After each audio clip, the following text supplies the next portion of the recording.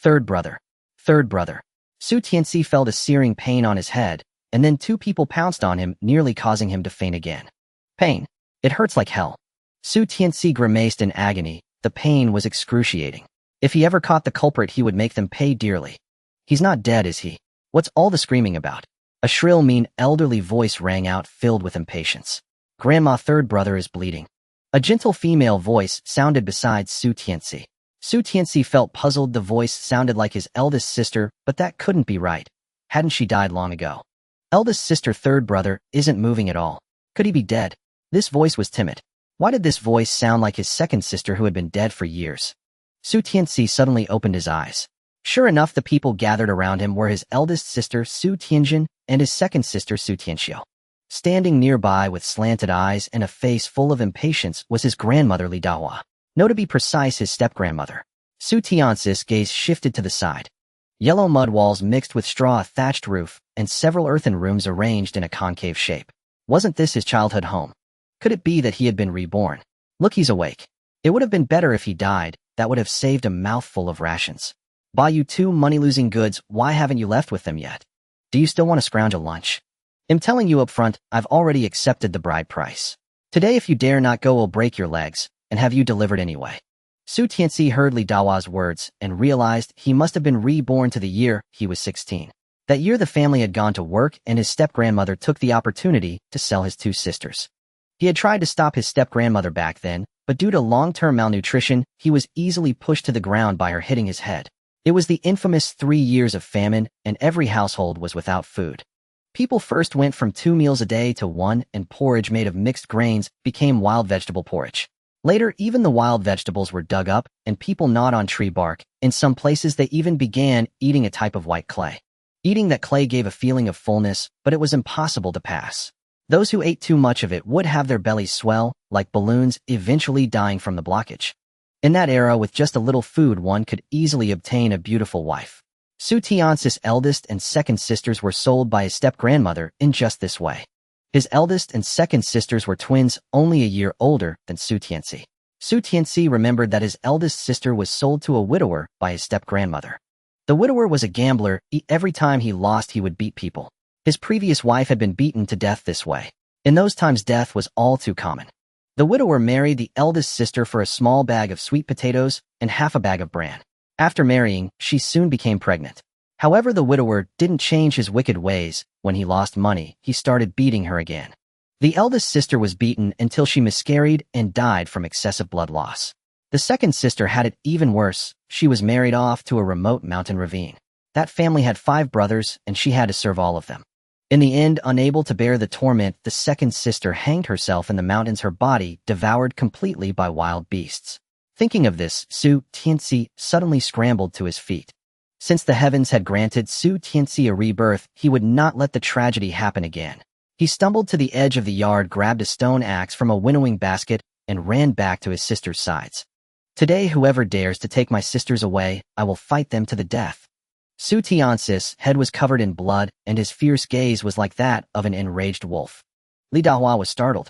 She picked up a stick as thick as a child's arm and struck it towards Su Tianci. You little bastard, you've lost your mind. How dare you threaten an elder? If I don't teach you a lesson today, you'll think you own the sky. Su Tianci grabbed the stick, then gave a forceful swing, throwing Li Dahua to the ground. She was stunned for a moment, then immediately began slapping the ground and wailing loudly. No justice in this world. The little bastard dares to hit an old woman. Heavens, open your eyes and strike this unfilial son with lightning. Su Tianjin held Su Tianci back. Third brother, grandma is doing this for our sister's good. If she marries over there, she'll have food to eat. Eldest sister is right. With those few bags of grain, you and the younger siblings won't go hungry, Su Tianxiu said with a forced smile. Grain. In his past life, he never saw a single grain from the exchange. Later, when he got up at night, he saw his step-grandmother and his eldest uncle's family eating behind closed doors. Only then did he understand why everyone else was sallow and emaciated while his eldest uncle's family was strong and sturdy. Su Tianci looked at Li Dahua, who was wailing on the ground, his mind racing for a solution. To escape the fate of his sisters being sold, the best method was to have a complete falling out with his step-grandmother and split the family. But the immediate priority was how to stop his sisters from being sold. Su Tianci's eyes swept over Li Dahua on the ground, then he quickly leaped over her, and ran into the main room. The main room belonged to Li Dahua and his grandfather Sujili. Seeing Su Tianci enter the room, Li Dahua stopped wailing and nimbly scrambled up from the ground. Su Tianci quickly found several bags of grain under the bed and began to carry them out. "They'll beat you to death, you little brat. You dare to steal." Seeing Su Tianci carry out the grain she had hidden, Li Dahua acted as if her life depended on it, raising her stick to strike him down. Su Tianci heard the sound and dodged to the side, but the stick still struck his shoulder, causing piercing pain. Su Tianci narrowed his eyes, grabbed the stick with his backhand, and pulled it towards him. The next second, the stick in Su Tianci's hand struck Li Dahua's body. "Ow! You heaven-sent scourge! You dare to hit someone!" Su Tianci's eyes were bloodshot. "Whoever wants to sell my sisters, I'll fight them to the death." In the end, seeing the situation turn bad, his sisters pulled Su Tianci back. Su Tianci threw away the stick, dragged the sack from the ground, and walked out. Li Dahua climbed up to stop him, but Su Tianci kicked her back to the ground. Su Tianjin and Su Tianxiu glanced at each other. Could third brother have gone crazy from hitting his head? "You two useless things, why aren't you chasing him? That's the life-saving grain for our whole family." Li Dahua slapped Su Tianjin. The two hurriedly chased in the direction Su Tianci had gone. Su Tianci hadn't gone far when he met his mother Tian Suihua returning from gathering pigweed. Su Tianci explained the whole story to his mother, and anger appeared on Tian Kuihua's face. "Third son, leave this to me. Your head is covered in blood, go back and lie down quickly. Xiu'er, deliver the pigweed to the brigade. Jin'er, come with me." After his mother and sisters had left, Su Tianci looked towards the great mountain behind him. The towering mountain behind him was a branching ridge of the Zinganling Range. The peaks stretched on without end, concealing countless hidden treasures within. In the first years of famine, many people had already set their sights on the mountain. Yet though the mountain held many treasures, the dangers were even greater. One year the village organized a communal hunt. 15 people entered the mountain together, only 10 returned. It was said they had run into a black bear and wolves. Later the hunters from his village and the neighboring one agreed to enter the mountain together, but it ended with one dead and one gravely injured.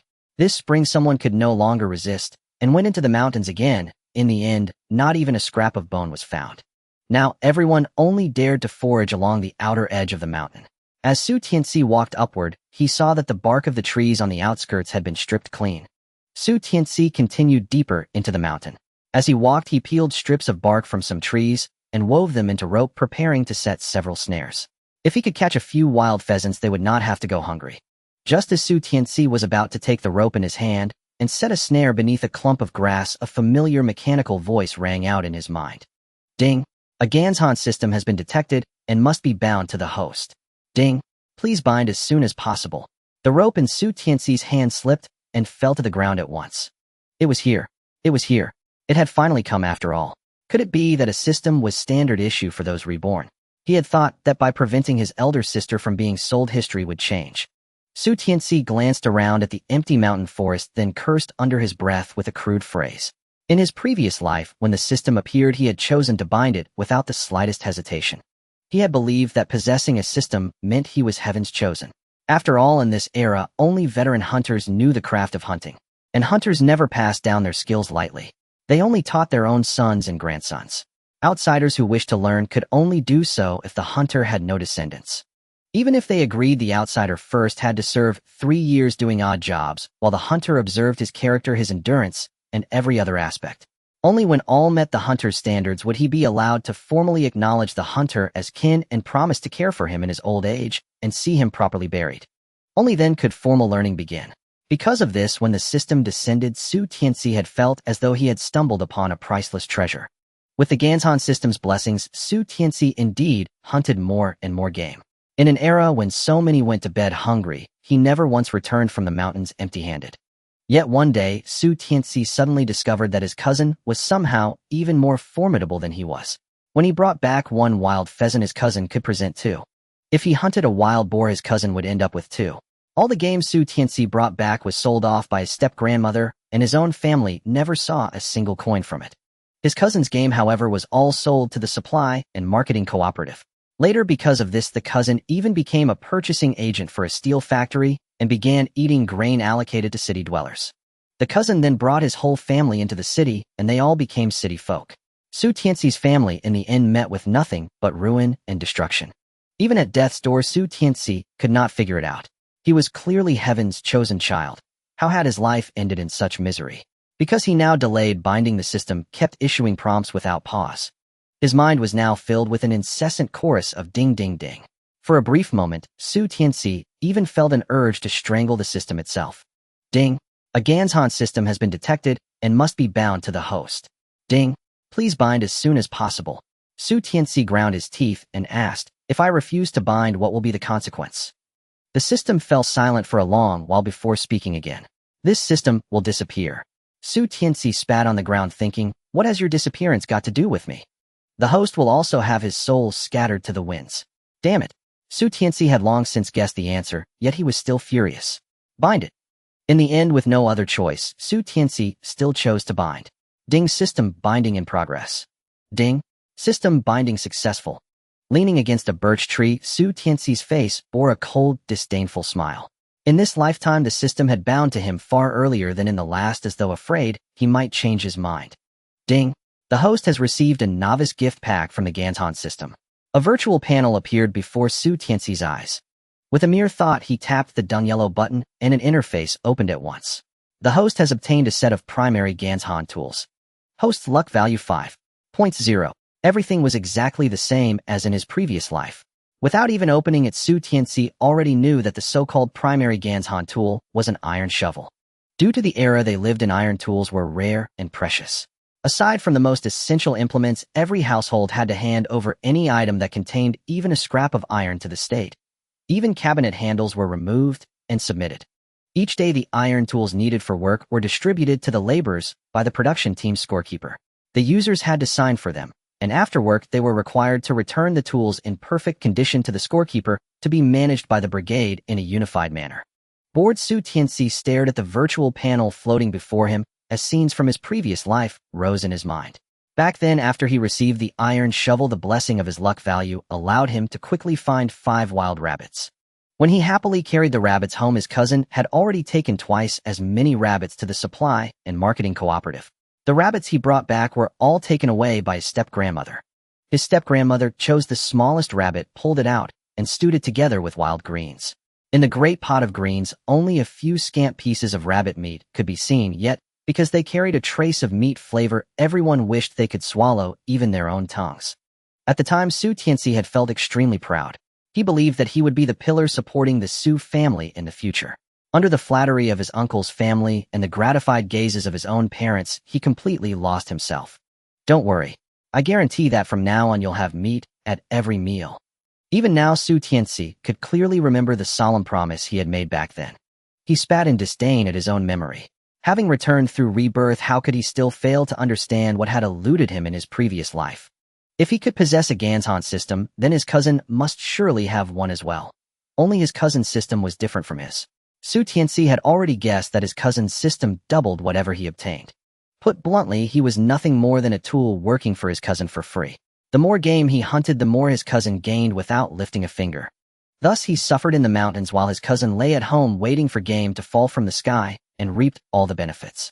Su Tianci ground his molars in hatred. Since there as Uy was Liang also born, he thought bitterly, cursing fate for toying with him. He wanted very much to abandon the system altogether, but in this era of famine, being able to eat one's fill was already a luxury, to say nothing of eating meat.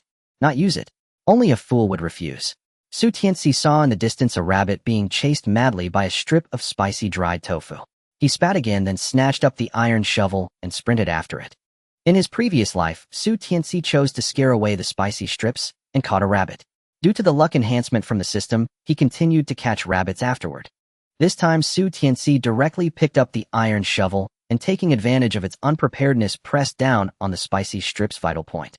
In the next moment, the spicy strip's tail wrapped around the shovel. Su Tianci pinched the spicy strip's vital point and picked it up, revealing an evil smile on his face. Although this spicy strip was not poisonous, it was a source of amusement for his cousin, who had been afraid of snakes since childhood. Su Tianci carefully cut open the spicy strip's abdomen with the iron shovel and extracted the snake gall. The snake gall had effects of clearing heat and detoxifying, as well as improving vision and calming the heart, being effective against many ailments.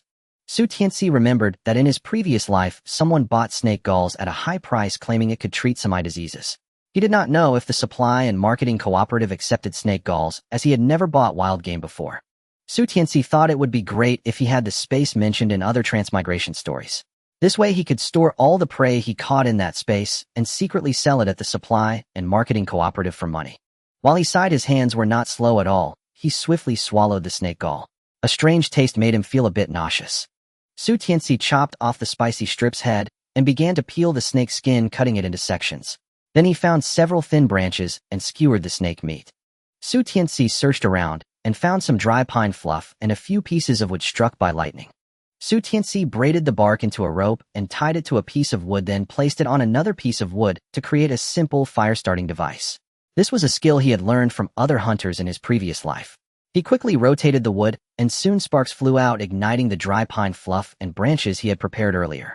Su Tianci placed the snake meat over the fire and ground the Sichuan pepper he had just found to add on top. The snake meat began to curl as it roasted, its surface turning slightly yellow and emitting a peculiar aroma. Su Tianci flipped the snake meat, and soon it was thoroughly cooked. Ignoring the scalding heat, he put it to his mouth and took a bite. Delicious. It was indeed delicious. Su Tianci exhaled while swallowing the snake meat. Unfortunately, after cleaning one snake, there were only a few pieces of meat. Su Tianci extinguished the fire and buried the other items. Fortunately, this was still on the outskirts of the mountains without any large ferocious beasts. After tidying up, Su Tianci continued searching for the remaining spicy strips. Soon he spotted a spicy strip quickly fleeing by the roadside. Su Tianci dashed forward, the shovel in his hand, accurately striking the spicy strip's vital point. Thanks to the mountain chasing system, in no time Su Tianci had caught 4 spicy strips. Unfortunately, after catching 5, he did not see any more spicy strips. Su Tianci tied the spicy strips together with a rope and then opened the virtual panel in front of him. Luck value 0.5. Su Tianci knew that the luck value in the system refreshed daily and varied each day. A higher luck value represented continuous good fortune. When the luck value reached 0, no more prey would appear. The system would automatically estimate a value for the prey harvested each day, serving as points. When the points accumulated to 101, could draw a blind box. This blind box was also divided into several tiers, the lowest being 100, then 200, 500. The highest tier had many zeros following the number. Su Tianci was dizzy just looking at it, and couldn't be bothered to count. Anyway, in his previous life, he had always drawn once he reached 100 points. Once he had saved up 200 points, and the blind box he drew contained a bag of rice. Su Tianci shook his head. Each draw from the blind box was different. Even if he accumulated 200 points, he might not draw the same item. Su Tianci closed the panel, packed his things, and prepared to head home. Now he was eager to see what the situation was like at his cousin's place. After his rebirth, he wasn't sure if his home was the same as in his previous life. Just a few steps out, Su Tianci heard some movement ahead, and his eyes lit up. Su Tianci lightened his footsteps and cautiously approached to take a look. It turned out that the trap he had set earlier had caught a wild rabbit. How didn't the luck value reach 0, meaning there shouldn't be any wild game? Su Tianci walked over and retrieved the struggling wild rabbit. It was a very fat wild rabbit weighing about 3 to 4 pounds heavy in his hands. Ding! The host has triggered random hunting luck, rewarding 1 blind box draw. Su Tianci was stunned. After dealing with the system for so long in his previous life, it was the first time he heard about this reward from the system. This system is the upgraded version 2.0, wholeheartedly serving the host. The system seemed to hear Su Tianci's doubts and promptly provided an explanation. I don't trust you one bit. When something falls from the sky, one should take it without hesitation. Su Tianci directly clicked the draw button, and 6 red blind boxes lined up in a row. Su Tianci tapped one of the boxes, and the blind box spun for a while before stopping. A bright light flashed before Su Tianci's eyes, nearly blinding him. What is this? Su Tianci closed his eyes to recover. Host, this is the special effect after the system upgrade. The system's voice sounded unusually excited. Su Tianci opened his eyes and began looking for the cancel button. He didn't want to be suddenly blinded every time he drew a blind box. However, after searching for a long time, he couldn't find it. Instead, he saw the item that came out of the blind box. 124-hour storage space. Su Tianci's eyes lit up. His wish had come true, and he was now a person with space. Su Tianci opened the description of the space. The storage space, as the name implied, could only store items without any spiritual spring or fertile land. Moreover, this space was only effective for 24 hours. After 24 hours, it would be reclaimed by the system, and everything stored inside would disappear with it. This is too trashy. Su Tianci expressed his disdain. The system remained quiet, as if it were sleeping. Disdain aside, Su Tianci, adhering to the principle of not wasting anything, tossed the rabbit he was holding inside. Then he threw the spicy strip from his waist inside as well. The iron shovel was a tool belonging to the system and could be returned to it. Su Tianci hurried home while thinking. As soon as he entered the village, he saw many people rushing toward one place. Su Tianci followed them forward and only realized upon getting closer that the place everyone was heading to was his home. Tianci, I heard that your cousin was bitten by a venomous snake. The village chief is here. A woman in the crowd said gleefully as she saw Su Tianci return. Su Tianci was taken aback. A venomous snake? Impossible. He was certain that the snacks he caught today were not poisonous. He had even sighed earlier wishing he had caught a venomous snake instead. Su Tianci pushed through the crowd and entered the yard. Someone noticed the dried blood on Su Tianci's head. What has Su Tianci been up to? Did he get his head split open? He must have gone into the mountains, right? Didn't you see the firewood on his back? His head probably got bumped somewhere. Su Tianci ignored the crowd's comments and placed the firewood under the eaves. He saw his cousin Su Tiandong lying on the ground in the middle of the yard, pale and unconscious. His grandmother and aunt surrounded Su Tiandong, crying uncontrollably. Those who didn't know would think Su Tiandong had already passed away. Meanwhile, his uncle squatted by the side holding his head. Su Tianci found it strange. If Su Tiandong was bitten by a venomous snake, why wasn't his uncle calling for a doctor? At that moment, the village chief came out, followed by a few strong laborers from the village. They were holding a snake that was still wriggling in their hands, but their faces were beaming with joy. All right, this snake is not venomous. Everyone has already caught it. The village chief was quite impatient upon hearing Li Dahua and her daughter-in-law's sobbing, which was filled with melodrama. What can a bunch of clueless women do except cry? Li Dahua's cries suddenly got choked in her throat, producing a strange sound. It sounded like a duck being strangled. The onlooking villagers burst into laughter. Li Dahua scrambled up from the ground and ran to the village chief. Village chief, please don't deceive this old woman. The snake really isn't venomous. My Dongzi is still unconscious. What are you talking about? Am I deceiving you? The village chief was displeased upon hearing this. Seeing that things were going bad, the squatting uncle hurriedly stood up, pulled his mother aside, and apologized to the village chief. I'm sorry, Uncle Wang, my mother is just worried about the child. Thank you all for running over. When the child wakes up, I'll bring him to thank you. The village chief Wang softened his expression upon hearing Su Xingshan's words. No need for thanks. However, according to the rules, this snake does not belong to your family. Why wouldn't the snake caught in our home belong to us? Upon hearing it wasn't venomous, Li Dahua's eyes lit up. Although the snake looked terrifying, it was still real meat. This time Su Xingshan did not stop his mother. He was also tempted by the meat. The village chief looked back at Su Zhili, who had been silent. Su Zhili, do you think the same? Su Tianci saw his grandfather about to speak, but he was silenced by a glare from his grandmother, so he stayed quiet. An elder in the crowd could no longer bear to watch. Zhili is a grown man. How can you let women control you? Right? If my woman dared to do that, I'd punch her until she couldn't find her way home. In the area of Kaoshantan, it was the men who made the rules. Men like Su Tianci's grandfather were seen as weak. The men in the village looked down upon Su Tianci's grandfather. Li Dahua spat at the person who spoke. Who do you think you are to meddle in our family's business? Don't you want to share the meat? If he's not a man, how do you think I have my sons? Someone in the crowd chimed in. Who knows? Maybe they were stolen. The onlookers erupted in laughter. Su Tianci's uncle noticed the village chief's displeased expression and whispered a few words to his wife Wang Dinyo. Wang Dinyo half embraced Li Dahua and pulled her into the house. Su Xingshan bowed to the village chief and everyone. Thanks to everyone for your help today. Oh, it's much appreciated. According to the rules, the snake meat belongs to the team. We won't argue over it. Finally, there was someone sensible in the Su family, and the village chief's expression improved considerably. This time it was non-venomous, but next time it might not be.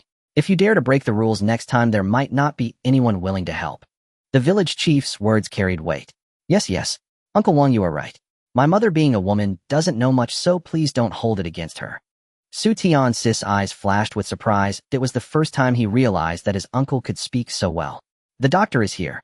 Su Tianci's father Su Shengli hurriedly entered from outside the crowd, and behind him was the barefoot Dr. Wang Yang. Doctor, please take a look. This child was bitten by a snake and has been unconscious. Su Shengli was drenched in sweat. Wang Yang approached, lifted Su Tiandong's eyelid, and examined him. Then he checked Su Tiandong's pulse. He stood up and said, "He's fine, he's just asleep." The crowd that had been buzzing suddenly fell silent. For a moment, only the sound of birds chirping from the treetops could be heard in the yard. The next moment, the onlookers erupted in chaos. He's just asleep. When I saw Li Dahua's acting earlier, I thought Su Tiandong was dying. Exactly. Look at how anxious Zu's third son is. If you didn't know better, you'd think it was his own son. Hey, why didn't Zu's eldest son go to get a doctor for his own son after Su Tiandong was bitten? Surely he knows his son is faking it, right? Besides, Zu's third son is honest, but Zu's eldest family is sneakier than monkeys. They aren't even real brothers. If it were me, I wouldn't care. Did you guys hear? Today I heard that Li Dahua wants to sell Su Lao San's twin daughters. This gossip was big enough for others to start inquiring. Is that true? Of course it's true. I heard the other side offered 4 bags of grain. The speaker held up 4 skinny fingers. Su Tianci glanced over. The person speaking was their neighbor Dogsheng's mother. What right does Li Dahua have to sell Su Lao San's children? What right? The right that Li Dahua is a fierce tiger. Different voices emerged from the crowd. Some envied the 4 bags of grain, which could mean survival. Some lamented that they didn't have daughters, otherwise they could trade for 2 bags of grain, even one would be good. Families with daughters were gleaming with calculation, starting to quietly inquire which family was buying children with grain. The village chief frowned. The current situation was that even though everyone was starving, human trafficking was illegal. He waved his big hand. What are you all crowding around for? Disperse, disperse. We have work to do in the afternoon. Being late means deductions from work points. Upon hearing this, the onlookers dispersed in a hurry. No amount of gossip was more important than their own stomachs. Everyone left, leaving only the Su family members staring at each other. Su Tianci walked up to his stunned father, preparing to pull him back into the house. Su Shengshan smiled at Su Shengli, saying, "Thank you for running that errand, third brother.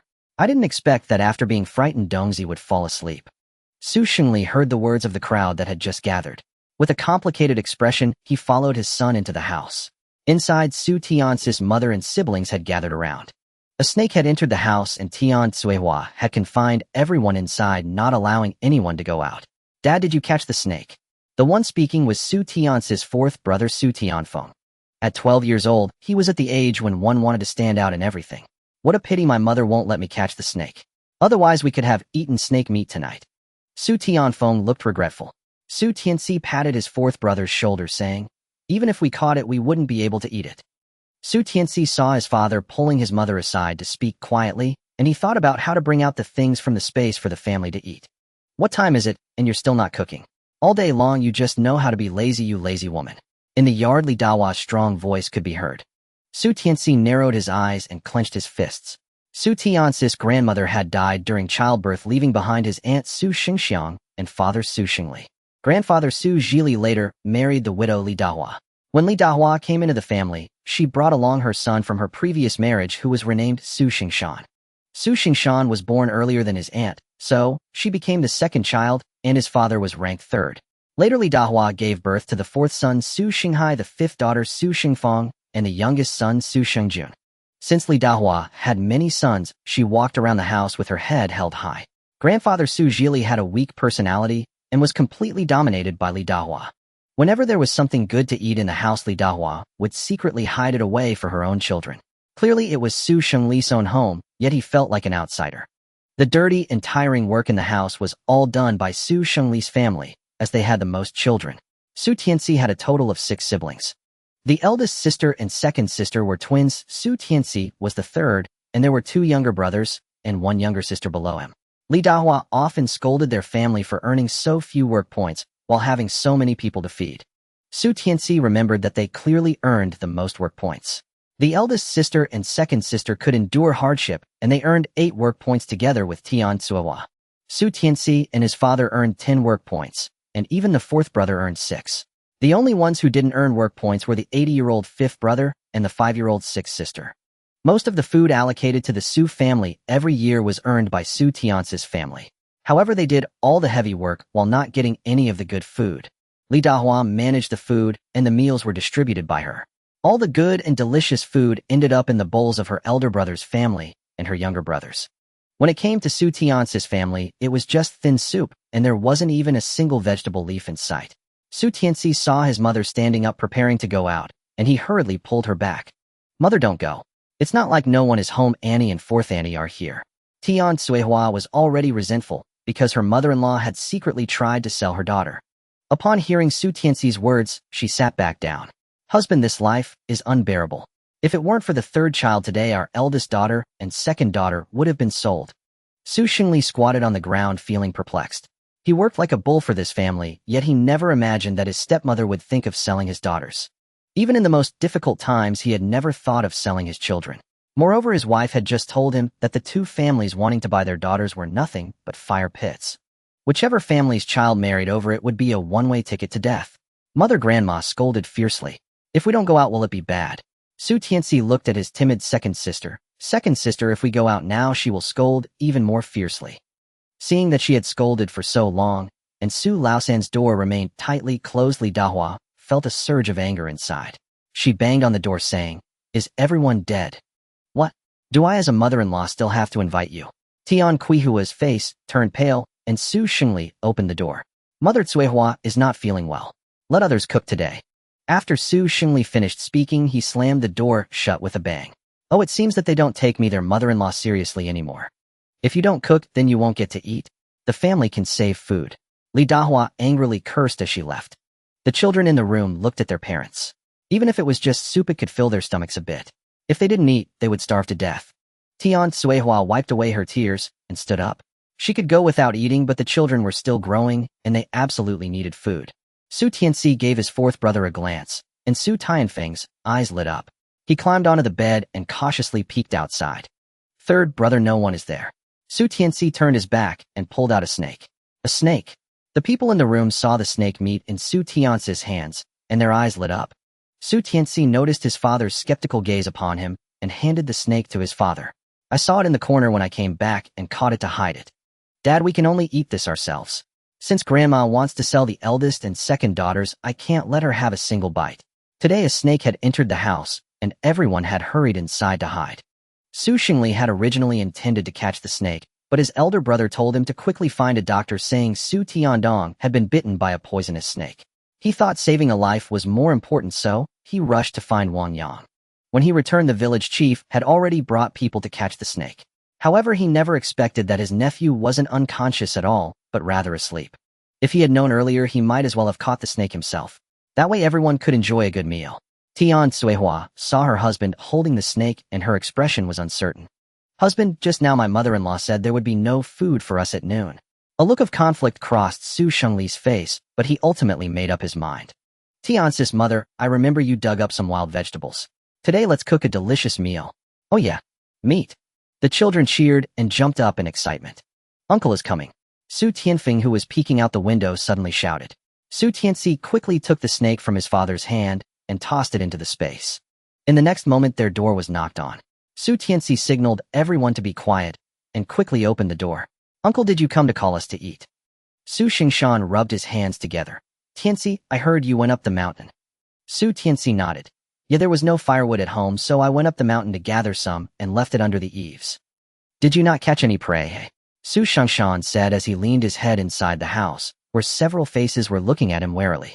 What did Uncle say that I don't understand? Su Tianci decided to play dumb. With my small frame, I wouldn't be enough to feed a ferocious beast with what I could catch on the mountain.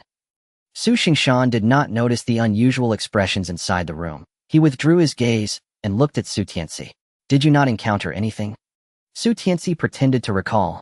Now that you mention it, there was indeed something. I encountered a snake that long on the mountain, which scared me so much that I hit it with a stick, and it ran away. As Su Tianci spoke, he gestured with his hands, accidentally spitting saliva onto Su Xingshan's face. Su Xingshan's face turned green. How did you come across that thing?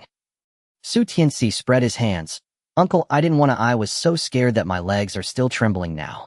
Su Xingshan had gotten the answer he wanted and turned to leave. Su Tianci grabbed his uncle's arm.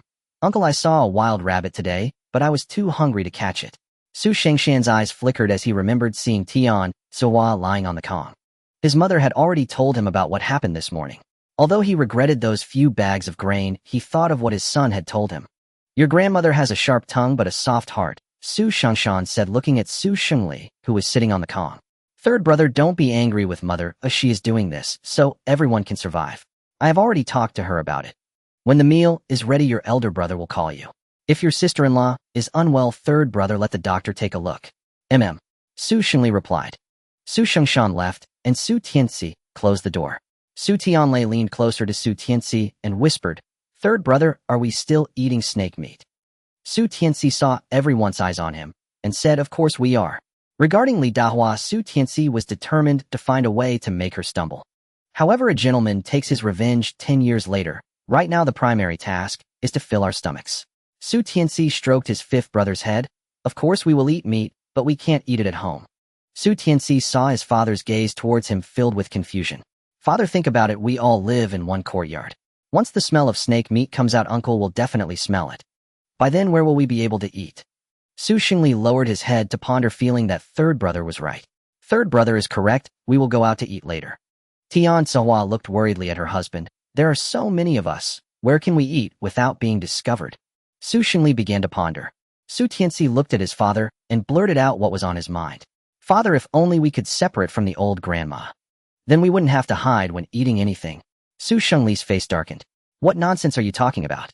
Don't you fear being gossiped about by others if we don't split up?" "I do want to be filial, but we must also survive," Su Tianci mumbled. Su Xingli lowered his head and remained silent, letting out a long sigh after a while. "After eating, you all should go to the old house.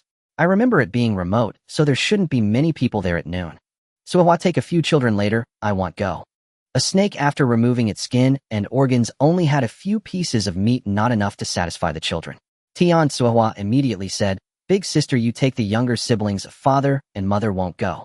Su Tianjin immediately understood her parents' intentions and said to Su Tianxiu, "Second sister, I want to catch up on sleep this afternoon, so you take the younger siblings to go." Su Tianxiu and Su Tianjin were twins, and she naturally understood her sister's thoughts. Although she also wanted to eat meat, she licked her lips. "Third brother, take the younger siblings with you. Second sister will stay with father and mother." Seeing this, Su Tianci's desire to split up grew stronger. "Big sister, I can't cook, and second sister, I can't handle everything by myself. The old house hasn't been inhabited for a long time. What if there's a poisonous snake inside?"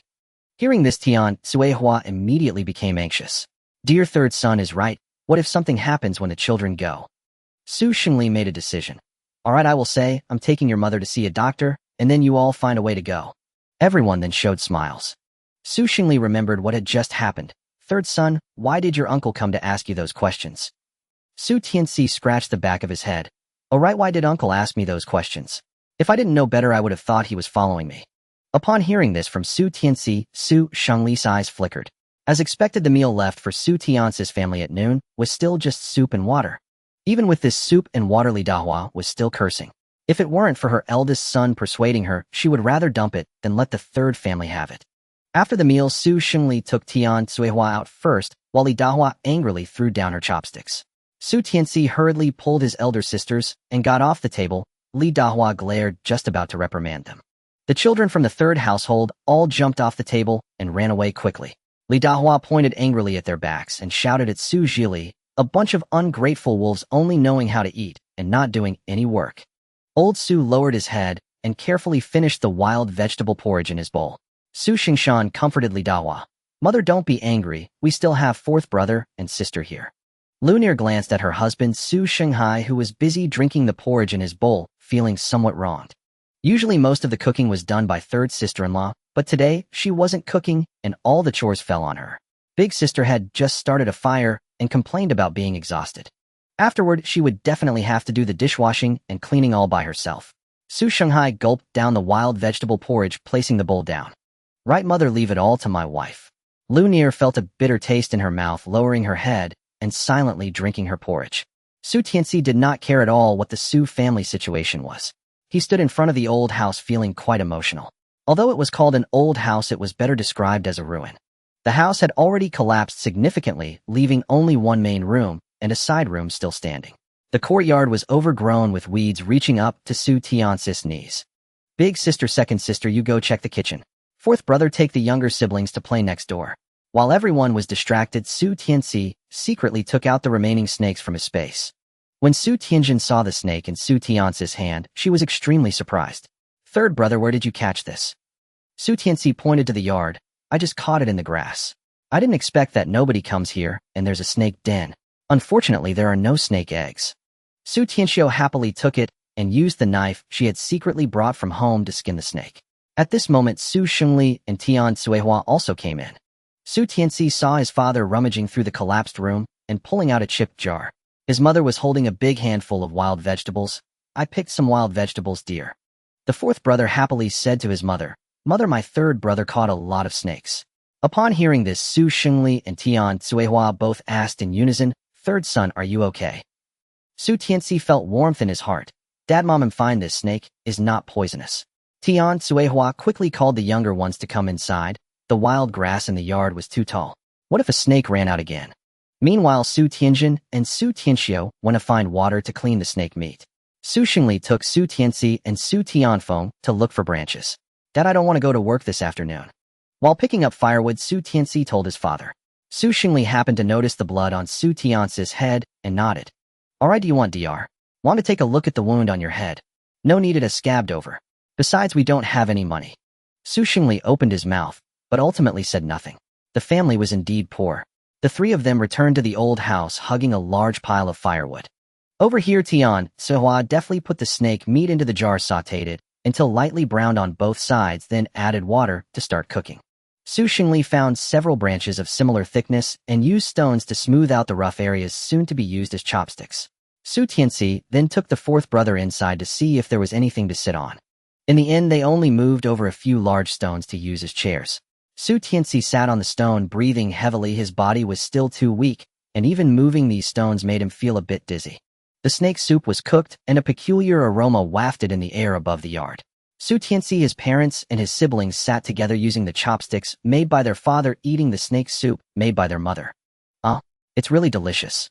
The fourth brother, Su Tianfeng, stuffed the food into his mouth. The freshly cooked snake soup was so hot that he slurped and blew on it, but he was reluctant to spit it out. The fifth brother, Su Tianlei, buried his head and seriously ate the snake meat in small bites, as if he were enjoying a luxurious feast. Third brother, can we eat meat again tomorrow? The one asking was Su Tianci's youngest sister, Su Tianrong. Su Tianrong was already 5 years old, but due to malnutrition and not having enough to eat for a long time, she was thin and small, looking almost like a 3-year-old child. Su Tianci recalled that in his previous life this sister had died of illness during this winter. Now it was already late summer, and he needed to think of a way to prevent the tragedy from repeating. Thinking of this, Su Tianci reached out and rubbed his younger sister's nose. Little glutton, haven't you finished the snake meat in the pot yet? And you're thinking about tomorrow already. Su Tianrong showed an embarrassed smile and hid behind her mother, Tian Cuihua. Today the third son caught 2 snakes, and mother only cooked 2. The other 2 will be dried and saved for tomorrow. Su Tianci then understood. He thought clearly. There were 4 snakes. Why were there still more wild vegetables than meat in the jar? Mother, we might as well eat them all today. Uncle's nose is sharp. If he smells even a bit, we won't get any meat. Moreover, if the step-grandmother knows we are hogging the food, she will definitely scold us again. Su Xingli noticed the children looking eagerly at his wife and nodded. Tian sis, mother, let's just cook it all and eat together. Although Tian Cuihua felt very reluctant in her heart, she also understood that Su Tianci was right. It's better to let the children eat their fill than to eat nothing and get scolded. She stood up and walked to the half-collapsed kitchen. The remaining snake meat was also easy to handle. They could just skewer it with branches and roast it. Even without anything added, the meat was enough to make one drool. Su Tianfeng patted his bulging little belly, looking satisfied. If only we could eat meat every day. Su Xingli smacked his head. It's already good to have porridge. Oh, why do you want to eat meat every day? Su Tianfeng rubbed his head and laughed foolishly. He was just thinking about it. Su Tiancis' eyes flickered. The fourth brother, Su Tianfeng, was 4 years younger than him, and he was 12 this year. Although he looked quite thin, boy still had strength. Su Tianci thought of his cousin's deceptive system, and something quickly flashed through his mind. In his last life, under the boost of the system, he actually learned many hunting techniques. If he passed these techniques to his fourth brother, for him to catch, the system should not classify it as his own harvest. Thinking of this, Su Tianci looked at Su Tianfeng. Fourth brother, do you want to eat meat every day? Third brother has a way. Not only Su Tianfeng, but everyone else perked up their ears. Third brother will teach you how to hunt. Once you learn, you won't lack for meat to eat. Upon hearing this, Su Tianfeng's face immediately showed a look of disappointment. Third brother, are you kidding me? Who doesn't know that there are ferocious beasts in the mountains that eat hunters? Yeah, third son, when did you learn to hunt? Su Tianci saw his father looking at him with suspicion, and others also had disapproving expressions. Hunting is just setting traps, isn't it? I've seen hunters do it like this. Su Tianci chose to play dumb. He understood that until he caught more wild game, no one would believe him. Su Xingli secretly breathed a sigh of relief, but his expression still wasn't very good. Third son Dogsheng's father still hasn't found the corpse. You must not go into the deep mountains. Dogsheng's father was the one who entered the mountains in early spring and still hadn't found the corpse. That I know, don't worry, I won't go into the deep mountains. Even Dogsheng's father didn't come back with a hunting rifle. How could a son go and offer himself to the ferocious beasts? Su Xingli and Tian Cuihua repeatedly admonished him before finally letting Su Tianci go. The work bell rang, and Su Xingli left first. Today's noon matter cannot be mentioned outside, do you hear? Tian Cuihua was worried about the younger ones, afraid they would let something slip. Yes, we absolutely can't talk about it, otherwise there won't be any meat to eat next time. Su Tiancis' words made the younger one's eyes light up. Then they all covered their mouths and nodded vigorously. No talking, we won't say anything no matter who asks us. Tian Cuihua hid everything away and then checked everyone's bodies before leading the children to work. Su Tianci waited until his mother and the others were out of sight before he turned and headed up the mountain. Su Tianci walked while observing his surroundings. The area near the foot of the mountain had long been stripped bare. It was late summer and the temperature outside was still high, but deep in the mountains it was much cooler. Su Tianci dared not venture further. Without a hunting rifle, encountering a bear would mean certain doom. Su Tianci began to carefully examine the ground. The spot where he stopped was a vast expanse of grass, exactly the kind of place favored by the Jinji. Su Tianci discovered today that any prey he hunted beyond his luck value was not detected by his cousin's system. With the hunting skills he had learned in his previous life, he couldn't say he could handle wild boars, but catching a Jinji or a rabbit was certainly within his grasp. While setting traps, Su Tianci pondered how to evade his cousin's system so that his family could enjoy some meat. Now that he had found the first bug, there was surely a second one. Su Tianci carefully used a branch to erase his footprints and traces. The Jinji were clever. Once they sensed something amiss in the grass, they would take flight. After finishing his setup, Su Tianci began to scout the nearby woods. His luck value in the system had already reached 0, so he didn't hold out much hope. He had entered the mountains hoping for good fortune to see if he could find the remains of Dogsheng's father. It was known that he had brought a hunting rifle into the mountains. If he could find the rifle, he would be able to hunt deep in the mountains. Bang, bang, bang. The sound of wild chickens echoed from deep within the woods. Su Tianci also saw a wild rabbit quickly darting into the grass. By the time he rushed over, there wasn't even a shadow of the rabbit left. If only he had X-ray vision, he could sweep through the woods and no animal could escape his gaze. Suddenly, Su Tianci heard a buzzing sound. He looked up and gasped. In the distance on a tree, there was a huge wasp nest. Su Tianci dared not approach. From afar, he saw that the nest was as large as a child's head. The bee pupae inside the nest are rich in protein, amino acids, and various nutrients. They not only replenish nutrition, but also enhance immunity and promote kidney health. The wasp nest, known as Lu Fing Fong in traditional Chinese medicine, is a type of toxic herbal medicine. Both the nest and the wasps can be used to brew liquor said to dispel wind and dampness, reduce swelling, and detoxify. Su Tianci recalled that in his previous life he had encountered an official from the city who bought wasp nest liquor at a high price. Harvesting the nest was not easy. One had to be fully protected or risk being stung all over. If too many areas were stung, it could even cost one's life. Su Tianci did not want to lose his life over a meal. Having worked hard to be reborn, he naturally wanted to live to the age of 100.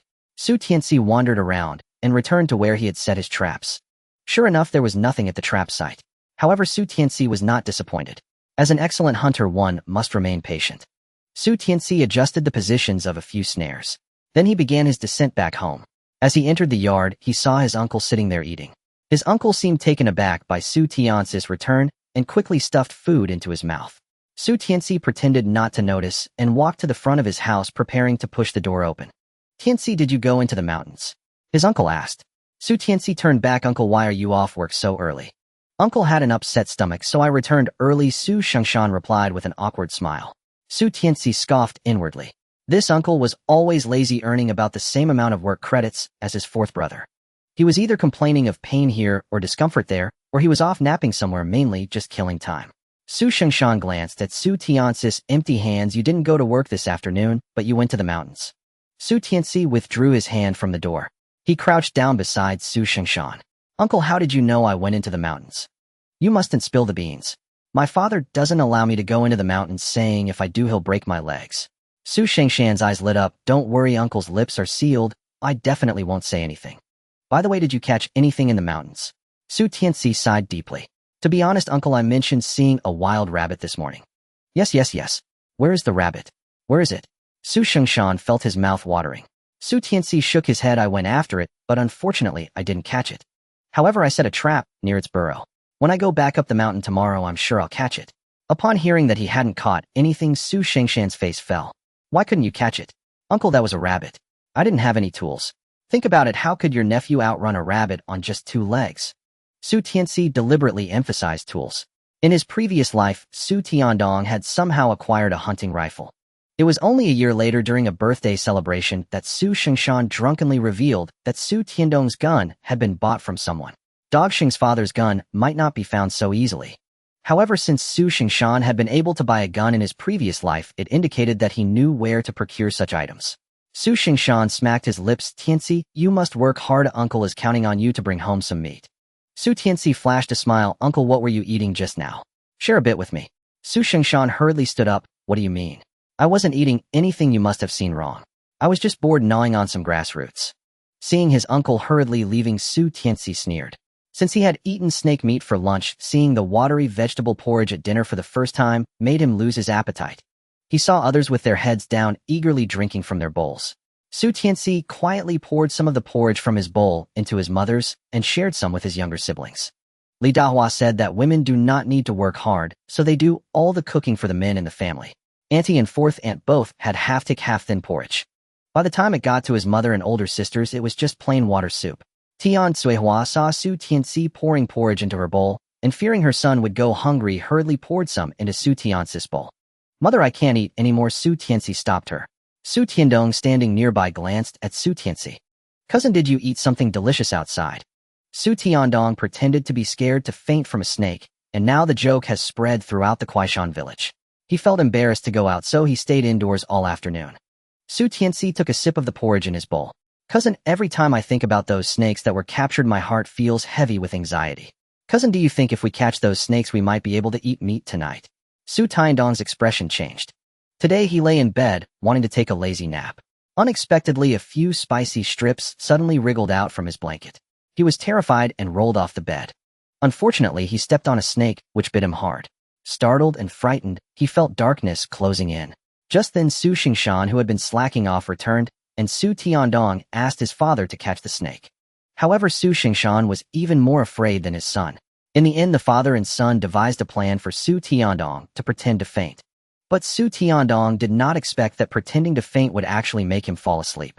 Li Dahua saw her beloved eldest grandson looking unwell and immediately slammed her chopsticks on the table. If you don't eat, then get lost. You have a mouth, but all you do is eat all day. Eat, eat, eat, why don't you just eat yourself to death? Su Tianci put down his bowl and chopsticks and quickly left the room.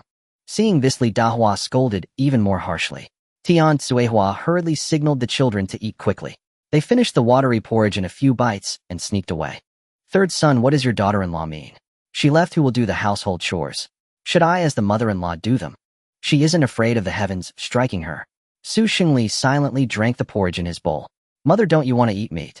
Su Xingli finished speaking and also left. Li Dahua was momentarily stunned. Of course, she wanted to eat meat. Just thinking about how much snake meat had been taken away by others, no, stolen from her family, made her heart ache painfully. Mother, third son must be doing this on purpose. He just wants to divert your attention. Su Shengshan noticed his mother's expression and understood what she was thinking. He immediately shifted the focus of the conversation, or else he wouldn't have any good results. Indeed, Li Dahua took the bait. She walked outside and started to scold in the direction of the third house. Su Tianci heard Li Dahua scolding harshly. He took out a few small clusters of mountain grapes the size of a finger from his pocket. These clusters of grapes had been overlooked because they grew near a cliff. Mountain grapes. Everyone's eyes lit up. They couldn't even fill their stomachs with rice daily, let alone eat fruit. Su Shengli's expression darkened. Third son, did you go into the mountains this afternoon? Don't worry, father, I didn't go deep into the mountains, just wandered around the outskirts. Father, the child has good intentions, you scared him too much. Tian Cuihua saw the children eyeing the mountain grapes and instructed the eldest to wash them. Su Tianjin used the water from the tea jar to wash the grapes and brought them over. Father, mother. Su Tianjin handed the grapes to her parents. You eat, a father doesn't care for these sour things. Su Xingli was fixing a stool. Tian Cuihua also waved her hand, indicating she wouldn't eat. Su Tianci gave his fourth brother a glance, and Su Tianfeng immediately understood his third brother's intention. He picked a few grapes from the tea jar and directly stuffed them into his father's mouth. Su Tianlei saw his fourth brother's action and followed suit, grabbing a few and stuffing them into his mother's mouth. Su Xingli and Tian Cuihua looked at their understanding children and smiled. All right, you can divide the rest among yourselves.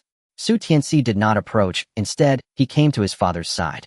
Father, today I saw a hornet's nest on the mountain. It's this big. Su Tianci gestured. Su Xingli paused his work and looked at Su Tianci. That big? Yes, I want to go cut it down tomorrow. I want to wear that outfit of yours. Su Tianci remembered his father had a set of clothes specifically for cutting down hornet nests. No way, wait until the work calms down in a few days, and I will go with you. Hornet venom can be deadly if stung. Su Xingli looked at his son with caution. Father, if someone sees us, we won't be able to wait for you to cut it down. That's not all right. It's not worth losing your life for a bite to eat. Su Xingli firmly opposed. Su Tianci understood his father was looking out for him, but he had his own plans. Father, today for a little grain, the stepmother disregarded the lives of the eldest and second sisters. The food and money at home are all managed by the stepmother. She said there is no food, so she wants to sell the eldest and second sisters. Do you agree with that? What nonsense are you talking about? An elder is not someone of your generation who can speak about. Filial piety is paramount. Although Li Dahua is not Su Shengli's biological mother, he still does not allow Su Tianci to speak recklessly. After all, this concerns a person's character. Su Tianci did not care about that. He was struggling to survive and had no regard for character. Can it fill his stomach? Or save his life? Father, I'm just stating the facts. You see, Su Tiandong from the eldest uncle's family, isn't he stronger than me? And Su Tianbei raised to be a chubby child, and look at the sixth sister, clearly 5 years old, yet still looks like a 3-year-old. Father, just let third son go. Tian Cuihua couldn't help but advise. You just protect him. Oh, a doting mother spoils the child. Don't you know how dangerous it is to cut a hornet's nest? Su Xingli was very unhappy. After all, he became the bad guy. Father, don't worry, I know my limits. Su Xingli angrily got up and went inside. Soon he carefully came out holding a bundle. Take this. Remember, first smoke it out, wait until the hornets have all flown away, then cut it down. Don't be reckless. Okay. Su Tianci smiled as he received the bundle from his father's hands. Su Tianci opened the bundle and began to check its contents. Su Tianfeng leaned in front of Su Tianci. Third brother, I will go with you tomorrow. Su Tianci saw that the clothes were not damaged and the shoes were also in good condition, so he wrapped the clothes back up. No, this outfit is the only one, and next time I will take you with me. Su Tianfeng was unhappy and sulked to the side. Tomorrow I will cut down the hornet's nest and bring back meat for you to eat. One sentence from Su Tianci made Su Tianfeng forget his anger. Third brother, is that true? Do you mean it? When has third brother ever not meant what he said? However, you must keep it a secret. If the head finds out, we won't get anything to eat. Su Tianci pointed towards the main house. Su Tianfeng quickly covered his mouth and shook his head vigorously. Su Tianlei and Su Tianrong also followed suit, covering their mouths and shaking their heads. Tian Cuihua poked Su Tianfeng on the forehead. You just had snake meat today. Why are you craving meat again? Su Tianfeng grinned foolishly. Mother, even if I eat meat every day, I still can't get enough. At this moment, a sharp voice came from outside the door. Aha, so you all had snake meat today. The people in the room immediately changed their expressions. Su Xingli signaled everyone to close their mouths and pulled open the door. Third brother, where can I find snake meat? Let the younger brothers have a taste. Oh, I've been craving meat for a long time. The person outside was Su Xingjuan, Su Tianci's uncle. Su Tianci worried that his father would speak the truth, so he ran to the door. Uncle, you must have heard wrong, but we haven't eaten snake meat. We were saying that if we catch a snake today, we will have meat to eat. Su Xingjun didn't know what had happened at home since he wasn't there. Where's the snake? Su Tianci immediately embellished the morning's events to Su Xingjun. What a useless thing. Why didn't he call fourth brother? Instead, he called the village chief. Su Xingjun, as the youngest son in the family, was naturally the most favored. In his eyes, the Su Xingshan family was his greatest enemy. Su Xingshan was sweet-tongued, good at flattering, and could both yield and persist, naturally winning over Li Dawa's favor. As the favored eldest son, Su Xingjun naturally disliked his mother favoring others. Uncle, I also saw today that the eldest uncle was secretly eating something behind our backs. In the end, Su Tianci added one more comment. Upon hearing this, Su Xingjun immediately turned and left, storming angrily towards the main house. Su Xingli looked at his son with a complicated expression, while Su Tianci pretended not to understand and turned to start preparing to wash up. Tomorrow they need to go into the mountains to cut honeycombs, so he needed to rest well tonight. Su Tianci didn't know how Su Shengjun was persuaded. In any case, he slept soundly that night. Reborn, his parents and siblings were still alive. He was no longer alone. With the memories of his past life and the abilities and system of hunting, he would surely ensure that his family lives well and enjoys a better life. Before dawn, Su Tianci quietly got up. He first ran around the village thinking that to become an excellent hunter, physical fitness was very important. Otherwise, when you encounter wild boars or other large beasts in the mountains, if you can't run fast, you will lose even the slightest hope of survival. Su Tianci ran home breathlessly and happened to bump into his fourth uncle, Su Shenghai, who looked at him strangely. "Tianci, why are you back from outside so early?" "Fourth uncle, I just went outside to take care of some business." "You went outside again? Be careful that your grandmother scolds you. Now all the crops depend on fertilizer, and to have a good harvest, fertilizer has to be abundant. Every household's organic fertilizer could be sold to the collective for work points. Many people, no matter how urgent, would find a way to hold it in until they got home. This is called the rich water does not flow into outsiders' fields. Don't worry, fourth uncle, I let it out in our vegetable field." Su Tianci casually made up a story. "Oh no, if you do that it will burn the vegetables." Fourth uncle slapped his thigh and hurried to fetch water to irrigate the vegetable field. Su Tianci scratched the back of his head. He just said it casually and didn't expect fourth uncle to take it seriously. In years of famine, aside from busy farming, every household only had 2 meals a day. Therefore, Su Tianci tidied up a bit and quietly went up the mountain. In the early morning, with heavy humidity, the wasps hadn't yet left their nest, making it a perfect time to smoke them out for harvesting. Su Tianci walked for over an hour and finally reached the base of the beehive. Yesterday, he had only dared to take a distant glance, but today, upon getting closer, he saw it was even bigger than he had thought. Su Tianci changed into his father's clothes, which were a one-piece suit complete with a hat. Su Tianci didn't know what material it was made from, but it was very thick and not breathable. He started sweating shortly after putting it on. He gathered some firewood he had picked up along the way and set it up a little farther from the beehive. Then he took out a match he had quietly borrowed from the kitchen and lit it. Once the fire started, he placed leaves on the fire pile. As soon as the fresh leaves covered it, a thick smoke billowed towards the beehive. Su Tianci hurriedly put on his hat, tightened the strings, and hid in a patch of grass. Buzz, buzz, buzz. The beehive began to stir, and one by one the wasps started flying out. As the smoke grew thicker, some wasps that were closer were knocked down to the ground. Some wasps circled around the fire pile, while others circled around the beehive. The smoke grew thicker, and from a distance the area around the beehive appeared completely white. Eventually, the swarm of wasps reluctantly flew away from the beehive, heading towards the distance. This was the moment Su Tianci had been waiting for.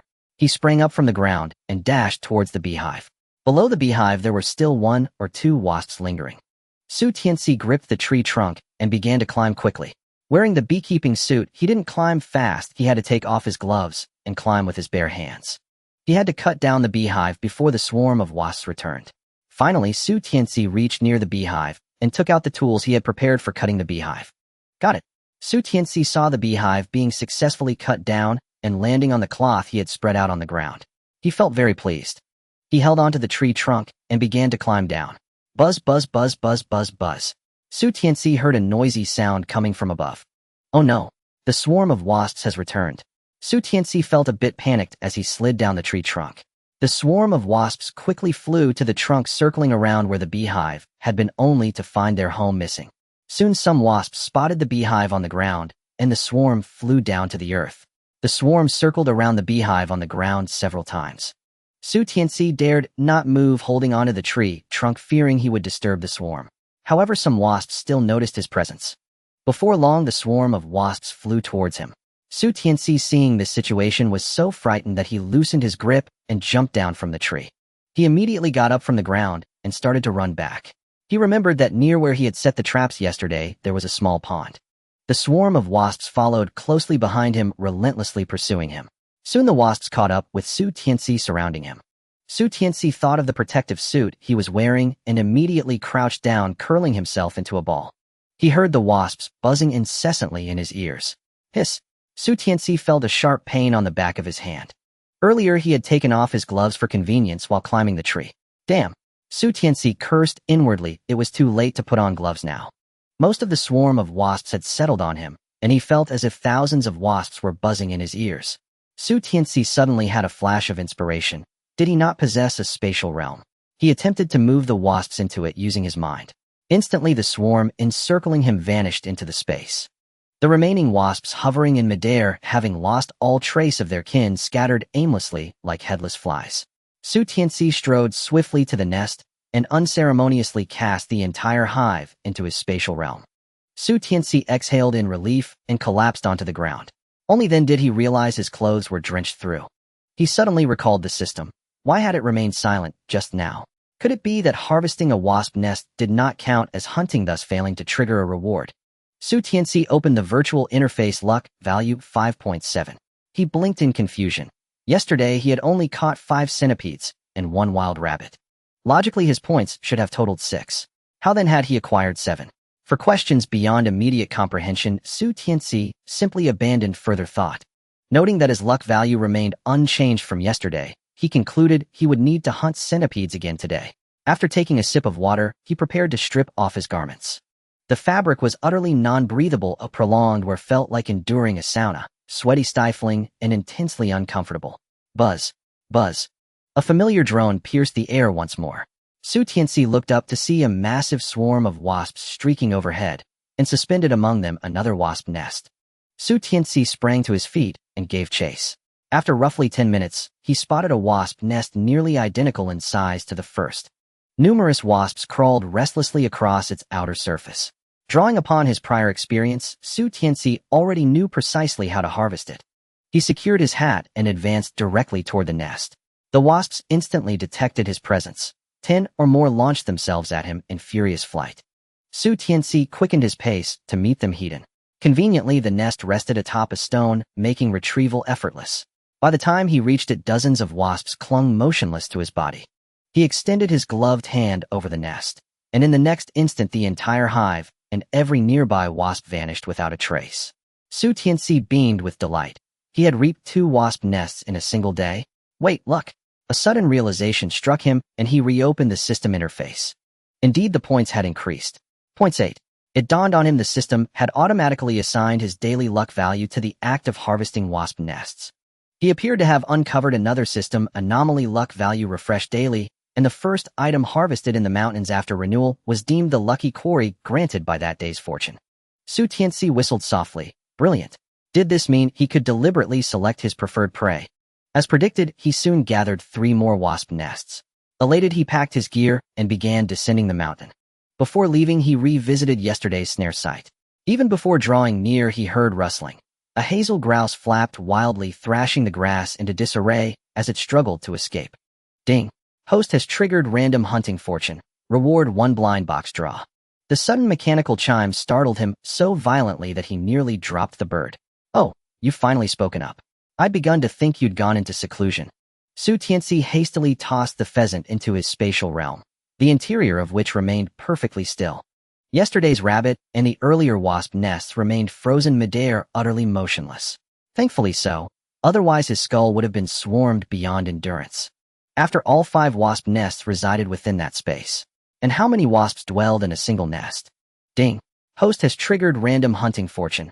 Reward 1 blind box draw. The system chimed again. Su Tianci pressed the ochre-colored button. 6 crimson boxes aligned before him. Today's my lucky day. I'll try box 6. As he spoke, he tapped the 6th box. It spun rapidly, erupting in a blinding flash. Su Tianci instinctively squeezed his eyes shut. Damn it. He'd forgotten about the glare. After a long pause, he cautiously reopened his eyes. Before him floated a dark, unmarked bottle. Curious, he willed it into his hand. On its surface, 4 stark black characters read Antidote Elixir. Antidote Elixir. What use could he possibly have for such a potion? This vial contains an elixir. 1 drop neutralizes any poison. The system replied, cold and precise. Neutralizes any poison. Not half bad, really. In the mountains, venomous threats abounded. Centipedes, wasps, scorpions, even toxic flora, all capable of claiming a life in moments. Su Tianci returned the elixir to the system interface. Items drawn from the system could be stored there indefinitely, retrievable at will with a mere thought. He suddenly remembered. The spatial realm he'd drawn yesterday lasted only 24 hours. Hastening his descent, he resolved to sell the nests at the commune supply store without delay. Otherwise, once the system's timer expired and reclaimed everything, his efforts would vanish entirely. He took a shortcut down the mountain's far slope, heading straight for the town's supply store. The walk from Kaoshan village to town took over an hour on foot, but only half that by ox cart. Fortunately, shortly after descending, Su Tianci encountered a cart bound for town. Gratefully, he climbed aboard. The passengers courteously shifted aside. With a fleeting glance, he counted 3 women and 2 men seated inside. Having fled the wasps, his clothes were already soaked. Now hastening down the mountain, they grew damp once more. He could smell his own sharp, sour sweat. No wonder the women edged away the moment he boarded. Saying nothing, he settled into a corner of the cart and gazed out at the passing scenery. After a while, the 3 women beside him began whispering softly. "Zhao Yun, what are you planning to buy this time?" The woman addressed as Zhao Yun had sallow skin but delicate features and wore her hair cropped neatly above her ears. She replied quietly, "I'm mailing a letter." "Sun Hong, what about you?" Sun Hong was a fair-skinned, refined young woman with 2 neat braids tied like ram's horns. "My facial oil has run out, and I'd also like to see if I can get some meat. My father sent me ration coupons. I plan to treat myself to a proper meal." Her words drew envious glances from those around her. Su Tianci's gaze lingered briefly, first on Sun Hong, then on Zhao Yun. This Sun Hong seems to be a bit foolish. In this era, many people struggle to have enough to eat. Yet she boldly claims that she wants to eat meat. A man nearby wore a flattering expression. "Sun Hong, if you manage to buy some meat, how about I cook it for you? I may not have many skills, but cooking is definitely my forte." After listening to their conversation for a while, Su Tianci understood that the people in the car were all young intellectuals sent to the countryside. A few years ago, the leaders proposed to send knowledge to the rural areas and designated several places as pilot sites. A select group of outstanding individuals was sent to these pilot sites. These young intellectuals must have arrived here in that manner. Su Tianci closed his eyes and pretended to doze off as he was not good at interacting with strangers. Soon they arrived at the town, and Su Tianci jumped off the cart, leaving the others far behind. Su Tianci had a clear purpose for coming to the town, so after getting off the cart, he headed directly to the supply and marketing cooperative. The cooperative was located right in the center of the town and was a large building. As Su Tianci entered, the interior was exactly as he remembered. Wooden cabinets with glass inlays displayed clam oil and snowflake cream for women. Against the wall were rows of cabinets displaying various items like tea jars, thermoses, and liberation shoes. Some salespeople sat behind the counter skillfully knitting sweaters. Others were gathered together drinking tea and chatting. They didn't even bother to glance at the customers entering. Nowadays, being a salesperson was a coveted position with many vying for it. In modern terms, this was a solid job with job security. The work was not only easy and respectable, but the pay was also decent. The biggest advantage was that these jobs allowed them to frequently find great deals. Discounted fabrics, yarn, and sometimes even shoes. Anything available at the cooperative could potentially be found. Furthermore, the exposure to people from different social classes made it a job many young girls aspired to. Su Tianci scanned the cooperative and quickly spotted one of the saleswomen. She was a middle-aged woman with a round face and standard ear-length hair, currently embroidering shoe insoles. Su Tianci approached her, mustering his courage to ask softly, "Comrade, do you buy wasp nests here?" The middle-aged woman lifted her eyelids and replied, "Yes, 5 mao each." So low.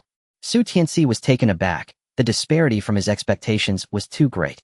In his previous life, he had sold all his hunted game to his grandmother. His grandmother said that only his cousin and uncle had seen the world. Thus, it was always his cousin and uncle who took the game to the cooperative. Thinking about how rare wasp nests were yet only fetching 5 mao, Su Tianci felt a pang of unwillingness. He leaned a bit closer to the saleswoman. "Can the price be raised a bit? And what if the wasp nest is particularly large?" The middle-aged woman looked at Su Tianci with a glimmer of interest. "It's all the same price. If there are wasp pupae, the price would be higher." Su Tianci's heart stirred. What if it's a wasp nest?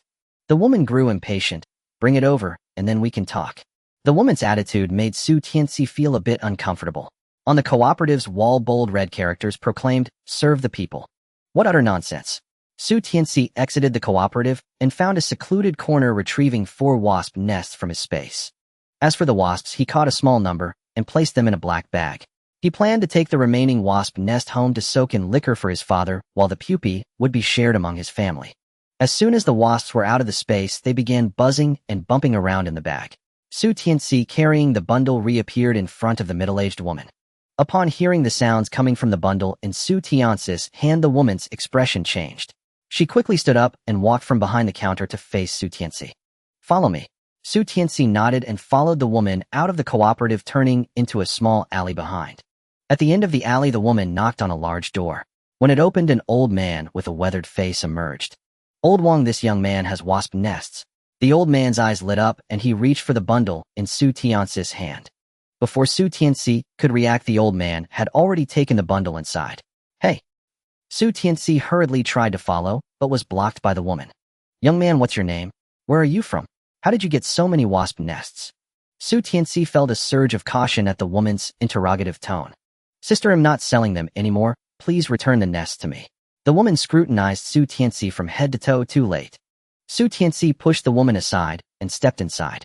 At that moment, the old man came out, returning the bundle's skin to Su Tianci. Young man, the quality of your nests is good with the pupae included. They'll give you 30 cents per gene. 4 nests weighing 56 gene and 3 liang, a total of 16 yuan and 89 fun. For those wasps, it'll give you 1 yuan. Altogether, that's 17 yuan and 89 fun. Can you check if that's correct? Su Tianci was bewildered. Just earlier, the middle-aged woman had said he could only sell them for 5 mao each. For nests would only be about 2 yuan, and combined with the pupae and wasps, he estimated it wouldn't exceed 5 yuan. Now, out of nowhere, he was suddenly getting an additional 10 yuan, which left him dumbfounded. That's right, he hurriedly nodded. Suehua He raced the order. The old man jotted something down on a piece of paper, tore it off, and handed it to the woman named Suehua. The middle-aged woman put the items into her pocket and said, "Let's go, follow me back to the cooperative to get the money." As the middle-aged woman turned to walk back, Su Tianci quickly followed. Sister, I really appreciate what you did earlier. Here, take this.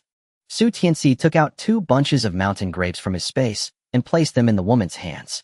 A look of surprise appeared on her face as she glanced at what she held. Are these grapes? Yes, picked from the mountains. They're sweet and sour, just right to eat. You can take them home to treat your kids. The woman finally broke into a smile. Little brother, my last name is Su. You can call me Sister Su. Ah, Sister Su, what a coincidence. I also share the surname Su, and my mother's name is also Tsuehua. Su Tsuehua laughed, saying that in this northern region, if you called out Tsuehua, there would be at least 9 out of 10 people responding. In that case, just call me Annie directly. If you have any good stuff next time, just come find me. Su Tianci thought about the remaining rabbits and wild chickens in his space. I still have a rabbit and a wild chicken. Su Qihu, his eyes lit up. Nephew, where are they? I want them all. Su Tianci was somewhat surprised. In their countryside, they couldn't even afford to eat. Yet Su Tsuehua could buy everything.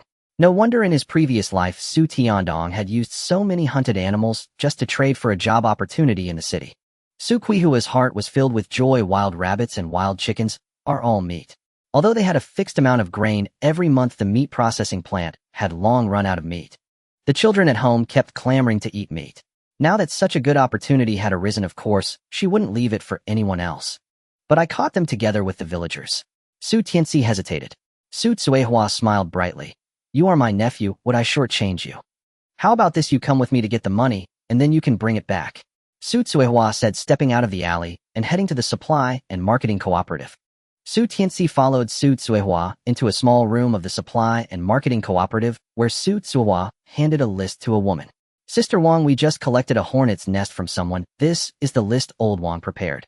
Sister Wang carefully read the list and even used an abacus to calculate. Then she opened a drawer, took out a stack of cash, counted it carefully, and handed it to Su Tianci. After exiting the supply and marketing cooperative, Su Tianci returned directly to the alley. Seeing no one around, he quickly took out the rabbit and chicken. Originally, he wanted to keep these 2 for his family, but the time limit of that space was about to expire. Rather than letting it go to waste, he might as well exchange it for money. At worst, he could go up the mountain again later to see if he would have any more catches. Su Tianci saw Su Tsuehua coming over with a net bag. She casually glanced at the wriggling bag in Su Tianci's hand. Su Tianci immediately opened the bundle. Su Tsuehua reached in and weighed the rabbit and chicken. This rabbit weighs about 4 pounds, it'll give you 3 yuan for it. This chicken weighs 2 pounds, it'll give you 2 yuan. A total of 5 yuan, what do you think? Su Tianci looked at Su Tsuehua, saying, I noticed that buying things at the supply and marketing cooperative requires tickets. Su Tsuehua was taken aback for a moment, then laughed. It's my oversight. I still have a cloth ticket here which I originally wanted to save to make clothes for my little girl. Su Tsuehua took out a handkerchief from her pocket, opened it, revealing a stack of money. She pulled out some cash and finally found a cloth ticket, handing it all to Su Tianci. Su Tianci noticed that on top of Su Qihua's stack of money were various types of tickets. He scratched his head and grinned. And can I exchange it for that pastry ticket? Actually, Su Tianci also wanted the cloth ticket, but he couldn't use it right now. It was better to change it for a pastry ticket. This way he could buy some pastries, hide them, and take them out when his younger siblings were hungry. This pastry ticket was more valuable than the cloth ticket. Su Tsuehua smiled. This young man had just looked quite awkward, but now he sounded confident. This pastry ticket is definitely worth more than the cloth ticket. Su Tianci added, "And when I catch more wild chickens, I'll bring you one." Su Tianci knew that he would continuously catch wild game, making Su Tsuehua the best choice to help him sell it. It should be noted that private transactions were not allowed right now. If caught, the consequences would be dire. Su Tsuehua was overjoyed, retracting the cloth ticket and handing Su Tianci the pastry ticket. "Since you've called me and I want shortchange you. In 3 days our supply and marketing cooperative will receive a batch of defective goods. Come early, you'll save some for you.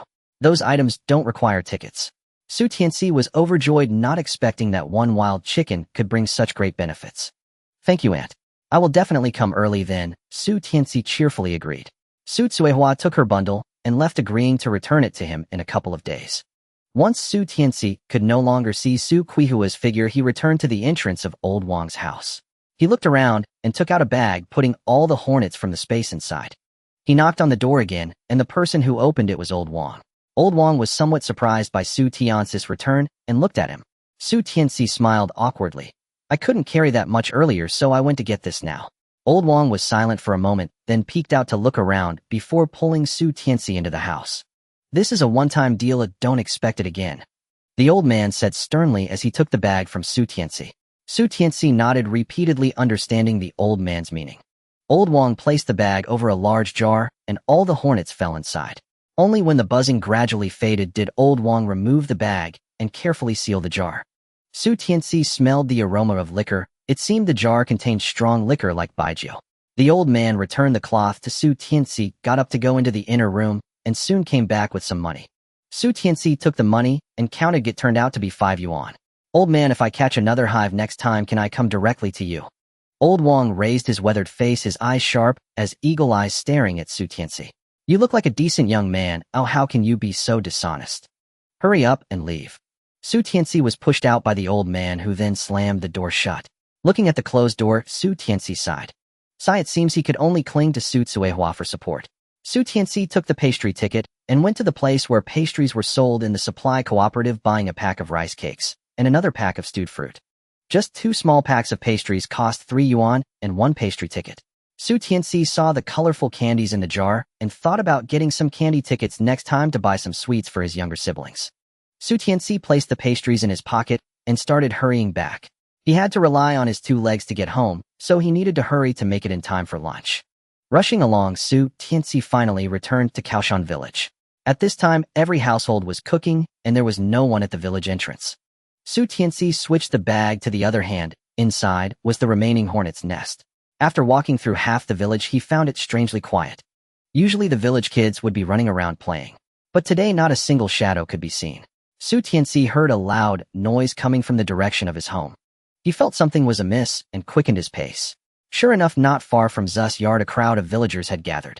Some were holding bowls, drinking porridge while watching the commotion. Others were holding children, tiptoeing to peer inside. Some were even perched on others' walls, enjoying a live broadcast of the event. What was happening? Did the whole village come? Su Tianci approached and tapped a person next to him on the shoulder. "What happened?" The person turned around, saw Su Tianci, and revealed a strange expression. When Su Tianci felt a shiver of unease, a sharp voice erupted from the crowd. "Su Tianci has returned." Instantly, all the onlookers turned their gazes. Su Tianci was startled and grabbed the villager beside him. "May I ask what is happening?" The man pushed Su Tianci away, saying, "Hurry back to check. Your house is surrounded by a swarm of hornets. Even the village chief is helpless. He and the militia captain have gone to find a solution.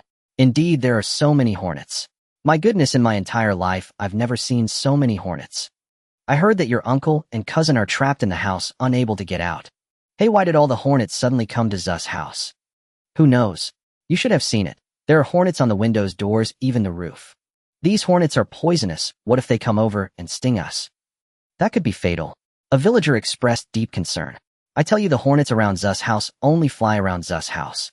Look next door at Dogsheng's house. There are no hornets there." The others tiptoed to look at Dogsheng's house. "Hey, it's true, there really are no hornets flying around Dogsheng's house. Do you think Zu's family has provoked something unclean? Otherwise, why would so many hornets suddenly come? And only to their house?" Someone asked in a gossiping tone. Su Tianci was taken aback. Hornet swarm.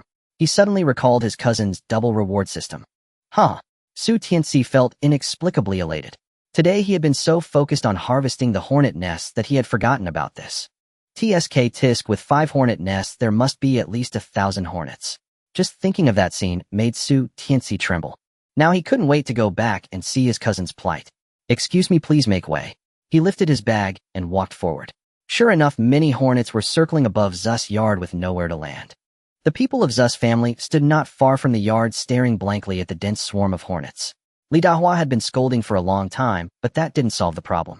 She thought of her eldest son and grandson still in the house and felt heartbroken.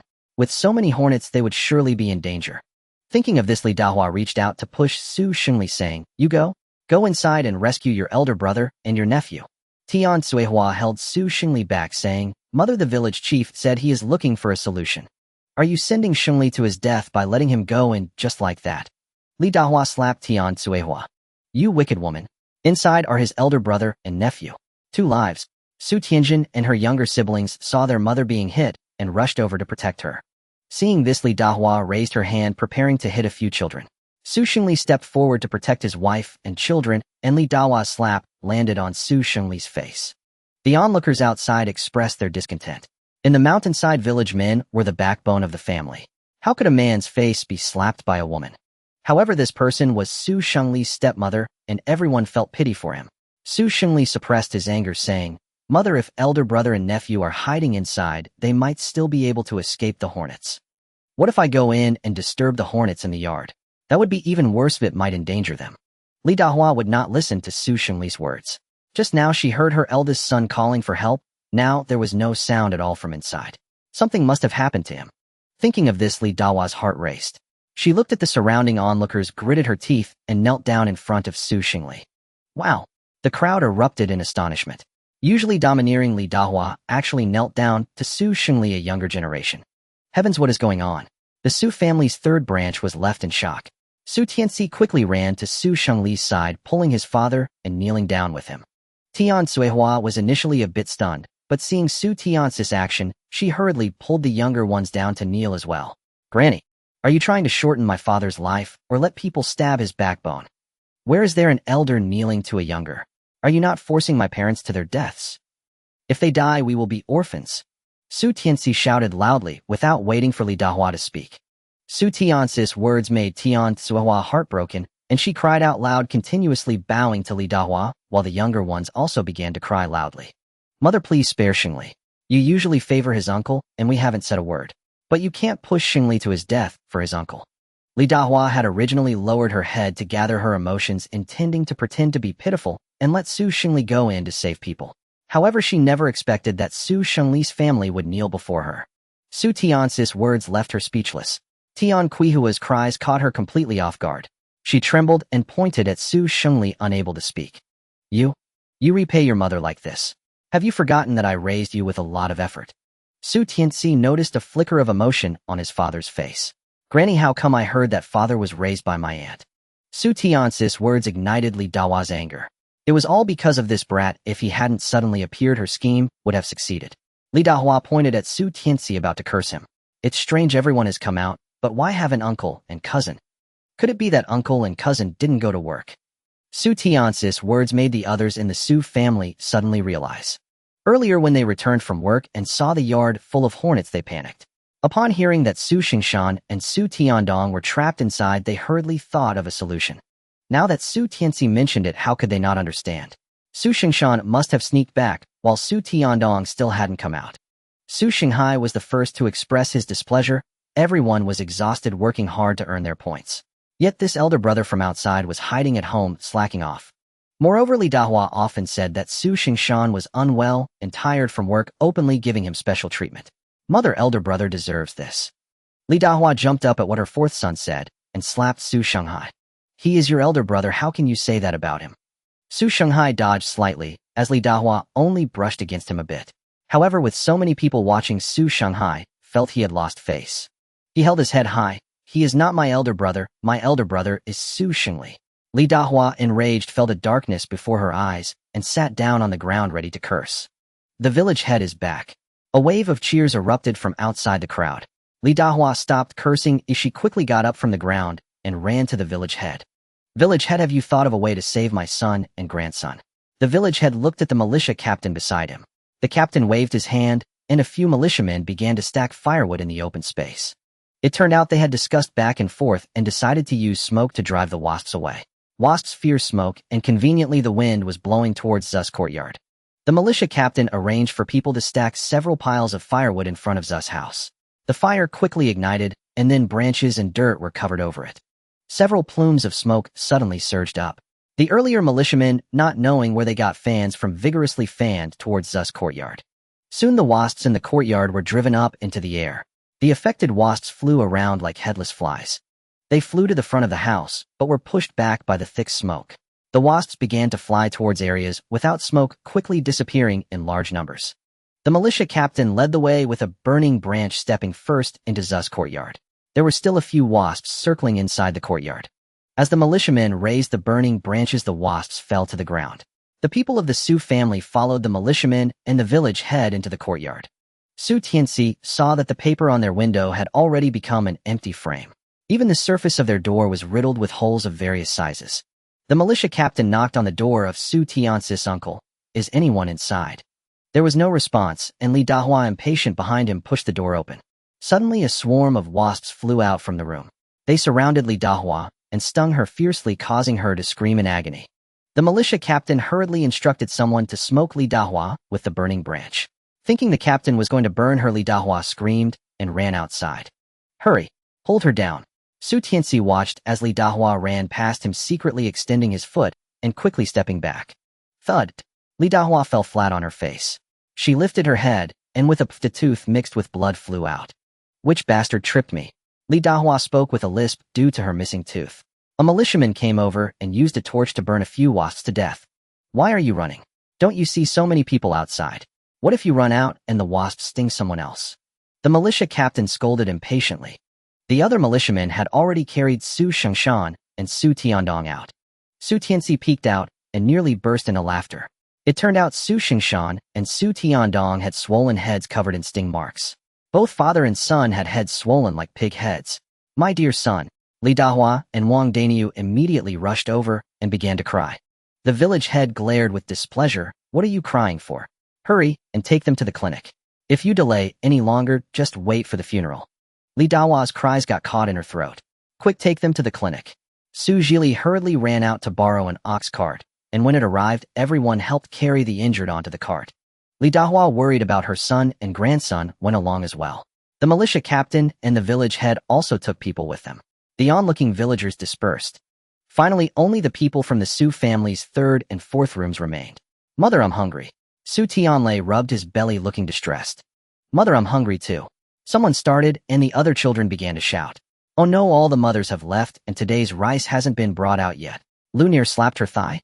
The household's food had been locked in Li Dahua's room. Only when it was time to cook did she take a little out.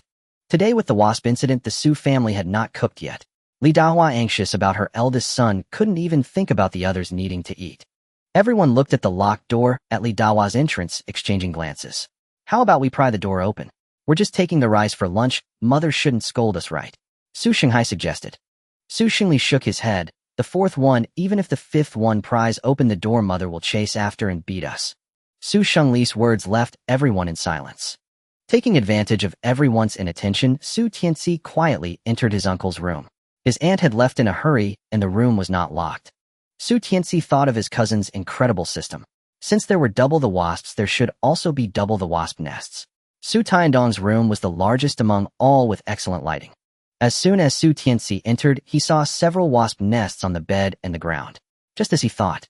He looked around. Out of 10 wasp nests, only 6 were intact. The other nests had been crushed, and many larvae had fallen to the ground, trampled into mud. Su Tianci thought for a moment and hid the 6 intact nests. Only then did he quietly walk out again.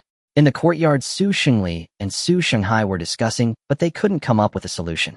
Su Tianci came out. Dad, fourth uncle, we can eat the wasp larvae. His words left everyone stunned. Tianci, where are the wasp larvae? Su Shanghai asked in surprise.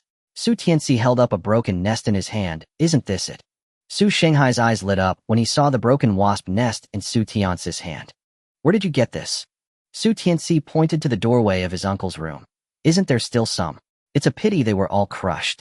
Su Shanghai dashed over, picked up the nest from the ground, and pushed open the door of the main room, stepping inside. Just a moment later, his voice echoed from within. Tian dis mother, bring a big container. Lu Nier reacted quickly. She dashed into the kitchen and soon returned with a bamboo basket. The crushed wasp nests were gathered into the bamboo basket and brought out. Come everyone, help out today, we feast on meat. Oh, we get to eat meat. The children cheered, clapping their hands and jumping. Should be quiet. A few children instinctively covered their mouths and tiptoed into the kitchen. Su Tianci pulled his father, signaling that he had something to say. Only after everyone else had entered the kitchen did Su Tianci speak up. Father, take a bag and come with me. When we return, I will explain everything. Seeing Su Tianci's serious demeanor, Su Shengli went into the room and brought out a bag. Su Tianci held his father's hand and arrived at Su Tiandong's door. Su Shengli grabbed his son, asking, what do you plan to do? Father, with so many wasps around, it can't be that there are only a few nests, right? Without waiting for his father's response, Su Tianci directly pushed open the door. He entered the room, pretended to inspect it, and then quickly lifted the wasp nest he had hidden earlier. Father, look, there are indeed more here. Su Tianci gestured for his father to bring the bag, while Su Shengli's head spun in confusion. How could there be so many wasp nests in the room? Soon Su Tianci had packed 6 wasp nests into the bag. Then he pushed his father and left the room. Tianci, this belongs to your cousin. Oh, what you're doing is stealing. After being pulled back inside by Su Tianci, Su Shengli sternly reprimanded his son. Father, your cousin left so many wasp nests at home, attracting wasps. This is harming others. It's a good deed for my son to handle these wasp nests. What if those wasps return and sting someone? Su Tianci's words rendered Su Shengli silent. Indeed, as long as those wasp nests were there, the wasps would eventually find them. He didn't mind, but if his child got stung, it would be disastrous.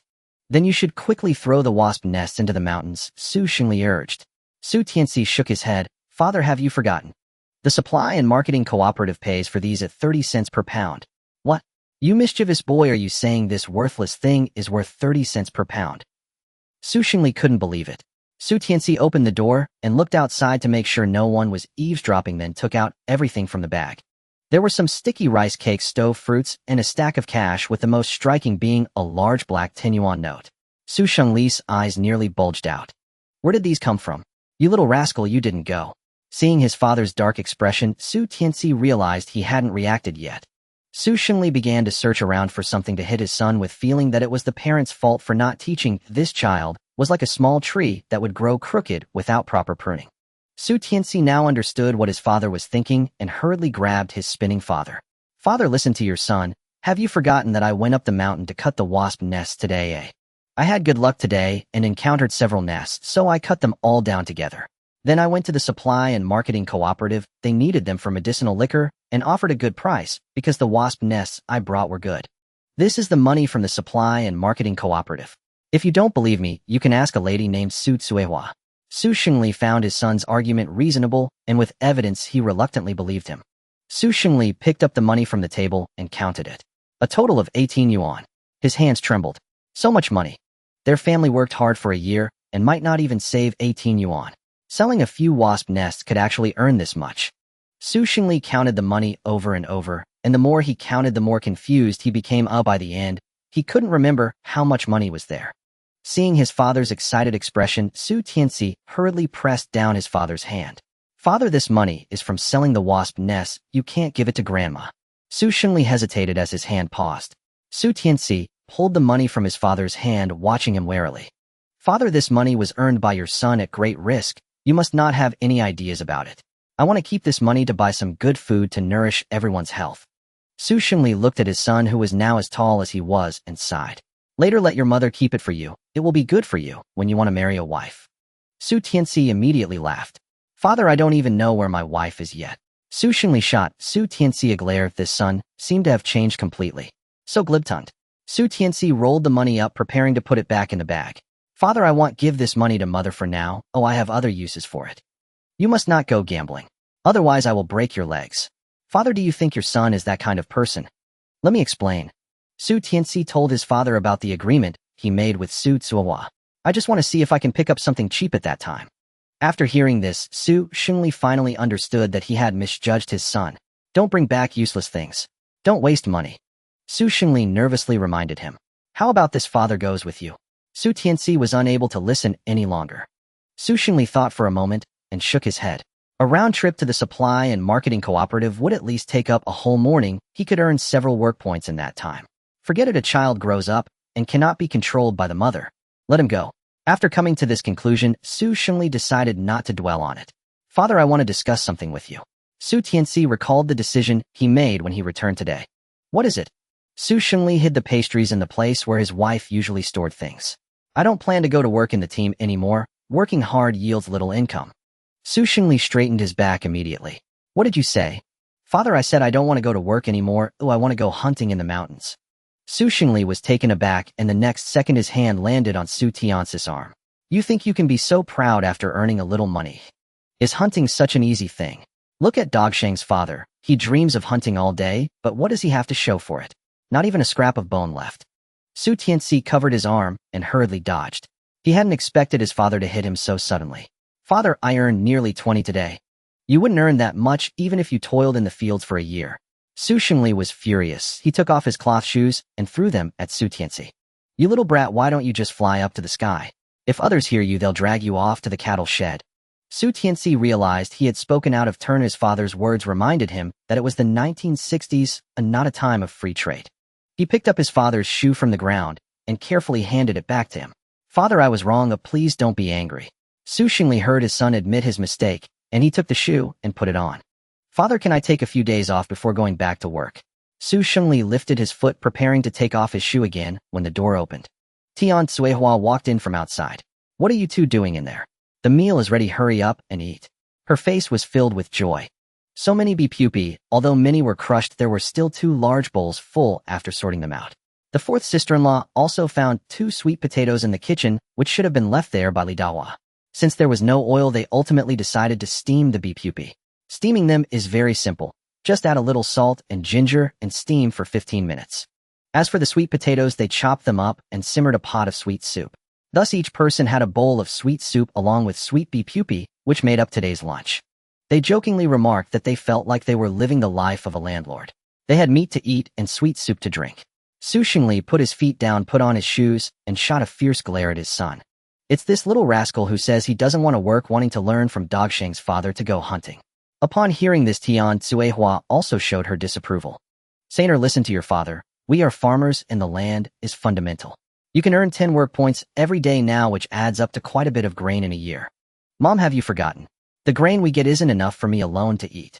The current crops are not yielding much. Moreover, during this special time, all the harvested grain is given to the commune, which then hands it over to higher authorities. Farmers work hard for an entire year and don't get much grain. Even if Su Tianci earns full work points, the grain he receives after a year is barely enough to have a watery meal once a day, and it still reflects a shadow. A bitter expression appeared on Tian Cuihua's face. Just hang in there, things will get better eventually. Sainer, the mountains are too dangerous. I don't want to send a white-haired person to the black-haired one. Promise me let's not take that risk, okay? Su Tianci also knew that it would be impossible to convince his parents in one go. He pushed his mother towards the door. Dad, Mom, I'm hungry, let's go eat. As they stepped out of the house, Su Tianlei began to shout. Dad, Mom, Sange, hurry up. You're the only ones missing. Su Tianci walked over and vigorously rubbed the head of his 5th brother. His eldest sister, Su Tianjin, handed a bowl of sweet soup to their father's hands. Su Tianxiu carried a bowl and handed it to their mother. The 2 families sat down, and Su Shanghai picked up a bee pupa and put it in his mouth, revealing an expression of ecstasy on his face. Delicious. Really delicious. Others also eagerly reached for the bee pupae with their chopsticks. Su Tianlei imitated his 4th uncle, smacking his lips. Delicious. Really delicious. Everyone laughed at Su Tianlei's antics. This meal was the most relaxed, joyful, and delicious one they had ever had. At the dining table, there were no scoldings or divided portions. Everyone took what they wanted. A bite of bee pupa, a sip of sweet soup truly surpassed even the gods. Before long, the bee pupae were finished, leaving only the aroma lingering in the air. If only we could eat like this every day. Su Tianfeng rubbed his belly, expressing his happiness. His words made everyone nod in agreement. Such days really gave people hope. As they were chatting and laughing, Su Shengjun staggered in from outside the yard. Everyone put down their bowls and stood up to look at Su Shengjun. If Su Shengjun found out how well they had eaten today, there would definitely be trouble. 5th brother, why are you back at this time? Su Xinghai was the first to step forward to greet Su Xingjun. Su Xingjun stood up straight looking at Su Xinghai with confusion. Isn't this my home? Can't I come back at this time? Su Xinghai rubbed his hands together. No, I just wanted to ask if you've eaten yet. Su Xingjun walked into the house and glanced at the bowls on the table. What do you have to eat? Nothing. Fifth brother, the old lady, isn't home, and she didn't leave us any rations. We only found 2 sweet potatoes and simmered a big pot of sweet soup. Tianci showed Su Xingjun the sweet potato soup she hadn't finished drinking. Upon seeing this, Su Xingjun lost his appetite. He waved his hand. I want to sleep. No one is allowed to make a sound. Su Xingjun left, and the others quickly and quietly put things away into the kitchen. After lunch, Su Tianci lay on the Kong and opened the system panel. Luck value 0.118. Su Tianci suddenly sat up, rubbing his eyes vigorously. How did his points suddenly increase to over 100? Also, what about this 18? Could it be that the system had a bug? Just as Su Tianci was puzzled, he saw a very small question mark next to the points. He clicked on the small question mark. It turned out that the 6 wasp nests he obtained from his cousin were also counted towards his points by the system. Additionally, the wasp system counted, but it capped at 100 points. Su Tianci felt quite regretful. If it weren't for the cap, he should have gotten at least 1,000 points. Why wouldn't that be a windfall? Su Tianci rubbed his hands together, feeling excited, and clicked the button for point redemption in the upper right corner. You have 118 points which can be redeemed for 1 lottery chance. Do you wish to redeem? Below were 2 brown buttons, one labeled cancel and the other confirm. Su Tianci unhesitatingly clicked confirm. As the prompt disappeared, a 9-square blind box appeared in the center of the panel. Do you confirm the draw? Su Tianci clicked confirm without hesitation. The blind box began to light up one by one, and Su Tianci quickly closed his eyes. He did not want to suffer from the system's torment again. After a while, Su Tianci opened his eyes. Ding! Congratulations to the host for obtaining a junior upgraded hunting tool. Wow, a new hunting tool. Su Tianci felt that the luck of falling pies from the sky finally came to him. The hunting tool he had been racking his brain to think of for the past 2 days was finally here. The system knows him best. No wonder it is an upgraded system. It truly satisfies Su Tianci. System, I love you so much. Su Tianci excitedly rubbed his face. Host, you are so greasy. The system's voice sounded full of disdain. Greasy? Little system, you are clearly very happy. How can you be so contradictory like a woman? Su Tianci teased the system while opening the blind box. He was eager to know what this hunting tool was. Could it be the gun he had longed for? A flash of white light passed, and Su Tianci felt his vision darken. Damn it, how did he forget about this? Su Tianci paused for a moment. His desire for the tool made him raise his eyes and look at the panel again. What the hell? Su Tianci rubbed his eyes, confirming once again that he was not mistaken. Inside the blind box, there was no hunting rifle he desired, nor was there any impressive tool he had imagined. Instead, there was a slingshot, the kind many children have. System, get out here and I promise I won't kill you. Su Tianci rolled up his sleeves, truly infuriated. What kind of broken system is this? Is it sent by monkeys to make me laugh? Host, this system is a serious hunting system. This system is not a broken system. Please do not insult it. Bullshit. I spent 100 points and this is what you give me. A slingshot. Do I need your help? I can make 10 or 8 of these myself. Su Tianci felt himself getting angrier. And you say I insulted you? Hitting you is too light. The more Su Tianci thought about it, the angrier he became, and he clenched his fists, preparing to smash the panel. The phantom in front of Su Tianci flickered, and he immediately felt dizzy. Host, this system is one with the host. If this system gets hurt, the host will feel the same pain. Su Tianci collapsed onto the bed. He was done. He was ready to lay flat. After a while, the system's voice sounded again. Host, do not underestimate this slingshot. It is an upgraded version. Su Tianci closed his eyes and played dead. He would not respond to the system. He was a dog. He planned to continue into the mountains to search for the gun of Dog Sheng's father. Relying on oneself is better than relying on others. Even by relying on himself, he could ensure his family had meat to eat. Seeing Su Tianci not respond, the system went silent. In the afternoon, under his father's pressure, Su Tianci reluctantly followed to the northern mountain to collect fertilizer. Crops are like flowers, all depend on fertilizer. The people here could barely fill their stomachs, so naturally the fertilizer produced was not much. However, to increase the crop yield, fertilizer was necessary. There are many types of fertilizer, one of which involves digging a pit where rainwater collects, creating a pool. Then throw in weeds, and as the grass decomposes in the water, it becomes fertilizer. Another type is found in shady areas of the mountains where the soil is very fertile due to fallen leaves and years without sunlight. Today the village chief arranged for the second type.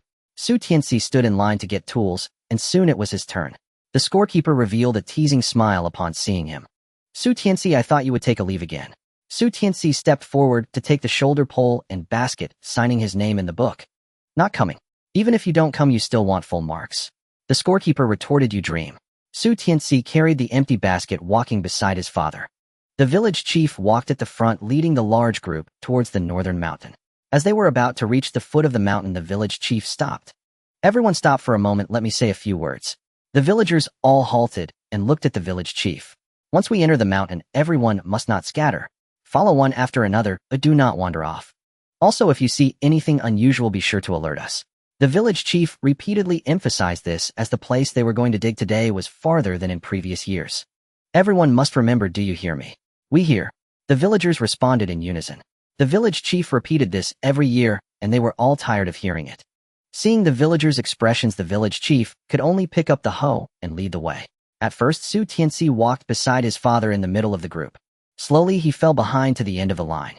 Su Xingli looked back several times, and seeing Su Tianci still at the back, he felt somewhat relieved. While walking, Su Tianci observed the surrounding environment. Since they came to dig soil, every year there was a very clear path.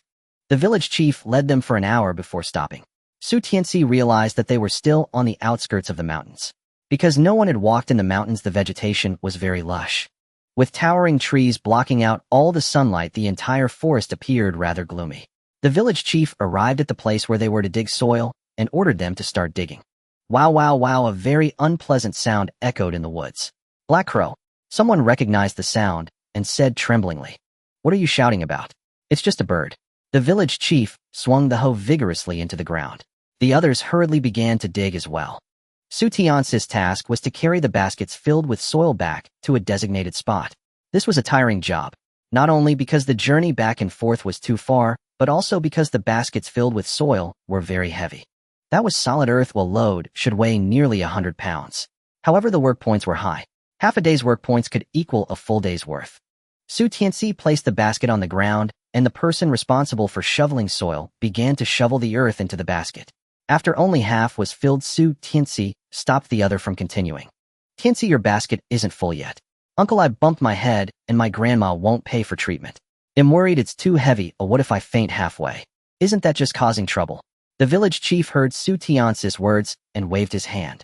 Su Tianci smiled at the village chief and lifted the basket. Su Tianci tested it, it was manageable. He started to walk back slowly. He would no longer work as hard as before. He wanted to learn from his uncle to take it easy just to earn some work points. His focus was still on hunting in the mountains. Carrying the burden, Su Tianci walked while habitually observing his surroundings. On the way back, Su Tianci saw his father returning. Su Xingli noticed that Su Tianci's basket contained only half of the fertilizer soil, and his brows furrowed. Why is there so little? Su Tianci set down his burden and wiped the sweat from his face. The village chief saw that I was unwell, so he had the uncle fill less.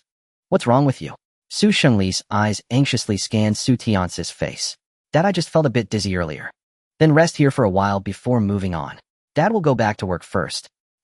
Su Tianci obediently sat down on a nearby rock. Flap. Su Tianci heard a sound and immediately turned his head towards it. It was a hazel chicken. Su Tianci's heart raced. This was meat. He glanced around and stealthily moved closer. If someone saw him, he could just say he had a stomach ache. Su Tianci tiptoed closer and saw the hazel chicken hiding under a leaf. He took out his shovel and measured. No good, too far. The hazel chicken was a very clever animal. It would fly away at the slightest noise. At that moment, Su Tianci's gaze fell upon the slingshot. In the mountains, small animals like wild chickens and rabbits could best be caught using a slingshot aside from traps. Su Tianci did not hesitate. He directly took out the slingshot. Along with the slingshot came a small pouch. Su Tianci opened the pouch and discovered it was filled with dozens of small steel balls. Su Tianci took one out, confirming once more that he was not mistaken. The pouch indeed contained small steel balls. These were far superior to stones. A regular slingshot could only hit wild chickens and might not even knock them out immediately. Sometimes if aimed just slightly off, the wild chicken would escape. However, with steel balls, it was a different story. As long as he had enough strength and precision, dealing with wild chickens would surely be a breeze. But there were too few steel balls. The system was truly stingy.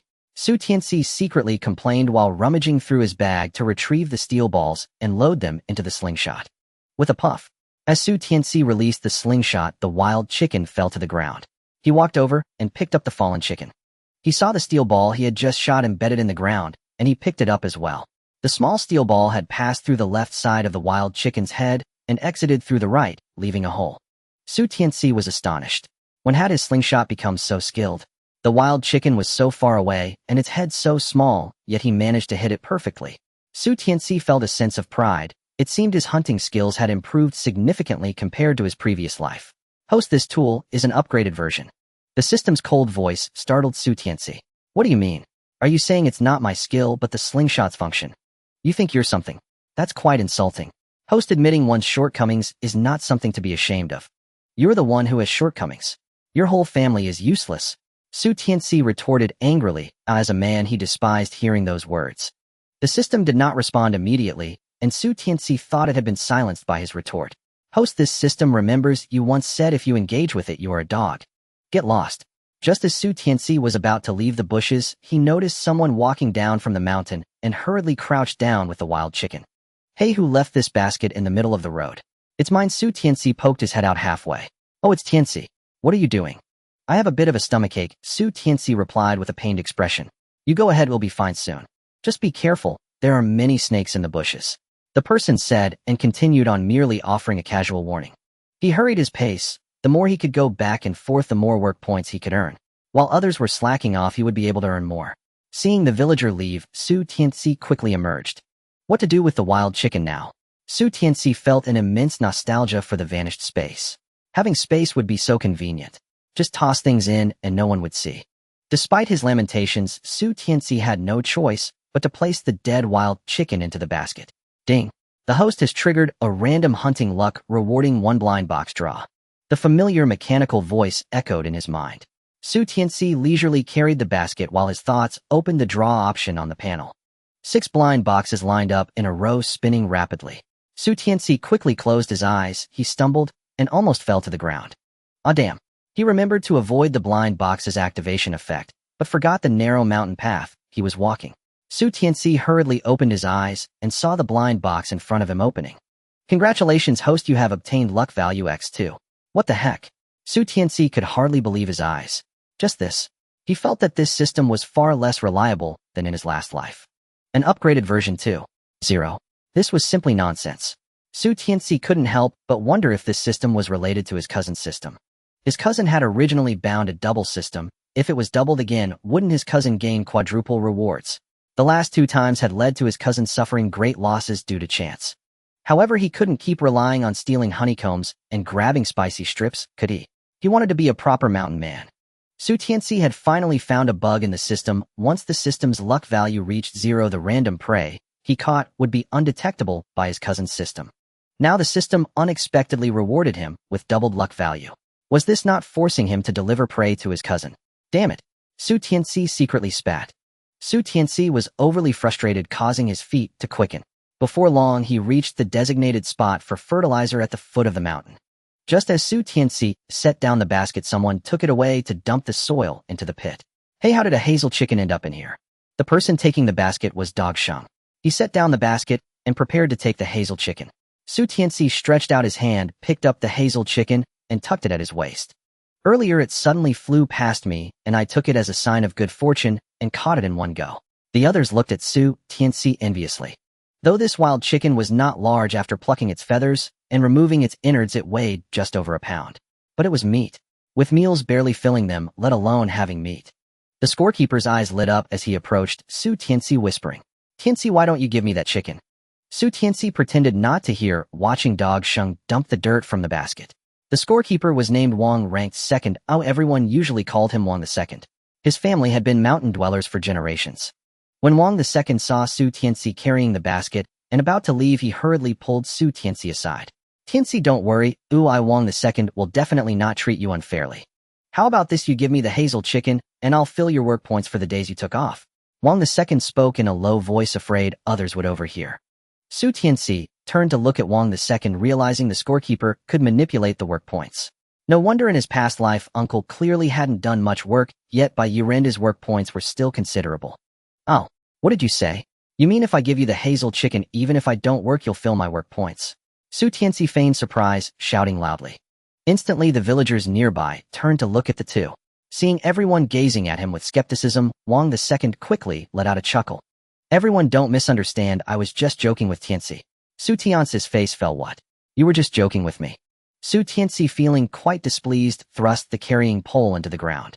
So you wanted to take my hazel chicken for free? Wang Lauer had no way to defend himself, he simply wanted to eat some meat. He had originally planned to make a good deal of it, leveraging his work's convenience to exchange for meat, creating a win-win situation. After all, he was the scorekeeper, how he recorded the work points was entirely up to him. Little did he know Su Tianci was so unreasonable that he shouted it out loud.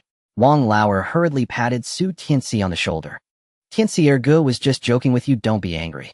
Su Tianci took the opportunity to back down. He wasn't ready to fall out with Wang Lauer yet. Wang Lauer could be the scorekeeper naturally because of his background. His father was a militia member, and even the village head was a senior to Wang Lauer. Su Tianci mumbled unhappily. I thought what Ergus said was true and was planning to go up the mountain to have a look. Turns out it was just wishful thinking. Wang Lauer blinked. Tianci, once we're done, I'll come find you to apologize. Su Tianci shouldered his basket and dashed away. The hazel chicken at Su Tianci's waist became the most eye-catching sight. Everyone he passed looked at him with jealous red eyes. When Su Tianci returned to the earth-moving site, everyone immediately spotted the chicken at his waist. Oh Tianci, did you go hunting? Someone asked first. Su Tianci glanced at the speaker, who was also surnamed Wang Shita, the cousin of Wang Lauer. As soon as he opened his mouth, he slapped a label on Su Tianci. Brother Shita, how can you make wild accusations? Which eye of yours saw me go hunting? I was just carrying dirt down the mountain. Wang Ergu and so many others saw it. Upon hearing Su Tianci's words, Wang Shirtu immediately became displeased. If you didn't go hunting, then where did this hazel chicken come from? Did it fly in front of you by itself? Su Tianci pretended to be surprised. Oh brother Shita, you knew. I was just walking along the road when this hazel chicken suddenly flew into my hands, and I caught it in an instant. Wang Shirtu gaped in surprise. He had just said it casually, yet it seemed to hit the truth. Alright, everyone should say less and get back to work. The sun is going to set soon. Do you all want to feed the bears? The village head, unable to listen any longer, interjected. The happenings at Su Tianci's home these past few days were somewhat strange. He wasn't pleased with the Wang family's close ties to the Su family. Seeing the village head's face darken, Wang Shirtu immediately lowered his head and started digging vigorously. Su Tianci also breathed a sigh of relief. He hadn't expected that just one hazel chicken could make so many people envious. This time his basket was filled to the brim. Su Tianci struggled to carry it, the weight pressing painfully on his shoulders. As the sun began to set, the village head ordered everyone to stop digging. Everyone worked together to move all the dirt they had dug down to the mountain. Su Tianci returned the carrying pole and basket. Su Xingli had been waiting for Su Tianci there. He waited for Su Tianci to finish signing before walking over to examine the hazel chicken at his waist. Now the news of Su Tianci catching a hazel chicken barehanded had spread all around. In just this short time while he waited for his son, several people had come to get close. He pulled Su Tianci aside to a quiet place and asked, where did this come from? Su Tianci had already been asked by too many people today and answered casually. It just flew over and you caught it easily. Su Xingli interrupted. Su Tianci smiled awkwardly. Dad, you already know why ask me. How could I not know? Now the entire Kuaishan village is buzzing about it. My son Su Tianci caught a hazel chicken barehanded. Su Tianci saw his father speak through gritted teeth and hurriedly turned to run home. Dad, I'm going back to have Mom cook chicken and then he'll bring you some wine. Su Xingli thought of the scolding he wanted to give, but found himself at a loss for words. He smacked his lips. With meat to eat and wine to drink, there really was hope for this life. On the way home, Su Tianci ran into his mother Tian Cuihua and his elder sister Su Tianjin. Sainer, I heard from the villagers that you caught a hazel chicken. Today Tian Cuihua and the others were tasked with weeding. After weeding, they had to throw the cut grass into the compost pit to finish the job. They had heard the gossip from others when they went to report back. Oh, Mom, it really is a hazel chicken. Su Tianjin laughed happily upon seeing the chicken at Su Tianci's waist. Tian Cuihua also noticed and smiled. In her heart, she began to plan. When we get home, we'll clean the chicken and salt it. This way we can eat well for a long time. At this time, housewives were very good at budgeting. After all, the family's meals and expenses were all managed by women. Thus, women started learning from their mothers at a young age how to save on clothing and food so that the family could eat enough and stay warm. Mom, I want to eat a big plate of chicken tonight. Tianci gently patted Su Tianci a big plate of chicken. Mom thinks you look just like a big plate of chicken. I haven't even digested what I ate at noon, and the craving in my stomach is acting up again. If Li Dahua were here, each person would probably get only half a pupa. Everyone had eaten a lot at noon. In Tianqihua's view, having a meal was already sufficient. Where could you have meat at noon and chicken again at night? Mom, think about it. If we don't eat it, what if Grandma comes back and sees it? Do you think we can still eat it? Definitely not. Su Tianjin interjected.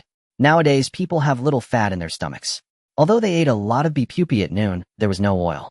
An afternoon of labor had already consumed their energy. Tianci hesitated.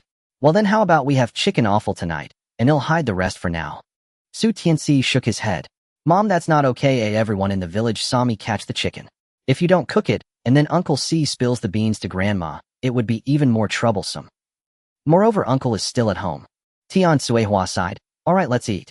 Let's cook everything, at least you can all have a bite. Su Tianci smiled. Then he'll go back and tell Uncle to see if he can figure out a way to get some grain. Tianci immediately became anxious. Tianci, you absolutely must not encourage your uncle to do anything wrong. Mom, you have it all wrong. How am I encouraging Uncle to do something wrong? I just want to invite him for chicken. After saying that, Su Tianci quickly ran off. Su Tianci ran home and saw that his uncle's door was still tightly closed. After some thought, he stepped forward and knocked on the door. After a while, he finally heard the sound of sluggish footsteps from inside. The door opened, revealing Su Xingjuan, who was half asleep and yawning. He rubbed the corner of his eyes and cast a sideways glance at Su Tianci. What are you doing? Su Tianci raised the hazel chicken in his hand. Uncle, look, I caught a hazel chicken. Su Xingjuan's eyes lit up, and he stopped rubbing his eyes. He took the hazel chicken and shook it. At the end of summer and the beginning of autumn, hazel chickens are at their fattest. Even though the wild chicken Su Tianci caught today wasn't large, it should weigh a couple of pounds after being plucked. Su Xingjuan looked at Su Tianci with approval. Good boy, you've really got skills. This one is for your uncle. Oh, another day, he'll take you to town for some fun. But Uncle, this chicken needs plucking and gutting. It's such a hassle. Su Tianci hurriedly grabbed Su Xingjuan's arm as he tried to close the door. And if it's not cooked well, it will be tough and unappetizing, Su Xingjuan said, smacking his lips. So do you have a good idea? Su Tianci scratched the back of his head. Uncle, have you forgotten? My mother makes the best big plate chicken.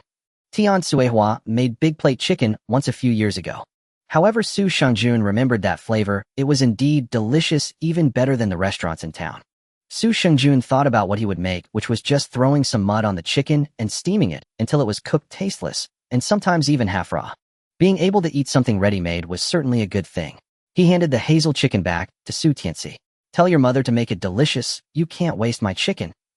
Otherwise, do you know what the consequences will be? In the blink of an eye, the hazel chicken changed hands.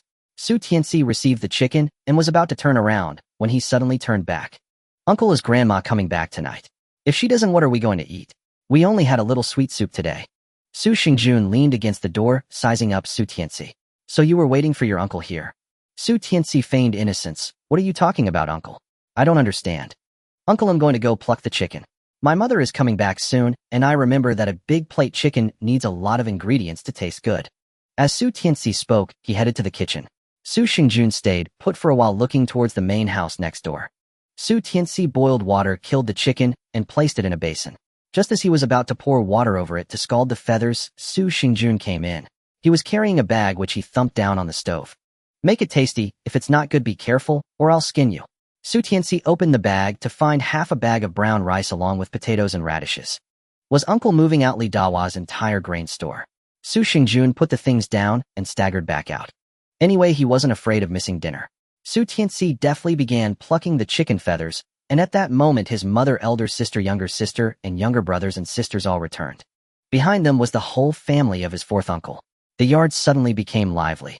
Su Shanghai saw Su Tianci at the kitchen door and teased. Tianci, they are all saying you caught a hazel chicken. Yes, Uncle C, we are having big plate chicken for dinner tonight. Really? I thought they were just joking. Su Shanghai walked into the kitchen and saw the chicken in the basin. He smacked his lips, feeling it was quite unreal. Tianci, where did you get so much food? Lunier noticed the bag on the stove and the potatoes that had been taken out. Oh, that was brought by Uncle. He asked my mother to make big plate chicken and said to make it more delicious. Tian Suehua stepped forward and opened the rice bag. Wow, why is there so much brown rice? Did fifth brother take out our mother's rice bag? Tian Suehua was startled. If Grandma found out, it would be a big deal. Sister-in-law, we just need to cook the rations we have from our two families. Even if mother comes back, it can be justified. And uncles too, Su Tianci interjected. All right, you go outside. There are your fourth aunt and mother here. You as a man shouldn't be in the kitchen. Su Tianci heard her mother say this and pushed Su Tianci out of the kitchen. Su Tianci went outside and happened to see his fourth uncle at the edge of the yard. Uncle, see, there is good meat, but too bad we don't have any wine. Su Shanghai nodded. He was also pondering this. I remember your grandfather seemed to have stored some sweet potato wine a few years ago. Oh, I wonder where he put it.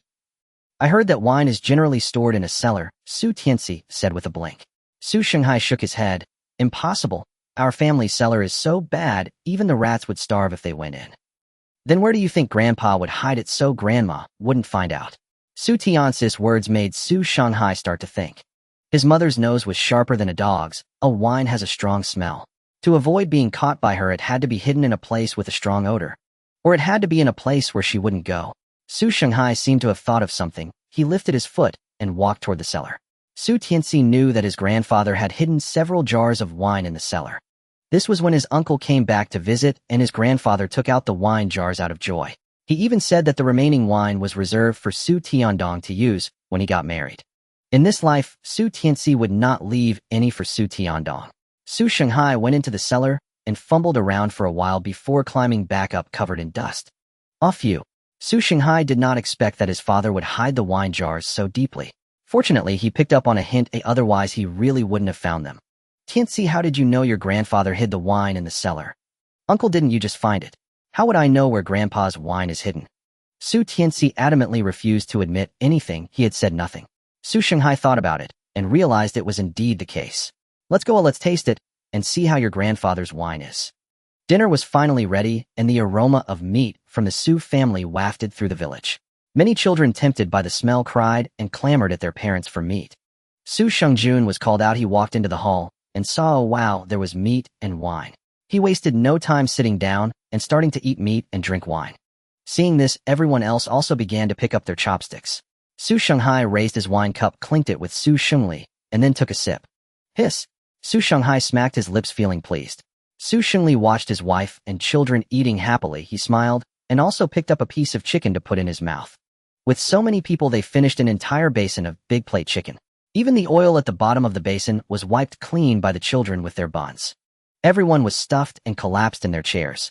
At that moment, the yard door was pushed open from the outside. Where did everyone go? Aren't you going to come and help? Upon hearing Li Dahua's voice, everyone in the room reflexively sprang to their feet. Lunier, even more exaggeratedly, hurried to clean up the dishes. Li Dahua had already entered the courtyard, and Su Shengli and Su Shanghai went to greet her. Mother, why are you back now? Su Shanghai asked hesitantly. Li Dahua glared. What's wrong? Can't your mother come back? Su Shanghai quickly waved his hands. Mother, that's not what I meant. Li Dahua continued. Never mind what you mean. Hurry to the village entrance and bring your elder brother and nephew back. Su Shanghai was taken aback. Mother, my elder brother and nephew are back too. Does the doctor agree? Today, Su Shengshan and Su Tiandong should logically be observed in the hospital for a few days. Li Dahua slapped Su Shanghai's arm. Why aren't you going yet? Do you want to exhaust your father? Su Shanghai covered his arm and muttered, my elder brother and nephew aren't injured. Can't they walk back themselves? Li Dahua raised her hand again, and Su Shanghai hurriedly went out. Su Shengli had already reached the village entrance and saw his father and others sitting on a stone. Father, why are you sitting here? Shengli is back. Hurry, carry your nephew home. I and your elder brother and sister-in-law will rest for a bit. Su Shengli looked at his elder brother and nephew, their faces still swollen like puffed buns, their eyes barely slits. Father, with my elder brother and nephew looking like this, why didn't they stay in the hospital longer? Su Zhili sighed. Isn't it because of your mother? She's worried about the money. When the doctor prescribed medicine, she complained it was too expensive, constantly nagging, and then the doctor wouldn't let your elder brother stay in the hospital. Su Shengli was dumbfounded. How could this be? His elder brother and nephew were like the apple of their stepmother's eye. Su Tiandong stood up and opened his mouth with difficulty. Third uncle, can you please carry my nephew for a bit? Su Shengli quickly waved his hands. Not a bother, not a bother. He squatted down, and Su Tiandong climbed onto his back, almost toppling Su Shengli to the ground. This nephew was just too heavy. He struggled to stand up and moved step by step towards home. On the way, he ran into Su Shanghai. Third brother, my nephew has legs, why can't he walk by himself? Su Xingli was taken aback, right, why didn't he think of that? Su Tiandong lay on Su Shengli's back. Third uncle, I feel dizzy, my vision is blurry, and my heart feels uncomfortable. Su Xingli gritted his teeth and continued to walk home with his head down. A calculating glint flashed in Su Tiandong's eyes. Today when they arrived at the clinic, they startled the doctor greatly. Then the doctor immediately prescribed the medicine and began treatment. Although Li Dahua was pained by the cost of treatment, she still took out the money. Originally, they had already arrived by noon. After everyone finished their tasks, they realized they were starving. When Li Dahua saw several mouths ready to eat, she immediately became displeased. She immediately wanted her eldest daughter-in-law to go home with her, while Su Zhili stayed behind to take care of his son and grandson. Su Zhili refused, saying he couldn't manage 2 people alone. He suggested that his daughter-in-law stay while he and Li Dahua went home. Wang Daniu also disagreed, as both her husband and son were grown men, and she couldn't manage alone. Su Zhili proposed that Li Dahua and his daughter-in-law stay while he went home. Li Dahua was reluctant, but leaving Su Zhili and the eldest daughter-in-law behind was also improper. Thus they struggled there for a long time, and ultimately all 3 of them stayed. Now Li Dahua had no choice but to take out money for Su Zhili to buy lunch. When Su Zhili returned with the steamed buns, he was scolded again for buying too many. It was said that she and her daughter-in-law were women with small appetites and couldn't eat that much. However, when Wang Daniu saw the rare 2 combined flour buns, she immediately snatched them up. Because of a bun, Li Dahua scolded Su Zhili for a long time. Su Shengshan's family was used to it. While Li Dahua scolded, they continued to eat. After Su Tiandong finished his meal, he lay on the bed and began to ponder. A few days ago, a voice suddenly appeared in his mind, claiming to be a system. He was quite curious at that time, and under the system's prompt bounded double acquisition system. As long as his cousin Su Tianci caught prey, the system would provide double the catch.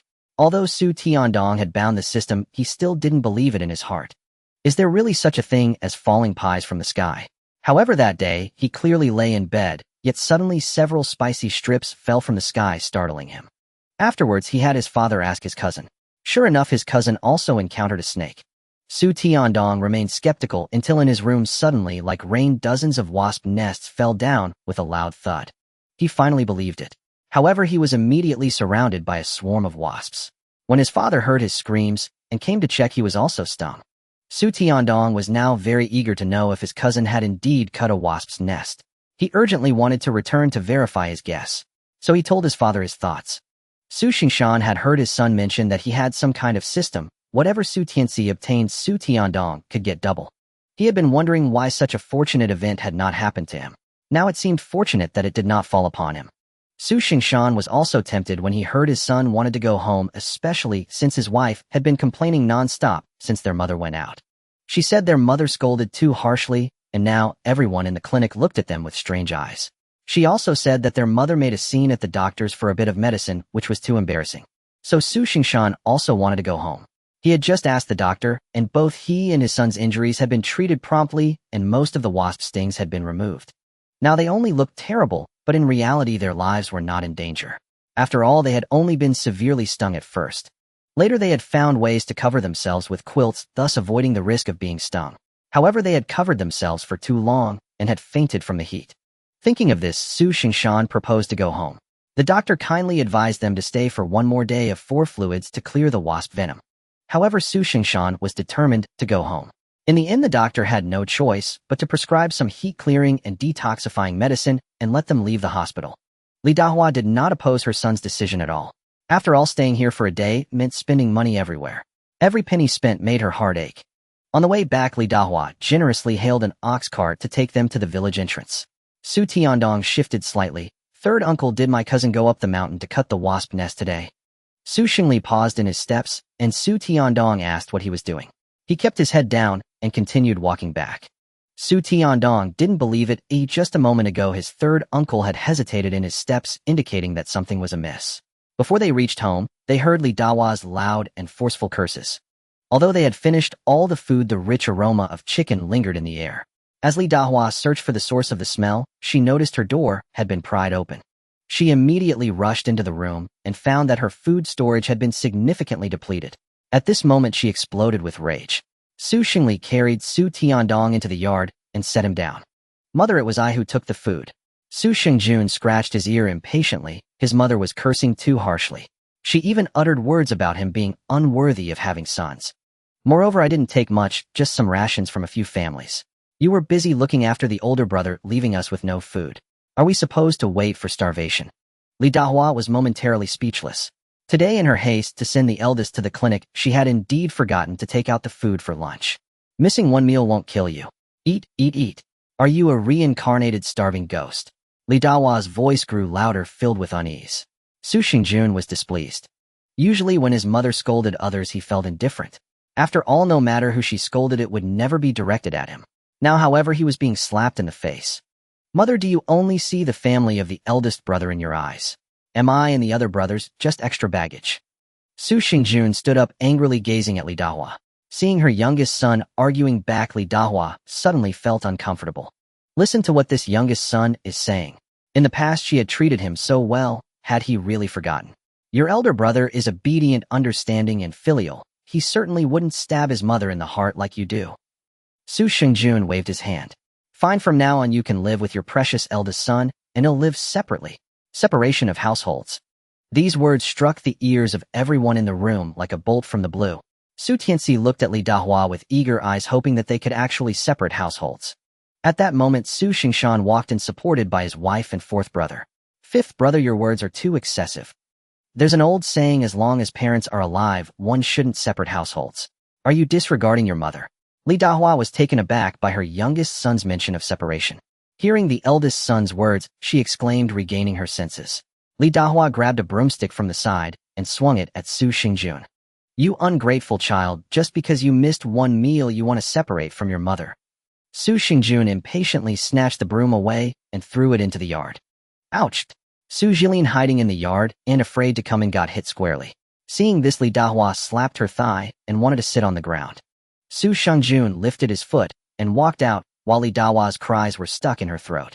Now that the main character had left, was she crying or just making noise? Wang Daniu saw her husband giving her a meaningful look. She steeled herself and went forward to help Li Dahua sit down on a stool. Mother, fifth brother was just speaking out of anger. Please don't take it to heart, or you might hurt your health. Li Dahua now calmed down, had something more important to address. Tell me, did you sneak into the house to steal money to buy chicken? Su Shanghai was quite unhappy to hear his mother accuse them of being thieves. Mother, didn't you take all the money today? Li Dahua touched the handkerchief in her arms and calculated secretly. She was very clear about how much money she had. She even remembered every amount and denomination clearly. Aside from what she had spent today, her money hadn't decreased at all. What if I dropped it on the ground and didn't notice? Li Dahua argued stubbornly. Mother, a chicken costs at least a few coins, right? You can spot a penny from a distance. How could you not see a few coins? Su Shanghai was furious. Moreover, even if we had money, where could we buy a chicken? Mother, this chicken was caught by Tianci on the mountain today. At this moment, Wang Daniu finally understood. The people from the third and fourth households actually ate chicken tonight. Oh my goodness. If she had known, she wouldn't have gone along. Even though the steamed buns made from 2 parts flour were delicious, nothing could compare to the tastiness of chicken. Fourth brother, you actually had chicken. Have you struck it rich? However, fourth brother, you were too ungrateful. Why didn't you leave a piece for father and mother? Whether your elder brother and nephew eat or not is irrelevant to me. Father and mother have worked hard for half their lives. It's rare for them to enjoy a good meal. You are being unfilial. The ancestors will punish you. Li Dahua nodded repeatedly after hearing this.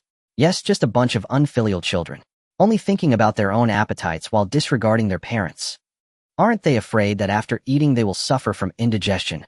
Su Shanghai's second daughter, Su Tiannan, who was timid, got scared and started to cry upon hearing Li Dahua's words. Mother, I'm scared. Lu Nier lovingly hugged her daughter.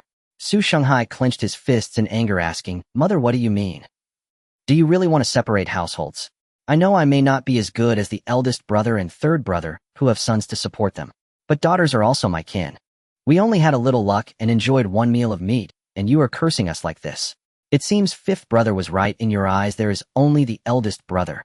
Su Xingshan saw Li Dahua raise her hand to hit someone and hurriedly pulled her back. Fourth brother, mother doesn't mean that. What she means is that you shouldn't have eaten the chicken all at once. Life is tough right now, but you should be frugal. Mother is just worried that you won't manage your life well. Seeing her eldest son giving her a meaningful look, Li Dahua immediately covered her face and began to cry. Eldest brother, you understand mother's heart. Su Xingshan looked at Su Xingli. Third brother, as the elder brother, you should stop your siblings from making mistakes. Su Tianci saw his uncle shift the focus of the argument onto his father and looked at Su Xingshan. Uncle, I caught this chicken, but I gave it to my little uncle. My little uncle told us to cook it for us. My father wouldn't dare to stop my uncle. My little uncle also said that if it didn't taste good, he would skin us alive. Su Xingshan was taken aback. He hadn't expected fifth brother to be involved. Meanwhile, Su Tiandong pondered privately, wondering why Su Tianci had caught a chicken and he had not received double the amount. Cousin, did you only catch one chicken today? Su Tiandong asked. Su Tianci pretended to be very angry. Cousin, what do you mean by that? Not just one, could there be several? Su Tianci exclaimed. If it weren't for Uncle saying he would take me to the town to play, I wouldn't have given it to him. Today many people saw it, and Brother Wang wanted to trade my chicken for work points. I should have known that one chicken would lead to so many issues, or I might as well have given it to Brother Wang. Su Tiandong hurriedly explained. Cousin, you misunderstood. That's not what I meant. I just wanted to ask, besides the chicken, did you encounter anything else? Su Tianci looked puzzled, scratching the back of his head. Anything else? No, not really. As Su Tiandong's face showed disappointment, Su Tianci suddenly shouted. Oh, I remembered. This morning I saw a wasp nest. Really, you didn't make a mistake. It was a wasp nest. Su Tiandong nervously grabbed Su Tianci's hand. Su Tianci pulled his hand away. Cousin, why are you so excited about me encountering a wasp nest? Su Tiandong hurriedly concealed the smile on his lips. No, it's not that. I care about you. What if he got stung? What would we do then? Su Tianci nodded. Yes, cousin, you're right. Su Tiandong understood what he wanted to know. Grandma, I'm tired. I'm going back to lie down. Su Xingshan saw his son's expression and immediately left as well. The others quickly slipped away quietly. Li Dahua wanted to scold, but feared disturbing her son and grandson, so she could only gnash her teeth in frustration. They're all cursed. Su Tianci saw his father close the door, and he sighed. Dad, what if it would be better if we separated from Grandma? This way we could eat a chicken without being scolded so harshly. Su Xingli surprisingly did not refute. Today he understood. In the Su family, the one with the final say is the stepmother. Thus, the children born of the stepmother are considered the Su family's children. As for him and his wife's children, they are outsiders. However, separating while the parents are still alive is easily criticized. He himself didn't care. After all, half of him was already buried in the earth. But his son still needed to marry, and his daughter still needed to be married off. If they were criticized for being unfilial, what good woman would want to marry into the family?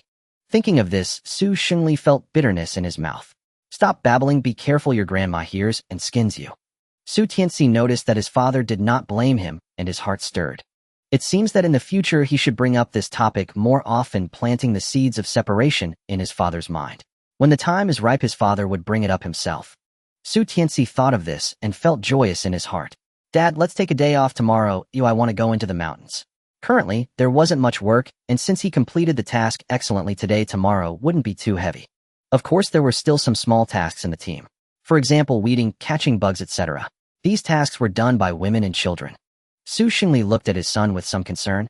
You don't think that just because you caught a hazel chicken today, you can go hunting now, do you? Of course not. I just want to go into the mountains to chop some firewood. Su Xingli didn't believe him. Then he'll go with you tomorrow. Su Tianci secretly laughed in his heart. Sure, I was thinking the same thing. Just right, I know a few trees that are dead. We can drag them back, and it will be enough firewood for a month. Dad'll go back to rest first. We'll head into the mountains early tomorrow. Su Xingli watched his son's departing figure and was puzzled. Could it be that his son really just wanted to go into the mountains to chop wood? Su Tianfeng came over. Dad, I want to go too. No, the mountains are dangerous, Dad, and your elder brother are going to chop wood, not to play. Su Tianfeng pouted. Dad, if you really want to chop trees, why follow third brother? You clearly don't trust third brother and want to go along to see what's happening. You little rascal, what nonsense are you talking? Su Xingli's thoughts were exposed by his son, and he glared. Su Tianfeng raised his neck. I'm not talking nonsense, Dad just wants to supervise third brother. Su Xingli waved his fist, and Su Tianfeng ran into the house. Mom, Dad wants to hit me. This little rascal. Su Xingli laughed in anger. That night, while sleeping, Tian Cuihua quietly asked her husband, Dear, do you think what fifth brother said about separating is sincere or just out of anger? It must be out of anger. A fifth brother hasn't started a family yet. If he separates, what will he eat and drink? Su Xingjun was idle, a person who earned not a single work point. The food he ate was from others' shares. If they separated, Li Dahua surely wouldn't have extra food for him. Sigh. "Dear, wouldn't it be great if we could separate? You and Tianci both earn full work points. I, along with Danny and Ernie, can earn quite a bit, and with the fourth one, our family will definitely not starve." Su Xingli understood his wife's thoughts. "Stop talking nonsense. It's not as simple as you think. Calculate it. Last year our family earned so many work points. In the end, how much food was distributed? Although it is a bit hard now, at least no one has starved to death." Tian fell silent. Her husband was right. The next day, as dawn broke, Su Tianci turned over and got up. He first went out for a few laps, then practiced a set of military boxing. After finishing his workout, he slowly walked back while opening the systems panel. Luck value 8 points 19 him. Today's luck value actually increased by 3 points. He thought it would be the same as yesterday. Su Tianci was very pleasantly surprised. It seemed that today he was destined to gain quite a lot. He began to look forward to what good things he would encounter today in the mountains. He dashed into the house and saw his father glaring at him with a stern face. "Dad, are you okay now? Wait a minute, it'll be ready soon." Su Tianci changed into a set of clothes and then came out. Su Xingli woke up early and found that Su Tianci was nowhere to be seen. He thought his son was fooling him going into the mountains alone. Seeing Su Tianci, now his expression relaxed. He went to the kitchen to get tools and bumped into Su Tiandong, who was rushing out. "Tiandong, why are you in such a hurry?" "It's third uncle. I'm sorry for bumping into you. By the way, is cousin inside?" Su Tianci crossed his arms looking at Su Tiandong, whose eyes were barely open. "Cousin, I'm here. Do you need something?" Su Tiandong slowly approached. "Cousin, do you want to go into the mountains?" "I want to go with you." Su Tianci raised an eyebrow in surprise, wondering what his cousin was planning. "Cousin, my father and I are going up the mountain to chop firewood. Are you sure you want to come?" Su Xingli looked into his nephew's eyes, finding it difficult to agree. "Dongzi, the path up the mountain is not easy to walk. You can't see clearly, so it's better to rest at home." "Yes, cousin, if you follow us up the mountain like this, it would be strange if Grandma doesn't skin us alive." Su Tianci could roughly guess what his cousin was contemplating. "They'll go tell Grandma that you don't need to worry." Su Tiandong was determined to follow Su Tianci and the others up the mountain today. Just then, Li Dahua walked out of the house and immediately spotted the three of them. "Didn't you say you were going to chop firewood? Why are you still here?" Li Dahua's tone was not good as she spoke. Su Tianci pulled his father and turned to leave. "Wait." Su Tiandong hurriedly called out, "Grandma, I want to go up the mountain with Uncle San and the others." Li Dahua was startled. "Dongzi, what are you going up the mountain for in this state?" "Grandma, I'm just curious and want to follow Uncle San and the others to explore the mountain." "No, you can't go up the mountain like this. What if something happens? It will cost money." A hint of impatience flashed in Su Tiandong's eyes. He saw that Su Tianci and the others had already disappeared from sight and unhappily turned back. "Dongzi, be obedient. Grandma will make you some egg custard to eat." Li Dahua noticed her grandson's gloomy expression and quickly comforted him. Su Tiandong returned to the house, lay on the bed, and felt very uneasy.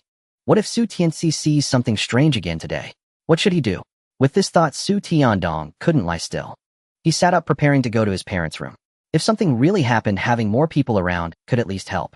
Meanwhile, Su Tianci and his father had already reached the foot of the mountain. As they were about to head up, a figure suddenly emerged from the side. "Goshen, what are you doing here? You scared me." Goshen glanced at Su Xingli behind Su Tianci and raised the knife in his hand. "I'm going up the mountain to chop firewood. What about you and Uncle Su?" Su Tianci nodded. "My father and I are also going up the mountain to chop firewood." Goshen's eyes flickered. "Uncle Su, can I go with you? It's good to have company." Su Xingli had no objections. Ever since the village's hunter was eaten by a beast, the villagers have always gone into the mountain in pairs. Goshen followed behind Su Tianci, walking ahead of Su Xingli as the three climbed into the mountain. Su Tianci was not lying. He had seen a few trees withered when he cut the hornet's nest that day. Su Tianci continued upward, and the light began to dim slightly. "Tianci, how much longer do we have to walk? We can just chop some firewood nearby." Su Xingli was worried that Su Tianci would go deep into the mountain. "Dad, we're almost there. Do you see that? It's right under that big tree." Su Tianci pointed at a tree not far away. Seeing that they were about to arrive, Su Xingli quickened his pace. Soon the three arrived at the spot Su Tianci had indicated. "Tianci, there are several dead trees here," Goshen exclaimed excitedly. He ran over and circled around the dead tree. "Tianci, we are so lucky."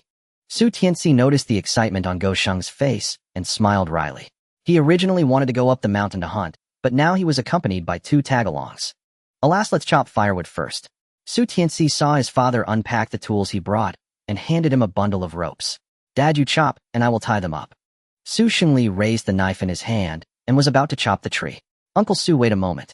Go Sheng, who was originally observing other trees, saw Su Shengli's action and hurried over to stop him. Su Shengli's expression darkened.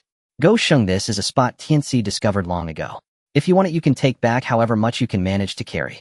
Su Shengli meant that Go Sheng alone wouldn't be able to take much. There were several dead trees here, even if they gave him one it wouldn't affect them. Seeing Su Shengli's displeased expression, Go Sheng quickly explained. Uncle Su, you misunderstood me. I meant to say there are good things inside this tree. Let's take it out first, then chop the tree. Su Tianci curiously glanced at the dead tree. Good things? What good things? How did he not notice? When he saw this tree, he had specifically looked to see if there were any edible mushrooms or other mountain goods. Unfortunately, there were none. Go Sheng actually said there were good things inside. Su Shengli didn't believe Go Sheng's words either. He pushed Go Sheng aside and prepared to chop the tree. Go Sheng knew that his words wouldn't convince anyone.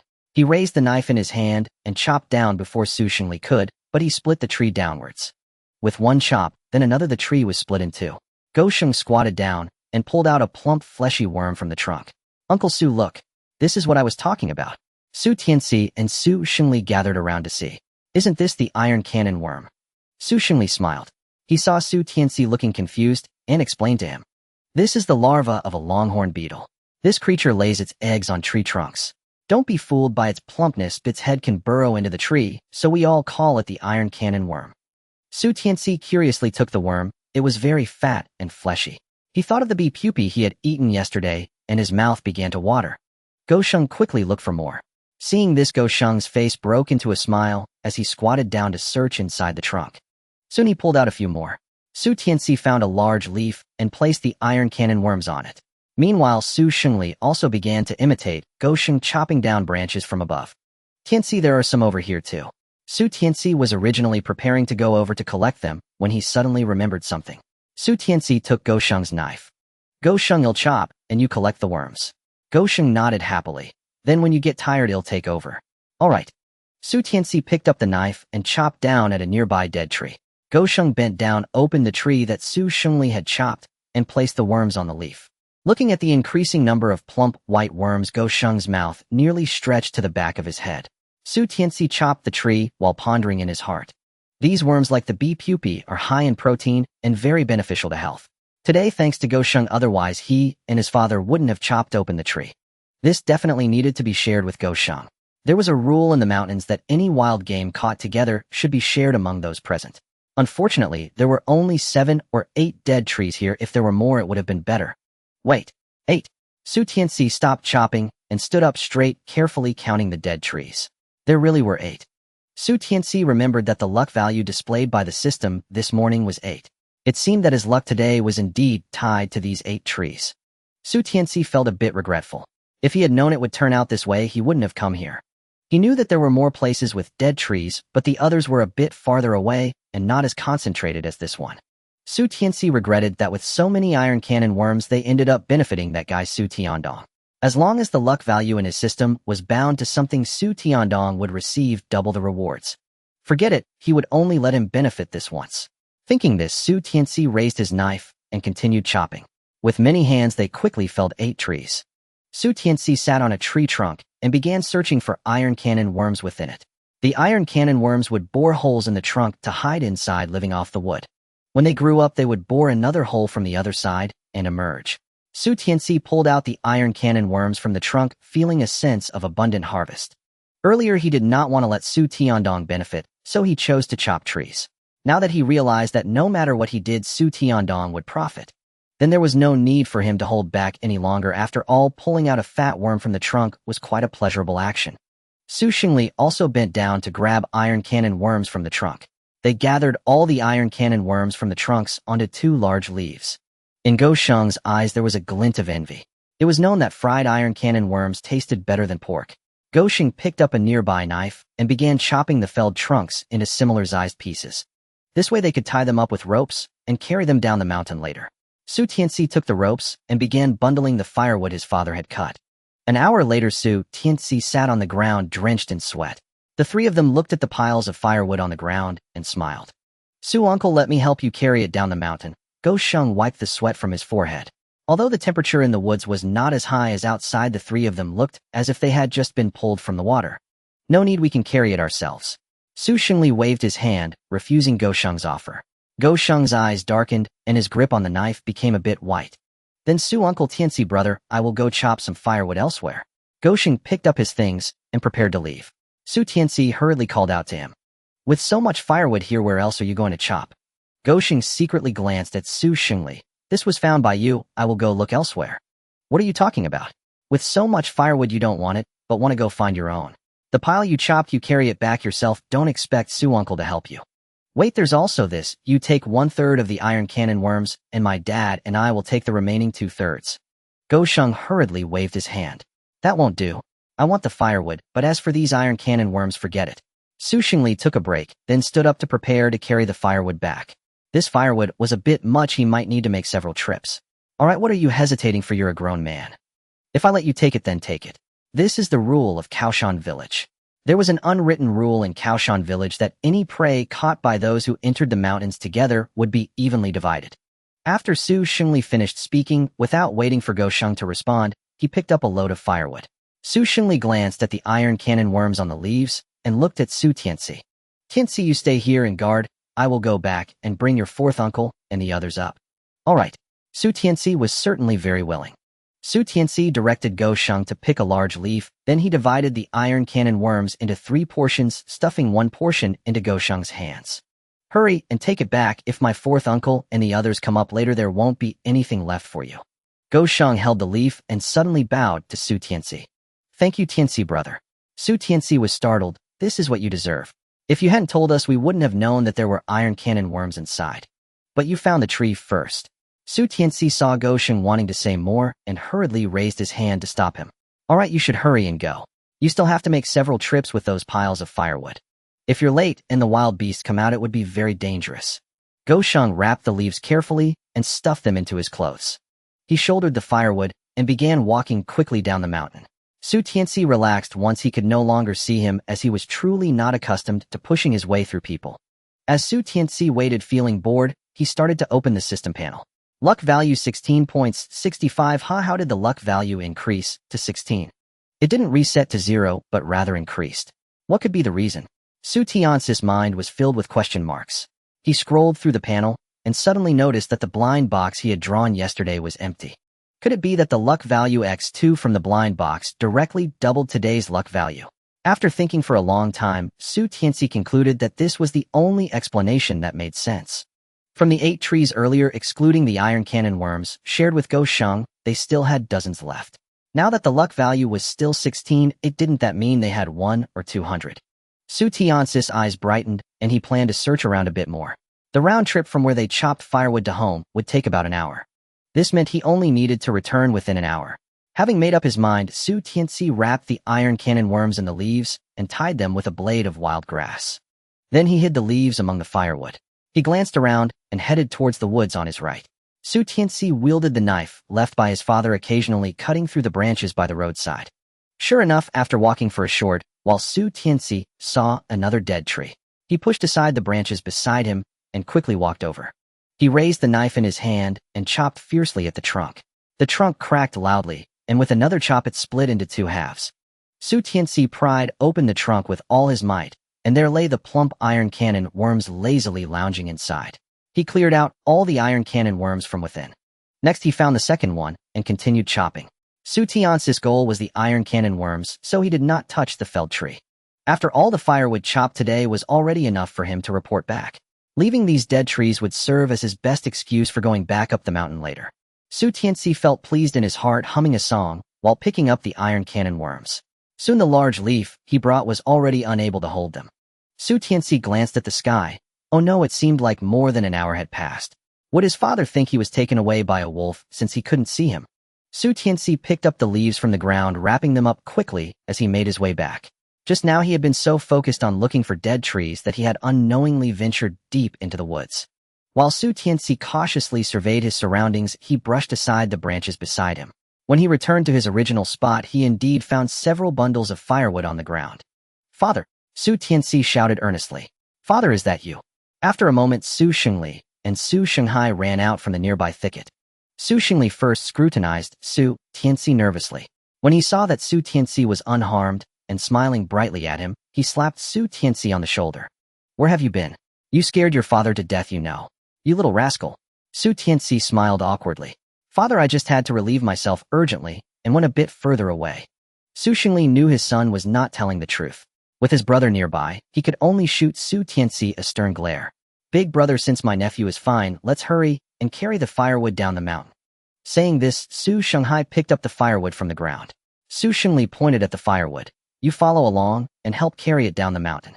Su Tianci motioned for his father to check the iron cannon worms hidden within the firewood.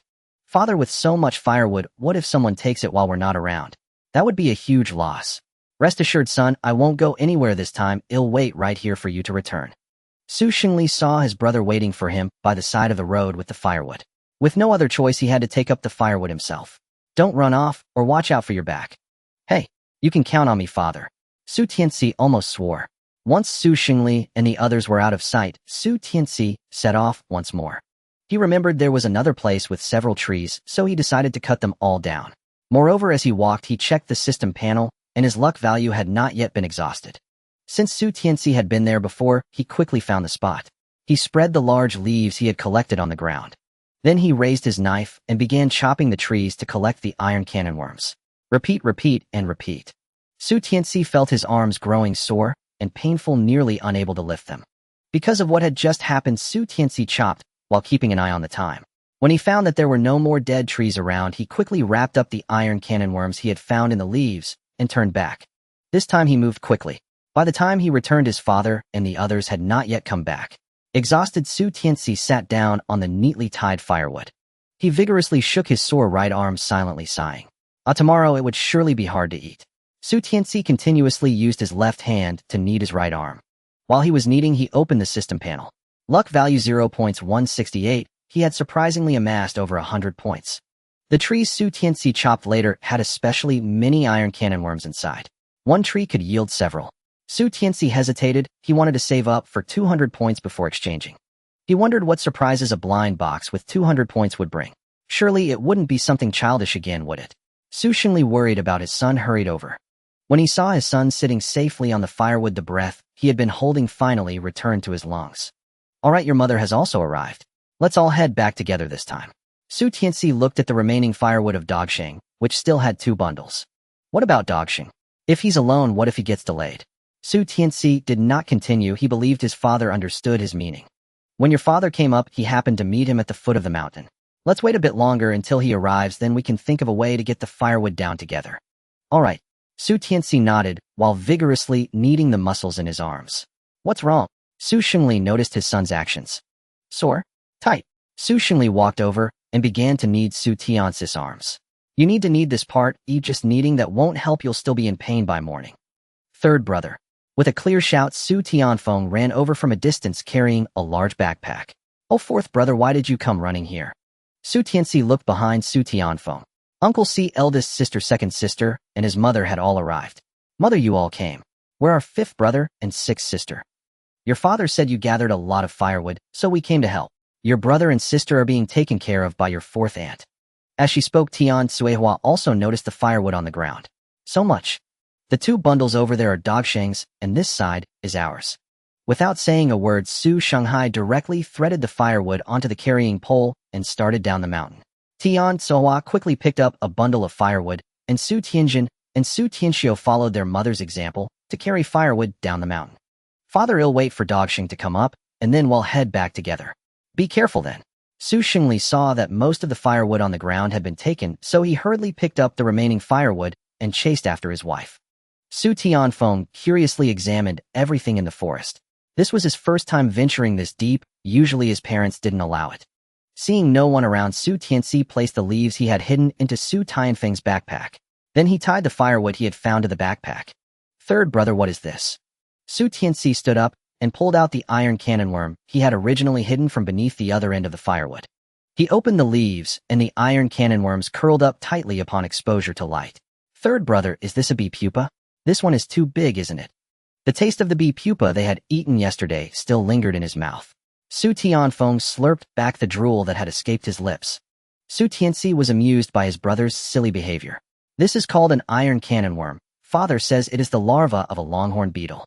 By the way, we owe this to your brother Dogsheng. He told us about it. Su Tianci saw Dogsheng approaching, followed by his mother. Auntie.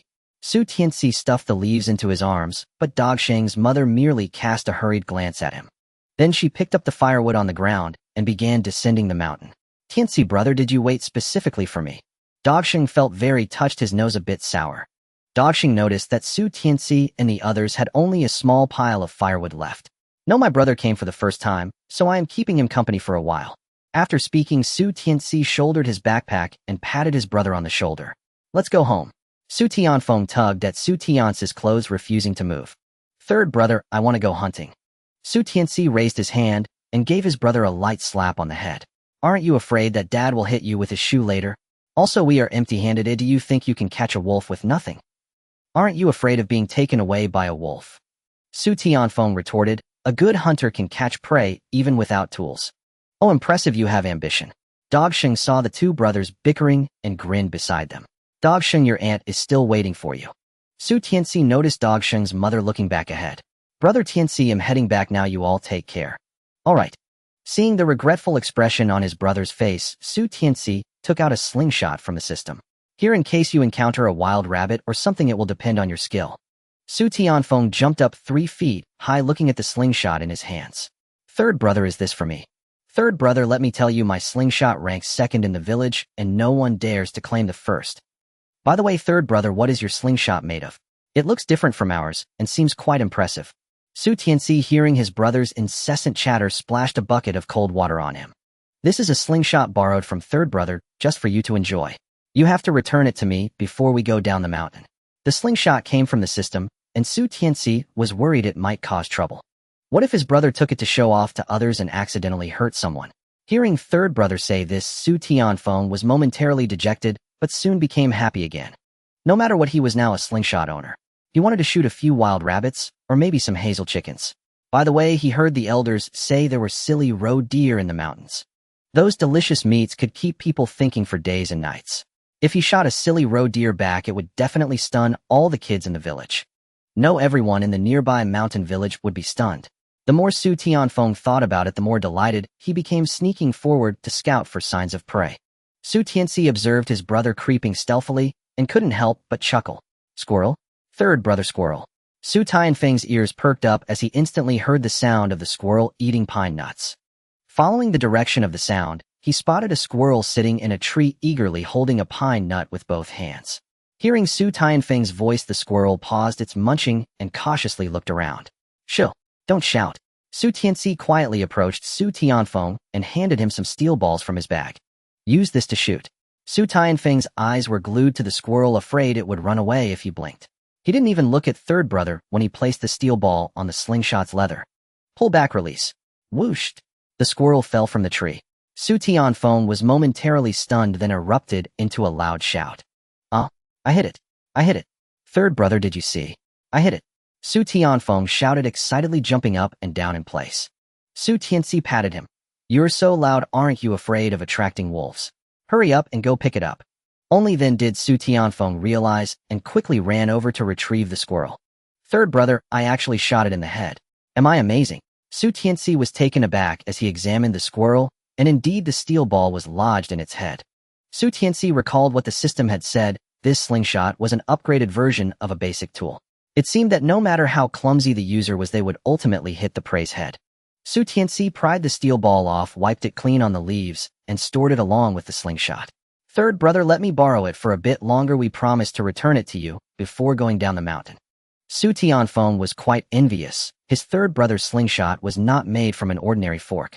Even the leather felt different from what they usually used. Su Tianfeng had a feeling that the reason he was able to hit the little squirrel was because of the slingshot. He recalled a saying from his cousin, if you want to do a good job, you must first sharpen your tools. Originally, my slingshot was the best in the village.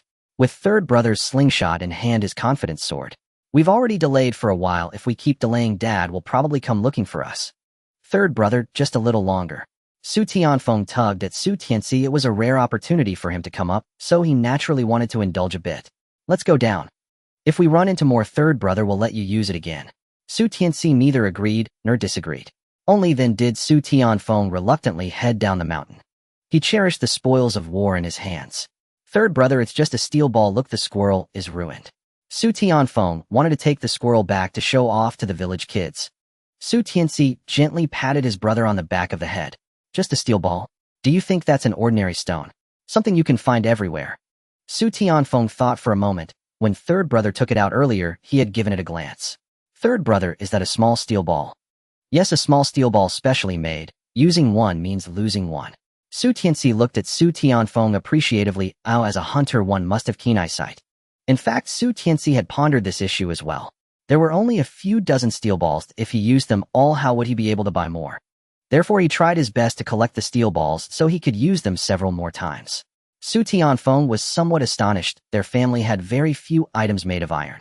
Third brother's slingshot actually used small steel balls. Su Tianci glanced at his brother beside him and said, "Remember, don't tell anyone." Su Tianfeng hurriedly nodded. Third brother, rest assured, I definitely won't say anything. Third brother, how about I just use pebbles instead of your steel balls? Can I play with it a bit longer? Do you want to come again, next time? Su Tianci asked. Su Tianfeng was taken aback. Third brother, you promised to take me up the mountain. Su Tianci tightened the load on his back. It was still a bit heavy, and he hadn't rested at all on the way down. If Dad finds out that I took you hunting in the mountains, I can guarantee that he will break your legs. Su Tianfeng hurriedly tugged at Su Tianci's sleeve, trying to curry favor. Third brother, I promise not to say anything. You must take me next time. We'll talk about next time later. Walk faster so Dad and Mom don't worry. Su Tianci quickened his pace home, wanting to see what kind of reaction Su Tiandong had after catching so many iron cannon worms. Just thinking about the scene of 200 or 300 iron cannon worms surrounding Su Tiandong made Su Tianci unable to hold back his laughter. He was really looking forward to it. Soon Su Tianci and Su Tianfeng returned to the Su family. There weren't as many people gathered around as he had imagined. The Su family was even quiet. Su Tianci was quite puzzled. He noticed that the firewood they had chopped was piled in the yard.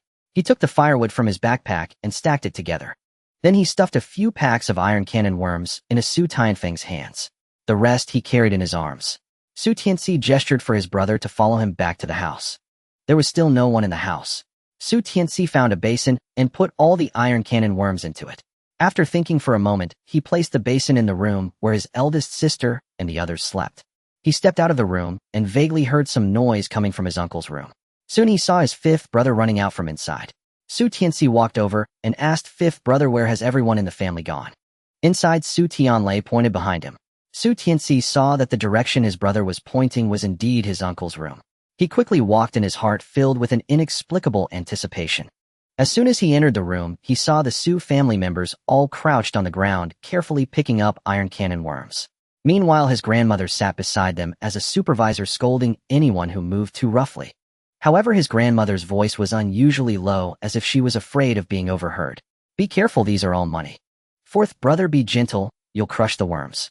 And you, the worms won't bite. What are you afraid of? Su Tianci was surprised to see that hundreds of iron cannon worms gathered together were such a spectacular sight. The ground near the Kong was completely covered with them, leaving no place to step. The Kong was also densely packed with iron cannon worms, continuously wriggling, seemingly searching for a hiding spot. Anyone with a phobia of clusters would surely scream in fright upon seeing this. Su Tianci glanced around the room, but did not see his cousins. His grandfather was also absent. He felt a bit strange. Since he entered, Li Dahua had only glanced at him before continuing to supervise the others. Su Tianci deliberately made an exaggerated expression. Wow, where did all these worms come from? We're going to have meat for lunch today? How wonderful. You. Li Dahua instinctively wanted to scold him, but realizing her voice was too loud, she immediately stopped. Yes, mother, let's fry these worms for lunch. Su Xingjuan, holding an iron cannon worm with a disgusted look on his face, chimed in. Right, mother, there are so many worms we can't finish them in one meal. Su Shanghai nodded as well. He had no idea why there were so many worms in his elder brother's room. He also did not understand what his mother wanted these worms for. Why did she insist they shouldn't let the worms die? Aren't they the same whether they are alive or dead? Eat, eat, eat. Are you starving to death? Li Dahua glared at Su Shanghai and scolded him softly. Yesterday, several sons had secretly eaten chicken meat behind her back, which had made her furious all night. Just now, Su Tiandong told her that these worms could be sold for money. He also said that after selling them, all the money would be given to her. Su Tiandong even mentioned that there would be better things in the future, and she should wait to enjoy her grandchildren's blessings. Li Dahua listened with delight. Her grandson said that once they had money, they would build a big brick house. A big brick house would be the first of its kind in the village. At that time, it would surely make the villagers envious. Those who were blind and had loose mouths were still tightening their belts to get by, while Li Dahua would be living the life of a landlord's wife. Although Li Dahua did not scold Su Xingjuan, he was not pleased. He stood up and said, "Since there's nothing to eat, why are we even picking these up? Even the emperor wouldn't starve his soldiers." Su Xingjun said this without caring about Li Dahua's displeased expression. Third brother let third sister-in-law cook. It's already past mealtime, and we still haven't started cooking. You can't be this lazy. Yesterday's large plate of chicken had made Su Xingjun long for the cooking skills of Tian Cuihua. Tian Cuihua glanced at Su Xingli and then stood up. Mother'll go cook first. Uncle must be hungry. For her youngest son, Li Dahua scolded him, but still held a soft spot in her heart. She pointed at the bowl in Tian Cuihua's hand. "Make what you have in that bowl for Xiao Jun to eat." The bowl in Tian Cuihua's hand was a large earthen bowl typical in rural areas containing at least 10 worms. "Mother, let Danny and Ernie go help me. That way we can finish it quicker. Go, go, go. If you can't work, at least don't be lazy." Tian Cuihua took her 2 daughters outside, and Su Xingjun swayed as he left. Lunir looked at her husband. Oh, she was willing to cook, but was unwilling to pick up these worms. She was already terrified of the bee larvae yesterday. Today's worms were longer than bee larvae and kept crawling, which was even scarier. She saw that her 2 daughters were also frightened. The youngest's face had turned pale. "Mother, why not let Tiannin go to the kitchen to start the fire? She's good at it." Li Dahua's eyes bulged. "With so many worms, hurry up and pick them up. If you don't finish, don't even think about eating lunch." Su Shanghai glared at his wife. "What are you dawdling for? Hurry up." Lunir, seeing her husband not standing up for her, had no choice but to close her eyes, quickly pick up an iron cannon worm from the ground and toss it into the bowl. The iron cannon worm did not land in the bowl, but fell back to the ground. Li Dahua saw this and scolded her again.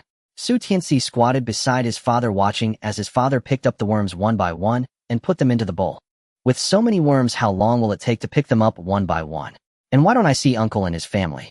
Su Xingli picked up one with his left hand and another with his right, placing them in the bowl. Su Tianrong beside him was also unafraid of the worms as she picked them up one by one and placed them in the bowl. "Your grandmother said that by picking them like this, the iron cannon worms won't die." While busy, Su Shengli answered his son's question in a low voice. "Your uncle and cousin are unwell and are lying in Dong's room. Your aunt gets faint at the sight of worms and faints when she sees them. Look there, the worms over there are all squashed by her." Su Shengli gestured with his chin towards the edge of the Kong. Su Tianci then saw that on the ground by the edge of the Kong there were several flattened iron cannon worms. "What nonsense! Hurry up and pick them up." Li Dahua overheard Su Tianci and his father's quiet murmurs and immediately became displeased. Su Xingli quickened his pace, while Su Tianci leisurely continued to pick. While picking, he pondered. Just now he had heard from Li Dahua that these worms were meant to be sold for money. However, how did Li Dahua know that these worms could be sold? Su Tiancis' eyes brightened as he thought of the more than 100 iron cannon worms he had collected. Since that is the case, he would go to the town in the afternoon. However, he needed to come up with a legitimate reason to go to the town. By the time lunch was ready, Su Tianci and the others had finally finished picking up the bugs from the ground. As for those on the Kong, Su Tianci really didn't want to burden his father and the others, so he came up with an idea. Find a big basin, then 2 people can each hold one end of the Kong mat and roll it up, dumping the bugs into it. This method is great. Su Shanghai's eyes lit up as he quickly went to the kitchen to grab a basin. Everyone else was extremely happy. After all, who wouldn't feel a bit nauseous after picking up so many bugs? Li Dahua did not object. As long as the bugs could be harvested intact, that was fine. Su Shanghai took 2 large wooden basins and placed them under the Kong. Su Xingli and Su Shanghai each held a corner of the Kong mat and pulled it down. However, the mat was too large, and with the bugs on it, they needed someone to support the middle. Su Tianci volunteered to climb up and stood in the middle of the Kong mat. Suddenly, he felt something unusual under his feet. He looked down and saw a paper package folded into a square. Su Tiancis' eyes shifted. He pretended to struggle to lift the Kong mat. "Why is this Kong not flat? It's actually poking my foot." Li Dahua stood by the edge of the Kong, nervously watching her 2 sons. Upon hearing Su Tiancis' words, she turned her head to scold him, but before she could say anything, she saw an object kicked in front of her. Instinctively, Li Dahua picked up the paper package. The texture felt like paper. She casually tore it open. Inside the package were various denominations of renminbi and several grain tickets. Li Dahua's eyes widened involuntarily. She quickly put the package back to its original form and stuffed it into her pants pocket. Su Tianci, who had been observing Li Dahua, also saw what was inside the package. Indeed, just as he had guessed. For a moment, he thought about taking it for himself. However, since he was the only one who had been on the Kong today, if Annie made a fuss, he would be the one to suffer. Since that was the case, it would be better to let Li Dahua take it directly. He was curious to see whether this harmonious relationship between mother-in-law and daughter-in-law would continue to remain so. Su Tianci held the top of the Kong mat, while Su Shengli and Su Shanghai held the sides. All the tiger worms rolled into the basins, and soon both basins were full. After everyone tidied up the room, Tian Suihua called everyone to eat.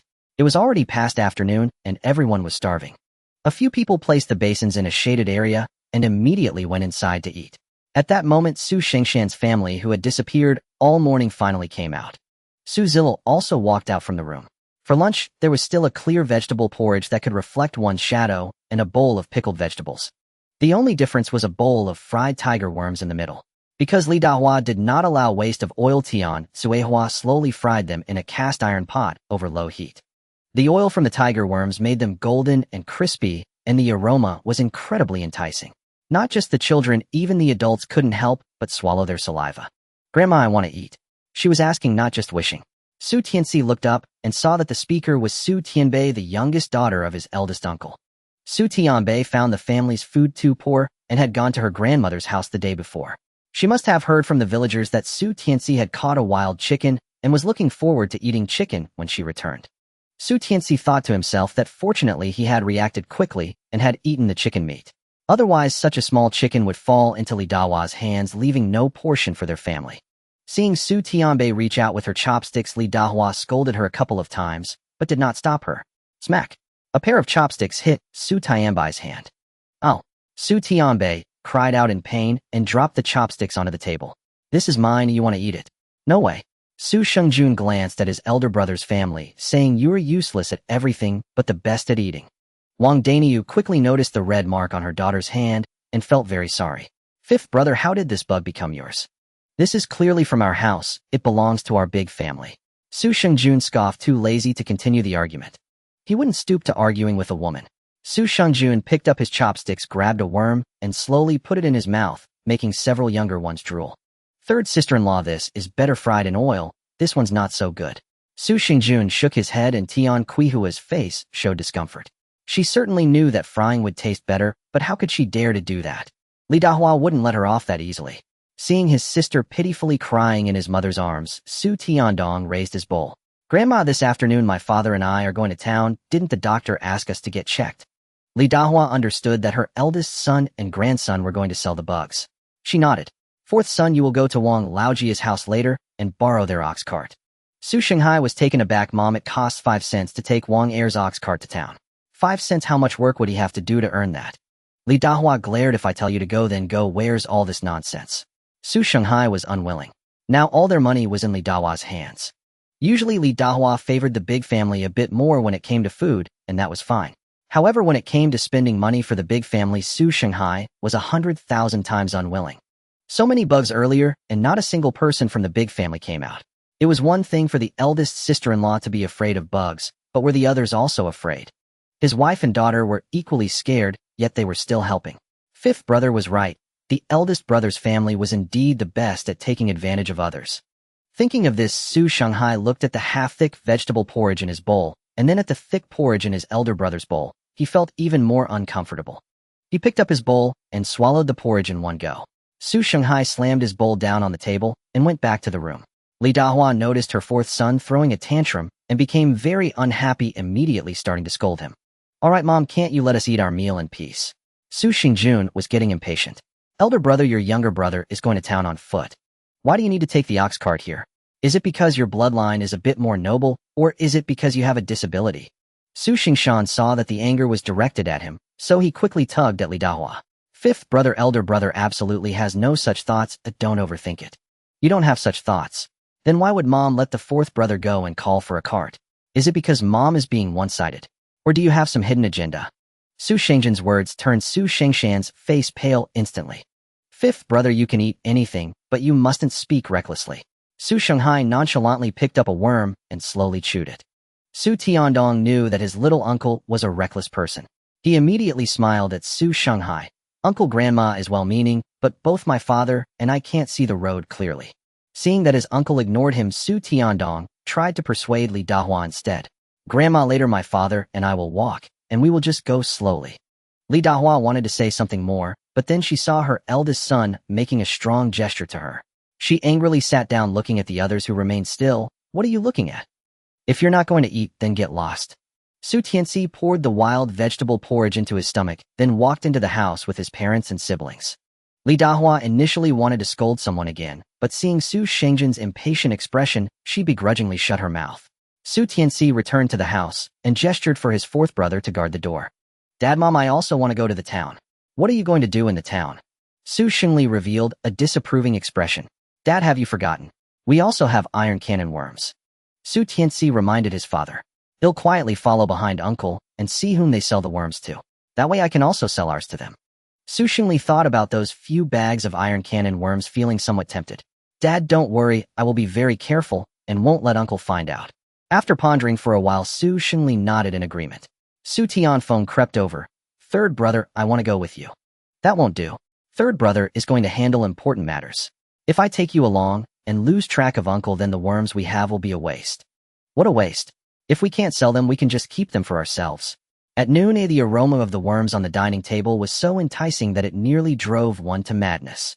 Su Tianfeng recalled how his uncle devoured them secretly, hoping the worms wouldn't be sold.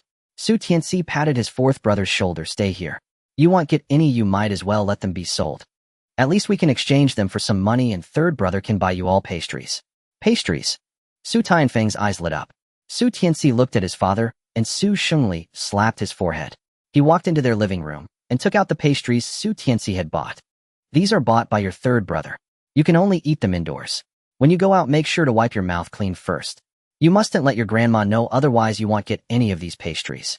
Tian Suihua saw her husband taking out the pastries and felt a pang of heartache. She picked up a piece of furnace fruit, breaking off a bit for a child. Su Tianci waved his hand. Mom, I want to eat. You have it. A piece of furnace fruit was smaller than his palm. If shared among several people, each would get only a tiny bit. If he didn't eat, the others could have a bit more.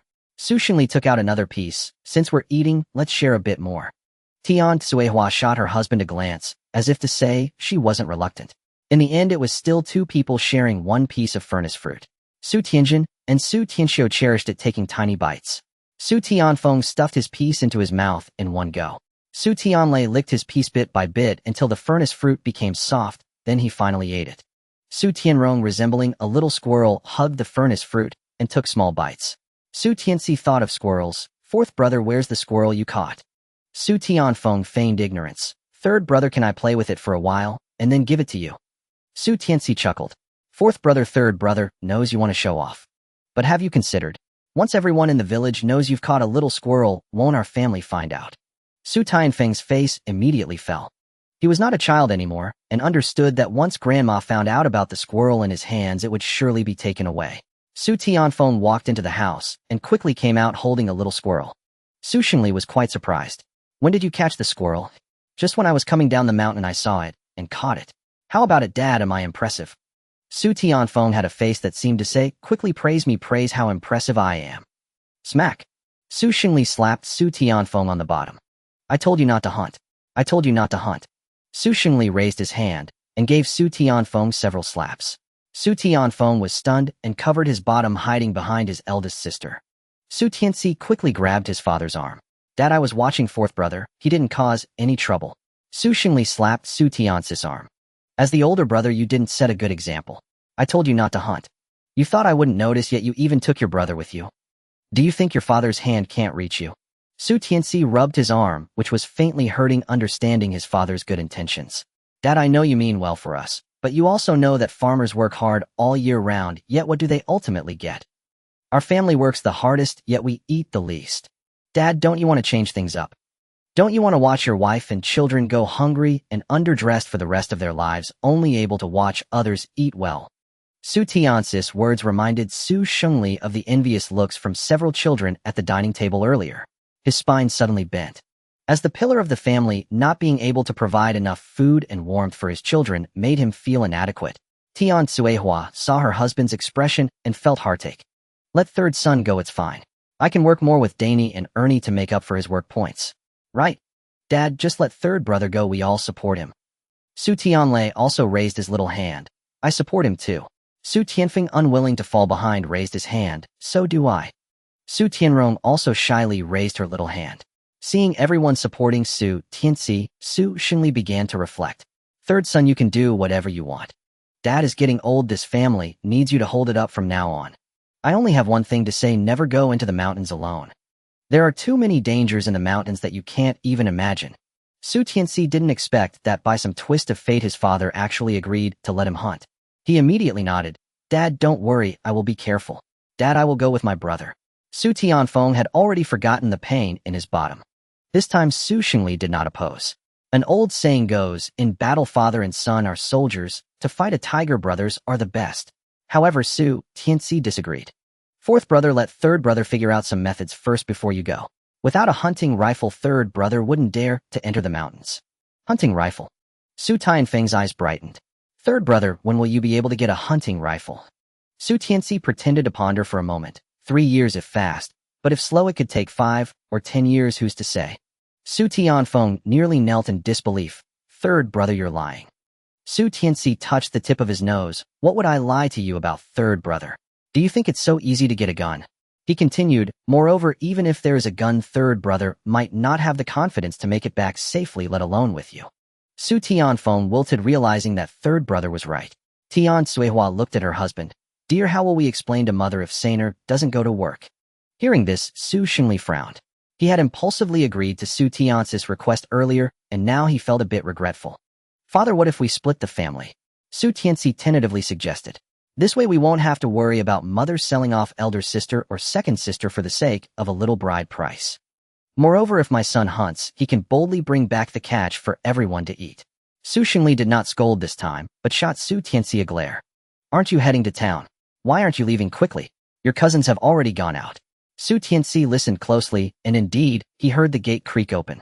Elder sister, can you help me grab a jar to store some iron cannon worms? I left it in your room. Su Tianjin and Su Tianxiu entered the house, and soon emerged with a bundle. Elder sister happened to have 2 jars both filled. Be careful with them, Su Tianjin advised. Don't worry, if we can't sell them, we'll keep them for ourselves. Su Tianci waved goodbye to his family with a smile, and walked out. After leaving, he quickened his pace. Soon he spotted the figures of his uncle and cousins. His uncle carried a small bundle on his shoulder.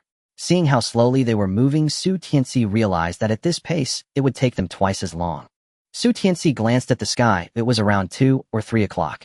If he walked slowly with his uncle to town, the supply and marketing cooperative would be closing. Su Tianci decisively turned into a shortcut up the mountain, planning to take another route to reach town. As he walked along the mountain path, he looked around, knowing this season often brought many surprises. Unfortunately, other than spotting a chestnut tree, Su Tianci saw nothing else. He secretly noted the location of the chestnut tree in his mind. The chestnut tree was nearly ripe, and Su Tianci planned to return another day to harvest it. In this mountain area, whatever one harvests first belongs to them. Wiping the sweat from his face, Su Tianci rushed along the path. He felt fortunate that he hadn't been reborn in winter. In the winter of the Xing'an Mountains, it was truly a place where snowdrifts could devour a person. Throughout winter, people in the village stayed cooped up at home, and there wouldn't even be a shadow outside. Thinking of his younger sister who had perished in winter in his previous life, Su Tianci quickened his steps. He needed to hunt more in the mountains now to prevent his sister from facing a tragic fate. Su Tianci moved quickly, wondering if it was due to his recent daily jogging, but he felt like his physical condition had improved somewhat. At least after walking for an hour, he didn't feel tired. Spotting the supply and marketing cooperative across the street, Su Tianci thought for a moment and decided to find Su Tsuhua first. As he had taken the beehives with him, when he left earlier, Su Tsuihua was busy stitching shoe pads while chatting with someone nearby. Aunt. Su Tsuihua was a bit surprised whose child was calling out like that. She looked up and immediately spotted Su Tianci. Oh, what brings you here today? Seeing the bag in Su Tianci's hand, Su Qihua's eyes sparkled with excitement. My nephew comes to visit me. Can you keep an eye on him for a while? Su Tsuihua set down the shoe pad in her hands and walked out from behind the counter. Let's go outside to talk. Su Tianci followed Su Tsuihua to the alley entrance, and she glanced back to ensure no one was around. But what good stuff did you catch? She looked curiously at the bag in Su Tianci's hand. I have a few beehives at home. Oh, I brought them over to process. Su Qihua's expression revealed disappointment upon hearing this. However, she didn't say much and led Su Tianci towards Old Wang. Old Wang opened the door to let them in. Su Tianci opened the bundle and took out 7 beehives at once. He had originally planned to leave one for his father, but his father had refused and told him to sell them instead. Su Tianci thought that since he would be wandering in the mountains in the future, he might encounter more beehives. Old Wang squatted down to examine the quality of the beehives. His attention was suddenly drawn to the contents of Su Tianci's bundle. What's that? Su Tianci pulled out the jar. These are iron cannon worms. They are delicious when fried, high in protein, and particularly beneficial for the elderly and children to eat. They help strengthen the body and prevent illness. Old Wang put down the beehives and took the jar. Su Tsuehua's heart stirred. She quickly reached for the jar in Old Wang's hand. Old Wang, this is a gift from my nephew to me. Su Tianci quickly added with a smile. And I saved you a jar, he said, pulling out another jar from the bottom of the bag. Su Tsuehua released the jar in her hand and took the one from Su Tianci. She clearly saw that the worms in this jar were noticeably larger. Old Wang carefully inspected the iron cannon worms. How do you want to sell them? I'll take them all. Su Tianci's face showed hesitation. Su Tsuehua noticed Su Tianci's expression and smiled. Old Wang, aren't you making my nephew make a mistake? If you want them, why not trade something with him instead, eh? Yes. I didn't plan to sell them anyway. If it doesn't work out, I can give them to you. Su Tianci nodded eagerly. Old Wang's eagle-like eyes glanced over Su Tianci. He took the jar and went inside shortly after he came out with another jar. This is homemade medicinal wine. It's a fair trade for your worms. Su Tianci was overjoyed. This was indeed a valuable item. Old Wang, we still have these beehives, Su Tsuehua reminded. Old Wang didn't let his guard down just because they were familiar. He picked up each beehive to check before taking them to weigh. 7 beehives weigh a total of 83 jin and 2 liang at 0.3 yuan per jin, totaling 24 yuan and 96 fun. Old Wang quickly calculated the money and took the beehives to the adjacent room. Finally, he began filling out the form. Su Tianci couldn't help but secretly rub his fingers. The beehive he had intended to keep for his father was the largest. Thus, the 7 beehives were sold for over 20 yuan. Now he had nearly 50 yuan in hand. Su Tsuehua accepted the form filled out by the elderly man and led Su Tianci outside. You sly child, were you hiding this from me? Why didn't you mention such a fine thing just now? She felt pained thinking of the bottle that had just been handed over to Old Wang. Su Tianci grinned bashfully. Auntie, I thought you wouldn't want it. Many people recoil at the sight of it, let alone dare to eat it.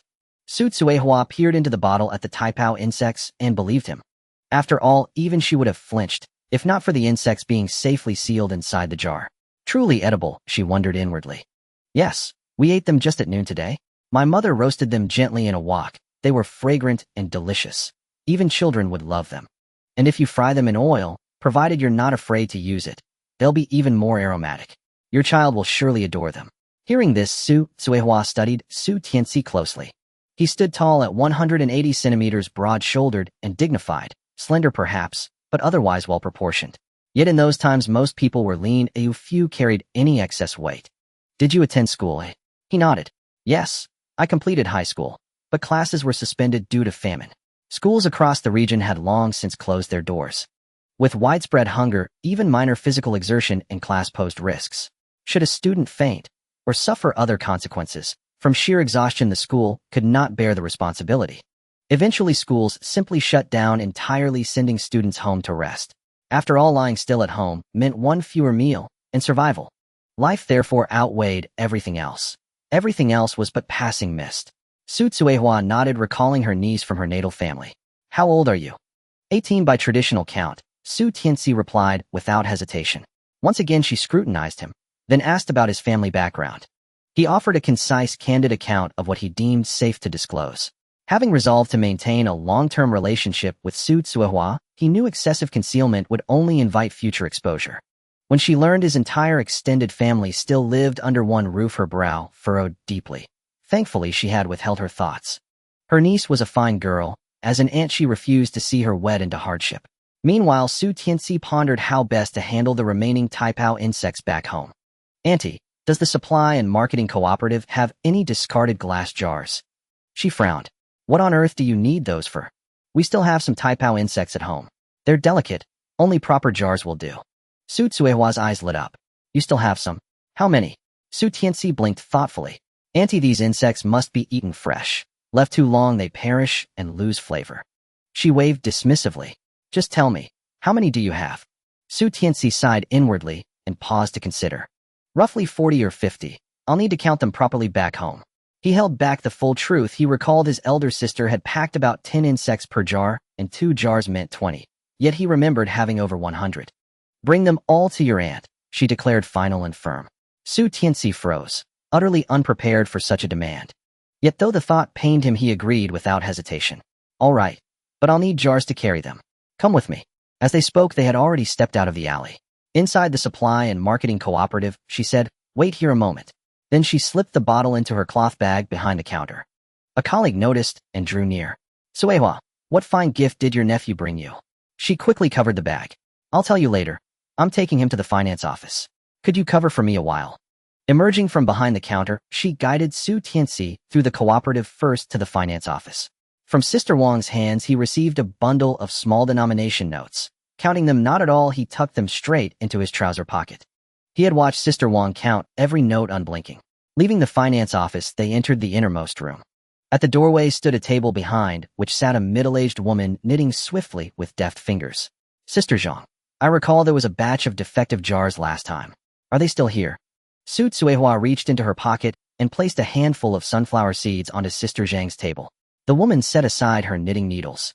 "Ah, Tsuehua, you're in luck. Help yourself." "Many thanks, Sister Zhang. By the way, this is my nephew. I've brought him along to help choose." Sister Zhang shrugged indifferently and resumed knitting. "Go ahead, just don't disturb the order. I sorted them myself this morning." "Rest assured, Sister Zhang." Su Tsuehua led Su Tianci confidently toward a shelf. As he walked, he glanced around keenly. The warehouse stretched vast and deep, crammed with countless supplies. "All these are flawed, destined for factory recall. How many do you need?" At the sight of the glass bottles before him, Su Tianci's eyes gleamed. "Auntie, may I choose freely? They appear undamaged." As he selected, Su Tsuehua replied offhandedly, "These all bear imperfections, marked for scrapping." He chose several large candy jars and several fruit canning jars, both sturdy and capacious. Su Tianci rose. "Auntie, how much for these jars?" She glanced briefly. "Ask Sister Zhang. Any others you'd like?" He had intended to select more, but hesitated, uncertain of the cost. "No, that's enough. These will hold the remaining taipao insects." Seeing he'd made his decision, Su Tsuehua guided him toward the door. "Sister Zhang, I've chosen these jars. I plan to repurpose them as children's drinking cups. How much do they cost?" Sister Zhang examined the jars in Su Tianci's hands, just as a man burst in through the doorway. "Sister Zhang, hurry. The shipment's arrived." She set aside her knitting instantly. "Suehua, wait a moment. I must go receive the cargo." Su Tsuehua hurriedly pulled Su Tianci aside out the door. Moments later, the man reappeared hoisting a massive sack on his shoulder, while Sister Zhang strained to drag a heavy burlap sack behind him. Su Tianci hastily placed his jars on a nearby shelf and rushed forward to relieve Sister Zhang of her burden. She exhaled in relief. "Be careful." "Yes," he called back without turning. Gently, he set the sack beside where the man had placed his own. Then he dashed back out to help unload the rest. After several trips, the cargo was fully unloaded. Wiping sweat from his brow, Su Tianci lifted the final sack onto his shoulder. "Tianci, what are you doing here?" Su Tianci looked up and realized that it was his uncle and cousin who had arrived. He blinked. "Uncle, what are you doing here?" Su Xingshan was about to speak when Su Tiandong grabbed his arm. "Cousin, my father and I came to the clinic for a checkup. What are you doing?" Su Tianci adjusted the sack on his shoulder. "Aren't I helping to unload?" Su Tiandong showed a look of surprise as he pulled Su Tianci to one side. "Cousin, you aren't here to sell something, are you?" Su Tianci's face fell. "Cousin, what have I done to you for you to treat me like this?" Su Tiandong was taken aback. "I didn't mean that." Su Tianci yanked Su Tiandong's hand down. "If it weren't for the fact that you're my cousin, I would have given you a good beating." After saying this, Su Tianci carried the sack inside. He was worried that if he didn't go in soon, Sister Zhang would come looking for him. He didn't want his cousins to know that he was selling things to the supply and marketing cooperative. "Come in quickly." Sister Zhang sighed in relief upon seeing Su Tianci. The last sack was filled entirely with fabric. If this young man walked away with it, she wouldn't have anywhere to cry. "I just ran into someone I knew earlier and exchanged a few words with them." As Su Tianci explained, he set the sack down on the ground. He noticed that the goods from earlier were haphazardly piled near the entrance, blocking it completely. "Sister Zhang, how about I help you sort this out?" Sister Zhang waved her hand. "No need, everything must be taken out to handle by tomorrow morning." Su Tsuehua overheard this and leaned in. "Sister Zhang, the goods to be processed tomorrow have arrived so early." "Well, it's not too early. I have to stock them and clear the accounts, and I won't be able to leave on time today. Sister Zhang's face turned sour at this thought. Su Cuihua clapped her hands. It's a good thing we aunt and niece ran into each other while help you. Sister Zhang hesitated for a moment. This is an internal matter for the supply, and marketing cooperative outsiders shouldn't get involved. Su Cuihua laughed lightly. Sister Zhang, how about this? You handle the list, and I'll handle the quantities. My nephew will help with the carrying. He's just helping with unloading and moving, nothing else. It won't matter. Su Cuihua said, lowering her voice. As long as Sister Zhang lets him choose a few first, what do you think? The defective items processed by the supply and marketing cooperative are usually picked over by the internal staff first. If luck is on their side, they could pick out many good items. Sister Zhang, as the warehouse manager, often picks out good items and was no longer that interested. If someone helped, she could leave on time, which was a good idea. All right, you can choose first later. Sister Zhang was careful and did not agree to let Su Tianci choose first, but said that Su Cuihua would choose first. After all, Su Cuihua was the staff member of the supply and marketing cooperative. Su Tianci felt a bit envious as he leaned closer to Su Cuihua. And is the cooperative still hiring? My elder sister is quick and hardworking, and she looks good too. Su Cuihua shook her head. I haven't heard anything for now. When there's an opening, I'll let you know. Su Tianci knew that being a salesperson at the cooperative was a sought-after job. Even if there was an opening, it would probably be taken by relatives of the internal staff. Thus, even though Su Tianci knew Su Cuihua was just being polite, he still thanked her courteously. And thank you. If it works out, I'll definitely treat you to a meal. Let's help Sister Zhang sort these out first, and we'll talk about it later. Su Cuihua also suggested helping for the benefit of being able to choose first. Su Tianci started to get busy. Su Tiandong and his father had been looking outside for a long time, but hadn't seen Su Tianci come out. They also dared not enter the cooperative to sell their items, fearing being seen by Su Tianci. Dad, how about we go check somewhere else? Su Xingshan had no idea, so he nodded in agreement upon hearing his son's suggestion. Su Tianci was unaware that his uncle and cousin were hesitant to enter the cooperative because they had seen him. At that moment, he was stunned by the contents of the sack. The items being processed this time included fabric bowls, cups, teapots, and even liberation shoes. Su Cuihua opened the fabric and found that one section was slightly unevenly dyed, while the rest was good. As for the bowls and cups, it was the same story.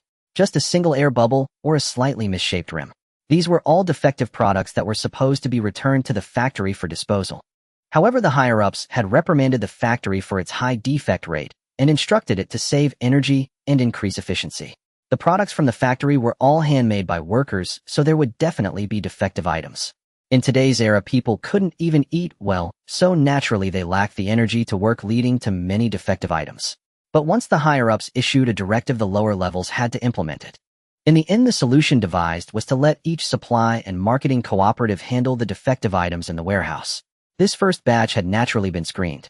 Su Tianci didn't understand, but as an employee of the supply and marketing cooperative, Su Cuihua certainly did.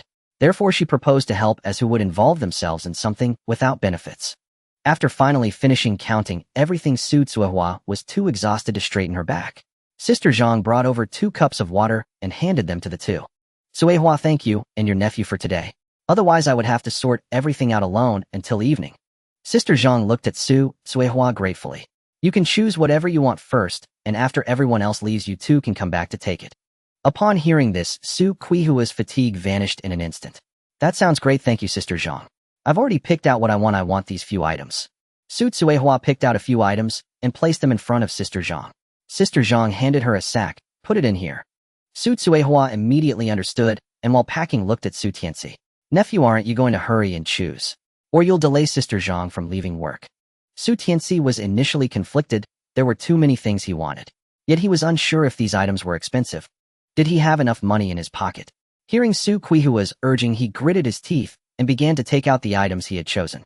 Soft cotton fabric, great for making clothes and underwear. This was something his elder sister had told him. There was also a small piece of red floral fabric. Su Tianci wanted to bring it back to make a coat for his younger sister. He also selected a few pieces of blue fabric. Su Tianci was unsure of the material, but thought it was durable. He picked 2 pairs of liberation shoes as he would be going into the mountains for a long time, so good shoes were essential.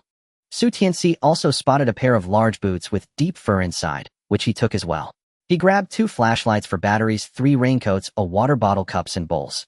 Su Tianci ended up with quite a haul, leaving both Sister Zhang and Su Cuihua stunned. Big nephew, do you need this much? and it's rare to come across this, so I just want to take advantage of it a bit. Su Tianci feigned shyness and scratched the back of his head. Sister Zhang and Su Tsuohua exchanged glances, and both broke into laughter. You child, why do you say everything out loud? Sister Zhang, don't laugh at him, he's just a country bumpkin and doesn't understand the rules. Su Tsuohua laughed enough and spoke up for Su Tianci. Sister Zhang waved her hand, noting that there were many who tried to take advantage, but this was the first time someone said it so directly. Such people are actually more genuine. Sister Zhang, how much do these cost? I don't have any tickets, could you convert them into cash? Sister Zhang picked up an abacus and began calculating the price. These are defective goods, so no tickets are needed, and the price is only 1/3 of the original cost. Su Tianci's eyes lit up, it was so cheap. The sound of Sister Zhang's abacus clicking was sharp and clear. The total is 18 yuan and 65 cents. Sister Zhang quickly calculated it. Su Tianci revealed an embarrassed smile. Sister Zhang, can I still choose a few more items? Earlier he had worried about not having enough money, but now he thought it would be foolish not to take advantage of such a deal. Regardless, he decided to spend all the money he earned today. After all, he still had 20 yuan at home. Seeing Sister Zhang nodding, he took a dagger he had already set his sights on. Since it was cheap, Su Tianci also picked a few pairs of liberation shoes. One for each of his parents and none for his siblings. Su Tianci also saw a few red hair ties and grabbed those as well.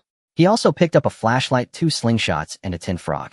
Earlier, he hadn't chosen these items, wanting to save his money for necessities. But now that they were so cheap, he naturally decided to buy them all. Su Tianci felt an overwhelming sense of pride. He felt like he had more money than he could spend, as if it could never run out. Sister Zhang's eyes lit up when she saw the dagger Su Tianci found. This was indeed a good item. In the past, she would have kept such things for her relatives. Unfortunately, she had already mentioned her earlier remarks. Although she felt a bit regretful, Sister Zhang still calculated the price honestly for Su Tianci. The total is 24 yuan and 5 cents. Su Tianci hurriedly pulled out the money from his pocket, counting it out for Sister Zhang 1 bill at a time. Before the money had even warmed in his pocket, he was left with only 84 cents. Su Tianci felt a pang of heartache, but seeing the 2 large bags full of goods, he had no regrets. Su Tsuohua had to leave to make an appearance, so she departed first. Before leaving, she told Su Tianci to wait outside until they finished work. While Su Tianci was stuffing things into his pockets, he spotted the squirrel his younger brother had caught. He thought for a moment, then took the squirrel out, holding it in his palm. Sister Zhang, my pockets are full. This little squirrel was caught by my brother. Could you help me process it? Sister Zhang saw the plump little creature and became curious. Upon hearing Su Tianci mention the squirrel, she took it. Once you peel and gut this squirrel and stir-fry it with pickled ginger and chili, it will be delicious. Su Tianci casually remarked, there are plenty of these things in the mountains. Sister Zhang sized up Su Tianci. All right, I'll help you process it. Su Tianci smiled. Thank you, Sister Zhang. You've helped me a lot. Sister Zhang smiled back, waved her hand, and Su Tianci walked out. Seeing that it was almost time, Su Tianci didn't wander far, simply squatting outside the supply and marketing cooperative. Soon the closing bell rang. Su Tianci stood up, stretching his stiff legs. Su Tsuohua walked out last, waiting until most people had left before emerging. She saw Su Tianci and nodded at him. Once everyone had left, Su Tsuohua led Su Tianci toward the warehouse. And I forgot to pay for those jars earlier. If I don't have enough later, could you lend me some? Earlier, when Su Tianci was squatting there, he remembered the items he had placed on the shelf. What do you mean borrow? I haven't even paid you for the insects you gave me. Tell me how much and I'll pay you. Su Tsuohua opened her handbag and pulled out a stack of bills. Su Tianci hurriedly waved his hands. Aunt, aren't you just making fun of me? I already said this is a gift for you. Su Qihua's eyes widened. Do you have mountains of gold or silver? You just say it's a gift. For those insects I want, take too many, let's say 5 cents each, and I'll pay you 50 cents in total. By the way, next time you bring the same kind, Aunt will have a great use for them. Su Tsuohua lowered her voice, reminding Su Tianci. And don't worry, as long as you say it, your nephew will surely take care of it. Su Tianci was excited. He had initially prepared to give them away for free and didn't expect Su Tsuohua to offer money. The two arrived at the warehouse and Sister Zhang had already packed up the items, waiting for them to come. Sister Zhang, have you been waiting long? By the way, how much do you want for those jars on the shelf? I completely forgot earlier. Su Tsuohua smiled broadly, affectionately holding Sister Zhang's hand. For those jars, just 10 cents each. Sister Zhang, thank you. Su Tsuohua cheerfully signaled Su Tianci to pack the items. After paying, Su Tianci took out 3 burlap bags. Sister Zhang hurried home, quickly bidding farewell to the two before locking the door and leaving. Su Tianci looked at the 2 large bags and began to worry. It felt good when buying them, but now having to carry so many items for an hour's walk home, he felt overwhelmed. Are you okay? Su Tsuehua hoisted a burlap bag onto her shoulder. She was only carrying fabric which looked heavy, but wasn't actually that weighty. Su Tianci quickly waved his hand.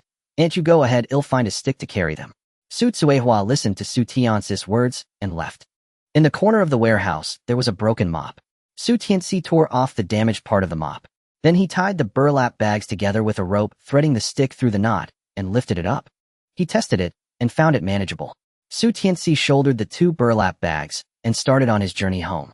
Every time Su Tianci thought about the expressions on his family's faces when they saw the items he brought back, he felt invigorated. With a bountiful harvest, Su Tianci had long forgotten about his uncle and cousin. He didn't plan to return home through the village entrance. Those 2 burlap bags were too conspicuous. He estimated that as soon as he entered the village he would be surrounded. Although being envied was quite satisfying, Su Tianci didn't want to be too ostentatious, at least not yet. As he approached the village, he took a turn up the mountain. Following the mountain path, Su Tianci headed to the old house. He hid the 2 burlap bags in the cellar of the old house. Then Su Tianci walked back with empty hands, swaggering. At this moment, it was the time when every household began preparing dinner, and Li Dahua was cursing in the courtyard. She saw Su Tianci walking in from outside, and her expression immediately fell. All you do all day is run outside. Is there a wildcat out there stealing your soul? Su Tianci stared at Li Dahua for a moment, and suddenly broke into a smile. No wonder my uncle doesn't want to get married if it turns out he's been bewitched by a wildcat out there. Su Xingjuan, who had been resting with his eyes closed, instantly opened them. Su Tianci, are you asking for a beating? Su Tianci walked over with a grin. Uncle, I just saw uncle and cousin at the supply and marketing cooperative. Do you think they are like grandma said, bewitched by wild cats? Li Dahua was taken aback and her tone changed. Your uncles went to the clinic for a checkup. What nonsense are you talking? Su Xingjun looked thoughtfully at Su Tianci. How come you're in town? Su Tianci took out 4 cents from his pocket and waved it in front of Su Xingjun. I went to help unload goods at the supply and marketing cooperative and earned 4 cents. Li Dahua dashed over and snatched the money from his hand. Fortunately, Su Tianci let go, or the money would have been torn in half. This money was something Su Tianci had thought of suddenly while resting on the road. Because he suddenly remembered his uncle and cousin. Since they had seen him, if he didn't have a proper excuse, they would surely make things difficult for him in front of Li Dahua. It was better to proactively confess and block their path in advance. After buying some things, he still had $1.24 left. He didn't plan to take out the extra money. Li Dahua's gaze seemed to pierce through Su Tianci. Is that all? No other money? Su Tianci showed a look of surprise. I just helped unload some goods. How much does grandma think I would get? This money was given because I was shamelessly helping out, and others felt bad not giving anything.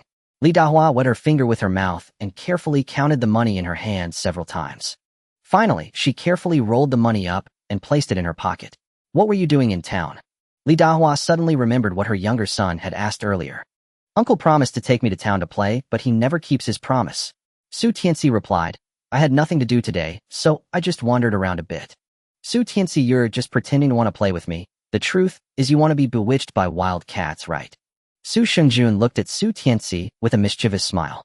Su Tianci looked at Su Xingjun and laughed. Su Tianci, come in. Su Xingli's stern voice came from inside the room. Su Tianci smiled at Su Xingjun and then walked into the house. As soon as he entered, he saw his younger brother and sister huddled on the Kong pretending to be busy. Su Xingli looked at Su Tianci with a face full of anger. You? Just as Su Xingli was about to speak, Su Tianci gestured to his father. In the next second, he quickly opened the door and Su Xingjun stumbled in. Uncle, save me. My dad wants to hit me. Su Tianci quickly pulled Su Xingjun in front of him. Seeing the pale-faced Su Xingli, Su Xingjun felt a bit intimidated. He turned back and patted Su Tianci on the shoulder. Uncle can't help you, you need to take care of yourself. Su Xingjun snuck away, and Su Tianci made a gesture towards Su Xingli. Su Xingli did not understand what Su Tianci meant. Su Tianci picked up a broom from the Kong and gave the quilt a sharp smack. Ouch, Dad, don't hit. Mom, quick, save me. With another smack, Su Tianci hit the quilt with the broom again. Seeing Su Tianci's actions, Su Xingli's face grew even darker. Su Tianfeng and the younger siblings covered their mouths, rolling on the Kong with laughter. Su Tianfeng, quick-witted, ran to the window and peeked through the crack. Third brother, grandma is gone. Su Tianci finally put down the broom, sighing. Acting alone was truly exhausting. Su Xingli saw his son's empty hands and recalled what he had just heard. Did those iron cannon worms only sell for 4 cents? Su Tianci replied, Dad'll tell you more about this at night. Su Tianci spoke in a mysterious low voice. Surprises are more intuitive when one sees them. If I say it out loud, it wouldn't be a surprise anymore. Dad have uncle and cousin returned? Su Tianci asked, curiously guessing that they must have gone to town to sell iron cannon worms. No, that's why your grandma is cursing in the courtyard. Su Tianci's eyes flickered. It was a pity. He wondered how his uncle and cousin sold their goods. Tianci brother, are you there? A voice cried out from outside Su Tianci's house. Su Tianci stood up, opened the door, and saw that it was Goshing outside. Goshing, I'm here. What is it? Come in and talk. Seeing Su Tianci at home, Goshing rushed in like the wind, grabbing Su Tianci and pulling him outside. Tianci brother, I can't find anyone to help, so I came to you. Su Tianci noticed the tremor in Goshing's voice and his heart sank. What happened? Did your dad get found? Goshing shook his head vigorously. No, it's my mom. She was bitten by a snake. Wang Yang said it was a poisonous snake and told me to hurry and take her to the clinic. As they spoke, they had already arrived at Goshing's house next door. Goshing's mother lay on the Kong unconscious. Su Tianci went up to check her pulse at her neck, which was extremely weak. He thought that even if he and Goshing took her to the clinic, Goshing's mother would likely be gone. Third brother, he'll carry my mom. You just need to help support a bit, Goshing said as he prepared to lift his mother. Su Tianci quickly held him back. Are you planning to just walk like that? How else can I go? I can run fast. Su Tianci was speechless. Your mom was bitten by a poisonous snake. Wang Yang couldn't do anything. Do you think your mom will still be alive by the time you reach town? Goshing was stunned. Then what should we do? Su Tianci suddenly remembered the antidote he had drawn from the system. He placed his hands on Goshing's shoulders and looked into his eyes. Do you believe in Tianci brother? Goshing nodded without hesitation. I believe. Su Tianci felt a stir in his heart. I got a bottle of antidote in town today that can cure all poisons. Su Tianci hadn't finished his sentence when Goshing immediately agreed. Tianci brother, is it real? How much is it per bottle? They'll pay for it. Su Tianci looked seriously at Goshing. Although it can cure all poisons, I haven't tested it myself. Are you still willing to use it on your mom? Goshing hesitated, looking at his mother on the Kong, whose face had turned a grayish hue. Use it. Goshing, go fetch a cup of water. Goshing thought it was Su Tianci who wanted water, so he went out and brought back a cup. Su Tianci took out a vial of medicine from his pocket, actually from the system. Gosheng, help your mother sit up, we need to give her this medicine. Gosheng sat by the Kong and lifted his mother's upper body, prying her mouth open. Su Tianci opened the vial and dripped a drop of medicine into Gosheng's mother's mouth. He recalled what the system said, that just a single drop could cure 100 poisons. To be safe, Su Tianci decided to drop 2 drops instead. After finishing, he gave Gosheng's mother some water that was nearby. Both of them watched Gosheng's mother anxiously. Gosheng's mother remained motionless against Gosheng, seemingly unaffected by the medicine. The longer they waited, the more nervous Su Tianci became. System, come out. The system did not respond, and Su Tianci felt like cursing. Could he really be let down by the system? That would mean a life was at stake. Rest assured, this system is guaranteed to be of quality. The system's cold mechanical voice finally sounded. Su Tianci almost knelt down. Why didn't you respond when I called you just now? Su Tianci was very angry. This system is not a little dog. Is that how you treat a system? If the master calls you, you don't respond. Host, misunderstood, we are bound, not master and servant. Does it make a difference? Host, this system suggests you read more. Su Tianci did not expect that one day he would be looked down upon by a system. Tianci, I go, my mother is awake. My mother is awake. Gosheng held his mother, tears streaming down his face. Mother, are you okay? Are you uncomfortable anywhere? Gosheng's mother looked hazily at Gosheng, then glanced at Su Tianci. Gosheng, what happened to mother? Mother, you went to pick wild vegetables and got bitten by a poisonous snake. Only then did Gosheng start to feel afraid. It was so close, he almost became an orphan. Thanks to Tianci Gu, but Tianci Gu specifically told him not to tell anyone about the medicine. Gosheng's mother struggled to sit up, and she noticed that the cuffs of her pants were rolled up. On her ankle there were 2 deep bite marks. At that moment the bite marks were oozing red blood. Dr. Wang came and said to hurry and take you to the clinic, so I called Tianci Gu to help. Gosheng's mother looked at Su Tianci. Thank you, I'm fine now, you can go. Su Tianci nodded. He hadn't planned to stay long anyway. Seeing Su Tianci walk out, Gosheng said, Tianci Gu, I'll find you another day, thank you for today. Su Tianci waved his hand dismissively and walked out. Gosheng was quite puzzled as to why his mother wanted to send Su Tianci away as soon as she woke up. Mother, you don't know how dangerous it was just now. If it weren't for Tianci Gu, I would have become an orphan. Sheng's mother sighed and patted Sheng's arm. Mother is doing this for his own good. Seeing her son looking unhappy, Sheng's mother rarely explained to him.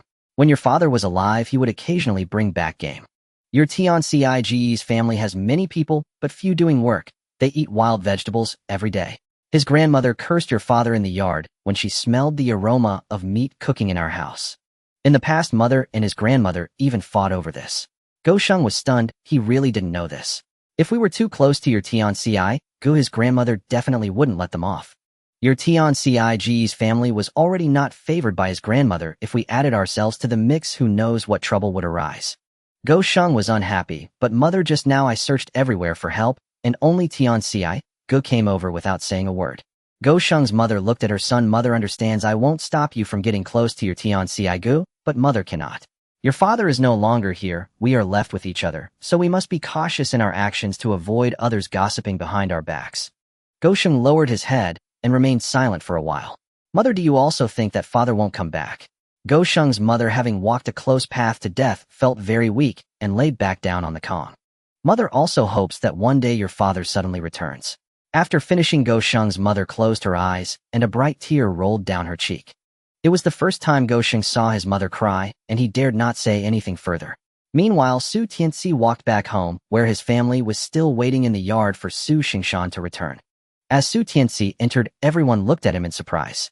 Yo, did you not rob the king of hell? Li Dahua had a gloating expression. Just now Li Dahua clearly saw Sheng crying anxiously. Grandma, Sheng's mother is fine, he was just scared. Su Tianci did not want to say much. He noticed his younger siblings looking dispirited and moved closer to Su Xingjun. Uncle, have you all eaten yet? Su Xingjun picked at his teeth with a grass root and rolled his eyes at Su Tianci. Eat? Are you treating me? Su Tianci smiled. Uncle, I gave my last 4 cents to Grandma. Su Xingjun snorted. What can 4 cents do? Did you say you saw your uncle and cousin at the supply and marketing cooperative entrance? Yeah. Su Tianci nodded. They were carrying a burden that big. Su Xingjun's eyes flickered. At that moment, someone ran in from outside the yard. Su Zhili, hurry to the village entrance to pick up your eldest son. They were held back for not having money to pay the fare. After saying this, the person ran away. Su Zhili stood up and reached out to Li Dahua. Give me the money. What did he say that you believe? Shanzi cannot possibly be out of money. Li Dahua did not believe what the person had just shouted. Her eldest grandson had said that the bug must be sold. They came back so late they must have sold out. The person just now must have been spreading rumors. Li Dahua would not be fooled. Seeing Li Dahua's response, Su Zhili squatted back down. After all, he had no money, and if Li Dahua didn't give him money, he was too lazy to go. Besides, they weren't his biological children. Su Xingjun grew impatient, waiting, and stood up. Mother, are we eating or not? If not, you can give me money, and I'll go buy food. As soon as Li Dahua heard about giving money, she immediately became displeased. Why are you still standing there? Didn't you hear Junzi is hungry? Why aren't you setting the table? Every day, just lazing around, even doing things requires your mouth to fall on your back. Tian Cuihua and Lu Nier hurriedly walked towards the kitchen. Just now they had intended to set the table, but were scolded by Li Dahua. She said they were reincarnated hungry ghosts only knowing how to eat all day. Now she was saying they were lazy. Oh, every word came from her mouth. The food was quickly placed on the table, a pot of wild vegetable porridge and a bowl of salted vegetable lumps. Li Dahua first served 2 bowls of thick porridge on one side, then began to divide the meal. Everyone was already hungry and quickly took their bowls to start slurping. At that moment, the door to the yard opened, and someone walked in. Sitting by the door was Su Shanghai, who heard a sound and picked up a bowl to get a closer look. The sky had already darkened, and he could only see 2 indistinct figures. Elder brother, Su Shanghai called uncertainly. Upon hearing this, Li Dahua put down her bowl and dashed towards the door. Wang Danio and her daughter quickly followed suit. Others also put down their bowls, leaving their seats to rush towards the door. As the 2 figures in the yard finally approached, illuminated by the kerosene lamp in the main room, Su Tianci saw that his uncle and cousin looked quite disheveled. His uncle's face was bruised and torn, while his cousin had several deep long cuts on his face and neck. However, the bundles they carried were nowhere to be seen. Had his uncle and cousin been robbed? This thought crossed not only Su Tianci's mind, but also that of the others. Dongzi, what happened to you and your father? By the way, is the money still there? Bring it to me, so I can keep it for you when it's time for you to marry. Li Dahua, feeling distressed for her eldest son and grandson, did not forget to ask for the money from selling the iron cannon worms. Wang Danio looked at her husband. Shangu, who did this to you? Such a vicious attack. Your mouth is all torn. Su Shengshan impatiently pushed his wife away, glaring angrily at Li Dahua. Mother, I told someone to call you to bring money for the fair, yet no one showed up after waiting for so long. Li Dahua was taken aback. Someone called just now and then ran away. I thought they were joking. Su Tiandong, feeling weak with anger, glanced at Li Dahua and prepared to walk inside. When he looked up, he saw everyone still seated eating. You all started eating without us returning.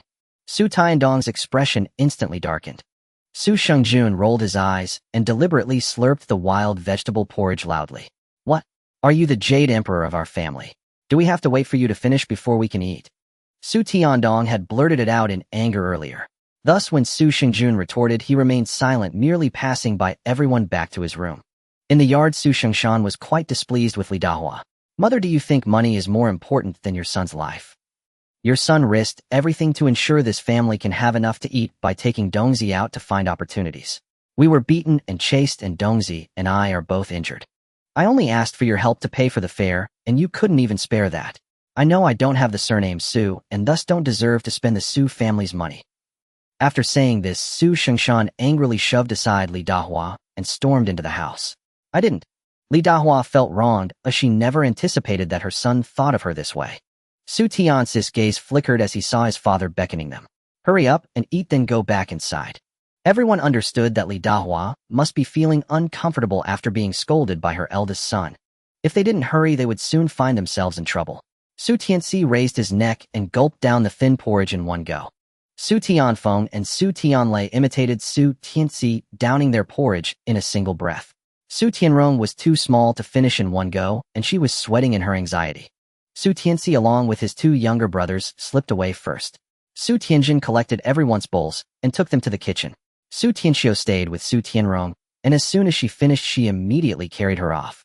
Seeing that the people from the third house had left the table, Lu Nier hurriedly took her two children back inside. Only Su Shanghai and Su Xingjuan, along with Wang Danio and her daughter, remained at the table. Su Tianjin and her mother returned to the house today. It was Auntie's turn to clean the kitchen. Seeing his family back indoors, Su Tianci exchanged a knowing glance with his fourth brother. Su Tianfeng immediately scampered to the window, listening intently to the commotion in the main house. Su Tianci and Su Tianfeng's actions quickly drew everyone over. Su Tianrong squeezed next to Su Tianci, her small hand gripping his. Third brother, did you buy something delicious again? Su Tianci found it amusing and dropped the bowl, starting to think about food. However, it was normal. Every day they had the thin, watery, wild vegetable porridge that barely reflected their shadows, devoid of any oil or richness. To call it porridge was more accurately to say it was boiled vegetable water. There were a total of 19 people in the Su family. Each time they cooked, Li Dahua would only take a small handful of rough rice, mixing it with wild vegetables dug up from the mountains and fields to cook a big pot. Before serving the porridge, Li Dahua would carefully scoop out the dregs from the bottom of the basin with a spoon, first serving those who were most important in her eyes. When it came time to serve the others, naturally, there was only a watery broth left. Su Tianci had complained about this before, but his mother told him that even though they couldn't fill their stomachs, at least their family had not been plagued by death. Su Tianci lifted his sister onto his lap. Today the iron cannon worms I took out were sold. Su Tianlei jumped up in joy. Wow. Su Tianjin quickly covered her fifth brother's mouth. Isn't there still some iron cannon worms left at home? Someone has already taken all of them. Everyone in the room displayed happy expressions. However, the buyer requested that they be of good quality, so I thought I would ask mother and sister to help sort them out. I want to help too. Su Tianfeng turned around, saying in a low voice. Third brother, I can help too.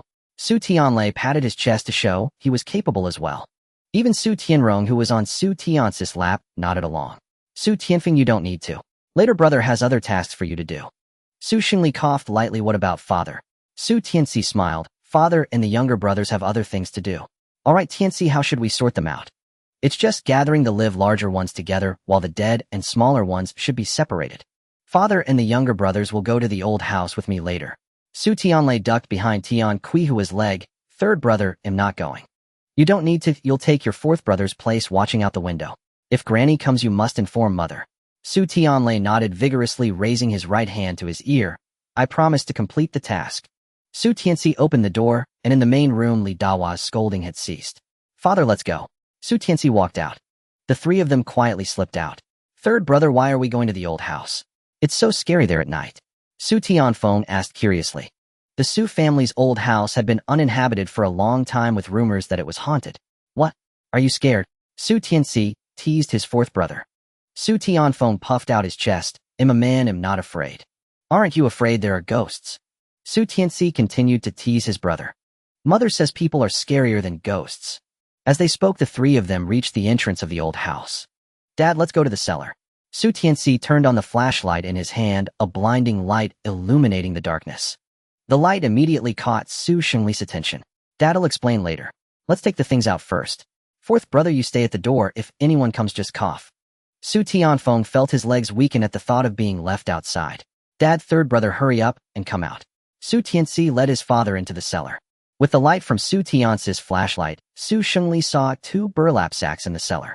Is this what we need? Su Xingli stepped forward to pick one up, ready to leave. Dad, let's each take one bag. That way it's less conspicuous. Su Tianci stepped forward and hoisted a burlap sack onto his shoulder. Dad, be careful, there are glass jars inside. They can break easily. Su Xingli immediately lightened his movements upon hearing this. The two climbed out of the cellar, startling Su Tianfeng, who was watching outside. When he recognized it was his father and third brother, he was delighted as he eyed the items on their shoulders. Last time, third brother brought back delicious pastries. This time, third brother actually bought 2 sacks. Could he indulge himself? Fourth brother, you lead the way ahead. If anyone is around, you know what to do.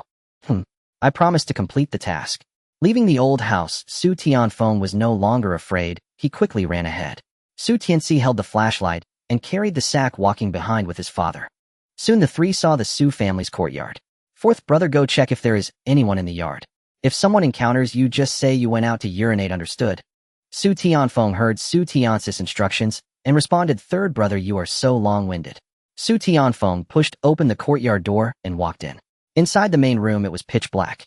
He tiptoed to the front of each room, listening stealthily. Then he opened the door to his home.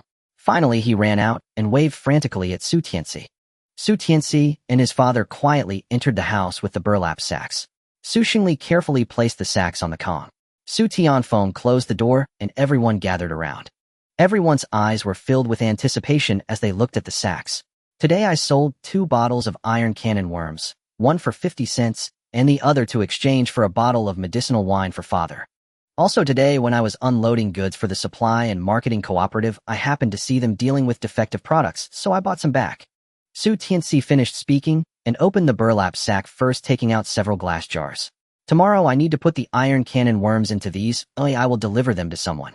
This is medicinal wine, Dad, take it. Su Xingli rubbed his hands on his clothes and then took the bottle. What wine to exchange? It should be sold directly for 55 cents. Su Tianci smiled but did not speak. Then he took out everything except for the dagger. Everyone was stunned looking at the pile of items on the Kong. Tian Suihua trembled as she pulled at Su Tiance's clothes. How much did you spend on all this? You didn't spend all the money, did you? Su Tianci smiled and said, Mom, I didn't spend much. I just said these are defective products. The people at the supply and marketing cooperative said it was only 1/3 of the original price. When I heard how cheap it was, I naturally bought more. The things Su Tianci bought were all useful for the family. Meanwhile, Su Tianrong was already tightly clutching the tin frog and wouldn't let go. Su Tianlei looked a bit jealous, but when he saw the slingshot in his hand, he grinned. Su Tianjin and Su Tianxiu turned away secretly, wiping their tears. Their younger brother even bought them things, not only cloth, but also shoes and red hair ties. Tian Suihua called the children over. The things your third brother bought will be kept by your mother. It will be trouble if your grandmother sees them. Su Tianrong was obedient and handed over the frog. Su Tianfeng and Su Tianlei clutched their slingshots tightly. Mom, if you leave it here, it will get damaged. It's not food, so how could it go bad? Tian Suihua pretended to frown. The two children looked at Su Xingli for help, who patted their heads. First, let your mother keep it. When you want to play, ask your mother for it. Also, you must not say a word about our family's matters to anyone. Otherwise you will break our dog's legs. Su Tianfeng and Su Tianlei said in unison. Everyone laughed. Tian Suihua handed a few pieces of fabric to her eldest daughter. Your sewing is good, you take this. When it gets cold, you can wear it close to your body, and it won't be conspicuous. Su Tianlei sighed like an old man. If only we didn't live with grandmother. Su Tianfeng nodded in agreement. That way they could flaunt their slingshots. Su Tianfeng had already begun to imagine how envious his friends in the village would be when they saw their slingshots. What a pity, alas. Seeing everyone sighing, Su Xingli gave Su Tianfeng a light smack on the back of his head. Why aren't you quickly helping your mother catch worms? If your grandmother sees that we still have the light on, she will scold us again. As soon as Su Xingli said this, everyone hurried over. Tian Cuihua was busy organizing for Su Xingli to lock everything into her dowry cabinet. After catching worms, Su Tianci was so exhausted that he could barely keep his eyes open. He quickly washed up and then climbed onto the Kong. Su Xingli had wanted to ask him something, but seeing Su Tianci already asleep, he refrained from asking. Tian Cuihua lay on the bed, her heart uneasy as she thought about the cabinet stuffed to the brim. Dear, should I buy a lock? Isn't that just drawing attention to it? This will do. Once we start working, we will lock our room too. Oh, and by the way, dear, you should talk to third son about his extravagant habits. He needs to change. Now that we have money, we should save it. Those things can't fill our stomachs. It is truly unnecessary to buy them. Su Xingli stroked his wife's slender body. It's all the child's intention. Oh, I actually think he's right. Later, let Jenner make you a new outfit. The material third son chose is beautiful. Tian Cuihua's eyes sparkled in the darkness. She hadn't worn a new outfit in many years. Forget it, but it's better to save it for the kids. They grow fast and use up fabric. They have their own. This is your son's filial piety towards you. Rest assured your son can spend and earn in the future. You can just wait to enjoy life. Tian Cuihua smiled. Indeed, the day I gave birth to third son, there was a magpie calling outside the window. Then let's have another one, that way you won't have to do anything and can just wait to enjoy life. After Su Xingli finished speaking, he turned over and began to skillfully undress. Soon sounds began to echo in the room. Early in the morning, Su Tianci woke up to find Tian Cuihua already putting the iron cannon insect into a glass jar with her two daughters. Upon seeing Su Tianci return, Tian Cuihua took a handkerchief from her pocket and handed it to him. Su Tianci opened it to find 2 pieces of pastry. Just a little something to fill your stomach. It takes over an hour to get to the town. As she spoke, Tian Cuihua placed the jar into her bundle. Su Tianci nodded, slinging the bundle over his shoulder. Then, father and mother, I'm off. All right, make haste and return quickly. Don't delay. Your father will ask for leave for you later. After Su Xingli finished speaking, he frowned a little. Su Tianci had already asked for leave several times, which displeased the village chief. With the bundle on his back, Su Tianci quickly stepped out the door. At this hour, it was still not fully bright, and most of the Su family had not yet risen. To avoid being seen by the villagers, Su Tianci chose to take a detour through the mountains. In the early morning mountains, the air was fresh, and many birds were hopping and singing among the trees. Su Tianci began to quicken his pace. Since he was heading to the town today, he skipped his morning exercise. He planned to take the road to the town as a form of exercise. After descending the mountain, he found the main road leading to town and started jogging. The morning breeze carried a slight chill, making it quite comfortable. Su Tianci ran non-stop to the town, only slowing down to a leisurely walk upon arrival. Because he arrived too early, the supply and marketing cooperative had not yet opened. Su Tianci asked someone for the time and learned it was only 6:30, far too early for the cooperative to be open. Su Tianci recalled that Tian Cuihua had told him her family lived in the textile factory's staff quarters. The town was called Xing'an Town, which only had 2 large factories, a textile factory and a steel mill. Thus, after asking a passerby for directions, Su Tianci easily found the textile factory's staff quarters. At this moment, many workers in uniforms were walking towards the factory. Their backs were straight as they walked past Su Tianci, their chins held high. Cyclists passing by deliberately rang their bells, leaving behind a series of ding-ding-ding sounds. Su Tianci felt a pang of envy. At that time, bicycles were as eye-catching as later luxury cars like BMWs and Mercedes-Benz. As the flow of workers dispersed, Su Tianci finally entered the staff quarters. The staff quarters consisted of 5-story brick buildings with a yard below. In one corner of the yard stood a large tree, beneath which there were stone tables and benches for leisure. Su Tianci stopped in front of the building, looking up. The staff building of the textile factory had 16 rooms per floor, divided equally into 8 on the left and 8 on the right. In the middle was the staircase. The first room on the right side of the stairs was a communal kitchen. Outside the kitchen, there was a row of water taps which served as the public washing station. Such staff quarters lacked toilets. To relieve oneself, one had to go to a designated public restroom. Due to the lack of fertilizer in rural areas, waste from the city was regularly transported there as an important source of fertilizer. Su Tianci shielded his forehead with his hand, looking at each room, unsure of which one belonged to Tian Cuihua. The corridor upstairs was filled with drying clothes, all in black and blue, with the occasional bright-colored garment mixed in. Su Tianci was engrossed in his observation when suddenly a heavy hand clapped down on his shoulder. Young man, what are you doing here? Show me your introduction letter. Su Tianci's heart sank. He lowered his hand and turned to see an elderly man with graying hair looking sternly at him. At that moment, the old man was sizing up Su Tianci, his gaze pausing on the bundle Su Tianci carried. Show me your introduction letter. The old man's tone was very serious. Su Tianci had not expected that he would need an introduction letter to enter the town. Sir, I am here to find my aunt who lives here. Your aunt? Which room does she live in? What's her name? What does she do? The old man's tone was akin to interrogating a spy, making Su Tianci feel quite uncomfortable. May I ask who you are? Why should I tell you? Su Tianci replied, deliberately sizing up the old man in return. You're not some kind of bad person trying to take advantage of me, are you? I can tell you if I shout my aunt will come down, you better leave quickly. The old man was furious, his mustache shaking incessantly. Everyone come quickly.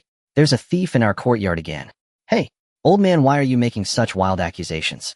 I already told you I'm here to find my aunt. How can you slander me as a thief? Su Tianci saw many people coming downstairs with brooms and mops due to the old man's shout. He was startled to see some carrying frying pans and kitchen knives. In a hurry, Su Tianci quickly turned and ran out of the staff quarters.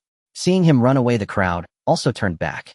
Su Tianci felt quite frustrated. How could there be such people who didn't even give him a chance to explain? No, he couldn't let himself be wronged. Su Tianci returned to the staff quarters once more, where he saw a female worker walking towards him. He prepared to ask her where Tianci lived, but the old man suddenly popped up again from somewhere. Everyone come quickly. The thief is back. The old man's words startled the female worker, who raised her lunchbox and aimed it at Su Tianci's head. Su Tianci hurriedly dodged to the side, unwilling to give up, and shouted loudly, I am not a thief. I'm here to find someone. I'm looking for Su Tsuehua. The female worker holding the lunchbox paused her hand and looked at Su Tianci with confusion. Are you really here to find someone? Seeing the people upstairs starting to rush down, he then spotted a familiar face. And it's me, Tianci. Hearing the commotion about a thief downstairs, Su Tsuehua was peering down when she suddenly heard someone calling her name. Looking down, she realized it was Su Tianci. She quickly shouted, everyone, there's been a misunderstanding, he's here to see me. As she spoke, Su Tsuehua apologized to the people nearby and rushed down the stairs. Upon hearing that he was not a thief, everyone turned back. Su Tsuehua reached the bottom, where the female worker had not yet left. Sister Tsuehua, is he really here to find you? Yes, he's my nephew, hurry off to work. The female worker smiled apologetically at Su Tianci and hurried away. With a beaming smile, Su Tsuehua walked up to Su Tianci. Nephew, how did you find your way here? Upon seeing the bundle in Su Tianci's hand, she immediately understood the reason. The old man nearby, upon hearing Su Tsuehua speak, realized he had indeed made a mistake. Young man, since you're looking for someone, why did you run away earlier? With so many people holding spatulas, knives, and brooms, why aren't they running? Aren't they just waiting to be beaten? This thought angered Su Tianci. I apologize, young man, the old man said straightforwardly. Upon hearing this, Su Tianci felt it inappropriate to pursue the matter further. And why is your courtyard so strict with outsiders? Just now this elderly gentleman even asked me for a letter of introduction. Su Tsuehua was momentarily stunned and immediately looked at the old man. Uncle Li, thank you, I'll head upstairs now. I've had my meal and need to get to work. All right, off you go. Uncle Li waved his hand. Young man, remember to come back next time. Ooh, I won't forget you. Uncle Li said, patting Su Tianci on the shoulder before leaving. Goodbye, Uncle Li, Su Tianci chuckled. He had nothing to do here. There was no need for him to run around. He would not see the old man again. Let's go, we'll talk more upstairs. Su Tsuehua went up to the third floor, first turning right at the staircase and reaching the end of the corridor. Su Tianci followed, curiously observing along the way. At that moment, everyone was busy and many doors were wide open. Numerous rooms were just large open spaces separated by curtains accommodating entire families. Su Tianci followed Su Tsuehua into the innermost room and discovered that it was actually a two-bedroom apartment. Upon entering, there was a small living room followed by a room on each side. Against the wall in the living room stood a table with a television on it covered with a white lace TV cover. On the other side was a wooden sofa and a coffee table. The coffee table was set with breakfast soy milk steamed buns and a bowl of pickles. At that moment, a slightly plump man was having a meal with two children. Su Tianci guessed that this man must be Su Qihua's husband. Uncle. Su Tianci's shout caused the man to spit out the soy milk he had in his mouth. Cough, cough, cough. The man coughed and couldn't straighten his back, while Su Tsuehua stifled a laugh and handed her husband a towel. This is Su Tianci, as I mentioned. Tianci, this is my husband Li Li. It's fine to call him uncle. This is your cousin Li Ping and cousin Lian. Li Li finally stopped coughing and sized up Su Tianci. I need to take the kids to school soon. Since you've introduced yourself, feel free to come over often. All right, uncle, you carry on. Su Tianci politely replied, knowing that the other party was merely being courteous. Li hurriedly grabbed the children's backpacks and lunchboxes, ushering them out. Su Tsuehua sent her husband and children out the door before turning back. Have you had breakfast? Would you like to eat a little? Su Tianci quickly shook his head. I've eaten it, you go ahead. I was just eager to bring you these iron cannon worms. I need to hurry back to work, so I came a bit early. I thought I might deliver them to your home, so you wouldn't have to come back and forth. Su Tsuehua admired Su Tianci with a glance and closed the door behind her. Since you're in a hurry, I won't delay you. Let me check the items. Su Tianci opened the bundle and took out 10 glass bottles, placing them on the coffee table. Upon seeing the bottles, Su Qihua's eyes lit up. She picked them up one by one, and in the end she hugged the bottles and took them into the room. Su Tianci sat on the sofa staring at his hands without distraction. Su Tsuehua quickly returned from the room and handed him a stack of coupons. Su Tianci rubbed his hands in embarrassment. Aunt, do you have any snack coupons? Su Tsuehua was taken aback, but then smiled. Let me see if I can find some. Oh, thank you, Aunt. Su Tianci felt embarrassed. There was no other way. Many purchases now required coupons. Grain coupons, meat coupons, cotton coupons, kerosene coupons. Their family had no one working, so they didn't have any of those coupons. Su Tsuehua took a long time to come out holding a small coupon in her hand. I don't have any snack coupons left, but I have a sugar coupon. Oh, is that all right? Su Tianci stood up. Aunt, how much is this? They'll pay for it. Su Tsuehua had initially been unhappy because Su Tianci was asking for coupons, and she had deliberately taken her time before coming out. Now upon hearing Su Tianci's words, her unhappiness vanished instantly. She stuffed the coupon into Su Tianci's hand. We are family, no need to be polite. Take it. Your uncle works at the textile factory. They issue a lot of coupons every month, and they expire if not used. Su Tianci was not good at refusing, so he accepted the coupon with both hands. Thank you, Aunt. Next time I'll bring some treats for my younger brother and sister. Su Tsuehua smiled and took down her cloth bag from a nearby shelf. They just love to eat meat. A few days ago, the chicken and rabbit she bought were all gone. Su Tianci was taken aback, realizing that Su Qihua's family certainly had a good diet. That chicken and rabbit, if it were with Li Dahua, would definitely last them for months. Let's go, I need to go to the supply and marketing cooperative. Su Tianci hurriedly picked up his bundle, wrapped it up, and followed Su Tsuehua out the door. As Su Tsuehua greeted others, they went downstairs. And who was that, Uncle Li? Su Tianci suddenly remembered the previous awkwardness. Su Tsuehua laughed out loud. Uncle Li is quite a good man, a warm-hearted person. He wasn't targeting you today, it's just that yesterday, 2 bad people came to our courtyard. Those 2 people were sneaky and would grab anyone to talk to them. They looked like puffed steamed buns, or no, they were compared to toads in the fields. They specifically targeted young women and girls to talk to, hiding to show them what they had in their hands. They frightened the women workers, and it was Uncle Li who called the others and chased those 2 away. Only then did Su Tianci feel relieved. So that's why? I thought it was because I looked unappealing that others labeled me as a bad person. Label. Su Tsuehua thought this term was interesting and looked Su Tianci over again. The young man was handsome with proper demeanor, hardworking, and able to adapt. This young man might have a bright future ahead. Calling him my nephew might actually be a benefit for myself. Su Tsuehua thought of asking her niece another day if she would like to meet Su Tianci. If it works out, it would be a case of keeping the good fortune within the family. If it doesn't work out, then it's just not their fate. Su Tianci, however, was pondering whether the 2 people Su Tsuehua mentioned were his uncle and cousin. Su Tianci followed Su Tsuehua into the supply and marketing cooperative using sugar tickets to buy a pound of brown sugar and some fruit candies. At that time, the fruit candies were hard, and once placed in the mouth, they could be savored for a long time without melting. After autumn arrived, the work in the fields became particularly abundant and heavy. Not only was there the autumn harvest, but they also had to dig ditches. If the meals were not sufficient, it was easy to become exhausted. However, even so, Li Dahua was reluctant to let everyone eat a little more. Therefore, Su Tianci prepared candies in advance, so that when the time came, he could have one in his mouth to avoid fainting from hunger. After greeting Su Tsuehua, Su Tianci set off on his way home. In the distance, he could see the villagers busy in the fields. Su Tianci took a detour up the mountain on his way home. He habitually hid his things in the cellar of the old house and returned home empty-handed. As soon as he entered the yard, he saw Wang Yang coming out from his uncle's house, and Li Dahua followed closely behind. Li Dahua immediately spotted Su Tianci and said, "Quick, go borrow the bullock cart." Her expression was quite grim.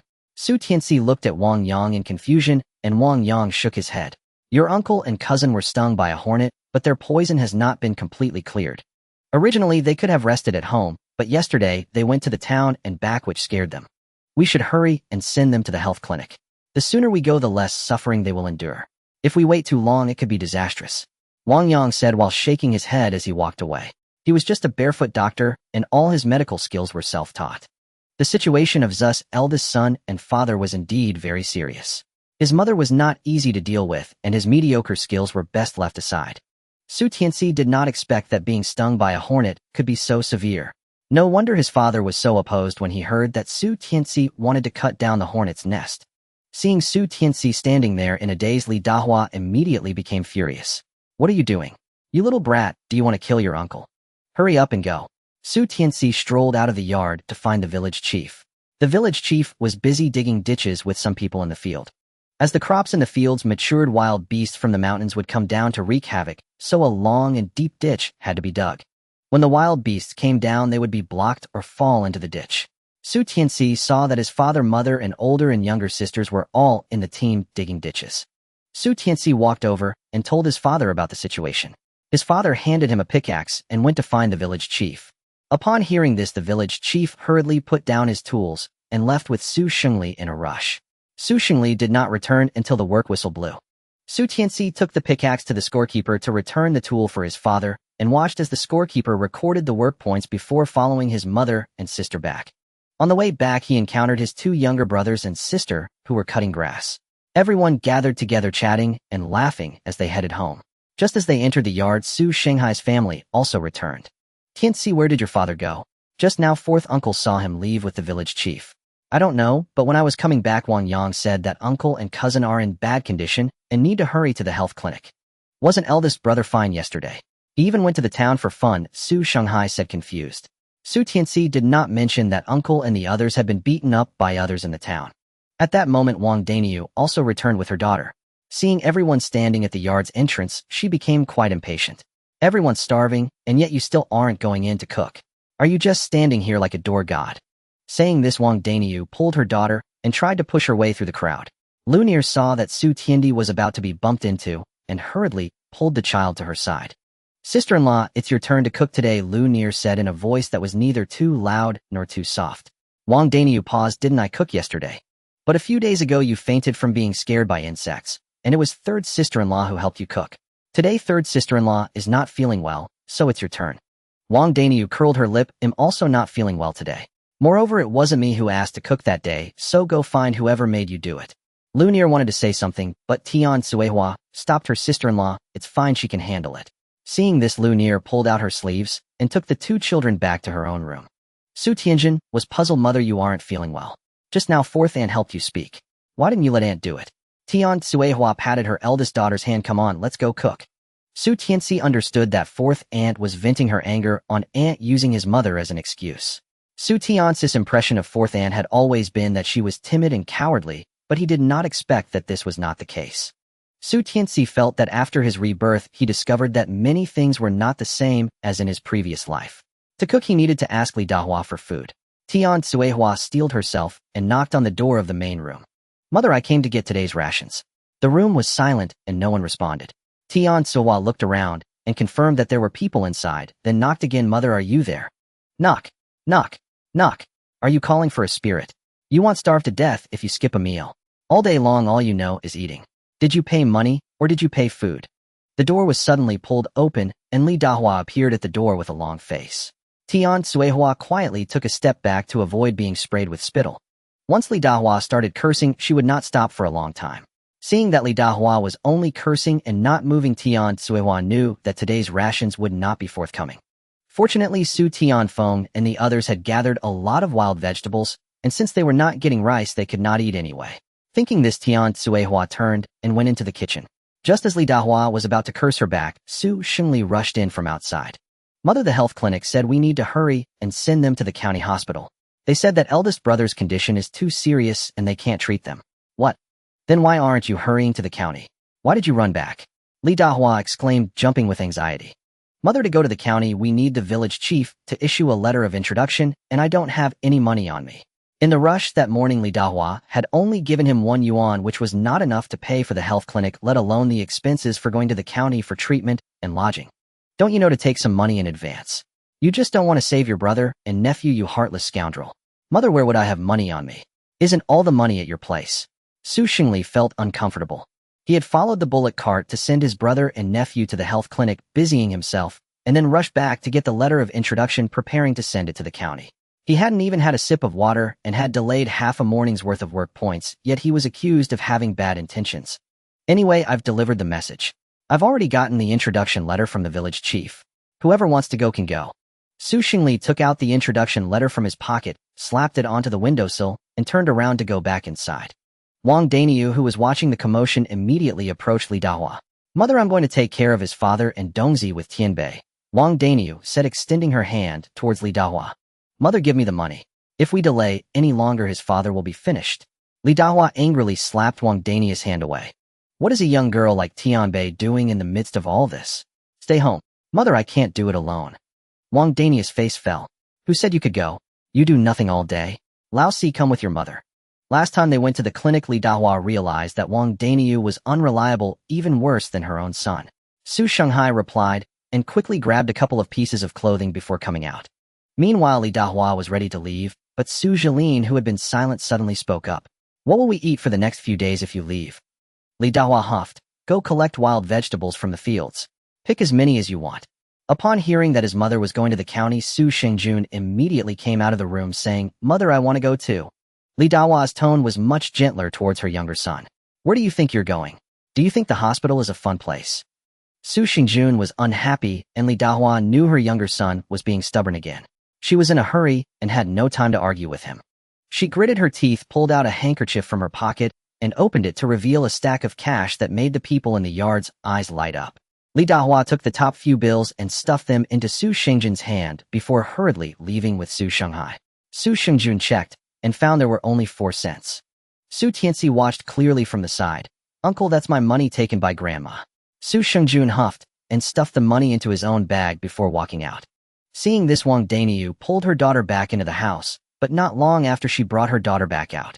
Father, I'm taking Tianbei back to my family for a few days. This will save us some food. Wang Daniu finished speaking, and without waiting for Su Jilin to respond, pulled her daughter out the door.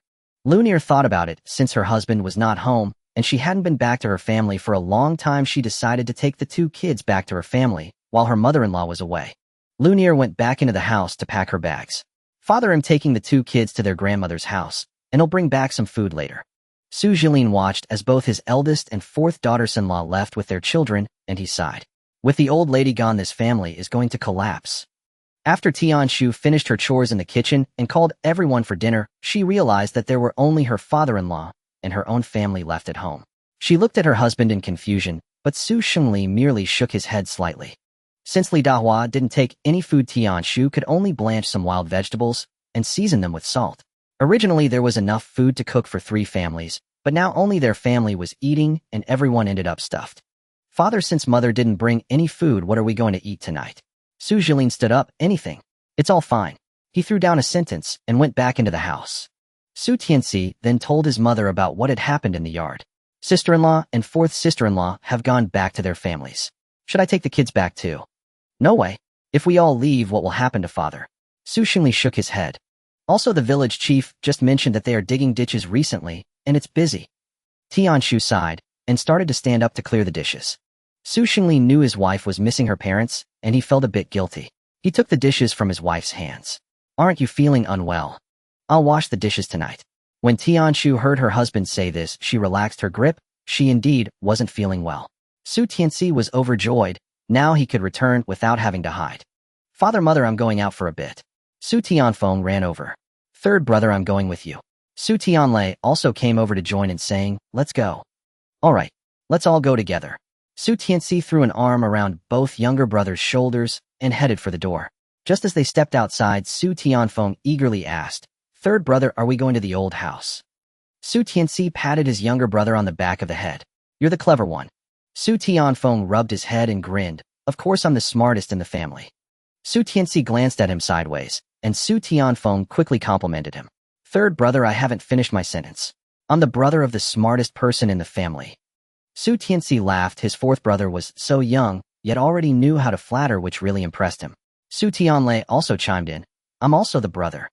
I'm also a younger brother. Su Tianci threw an arm around each younger brother, saying, Yes, you are all good younger brothers of third brother.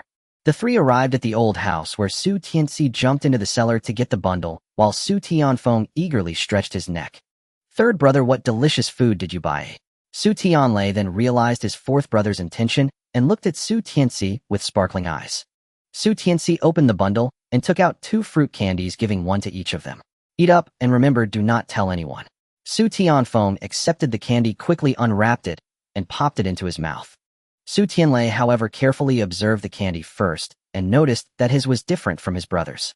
The candy wrapper was beautiful with red and green colors. Su Tianlei carefully peeled off the wrapper, laid it flat, and then put the candy in his mouth. Third brother, this is the best candy I've ever had. What a pity it can't be shared, otherwise Dog Dan and the others would be drooling with envy. Su Tianci raised his hand and lightly tapped the back of his fourth brother's head. Why do you always want to show off? It's not like you earned it yourself, so what's there to flaunt? What third brother earns is what I earn too. We are one family. Su Tianfeng grinned widely. Su Tianci laughed and vigorously rubbed Su Tianfeng's head, saying, Let's go home. The 3 of them raced home together. Su Tianci opened the door to his home, saying, Father, Mother, we are back. A voice came from the inner room. If you're back, hurry and rest. There's still work to be done this afternoon. Father, Mother, I'm coming in. After Su Tianci said this, he waited for a moment and then lifted the curtain to enter the room. He saw his mother lying on the bed while his father sat beside her, looking unwell. Father, what happened to Mother? Su Tianci asked with concern. Tianci smiled at her son in response. It's nothing. A mother has an old ailment that will be fine in a few days. Su Tianci seemed to understand something as he took out the brown sugar from the bundle.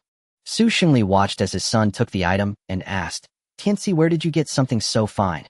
Father, Mother, today I delivered the iron cannon beetles as scheduled. The buyers were thoroughly impressed. Our beetles were larger and sturdier than usual, so they not only paid in full, but also gave us a sugar ration coupon. I used the money to buy brown sugar and a small packet of fruit candies. With harvest work about to begin, we'll all be exhausted. An empty stomach brings dizziness, and a single candy will steady the mind and body. Su Xingli handed the brown sugar to his eldest daughter. Quick, brew some brown sugar water for your mother to drink. Husband, brown sugar is too precious. Save it for the children. Tian Suifa tried to stop him. Nonsense. This is our son's filial offering to you, and besides, it'll ease your stomachache. Without further debate, Su Xingli pressed the brown sugar into Su Tianjin's hands. She carried it off to the adjacent room. Mother, this brown sugar was bought especially for you and elder sister. Sip it when you feel unwell. As for your younger brothers and sisters, we still have the fruit candies, don't we? Su Tianxi's words made Su Tianrong's eyes sparkle. Mother, candy. Tian Suifa gazed at her youngest daughter's sallow, fragile face and drew 6 fruit candies from her pocket. Here, you and your brothers and sisters each take one. Su Tianrong's eyes lit up like stars. Clutching all 6 candies in both hands, she hurried to Su Tianci. Third brother, have a candy. Su Tianci gently ruffled her hair. Third brother won't eat any. Keep them all for yourself. Tilting her small head, Su Tianrong offered a candy to Su Tianxu next. Second sister, have a candy. Su Tianxu stared at the candy resting in her sister's palm and swallowed hard. Second sister doesn't want one. Give it to fourth brother instead. Puzzled, Su Tianrong wondered why such delicious candy went uneaten by her elder siblings. She dashed to Su Tianfeng. Fourth brother, have a candy. Su Tianfeng scratched the back of his head. Fourth and fifth brothers already had ours. Give one to elder sister instead. Su Tianlei nodded beside him and even pulled out the crinkled wrappers from his pocket to prove it. Just then Su Tianjin entered holding a bowl of brown sugar water. Su Tianrong cried out, Elder sister, have a candy. Su Tianjin smiled tenderly. Be good, elder sister won't eat any. You enjoy them all yourself. Seeing that no one else would accept the candy, Su Tianrong dared not eat hers either, even as saliva pooled in her mouth, so she carefully placed all 6 candies upon the heated brick bed. Tian Suifa's eyes grew misty, watching her dutiful children. Enough, each of you takes one now. The rest I'll save until autumn harvest. She peeled one candy, popped it into Su Xingli's mouth, and said, Husband, you lead the way. Only then did the family gather round, each taking a single candy and placing it on their tongue. As Su Tianxi savored the sweetness spreading across his tongue, pure, soothing, deeply comforting, he knew even decades later he would remember this moment With perfect clarity, his entire family gathered together radiant, with quiet joy as they shared candy. It wasn't until he lay down upon the heated brick bed that Su Tianci remembered he hadn't yet opened today's system interface. He tapped open the system panel, and upon seeing the numbers displayed, he leapt straight off the bed. Third brother, what's wrong? Su Tianci's sudden movement startled Su Tianfeng awake beside him. Nothing, go back to sleep. Third brother's turning in right away. Su Tianci settled back down. Luck value 28. Points 158. This was the highest luck value the system had ever granted, and the number itself resonated with him familiar and auspicious. What might it be? A wild rabbit? A pheasant? Or perhaps a foolish roe deer? His anticipation swelled, and the urge to climb the mountain stirred restless and insistent within him. The work horn blared. Su Tianci stepped outside and found his father waiting at the doorway. Father, I wish to go up the mountain, he declared, having pondered it all afternoon. Grandmother left no grain reserves. We can't live on wild greens alone. I'd like to scout the mountain for provisions. The snares I set 2 days ago should be checked. Perhaps we've caught a pheasant or two. That would nourish Mother well. Su Tianci knew his parents' bond ran deep, and once he framed the request this way his father would surely consent. And indeed, after only the briefest hesitation, Su Shengli agreed. You must not enter the deep mountains, stay near the perimeter. And above all, be vigilant. Su Tianci drew the dagger he'd purchased earlier from his inner robe and held it up before his father's eyes. Rest easy, father. I'm carrying this. Su Shengli glanced at the blade, recognizing it as one his son had bartered for, and replied, caution above all. Neighboring villages have already reported wild boars descending from the hills. Seeing Su Tianci's eyes brighten, Su Shengli hesitated. Shall I accompany you? Better you earn work points, father.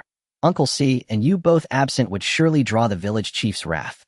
Su Shengli nodded. Then be exceedingly careful. Stay calm in adversity, resist greed, and return early. Yes, father, I understand. Su Tianci solemnly affirmed his father's concerns. Seeing his grandfather Su Zhili already waiting impatiently at the courtyard gate, Su Shengli stepped out. Su Tianci had just gathered his things and reached for the door when he was suddenly tugged back. Third brother, I'm coming with you. Su Tianfeng pleaded, eyes alight with hope. What for? Hurry. Chase after father before he vanishes. Else he'll box your ears. You broke your promise. You swore you'd take me into the mountains. Su Tianfeng bristled with indignation. Next time? I swear I'll take you next time. Su Tianci was already anxious to depart. Umph, your dishonest third brother. If you won't take me, I'll go alone. And with that, Su Tianfeng bolted ahead. Su Tianci sprinted after him, only catching up at the foot of the mountain breathless and surprised at how swiftly his younger brother had run. Fine, I'll bring you up the mountain. But mark my words, you obey every command without question. Disobey, and I'll thrash you so thoroughly you won't recognize your own parents. Yes, I swear to follow third brother's orders. If you say stand, I won't dare sit. Then third brother commands you. Return home immediately. A playful glint flickered in Su Tianci's eyes. Not that one. Su Tianfeng darted toward the mountain slope. Su Tianci first led him to where he'd laid his snares. One snare had indeed caught a pheasant, but because he hadn't retrieved it promptly, scavengers had devoured it entirely, leaving behind only scattered feathers. This is where third brother sets his snares. Come check on them whenever you have time. Sighing regretfully, Su Tianci reset the snare in a fresh location. Su Tianfeng beamed, thrilled that his elder brother had entrusted him with such an important duty. Guiding his younger brother, Su Tianci dared not venture deep into the mountains, then recalled the chestnut trees he'd spotted earlier. He could leave Su Tianfeng to gather chestnuts while he slipped deeper into the mountain. A brilliant plan, he thought.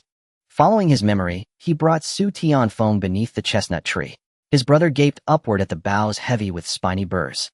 Brother, how did you find this place? Su Tianci clapped his younger brother's shoulder. This vital mission, I entrusted entirely to you. Third brother, there are so many. How can I possibly gather them all alone? Su Tianfeng gazed up at the chestnut tree heavy with fruit, his face radiant with delight. No worries, just collect what you can for now. They'll go cut a bamboo pole.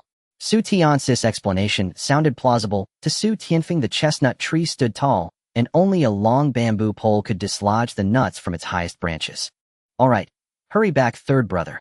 Otherwise it'll be dark before we finish harvesting. Got it. Be careful. If anything feels off, climb up and wait for me. With that, Su Tianci waved and strode away. Su Tianfeng leapt onto the trunk, wrapped his arms around it, and kicked upward with both feet, scrambling up the bark in rapid rhythmic bursts. In no time, he reached a sturdy fork in the branches. He stomped hard on a limb, and chestnuts rained down in a sharp, crackling cascade. Thrilled, he climbed higher still. After bidding farewell to his fourth brother, Tianci ventured deeper into the woods, scanning the surroundings as he walked, wondering what fortune today's luck value might yield. He walked for a long while, without spotting even a single pheasant, and a quiet doubt began to stir within him.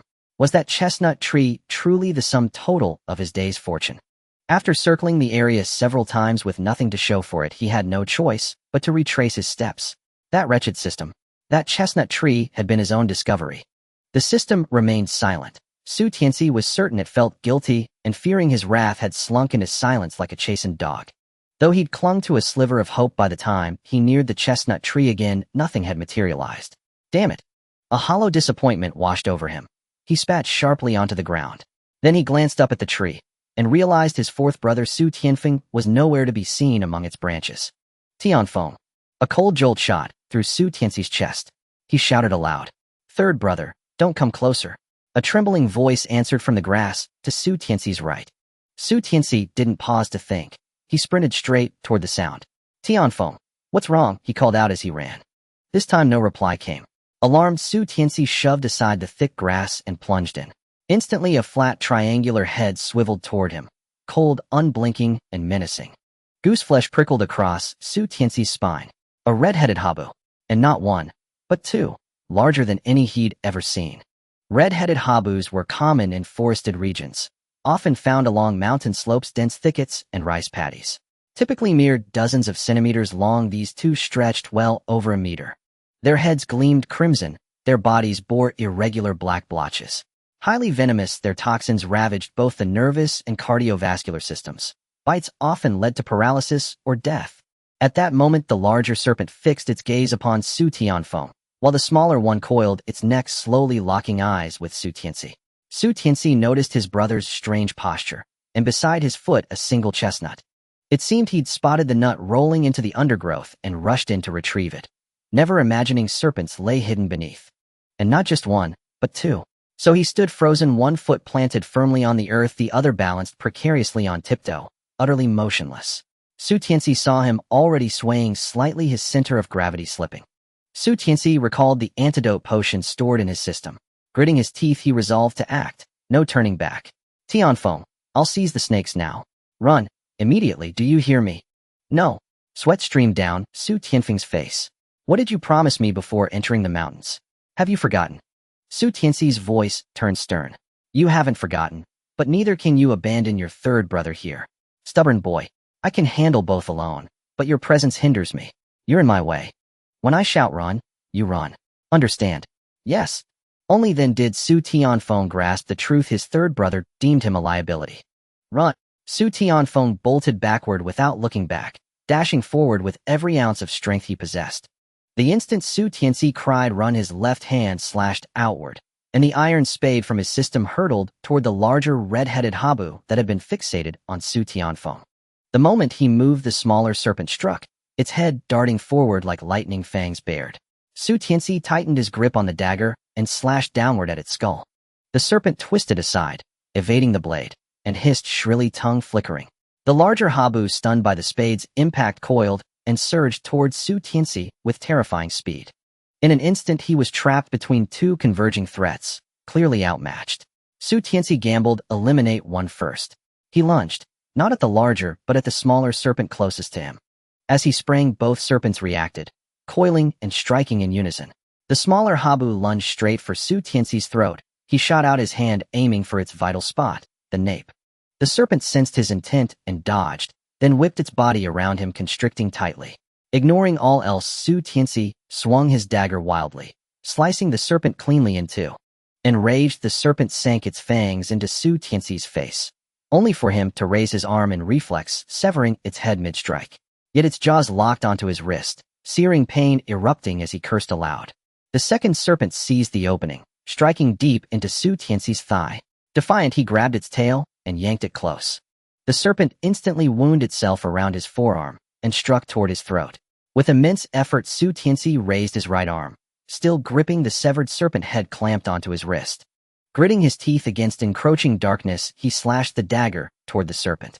It recoiled, recognizing the blade's lethality, and tried to flee. But too late. In one brutal motion, Su Tianci drove the dagger deep into its vital nexus, the GCUN, and dragged it downward with savage force. The serpent's upper body split open, its tail convulsed violently, tightening in agony. Su Tianci heard the sickening grind of bone beneath his own flesh. Seeing the serpent's head go slack, he fumbled inside his system for the anti-venom and squeezed 2 drops onto his tongue. Su Tianfeng waited a while, yet saw no sign of his third brother emerging. Worried, he crept back silently and clenched his jaw, swinging his wooden staff wildly into the grass. What do you think you're doing?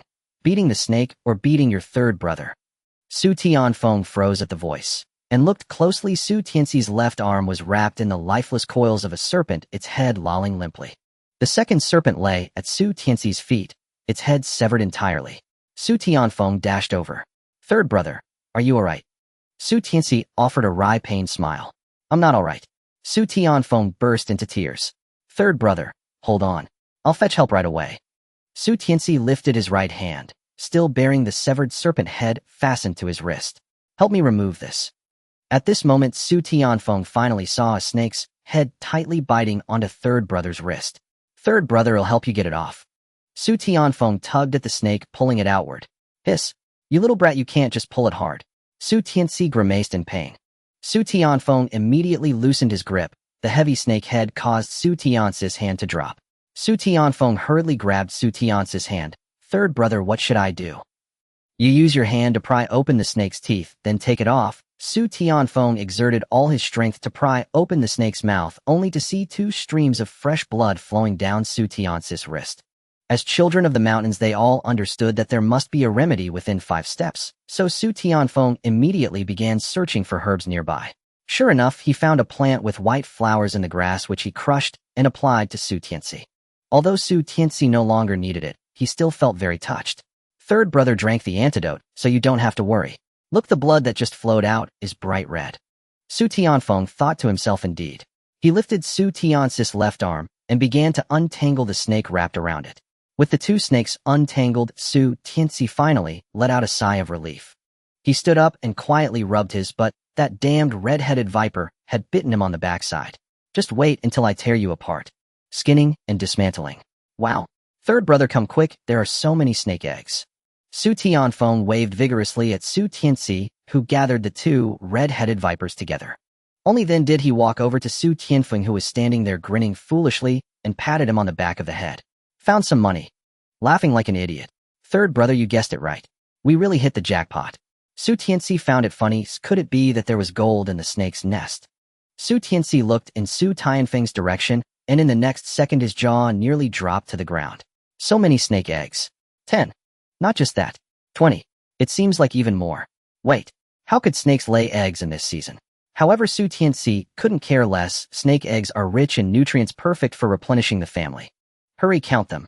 Su Tianci nudged Su Tianfeng, who was still lost in laughter. The 2 squatted down and began to take the snake eggs out of the nest, counting together. Third brother, I have 15 here. How many do you have? 11. Su Tianci let out a breath. Wow, there are actually 26 eggs. These 2 snakes are just too prolific. Fourth brother, you run fast, run back, and get a backpack. We'll carry the stuff back. Third brother, we can wrap half the eggs in our clothes and carry half each. That'll let us go home without a backpack. Su Tianci lightly tapped Su Tianfeng's forehead. Did you forget about all those chestnuts you knocked down? You go back to get the big backpack, it'll keep knocking, and we'll try to get all of them back. Su Tianfeng suddenly realized in his excitement he had completely forgotten about the chestnuts. Third brother, how about I go call Dad to come with me? Dad is strong and can carry more. Su Tianci shook his head. Let's not tell Dad yet, he's digging a ditch right now.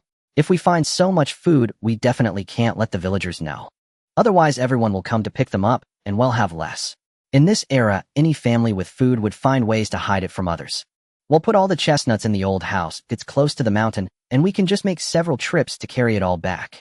Su Tianfeng was now completely obedient to Su Tianci's words. He responded and took off running back. Su Tianci took out the backpack he originally intended to use for carrying prey and pulled some grass to line the inside. Then he carefully placed the snake eggs inside. After laying down a layer, he continued to cover them with a layer of grass.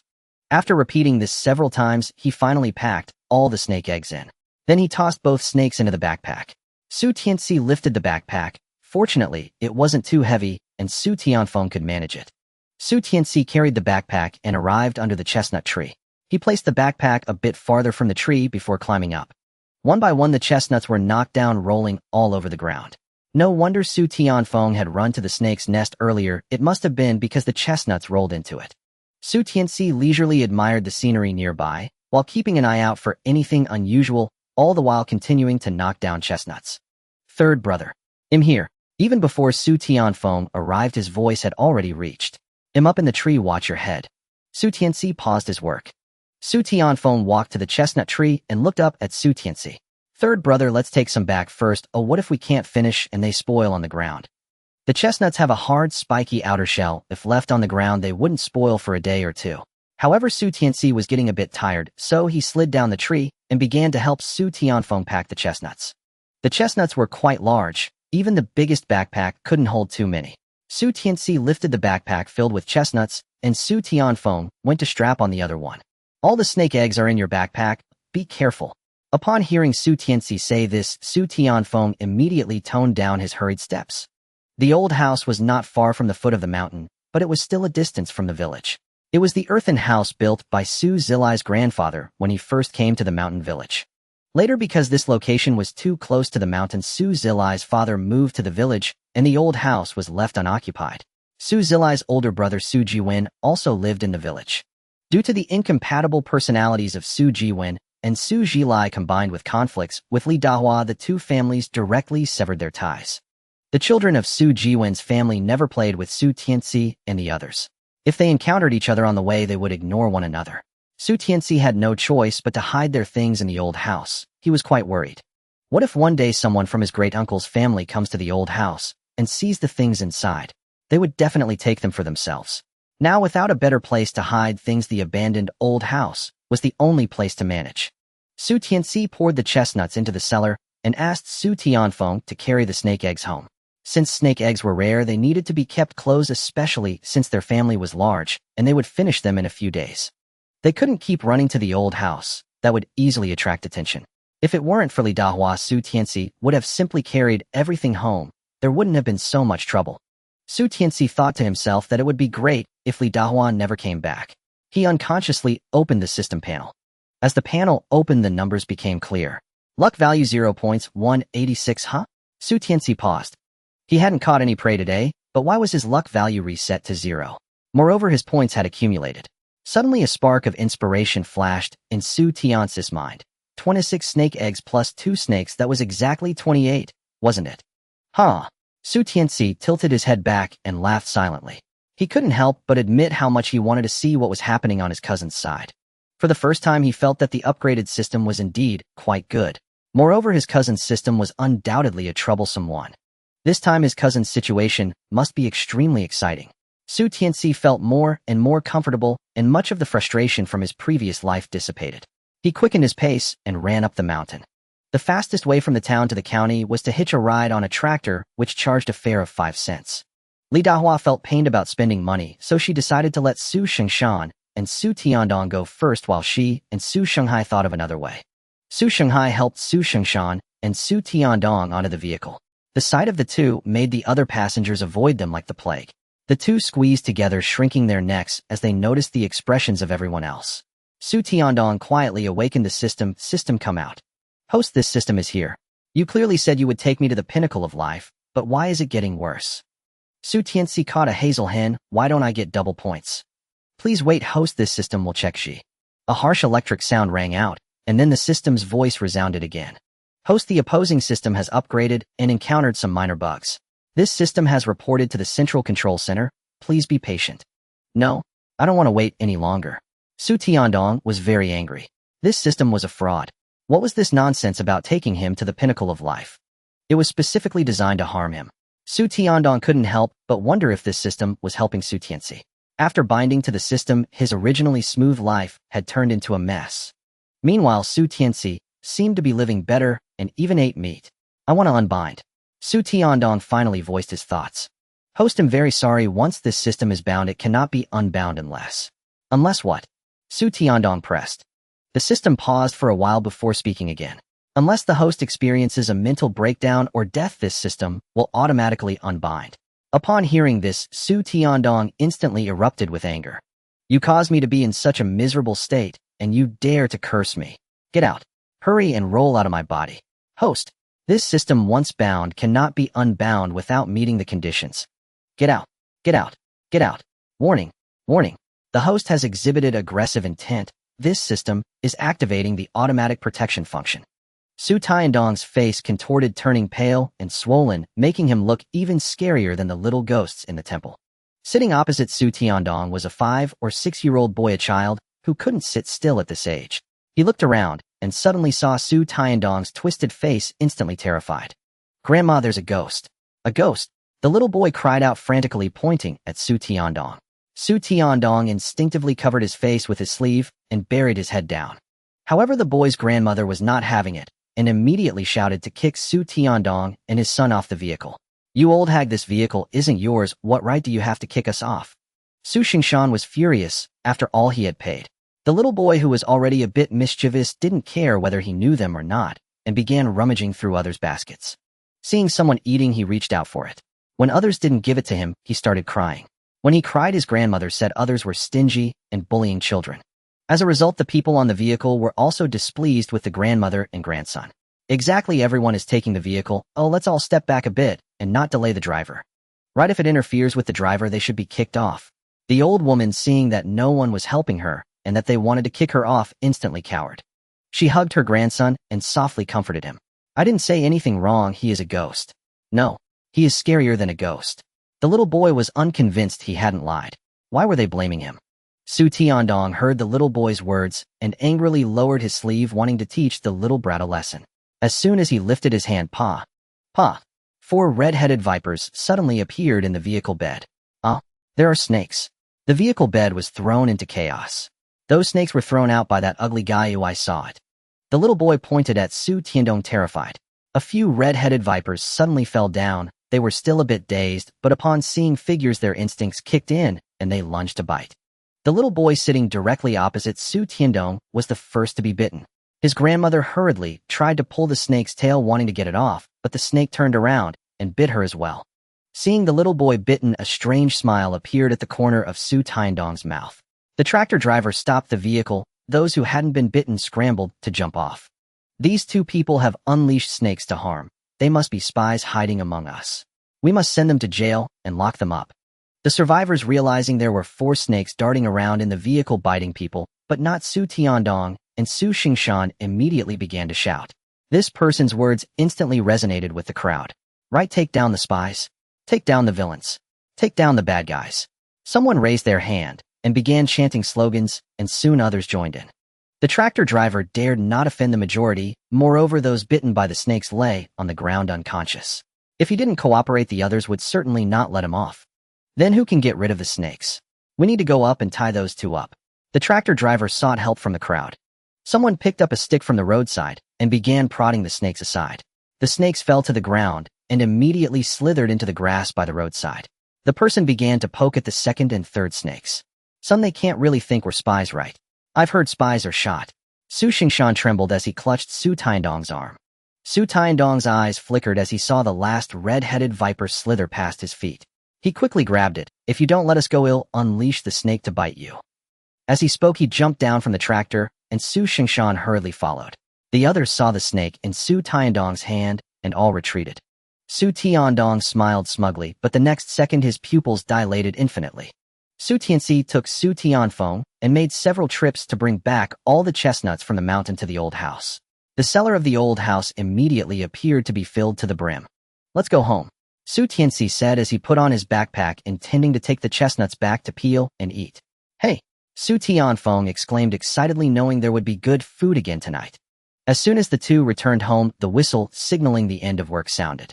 Tian Sohua arrived first with several children, and as soon as she entered the yard, she spotted several spiky round balls on the ground.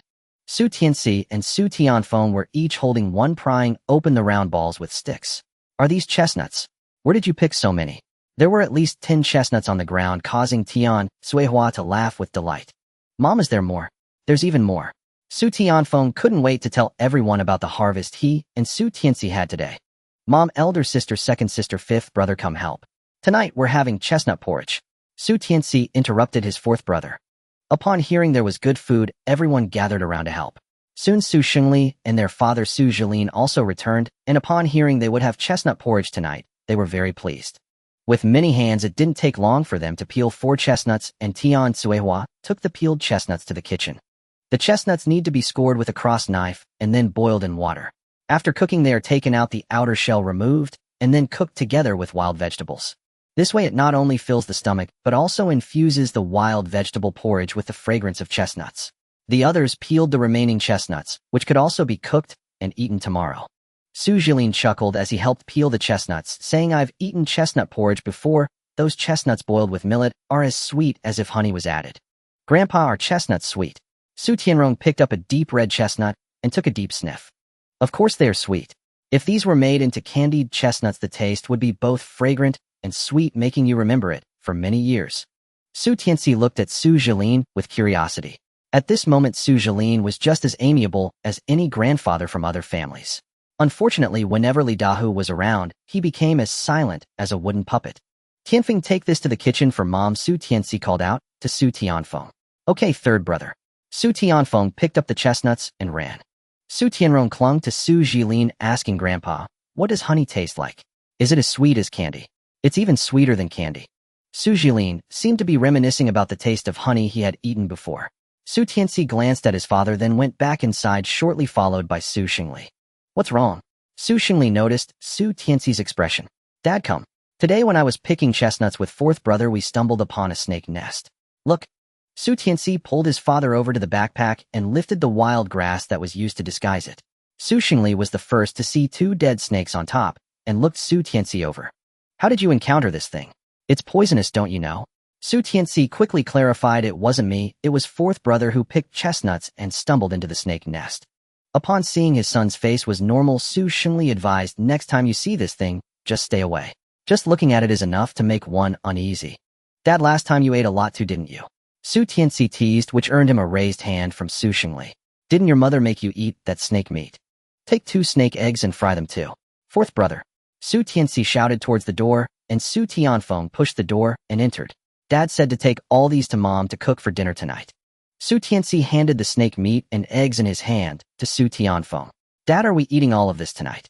Su Tianfeng was thrilled, feeling as if it were a festival. Su Shengli now understood that it was better to have it in the children's stomachs than to keep it. Keeping it may not mean it's theirs. "Remember to help your mother deal with the snake. Ooh, she's afraid of it."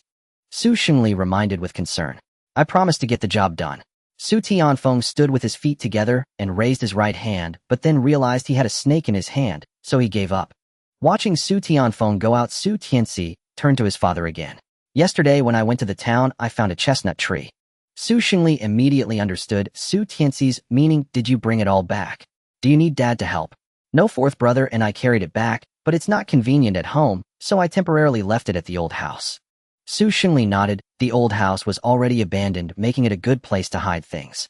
"Dad, let's think of a way to take the old house back.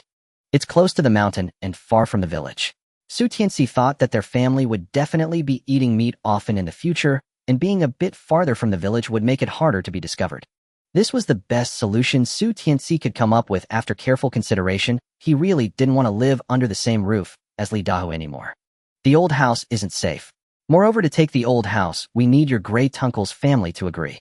Su Shengli was not optimistic about Su Tianci's suggestion. "All right, let's talk about this matter later." Su Shengli opened the door and went out while Su Tianci lay down on the Kong helplessly. He desperately wanted a place to store their catches so they wouldn't have to hide and could be particularly safe. Sigh. Su Tianci, feeling bored, opened the system panel. System, when can you let me draw a space? A kind of space that can be used indefinitely, preferably one with a spiritual spring. Su Tianci imagined a space like that where he could pour spiritual spring water on crops, and they would grow rapidly. "Host, wake up. It's not dark yet, dreaming is a bit early." The system's cold mechanical voice carried a hint of mockery. "Are you mocking me?" Su Tianci clenched his fist. "Host, this system does have space, but your level is not high enough." Su Tianci perked up. "What do you mean?" "You can upgrade." "Yes, host. When your points reach 1,000, this system will upgrade once." When your points reach 5,000, 10,000, 50,000, and 100,000 of this system will automatically upgrade. The system's electronic voice was filled with temptation, seemingly trying hard to persuade Su Tianci to upgrade. Su Tianci thought for a moment, what level does the space I just mentioned need to reach?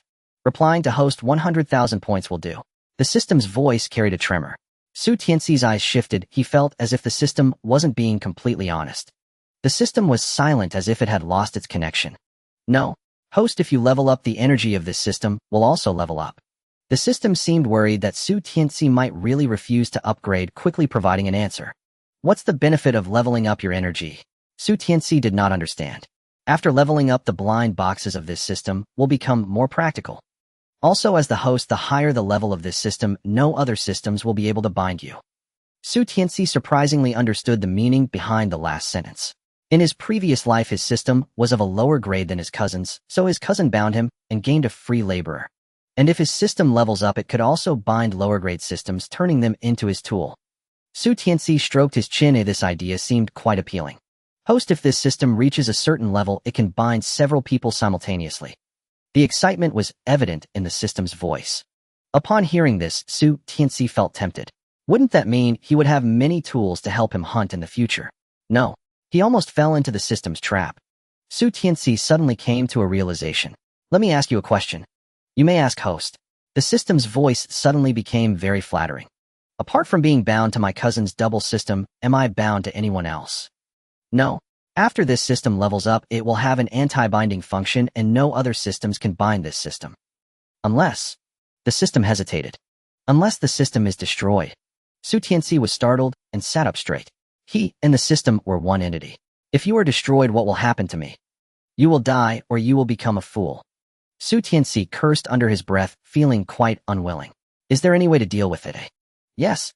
The system seemed to be waiting for Su Tianci to ask, and he felt like he was falling into a trap. As long as this system's level is high enough, the headquarters will consider destroying other systems. At this moment, Su Tianci understood that in the system's world, only the strong could reign. Is your lottery rigged, eh? The system fell silent. Well, I originally thought that since we are in the same boat, if you do well, everyone does well. But now it seems like I was just being naive. Forget it, the points required for upgrading are excessive. Just thinking about it feels uneconomical. Su Tianci shook his head as he spoke. Of course it can be rigged. The system had indeed fallen into Su Tianci's trap. Then I want a space where I can store things. Su Tianci did not intend to complicate things for the system. He felt the system seemed to breathe a sigh of relief as the panel in front of him slightly shook, as if stirred by the wind. Please wait, host. Su Tianci felt a darkness before his eyes. He quickly rubbed his eyes, and the next second the panel lit up again. What just happened? Su Tianci was startled, thinking he might have gone blind. This system just used a 1-second shielding function, otherwise it would have been discovered by the headquarters. Did you find anything? Su Tianci asked eagerly. Yes, there is a storage pouch in the 200-point blind box. This storage pouch fully meets the host's requirements. How do I know which one it is? Every time he drew, there were 6 blind boxes. Su Tianci did not have X-ray vision, so how could he know which box contained it? Well, this system just drew a picture on top of it. Su Tianci felt the system's voice was quite strange. However, being able to know in advance what he could draw next made him inexplicably expectant. Third brother, dinner is ready. A voice came from outside. Coming. Su Tianci stood up, turned off the panel, and walked out. His most important task now was to quickly gather the remaining points to draw the blind box. Third brother, what are you thinking about? I tell you, tonight's meal is particularly delicious. Su Tianfeng said, licking his lips. I was thinking about tomorrow's hunting trip, Su Tianci casually replied. Third brother, I want to go with you. Su Tianfeng's eyes sparkled. Li Dahua and Su Shenghai arrived home just before dawn. Su Shenghai knocked on Su Tianci's door. Third brother, mother is calling you. Su Tianci had already gotten up because he exercised daily, and he opened the door. Fourth uncle, why are you here? Where are uncle and cousin? Su Shenghai's expression was grim. Where is your father? Tell him to get up quickly, mother has something to say. Su Shengli came out while putting on his clothes, asking, Old fourth, what's the hurry? Su Shenghai opened his mouth. Third brother, if you go you'll naturally know. Su Tianci became interested and followed his father to the main room. Li Dahua was sitting at the table with a stern face. When she saw Su Shengli enter, she smiled unexpectedly. Not only Su Shengli, but even Su Tianci felt a chill down his spine. In Su Tiancis' impression, Li Dahua had never smiled at anyone in his family before. This was the first time. Something must be off. Su Tianci became cautious and secretly tugged at his father's sleeve. Su Shengli glanced at him. Old third, sit down. Li Dahua cheerfully invited. I won't sit. If you have something to say, just say it, or I still have to go to work soon. Su Shengli refused. The smile on Li Dahua's face froze. She was about to lose her temper when Su Shanghai tugged at her. Li Dahua forced a smile. Today I went to the county and met a man. He asked me to introduce him to a wife. Mother tells you that the man's conditions are great. He is a worker from the county and is willing to offer 100 yuan as a bride price. Seeing that she had said so much and Su Shengli was unresponsive, she became a bit anxious. Old third, with such a good marriage proposal, of course I thought of Jinier first. After Jinier gets married, she can enjoy the life of a young mistress. Su Tianci did not believe that Li Dahua would be so kind. Even if she were, it would surely be with ill intentions, like a weasel wishing a chicken a happy new year. Su Shengli felt his son tugging at his clothes vigorously. He looked at Li Dahua. Such a good thing should be left for Su Tianbei. Haven't the elder brother and sister-in-law always wanted to marry her off to the city? Tianbei is too young. The other party requires her to have children right after marriage, and Jinier is just the right age. Li Dahua paused. Xioni is also of suitable age. No need. My Jinier and Xioni are not up to par. They can just marry a farmer. Mother, I have something else to do. As Su Shengli spoke, he prepared to leave. You cannot leave. I have already agreed to Jinier's matter, and I have even accepted the bride price. Let Jinier get ready and come with me. Seeing that Su Shengli was not convinced, Li Dahua simply laid it all out. Su Shengli suddenly turned around, his hands clenched into fists. What do you mean? I haven't agreed to my daughter's marriage. Oh, what right do you have to decide? Seeing Su Shengli looking like he wanted to eat someone, Li Dahua felt a bit guilty. What right do I not have? I am her grandmother. Besides, I am doing this for her own good. Being a city person is much better than being a country bumpkin. Whoever thinks it's good can marry, and my children are not going. After Su Shengli finished speaking, he stormed out. Su Tianci returned and recounted what had just happened to the family. Tian Cuihua saw her husband fuming quietly on the side and went up to comfort him.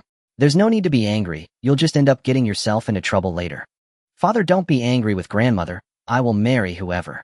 Su Tianjin bit her braids slightly. You foolish girl, what nonsense are you talking? Tian Cuihua glared at her daughter. Eldest sister, do you think she would be so kind as to introduce you to a good marriage? Su Tianci was also angry. Eldest sister has a soft personality and second sister is timid. Both are easily manipulated. Su Tianjin looked confused. Marrying anyone is the same right. If they had 100 yuan, their younger siblings wouldn't go hungry. The other party is offering 100 yuan. Su Tianjin bit her lip. Eldest sister and second sister first of all, the other party is a city person. Why does he need to come to the countryside to find a wife? Also, Li Dahua went to the county hospital today, and she must have met the man there. Do you think you can meet good people in a hospital? Don't forget last time she was willing to push you into a pit for a little grain. Seeing Su Tiancis' eyes turning red with anger, Su Tianjin hurriedly pulled him. Third brother, eldest sister was wrong. She won't marry and will stay with you in the future. Third brother, second sister won't marry either. Su Tianxiu said softly. No, I will arrange your future marriages. Unless I give my approval, none of you are allowed to marry. Su Tianci worried that Li Dahua would cause trouble and warned his eldest and second sisters. All right, do you think your father is dead? Su Tiancis' head was tapped. He turned around and saw his father standing behind him with a dark expression. Of course not, it's just that some things are for the son to do and you can't do them. Su Shengli had to admit that Su Tiancis' words were correct. Remember what your younger brother just said. Got it, father? Su Tianjin and Su Tianxiu quickly nodded. The work horn sounded and Tian Cuihua took out pastries from the cabinet, giving each person 2 pieces. Eat before you go out. She carefully locked the cabinet and put everything back in place.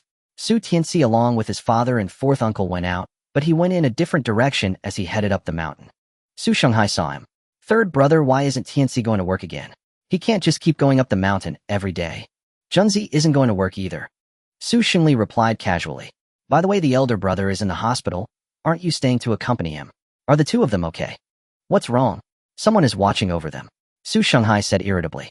Someone? Who? Su Shengli thought for a moment and couldn't figure out who would take care of his elder brother.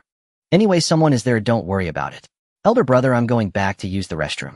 Su Shanghai seemed to let something slip and hurried back. Su Shengli found Su Shanghai's reaction very strange. As Su Tianci walked, he opened the system panel. Luck value 15 points, 186. Su Tianci felt secretly pleased his luck value today was also quite good. He suddenly remembered that he had left his dagger in the house. He planned to grab it before heading up the mountain. The village was quiet, everyone had gone to work. Su Tianci pushed open the yard door. He suddenly heard a sound coming from his house and tiptoed over. The door opened, and Su Shanghai came out carrying a burlap sack, stealthily sneaking out from the house. Su Tianci picked up the iron shovel in his hand and struck down. Thud! Su Shanghai collapsed to the ground, and there were sounds of rummaging inside the house along with Li Dahua scolding. "You little rascal, be careful." With a thud, Li Dahua was knocked to the ground. Su Tianci saw that his mother's cupboard had been pried open and the room was in complete disarray. Su Tianci kicked Li Dahua hard, his toe striking something hard. He reached out and pulled it out, discovering it was a handkerchief where Li Dahua had hidden money. When Su Tianci opened the handkerchief, he was astonished to find a thick stack of money inside. He counted and found there were over 300 yuan. Among them, 200 yuan were brand new large denominations, which Su Tianci guessed must be the betrothal gifts Li Dahua mentioned. Su Tianci spat at Li Dahua and then ran towards the field. "Dad, we have been robbed," he shouted at his father from the edge of the field. Su Shengli dropped his tools and ran. Seeing this, the other villagers followed suit. When Su Tianci returned home with the crowd, he saw a person lying at the entrance of the Su family's third house. Next to him was a burlap sack that was wriggling incessantly. Some bold villagers approached and opened the sack, revealing Su Tianjin inside. "Oh dear, why is this girl tied up like this?" exclaimed a timid aunt. "That person on the ground must be the villain who kidnapped her. Tie him up and take him to the brigade." Someone fetched ropes and tied the person on the ground. "Hey, isn't this Su Jia's fourth son?" Su Shanghai, who was lying on the ground, was turned over, and everyone recognized his face. Tianci, who rushed back upon hearing the news, pushed through the crowd and hugged the trembling Su Tianjin. "Eldest daughter, what happened? Weren't you working with Xiaoer?" Upon seeing her mother, Su Tianjin finally began to cry out, "Mom, Grandma wants to sell me." "What?" The crowd began to murmur. Some sneaked away, running into the distance. Su Tianci deliberately pushed open the door. "Dad, Mom, the house is in complete chaos." Su Shengli strode into the house, and the onlookers squeezed in after him. "Hey, isn't that Li Dahua? Why is she lying on the ground? Could it be that she caused this mess? Indeed, it's hard to guard against thieves from within." How pitiful for Su Jia's third son. Li Dahua isn't even his real mother, yet she oppresses him with the virtue of filial piety. There's no way around it. He has several sons to marry off, not to mention daughters to marry. Why bother? If it were me, I would just split the family. Just looking at that old hag makes me want to clench my fists. What do you know, you old bachelor? No wonder you can't get a wife. That's because I don't want one. Women are nothing but trouble. Shill. The village head and brigade leader are coming. The crowd parted to make way as the village head walked in. On the way there, the village head had already heard from the villagers about what had happened. He saw Tianci crying while holding her daughter still in the burlap sack, and Su Shengli with clenched fists glaring at Li Dahua on the ground. The house was completely ransacked, bedding was crumpled together, and several boxes against the wall had been opened. Clothes and shoes were strewn everywhere. The brigade leader entered the house with 2 militia members and scanned the surroundings. Today it was clear that this was a case of theft. Although it had not been as intense in the past 2 years, there was still a strong crackdown on theft. Moreover, it was heard that Li Dahua wanted to sell her granddaughter. If Su Shengli insisted on reporting Li Dahua, it would surely lead to a strong case. However, this way the commune's recognition would no longer include them. "Su Shengli, what do you think about this matter today? Li Dahua may not be your biological mother, but she raised you, and Su Shanghai is still your younger brother. We are all family behind closed doors. You should consider your children. After all, having a thief in the family will affect how others view them." Su Tianci listened to the brigade leader and observed his father's transformation from furious to silent. He understood that his father had been persuaded again. Su Tianci stepped forward and bowed to the village head. "We can choose not to report them, but we must split the family." His words caused the previously murmuring crowd to fall silent. The brigade leader's eyes flashed with anger. Seeing that Su Shengli had been persuaded, he wondered what this kid Su Tianci, who hadn't even grown hair, was jumping around for. "Your father hasn't said a word. Oh, what are you talking about? Is there no order anymore?" Su Tianci did not take the brigade leader's words to heart. He simply looked at the village head. "Li Dahua has tried to sell my elder sister and second sister more than once. Village head, I can testify. I heard it very clearly at that time." Gaoxing's mother said while being supported by Gaoxing. "We cannot afford such relatives.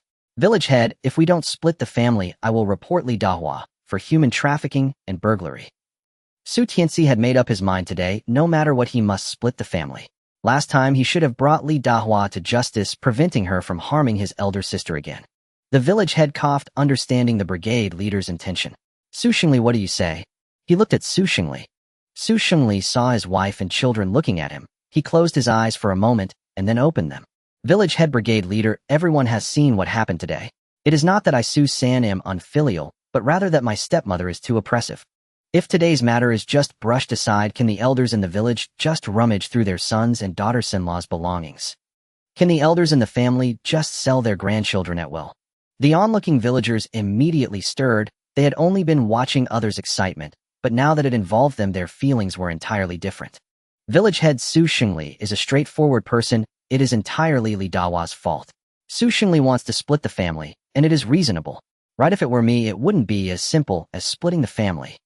Su Xingli is still too timid. The village head and brigade leader exchanged glances.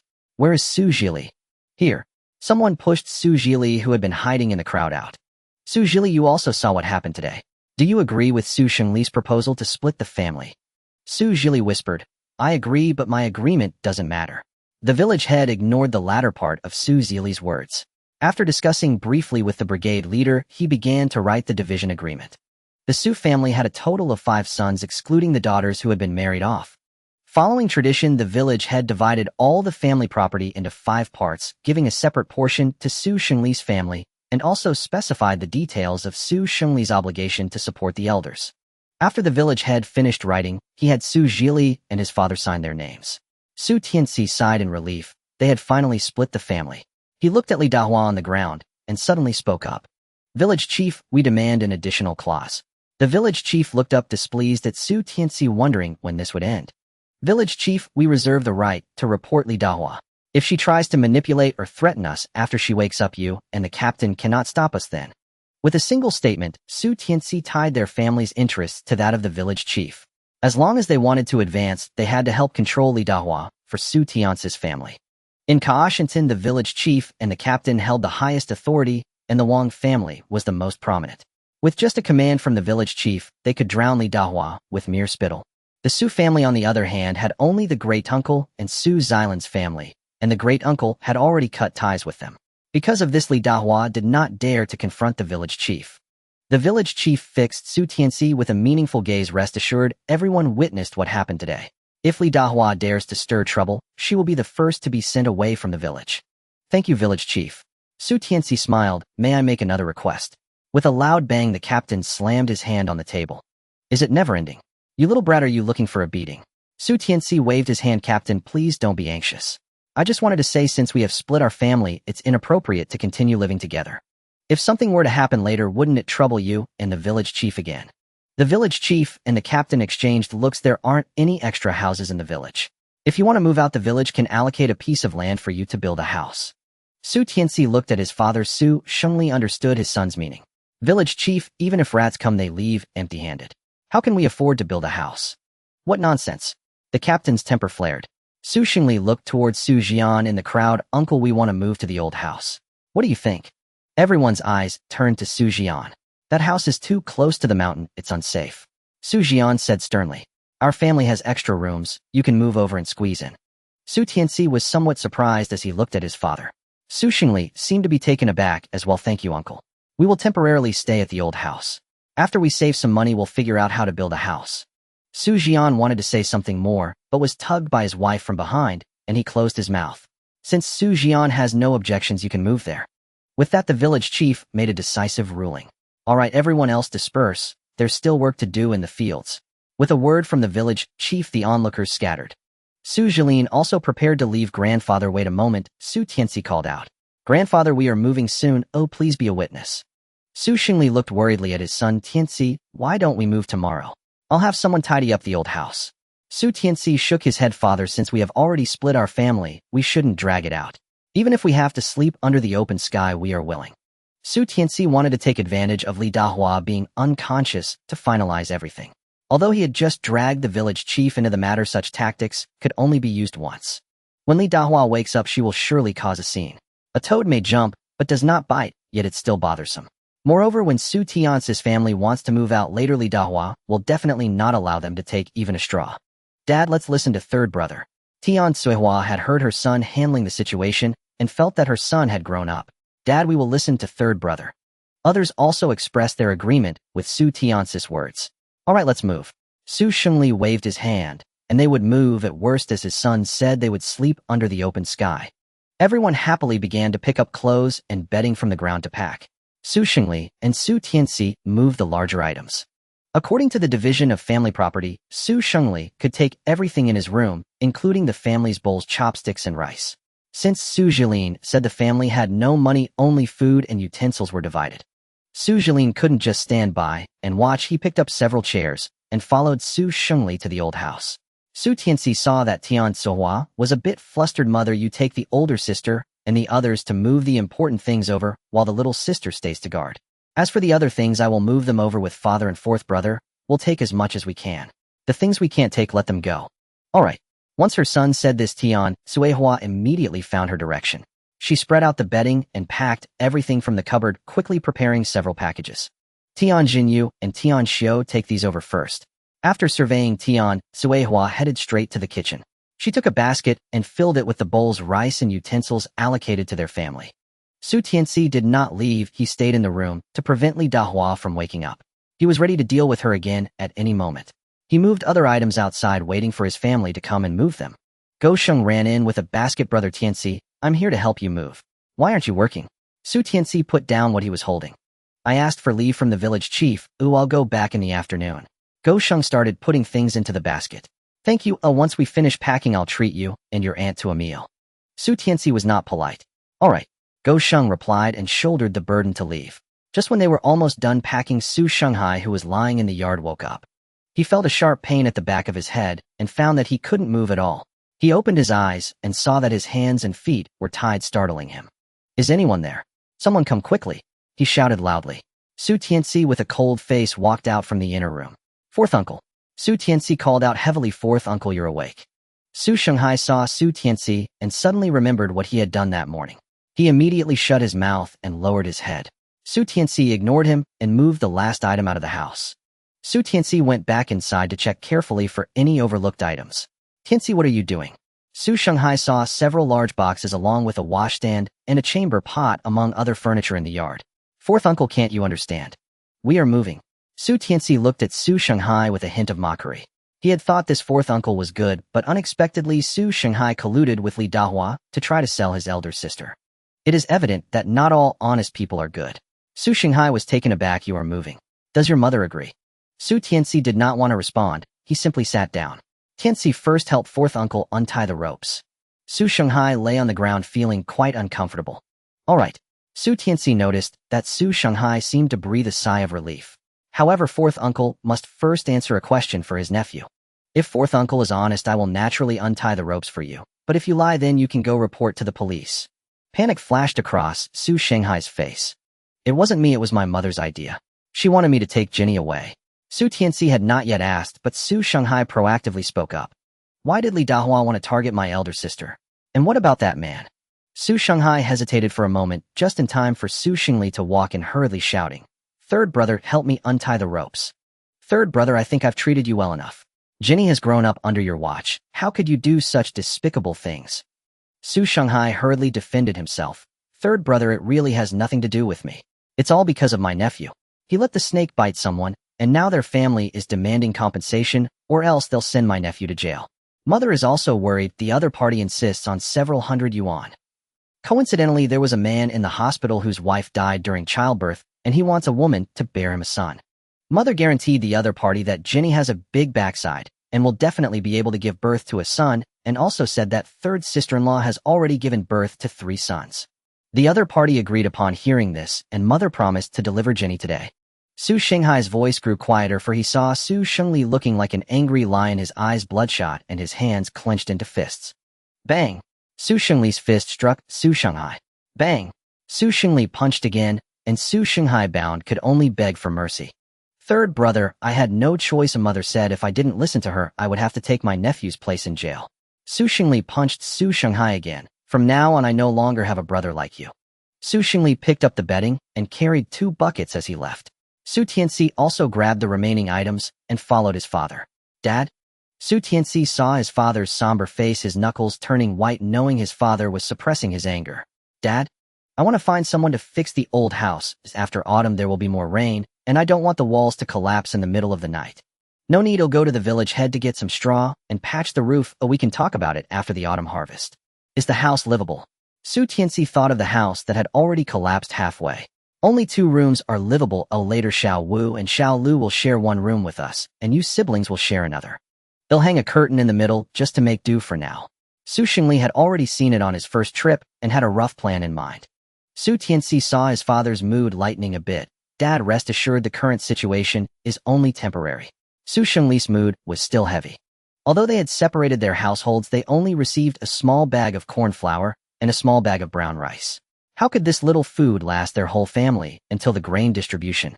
This year's harvest was also poor. The village head was worried that they might not even complete this year's grain quota. Grain distribution. It was likely to fall through. This was also why Su Xingli agreed to let Su Tianci go hunting. Someone in the family had to bring about change. As they spoke, they arrived at the old house. Su Tianci saw that the old house had changed. The tall weeds in the yard were gone, and his mother was drying the cut grass in a corner of the yard with his elder and second sister.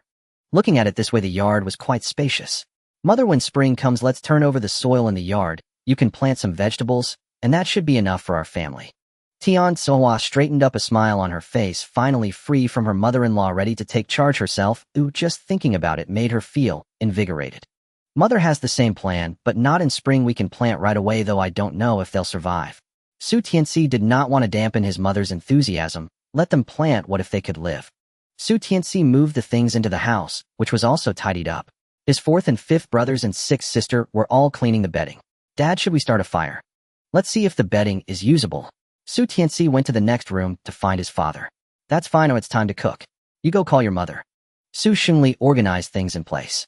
Tianci heard her son calling her to start a fire, so she put down her hoe and went to the kitchen. Su Tianci noticed there was no firewood at home and remembered the wood he had collected earlier. He called Su Tianfeng, and they immediately grabbed ropes and a carrying pole to head up the mountain. 3rd brother, let's go check the trap first. What if we catch something? As soon as Su Tianfeng entered the mountain, he seemed invigorated. All right. Su Tianci had the same intention. Host, good news. Su Tianci was startled by the sudden mechanical voice, almost stumbling. 3rd brother, be careful. The path here is not easy to walk. Su Tianfeng hurriedly supported Su Tianci. It's nothing. I was just lost in thought. Su Tianci waved his hand at his 4th brother. He had walked this mountain path countless times. If it weren't for the sudden voice from the system, he wouldn't have embarrassed himself. Squirrel? Su Tianfeng spotted a squirrel and hurriedly chased after it. Unfortunately, the squirrel was very alert and quickly darted to the treetops, leaving Su Tianfeng feeling dejected as he returned.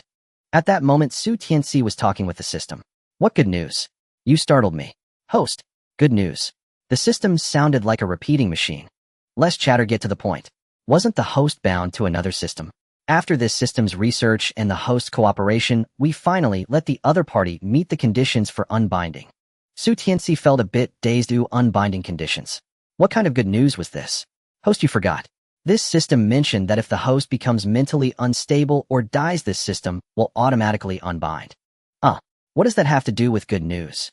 Su Tianci had not yet reacted. Host, you're really dim-witted. The mechanical voice of the system surprisingly carried a sense of urgency. Su Tianci suddenly had a flash of insight in his mind. You just said the other party has reached the unbinding conditions. That means my cousin has become foolish. Or dead. Host, this system has seen on the main display that the other party system has been unbound. From now on, no other systems will be able to bind to the host again.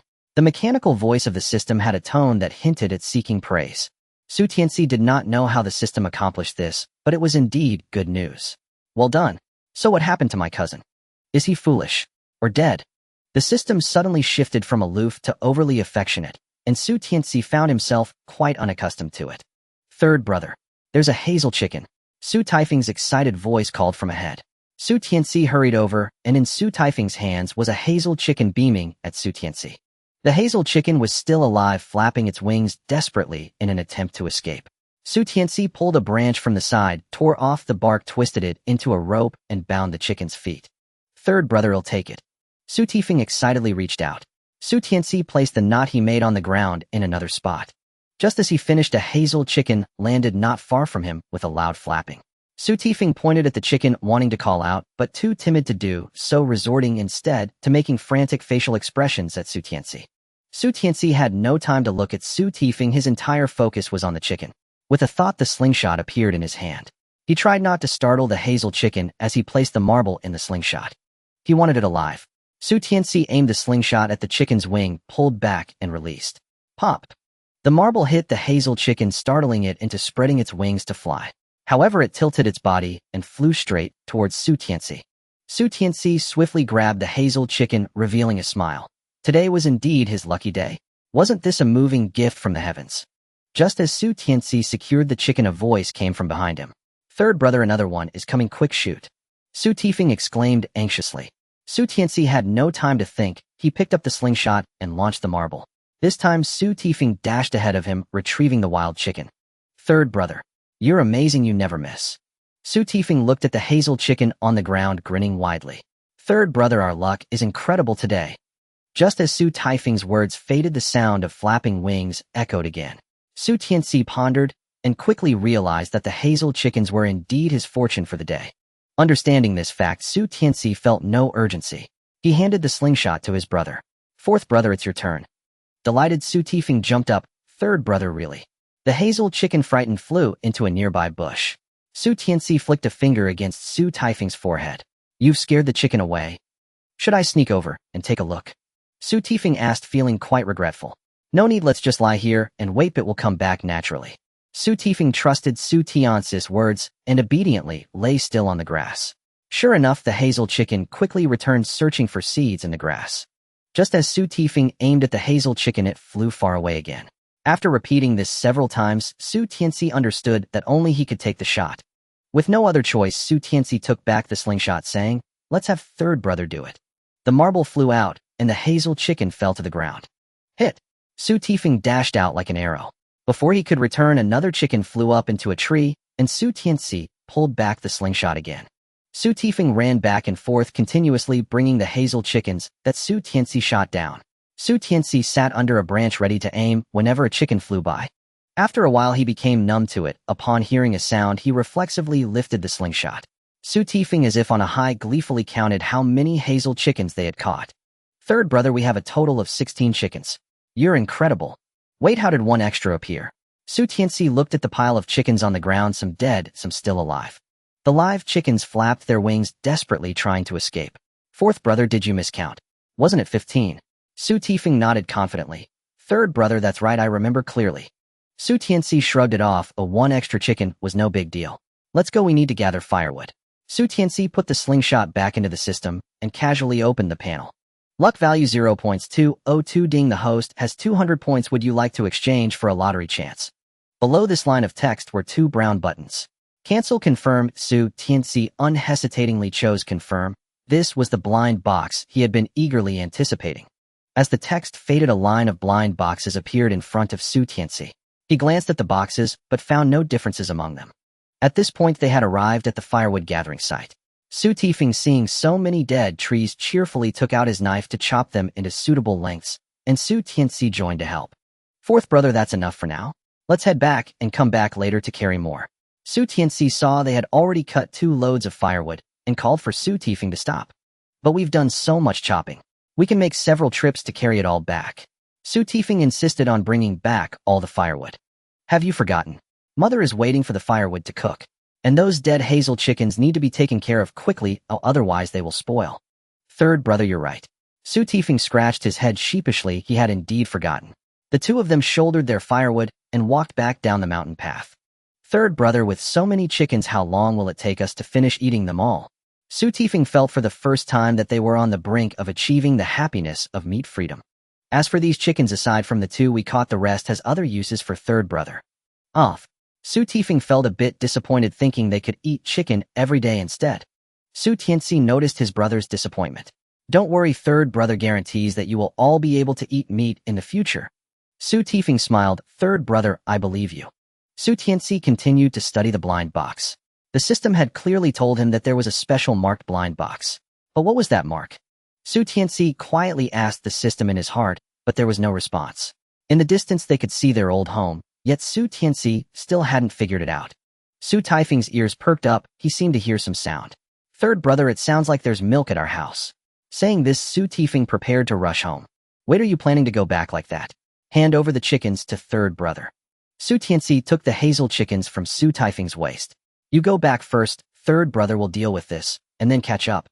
Su Taifeng ran down the mountain and Su Tianci's gaze returned to the system panel. Heaven rewards the diligent. He finally discovered a difference in one of the blind boxes. In the lower right corner of one blind box, there were two faint lines that were nearly invisible without close inspection. "Congratulations, host, you finally found it." The seemingly dormant system suddenly spoke up. Su Tianci couldn't be bothered with this increasingly quirky system and tapped on that blind box. Even with his eyes closed, Su Tianci could feel a flash of white light. The blind box opened. A crisp chime echoed in his mind. "Ding.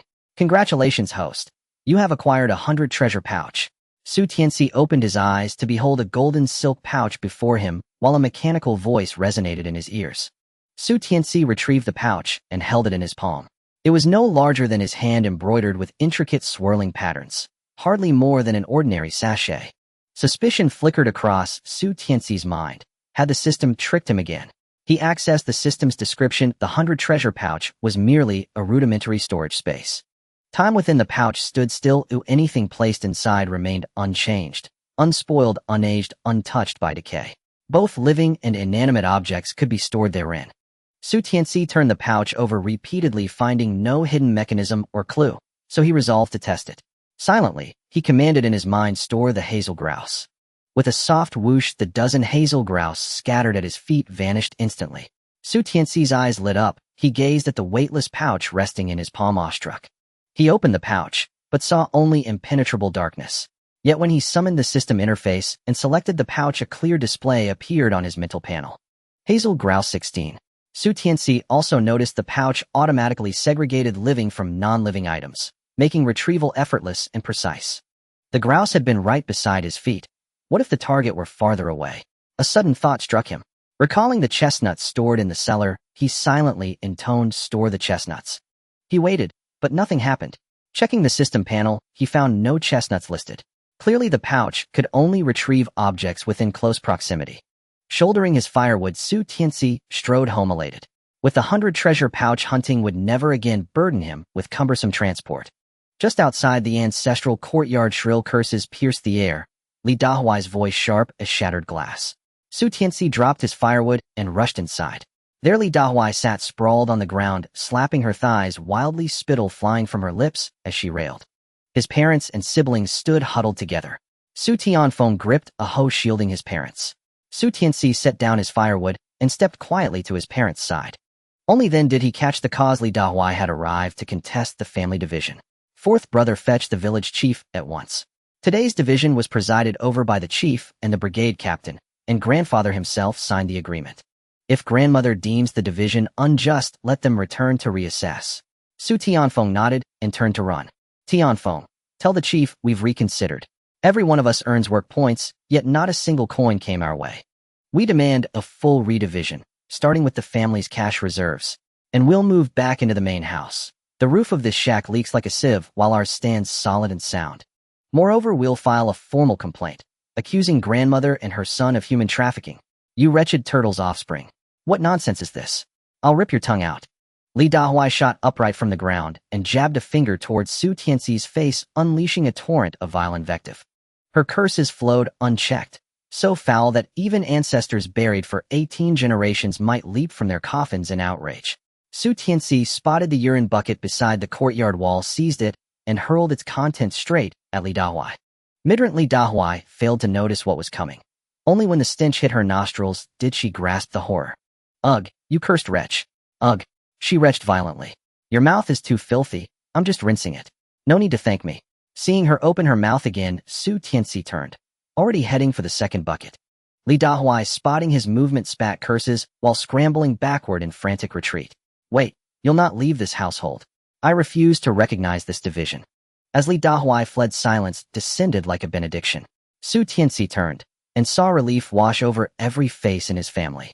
"Father, mother, pity that bucket of fertilizer," Su Tianci quipped lightly to ease the tension. Tian Cuifing managed a faint smile. That one was meant for the courtyard anyway. Su Tianfeng burst back through the gate. Is grandmother gone? Su Shengli glanced past him toward the road. Now we'll trouble the chief again. Father, I never left. I didn't go at all. Third brother winked at me just now. I knew he'd handle it.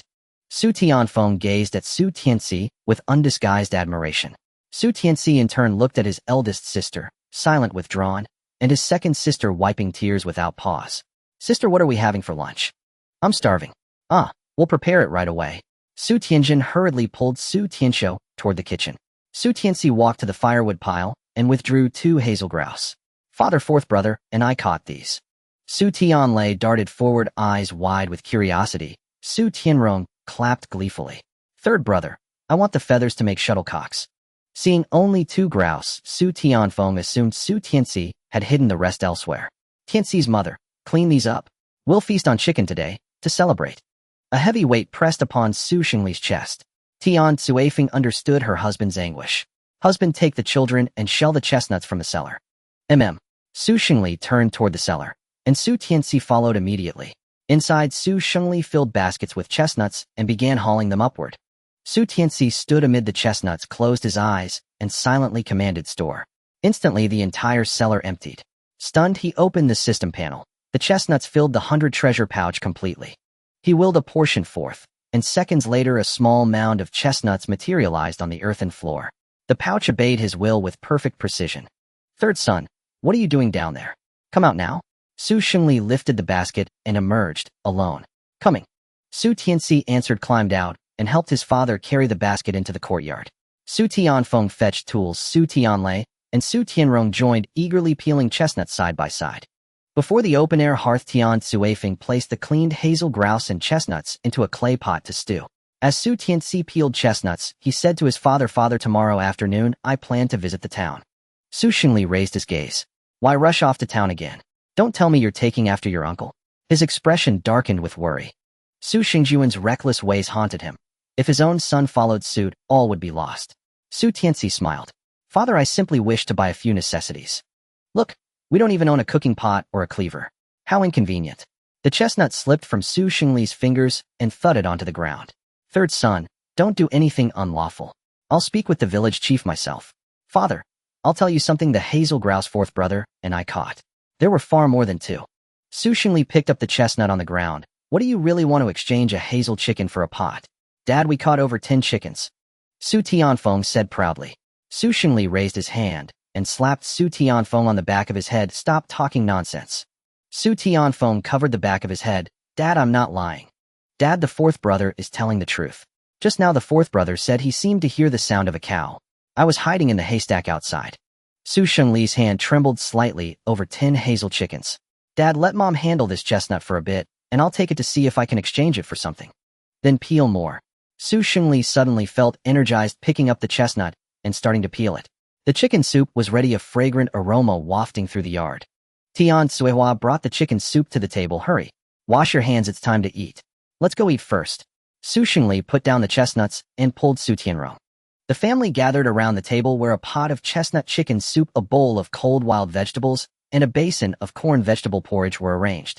Tian Cuihua ladled a full bowl of porridge for each person. The children all appeared excited, as if it were the new year. Today we celebrate our separation, everyone eat more. Tian Cuihua felt today was a good day and must be celebrated grandly. A smile also appeared on Su Shengli's face. Yes, eat up. Su Tianfeng cheered. The chicken soup smells so good. Mom and Dad, hurry and try it. Tian Cuihua picked up a chicken leg and placed it in Su Shengli's bowl, who casually transferred it to Su Tianli's bowl beside him. Su Tianlei then put it into Su Tianrong's bowl, and Su Tianrong struggled to pick up the chicken leg, wanting to pass it to Tian Cuihua. Tian Cuihua lifted her dress and wiped her eyes. Everyone eat, there are 2 chickens, 4 legs and 4 wings. Saying this, Tian Cuihua placed a chicken leg in Su Tianci's bowl. Su Tianci put the chicken leg in Tian Cuihua's bowl. Mom, you eat it, I don't like chicken legs. Don't worry, from now on I will find a way for everyone to have meat every meal. Su Tianci's words made everyone laugh happily. Whether true or not, at least the wish to have meat every day was a beautiful one. After the meal, Su Tianci took some peeled chestnuts and went out.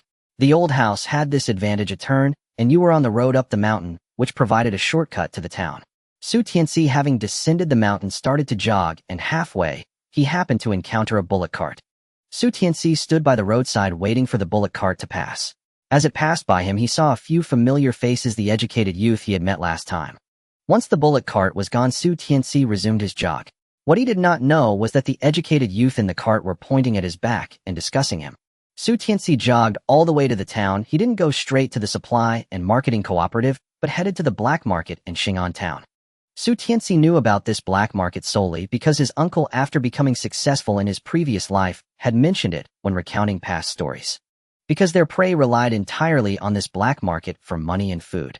Su Tianci stood at the mouth of an alley where a man wearing a straw hat had it pulled down low, revealing only half of his chin. Su Tianci did not blindly enter, but observed from a distance. He saw that everyone entering was questioned, and some even had to pay to enter. Later, Su Tianci discovered that those who paid were all sellers. After observing for a while, Su Tianci felt confident, pulled his straw hat down, and walked over. The other party reached out to stop him. "What are you doing?" Su Tianci revealed the hazel chickens in his basket, and a glint of desire flashed in the other's eyes.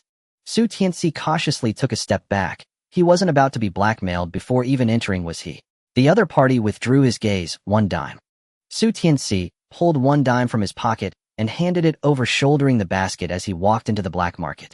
The deeper he walked into the alley, the more spacious it became, with many other straw hat wearers squatting down, displaying items for sale in front of them. Su Tianci set down his basket and had just squatted down when someone approached him. "What are you selling?" The person wore glasses, a mask over his face, spoke in a low voice, and was dressed in a blue work uniform. Su Tianci glanced at the work uniform. "Hazel chickens," he replied softly. The glass wearer's eyes lit up. "How many do you have?" Su Tianci hesitated for a moment. 2.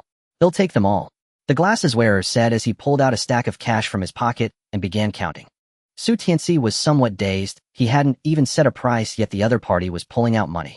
The glasses wearer took out a large black bill, handing it to Su Tianci. 5 yuan for 1, 10 yuan for 2. Does that sound right? Huh. Su Tianci wasn't sure if the price was high or low, but he grabbed the chickens and stuffed them into the glasswearer's pocket. Seeing that Su Tianci's hazel chickens were quite plump, the glasses wearer left with a broad smile. Su Tianci put away the basket and started wandering around the black market, hoping to see if there were any cooking pots or knives for sale. Unfortunately, after a round of searching, he didn't find any. In the end, he sold 2 more hazel chickens, reaping another 20 yuan.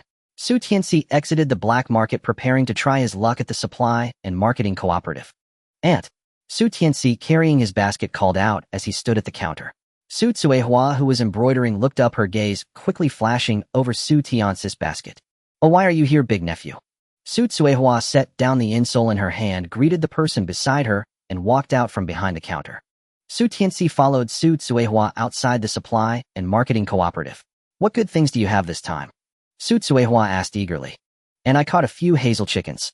Su Tianci lifted the basket, revealing the lively chickens inside. "Let's go to Aunt's house." Su Qihua's eyes sparkled. She greeted someone at the supply and marketing cooperative and quickly came out with a cloth bag. Su Tianci was very familiar with her home. They quickly arrived at the family quarters of the textile factory, and Su Tsuehua led Su Tianci upstairs, unlocking the door with a key. She took an ice pop from the refrigerator and handed it to Su Tianci. "It's hot out, eat this to cool down." Su Tianci hurriedly declined. "No need, Aunt, give it to my younger siblings." Su Tsuehua shoved the ice pop into Su Tianci's hand. "There are more in the fridge, you eat yours." Su Tianci could not refuse the kind offer. He carefully unwrapped the ice pop and took a bite. A rush of icy coolness immediately alleviated much of his heat. While nibbling on the ice pop, Su Tianci began taking the hazel chickens out of the basket. "And didn't I promise that if I caught hazel chickens I would bring some for my younger siblings?" Su Tsuehua paused with the chicken in her hand. "That won't do. You have quite a few here." Su Tianci chuckled. "I also have one thing I'd like your help with." Su Tsuehua relaxed her expression upon hearing this. "You're talking about the sales clerk position, right? I've been inquiring about it all along. As soon as I have news, I'll definitely tell you first." Su Tianci shook his head. "And that's not what I meant. I wanted to ask if you have a way to buy a cooking pot." Su Tsuehua felt the hazel chickens in her hand suddenly became quite hot. Su Tianci noticed Su Qihua's predicament and hurried to explain. "Our family has split, and according to regulations we are allowed to buy 1 iron pot. I have the documentation of the split and the proof from the village head with me." Only then did Su Tsuehua breathe a sigh of relief. Now each household's iron products are regulated, smaller items are manageable, but larger ones require proof to purchase. Su Tsuehua took out 2 hazel chickens which were quite plump due to the approaching autumn. She tied the chickens and placed them in the kitchen before picking up a cloth bag again. Come on, Aunt will take you to the supply and marketing cooperative. Su Tianci stood up slinging the backpack on his back and followed Su Cuihua back to the cooperative. Instead of taking Su Tianci to the counter, Su Cuihua led him to the warehouse, and Su Tianci's eyes lit up. Su Cuihua entered the warehouse. Sister Zhang, I brought my nephew to pick an iron pot. Don't worry, he has proof. You can choose for yourself, Sister Zhang replied, without looking up, still knitting a sweater. Su Tianci placed the backpack at the door and pulled out some cooked chestnuts, placing them on the table in front of Sister Zhang. Sister Zhang, these mountain goods are just snacks for you, Su Tianci said, then followed Su Cuihua into the warehouse. Sister Zhang put down her knitting and picked up a chestnut to examine it. Her eyes brightened as she peeled one and put it in her mouth. Unable to wait to finish, she set down her knitting and entered the storeroom. Su Cuihua and Su Tianci were selecting iron pots. In fact, the iron pots were quite similar, and Su Tianci initially thought of just picking one at random, but Su Cuihua disagreed. She held each pot up to the light and told Su Tianci to choose one with fewer sandholes and a smooth surface, as these pots would last longer and not leak easily. After selecting a pot, they also needed to choose a spatula and a kitchen knife. Just as they were getting into it, Sister Zhang rushed in. Sister Zhang, we will be done soon. Su Cuihua quickly stood up, still holding 2 spatulas in her hands. Sister Zhang waved her hand. Cuihua, take your time choosing. I have something to ask your nephew. Su Cuihua looked at Su Tianci with confusion, and he walked over to Sister Zhang. Sister Zhang opened her hands. Do you still have that chestnut? Su Tianci suddenly understood. Sister Zhang, do you want raw or cooked ones? Raw. Sister Zhang hesitated for a moment. Yes, but there aren't many that have been peeled. Su Tianci walked to the backpack and took out a small pouch. Sister Zhang took it, opened it, and found exactly what she wanted, about 3 to 4 pounds of chestnuts. They'll trade you some tickets for this. How does that sound? Sure. Su Tianci readily agreed. Sister Zhang, your thermos ticket is quite good. Su Cuihua's sharp eyes quickly spotted the ticket in Sister Zhang's hand. Sister Zhang shot Su Cuihua a glare. You have sharp eyes. Su Cuihua laughed. Sister Zhang, my nephew's family is in Kuaishan village. They might not have much, but they have plenty of mountain goods. Sister Zhang's eyes brightened as she understood Su Cuihua's hint. The mountains are still the best. You can just go up and pick whatever you want to eat. Unlike us, we have a bunch of tickets, but can't trade them for meat. Sister Zhang sighed. At this point, Su Tianci understood everything, as Sister Zhang wanted meat. I still have 2 hazel chickens, he said softly, then took out a bag from the backpack, revealing 2 live hazel chickens. Su Cuihua looked at Su Tianci's backpack in surprise, as she thought it was empty, but there was indeed something inside. She felt a twinge of discomfort, thinking that Su Tianci had hidden something from her. However, when she saw Sister Zhang handing Su Tianci the thermos ticket and some other tickets, she felt an inexplicable sense of ease. Nephew, do you think we need to get anything else? What other tickets do we lack? In the end, Su Tianci not only bought a large iron pot, but also got a spatula, kitchen knife, thermos, and basin, among other supplies. Thank you, Aunt. Su Tianci was very grateful to Su Cuihua. If it weren't for her help, he wouldn't have been able to buy everything he needed. Now, buying things requires not only money but also tickets. Moreover, Sister Zhang had given Su Tianci her monthly purchasing quota. With the purchasing quota from the supply and marketing cooperative staff, Su Tianci bought a lot of items for only 10 yuan. Of course, Sister Zhang proposed a condition for the exchange. Next time Su Tianci had mountain goods, she would have the first pick to trade. Su Tianci was certainly willing, as Sister Zhang wasn't refusing to pay. Sister Zhang was also very happy because their purchasing quotas were available every month, and she often helped relatives and friends buy things when they didn't need them. By using a month's quota to exchange for future opportunities to eat meat, she didn't lose out. Both parties benefited, and everyone was happy. What was Sister Zhang asking you for just now? After leaving the supply and marketing cooperative, Su Cuihua curiously asked Su Tianci. Aunt, that was for chestnuts. I left a small bag for you on the coffee table. Those are particularly fragrant when stewed with the chicken. Su Cuihua then remembered vaguely seeing a pouch on the coffee table, but she hadn't paid attention at the time. She slapped her palm. That is a good thing. Do you have any left? Aunt will trade with you. Chestnuts help nourish the stomach and strengthen the spleen, improve appetite, and can also prevent osteoporosis. They can be stir-fried with sugar for a particularly sweet and fragrant treat, perfect for entertaining guests during holidays. Of course, they can also be boiled in water as snacks for children, filling their stomachs. If used to stew chicken, it can serve as a nourishing soup for the elderly. And I do have some, but they aren't peeled. Usually we peel as much as we eat. Su Tianci didn't hesitate. Then let your family peel them when you go back, and Aunt will trade you something for it. After autumn winter will soon arrive, and Su Tianci wanted to make new cotton jackets for the whole family. This way his little sister wouldn't suffer from hunger and cold and end up catching a cold and dying. "Aunt, can you help me get some cotton tickets?" Su Tianci boldly made his request. Su Tsuehua actually liked Su Tianci's straightforwardness. "Cotton tickets are hard to come by, but I can ask around for you." Su Tianci nodded. "Aunt, please help me ask. I need a lot. If the other party is unwilling, I can trade them for chickens." Su Tsuehua smiled. "Aunt will definitely help you find them. If worst comes to worst, I can trade tickets with them." Su Tianci said, "Thanks, Aunt." They'll head back now. Su Tianci understood Su Qihua's implication. He didn't mind at all. After all, he needed tickets, and it didn't matter who he gave the chickens to. Carrying the backpack, Su Tianci bid farewell to Su Tsuehua. Once he reached a secluded area, he stored the items from the backpack into his space. Last time Su Tianci had asked, the steel mill and the textile factory are two different directions. The textile factory is to the east, so the steel mill is naturally to the west of Xing'an town. The employees of the steel mill earn higher wages than those of the textile factory, and the steel mill is relatively far from the supply and marketing cooperative, but closer to the black market. This morning, the glasses-wearing man buying hazel chickens was dressed in work clothes that somewhat resembled those from the steel mill. Of course, it cannot be ruled out that the man was doing it on purpose, as everyone going to the black market would be disguised. Su Tianci smoothly found the family courtyard of the steel mill. Su Tianci first looked around at the entrance to prevent any meddlesome individuals like Uncle Li from appearing. The layout of the steel mill's family courtyard is quite similar to that of the textile factory. They both have the same dormitory buildings, the only difference being that the steel mill courtyard has an additional basketball court below. A few young people not on duty are playing basketball on the court. Su Tianci stood by the sidelines and watched for a while. A three-pointer was attempted, but the ball missed and came hurtling towards Su Tianci. Quick dodge. The basketball players waved at Su Tianci. Seeing the ball coming toward him, he reached out and caught it. A young man in a tank top ran over smiling at Su Tianci. "Thank you." Su Tianci threw the basketball back to him, and the young man tossed it back onto the court. He turned to Su Tianci and asked, "Are you visiting relatives?" Su Tianci nodded. "I'm looking for my aunt. I caught a few hazel chickens on the mountain and wanted to ask her for help. But I don't know which room my aunt lives in," he added. The young man in the tank top eagerly asked, "What is your aunt's name?" "They'll help you ask around." Su Tianci replied, "My aunt's name is Su Tsuehua and my uncle is an employee at the textile factory." The young man suddenly realized, "Oh, you're definitely looking for the textile factory's family courtyard, right? You've gone the wrong way. The textile factory's family courtyard is to the east, while ours is the steel mill's family courtyard." Su Tianci looked regretful. "What should I do then? I'm in a hurry to get home, or my parents will scold me to death for bringing back these chickens." The young man from the steel mill, at the age craving meat, looked intrigued when he heard Su Tianci mentioning hazel chickens. "Are you selling your hazel chickens?" he whispered to Su Tianci.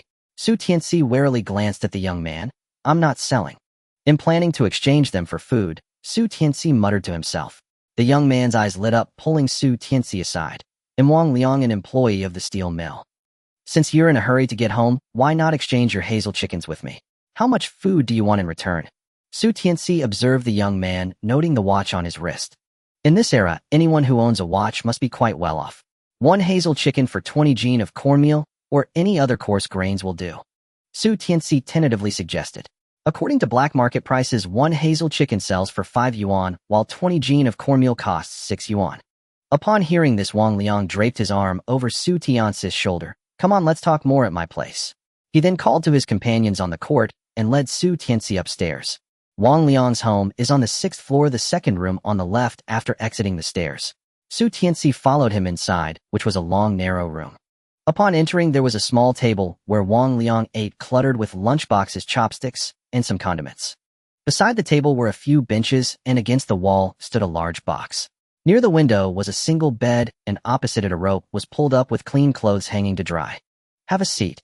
Wang Liang motioned for Su Tianci to sit down. "No need, I'm in a hurry to get back." "How much food can you gather?" Su Tianci set down the basket on his back to show Wang Liang the hazel chickens inside. Upon seeing the hazel chickens, a broad smile spread across Wang Liang's face. "You just said one hazel chicken for 20 jin of grain, right? Any type of grain will do." Su Tianci nodded. "Yes, as long as you gather up to 20 jin, I'll give you one." Wang Liang opened the cabinet against the wall and started pulling out cloth bags. "This is 10 jin of cornmeal, this one's 5 jin of corn husks, And let me see, this should be some mixed grains, probably around 5 gene as well. Su Tianci took a look inside the bags. The grains were well preserved and had no bugs. He weighed them in his hands and felt they were about right. Then he grabbed a hazel chicken from the basket. This hazel chicken I caught is quite fat. You can easily have 2 or 3 meals from it. Seeing that Su Tianci still had more in the basket, Wang Liang's eyes sparkled. How many more do you have in your basket? Are you willing to exchange them all? Su Tianci looked at Wang Liang. Do you have more food? Wang Liang shook his head. Our steel mill receives some allowances every month, but most of us single young men eat in the cafeteria, so this food is what we end up saving. Some of the food I had before went bad and was given away. This is what I just received not long ago.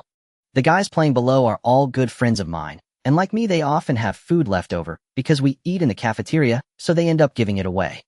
If they knew they could exchange the food they give away for meat, they would definitely be willing.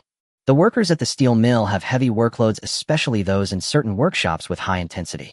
Therefore, the factory provides extra allowances to certain workers to ensure they can maintain their work quality. Su Tianci looked at Wang Liang. I initially wanted to find my aunt, but since we get along well, I decided to exchange with you. I don't know if others would be the same as you. Wang Liang immediately understood Su Tianci's meaning as he glanced at Su Tianci's basket. How many more do you have? Su Tianci calculated in his heart. He and Su Tianfeng had caught a total of 16 hazel chickens. They ate 2 for lunch, gave 2 to Su Zuohua, sold 6 in the black market, and gave 2 to Sister Zhang. Originally there were 4 left, but since Wang Liang took 1, only 3 remain. I still have 3, Su Tianci said, pulling the hazel chickens from the space into the basket for Wang Liang to see.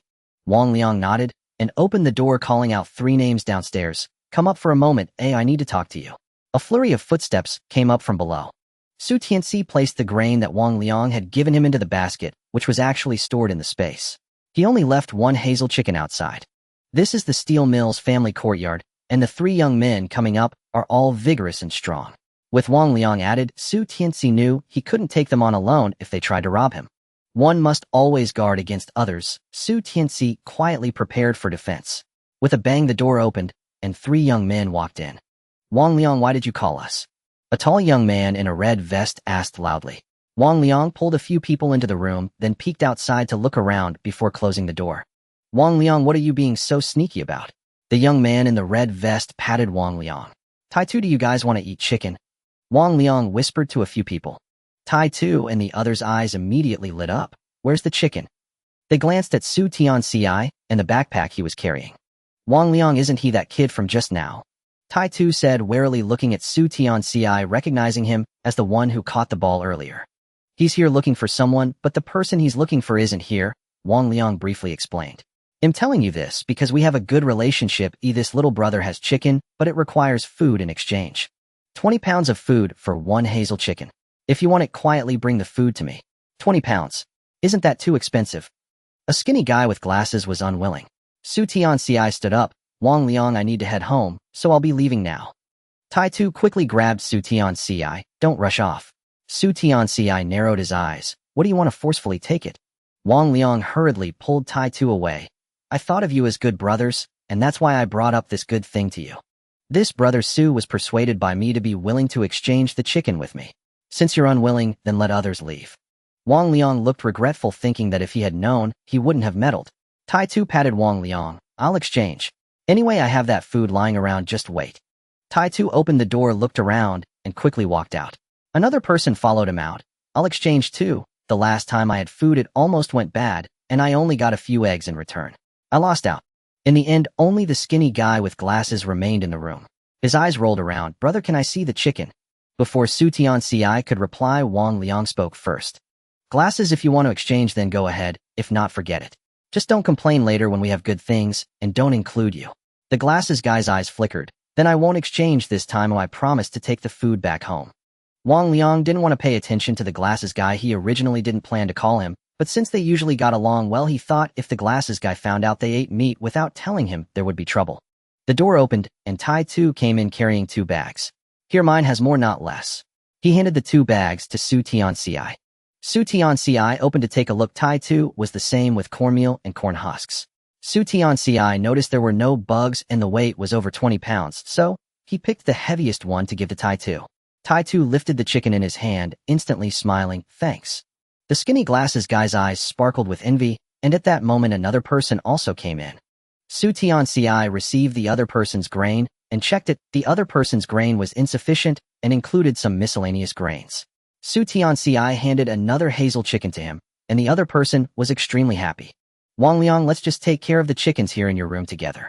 You know that old lady next door has a keen nose. If she starts shouting later, it'll be troublesome. Sure. Wang Liang agreed readily. Su Tianci shouldered his backpack preparing to leave when the skinny glasses guy stopped him. Hey, why don't you sell the chicken to me? I'll pay you. The glasses guy's eyes flickered. Su Tianci unapologetically shoved him aside. I'm not selling. Wang Liang opened the door. Brother, thank you, you should hurry home. Su Tianci nodded and walked out. As he went downstairs, he put the items from his backpack into his storage space. He walked back with an empty backpack, striding back to Kaoshan Tun, and from a distance, he saw Su Tianfeng and Su Tianlei playing at the village entrance. Su Tianfeng was gesturing animatedly to others, explaining how he hit a little squirrel with a slingshot. Su Tianfeng, stop bragging, how could you hit such a small squirrel? A child was skeptical. Fourth brother, show them the little squirrel. Su Tianlei argued. Su Tianfeng scratched the back of his head. Fifth brother, you forgot the little squirrel was taken by third brother. Su Tianfeng can't produce it, he's just bragging. The child from earlier started a ruckus. Bragging, bragging. The other children joined in, and Su Tianfeng's face fell. Fourth brother. Fifth brother. Su Tianci walked over, and the other children scattered upon seeing him. Su Tianfeng lowered his head in disappointment. Third brother, I wasn't bragging. Su Tianci slapped Su Tianfeng on the shoulder. Lift your head up, stand tall. Seeing Su Tianfeng do as told, he finally looked at Su Tianfeng. They don't believe you, and you're so timid. It's just a little squirrel, which kid in the village can't hit one? If you want them to envy you, it's simple. When you get a roe deer or a wild boar next time, just throw it in their faces. Su Tianfeng's eyes lit up, but then he shook his head. I won't do that. If everyone wants a piece, I'll be heartbroken. Su Tianci didn't expect Su Tianfeng's logic to be like this. He ruffled the fourth brother's hair and led the fifth brother home. Let's go home. Third brother, did you buy anything? Su Tianfeng tiptoed, trying to peek into the backpack. The backpack was covered with a cloth by Su Tianci, so nothing could be seen. Su Tianci glanced at Su Tianfeng. We'll talk about it when we get home. There are too many people outside. The three brothers walked lightly, stepping into the courtyard under the glow of the setting sun. In just half a day, the courtyard apart from the central path had turned into a vegetable patch, and the ground was wet. Dad, Mom, we're back. As soon as they entered, Su Tianlei shouted loudly. Tianci peeked out from the kitchen, seeing the three brothers. Su Tianci. Third son, you're back. Your dad went to the back. Su Tianci quietly moved the items from his storage space into the backpack. The backpack sank down, and Su Tianci quickly bent forward as he entered the kitchen. Tian Suihua and Su Tianjun came over, taking the backpack off Su Tianci's back and placing it on the ground. Tian Suihua felt the weight of the backpack, and her eyes brightened. Third son, did you buy something? Yes. Su Tianci replied while taking things out of the backpack. The topmost item was an inverted iron pot, followed by brand new ceramic bowls, jars, and a kettle. When Su Tianci pulled out the last bag of cornmeal, he discovered that his mother and siblings were staring at him in amazement. Tianci, what are you all standing there for? Su Xingli walked into the kitchen. Dad Sainer brought something back. Tian Quihua's face was unable to hide her joy. It's not like you swapped for gold. Why the long faces? Su Xingli walked up to Tian Suihua. At this moment, he also saw what was on the ground, and Su Xingli's mouth fell open. Sainer, did you get this with those dozen hazel chickens? Su Tianci chuckled. 13 in total, and I kept one for ourselves. You can exchange so much with just a dozen chickens. Su Xingli still found it hard to believe. Not entirely. These utensils were exchanged using 4 chickens and a few pounds of chestnuts for vouchers to buy from the supply and marketing cooperative totaling 10 yuan. Dad, Mom, everyone in the city wants to eat meat. This hazel chicken can sell for 5 yuan each. These cornmeal were exchanged with the workers from the steel plant. This grain is their overtime compensation, as they usually eat in the cafeteria and rarely cook for themselves. I heard them say that some people exchanged 20 pounds of cornmeal for just a few eggs. Oh, I exchanged 1 chicken with them, and of course they were happy. TSK, TSK, TSK. Su Xingli couldn't help but click his tongue. Many people in their village often went hungry, and some places had no food at all. But how can the factory workers have food left over? Su Xingli felt his understanding had been refreshed. No wonder Su Xingjun wanted to run to town every day. Tianci happily took the iron pot into the kitchen. After buying the new pot, she heated it first and rubbed it with pig lard. This treatment makes the pot less prone to damage. There was no pig lard at home, but there was chicken oil from yesterday's hazel chicken. Tianci picked up 2 thermoses, Dad, one for your room, and one for mine and my brother's room. Xingli nodded and took a tea jar as well. I'll take one too. Tianjin then carried the basin and other items to the kitchen to wash. Tianxiu took the remaining hazel chicken to secure it. Sainer, tomorrow you don't have to work in the fields, and you also don't have to go up the mountain. Dad wants to dig some soil to make bricks and fix the kitchen. The houses now are all made of adobe. First we need to dig suitable soil from the mountain for making adobe, mix it with water, then chop straw into pieces, and mix it in, and pour it into molds to form rectangular strips. Then the adobe is removed from the mold, and let to dry in the sun. Once dried it can be used to build walls. Xingli had helped others repair houses in the village, so he knew these steps well. Half of the kitchen wall had collapsed. It's manageable for cooking now, but soon it will be unbearably cold. All right. Tianci set the backpack aside. There was much to do tomorrow. They need to transport adobe and replace the straw on the roof, so he really had no plans to go up the mountain. Early in the morning, Tianci got up to exercise as usual, but now he was running up the mountain. The mountain is quiet, so he wasn't afraid of running into anyone. After finishing his run and exercising for a while, he returned home. Today he couldn't go to the mountain, but it didn't stop him from checking the system panel for today's luck value. Luck value 2 points, 18. Tianci shook his head. Today's luck value was the lowest in history. Fortunately, he had no plans to go to the mountain. By the time he got home, Tianci had prepared breakfast. Yesterday, Tianci had discussed with his mother that even if breakfast was just wild vegetable porridge, they should eat. Being full would allow them to do more. Although Tianci felt sorry for the food since her son had spoken, she naturally would listen. Breakfast was simply cornmeal and wild vegetable porridge with a little salt added. Because of the cornmeal, the wild vegetable porridge was thick and fragrant. Tianci also cracked a few snake eggs, and along with the wild scallions she gathered, made scrambled eggs with scallions. After breakfast, Xingli took Tianci to the village entrance to carry back the straw. The sun had already risen like a bright red egg yolk. Xingli climbed onto the roof, while Tianci threw the bundled straw onto the roof. Xingli turned over the old straw on the roof, laid the new straw on top, and then covered it with a layer of old straw. Laying straw also requires skill. If not done well, it will rain heavily outside and lightly inside. Having helped villagers repair houses before, Xingli was skilled and quick laying the straw efficiently.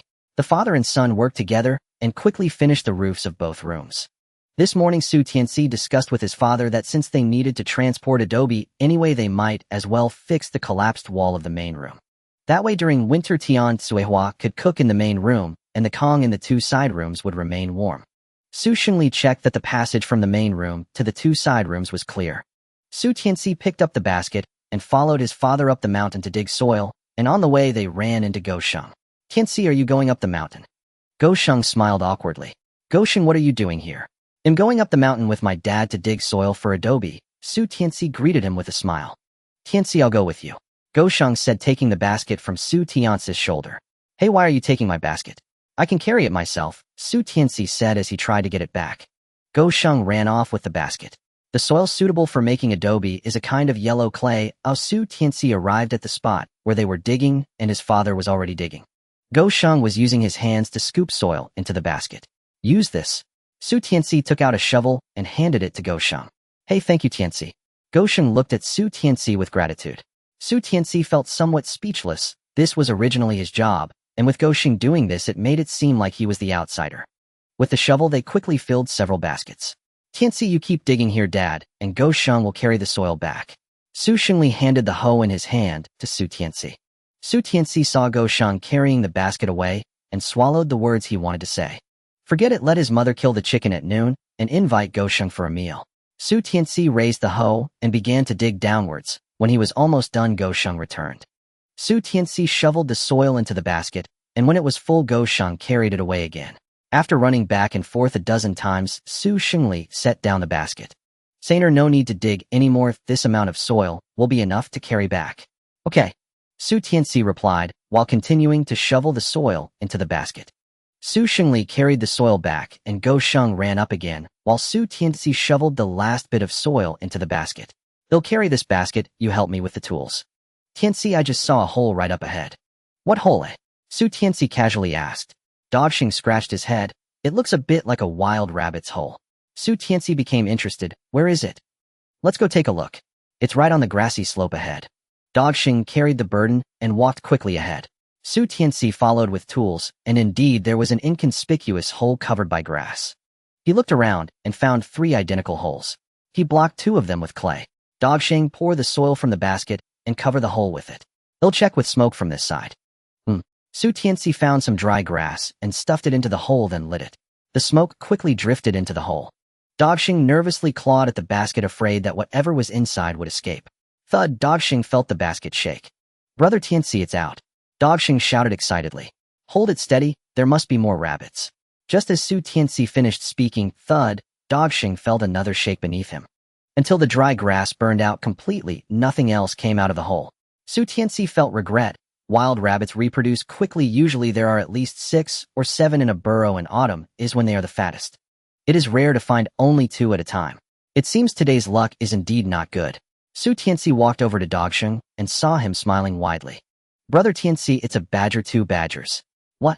Not rabbits. Su Tianci was a bit surprised and looked through the gaps in the basket. Sure enough, the animals in the basket were badgers, making ha-ha sounds inside. Badgers resemble dogs and are omnivorous. They primarily eat roots, stems, fruits, frogs, earthworms, small fish, sand lizards, insects, and small mammals. During the planting and harvesting periods, they can harm freshly sown seeds and nearly ripe crops like corn, peanuts, potatoes, sweet potatoes, beans, and melons. Badgers are fierce but do not actively attack livestock or people. When threatened by humans or hunting dogs, they often emit short, ha-ha sounds. Su Tianci raised his shovel. You just need to lift the basket a little so that 1 badger can come out. Dogxing nodded and carefully lifted the basket, and a badger immediately darted out. Before anyone could react, Su Tianci swiftly brought down his iron shovel, stunning the badger. He then found a rope and tied it securely before placing it on the ground. Let's do it again. Su Tianci exclaimed enthusiastically, raising his iron shovel. Dogxing cracked the basket open slightly, but the badger inside remained still. Did it get stunned by the smoke? Dogxing found it strange and completely lifted the basket. The badger, which had been motionless, began to turn and dug back into the grass. Su Tianci did not expect that this badger would play dead, and instead of running forward, it ran back. He quickly stepped forward and brought down his shovel, causing the badger to roll and die. Su Tianci picked it up, still thinking of running. Dogxing happily looked at the badger in Su Tianci's hands, which was as plump as a small pig. You go grab that one. Dogxing ran over while Su Tianci shoveled the clay back into the basket. Brother Tianci, let me handle it. Dogxing hurriedly returned with the badger, preparing to snatch the shovel. It'll be done soon. That badger is yours, just take care of it. Su Tianci said while shoveling the soil. Dogxing stood frozen in place. Brother Tianci, you caught this one, I don't want it. Su Tianci finished the last bit of soil and straightened up. The badger hole was spotted by you, and even without me you could catch it alone. In the end I did take advantage of you, so if we are counting properly you can take this one too. Dogxing hurriedly retreated. Brother Tianci, I'll take it, is that alright? Dogxing placed the badger in the basket and picked up the burden to run down the mountain, fearing Su Tianci would change his mind. Slow down. Su Tianci also picked up his tools and chased after him. In the yard, Su Xingli had already poured water into the soil and mixed it well, while Tianci added the chopped wheat straw. Dogxing took the badger out and placed it on one side, then poured the soil from the basket together. Dogxing, you should first take the badger back to deal with it to prevent it from waking up and escaping later. Su Tianci saw Dogxing still wanting to help and quickly took the stick from his hands. Dogxing agreed and ran off with the badger. Su Xingli glanced at the badger in Su Tianci's hands. You guys took so long, turns out you were digging this thing. Su Tianci handed the badger to his mother. Dogxing spotted the hole and thought it was a rabbit, but it turned out to be these 2 creatures. Tianci was quite pleased. The badger's fur could be used to make warm winter clothing for Xiaolu. The badger meat is delicious and nutritious. It can be processed and stored. Additionally, the oil extracted from badger fat is an effective remedy for burns and scalds. Mother, go prepare it. Tianci felt a surge of energy just thinking about the kitchen being full of grains and the chickens hanging from the beams. Now with the added meat, this badger, once cleaned, would weigh around 7 or 8 pounds, enough for them for a while. In the past, they often went hungry and were frequently scolded. Now she could wake up naturally without the sound of scolding, and the grain stored at home was increasing. All of this is due to her son's efforts. Tianci felt a sense of joy. Su Tianci held the stick and mixed the wheat straw with his father. The clay became increasingly sticky after adding water. Su Tianci felt the resistance in his hands and needed to exert all his strength to stir the clay. It's ready. Su Xingli put down his stick, signaling Su Tianci to pour the mixed clay into a mold nearby.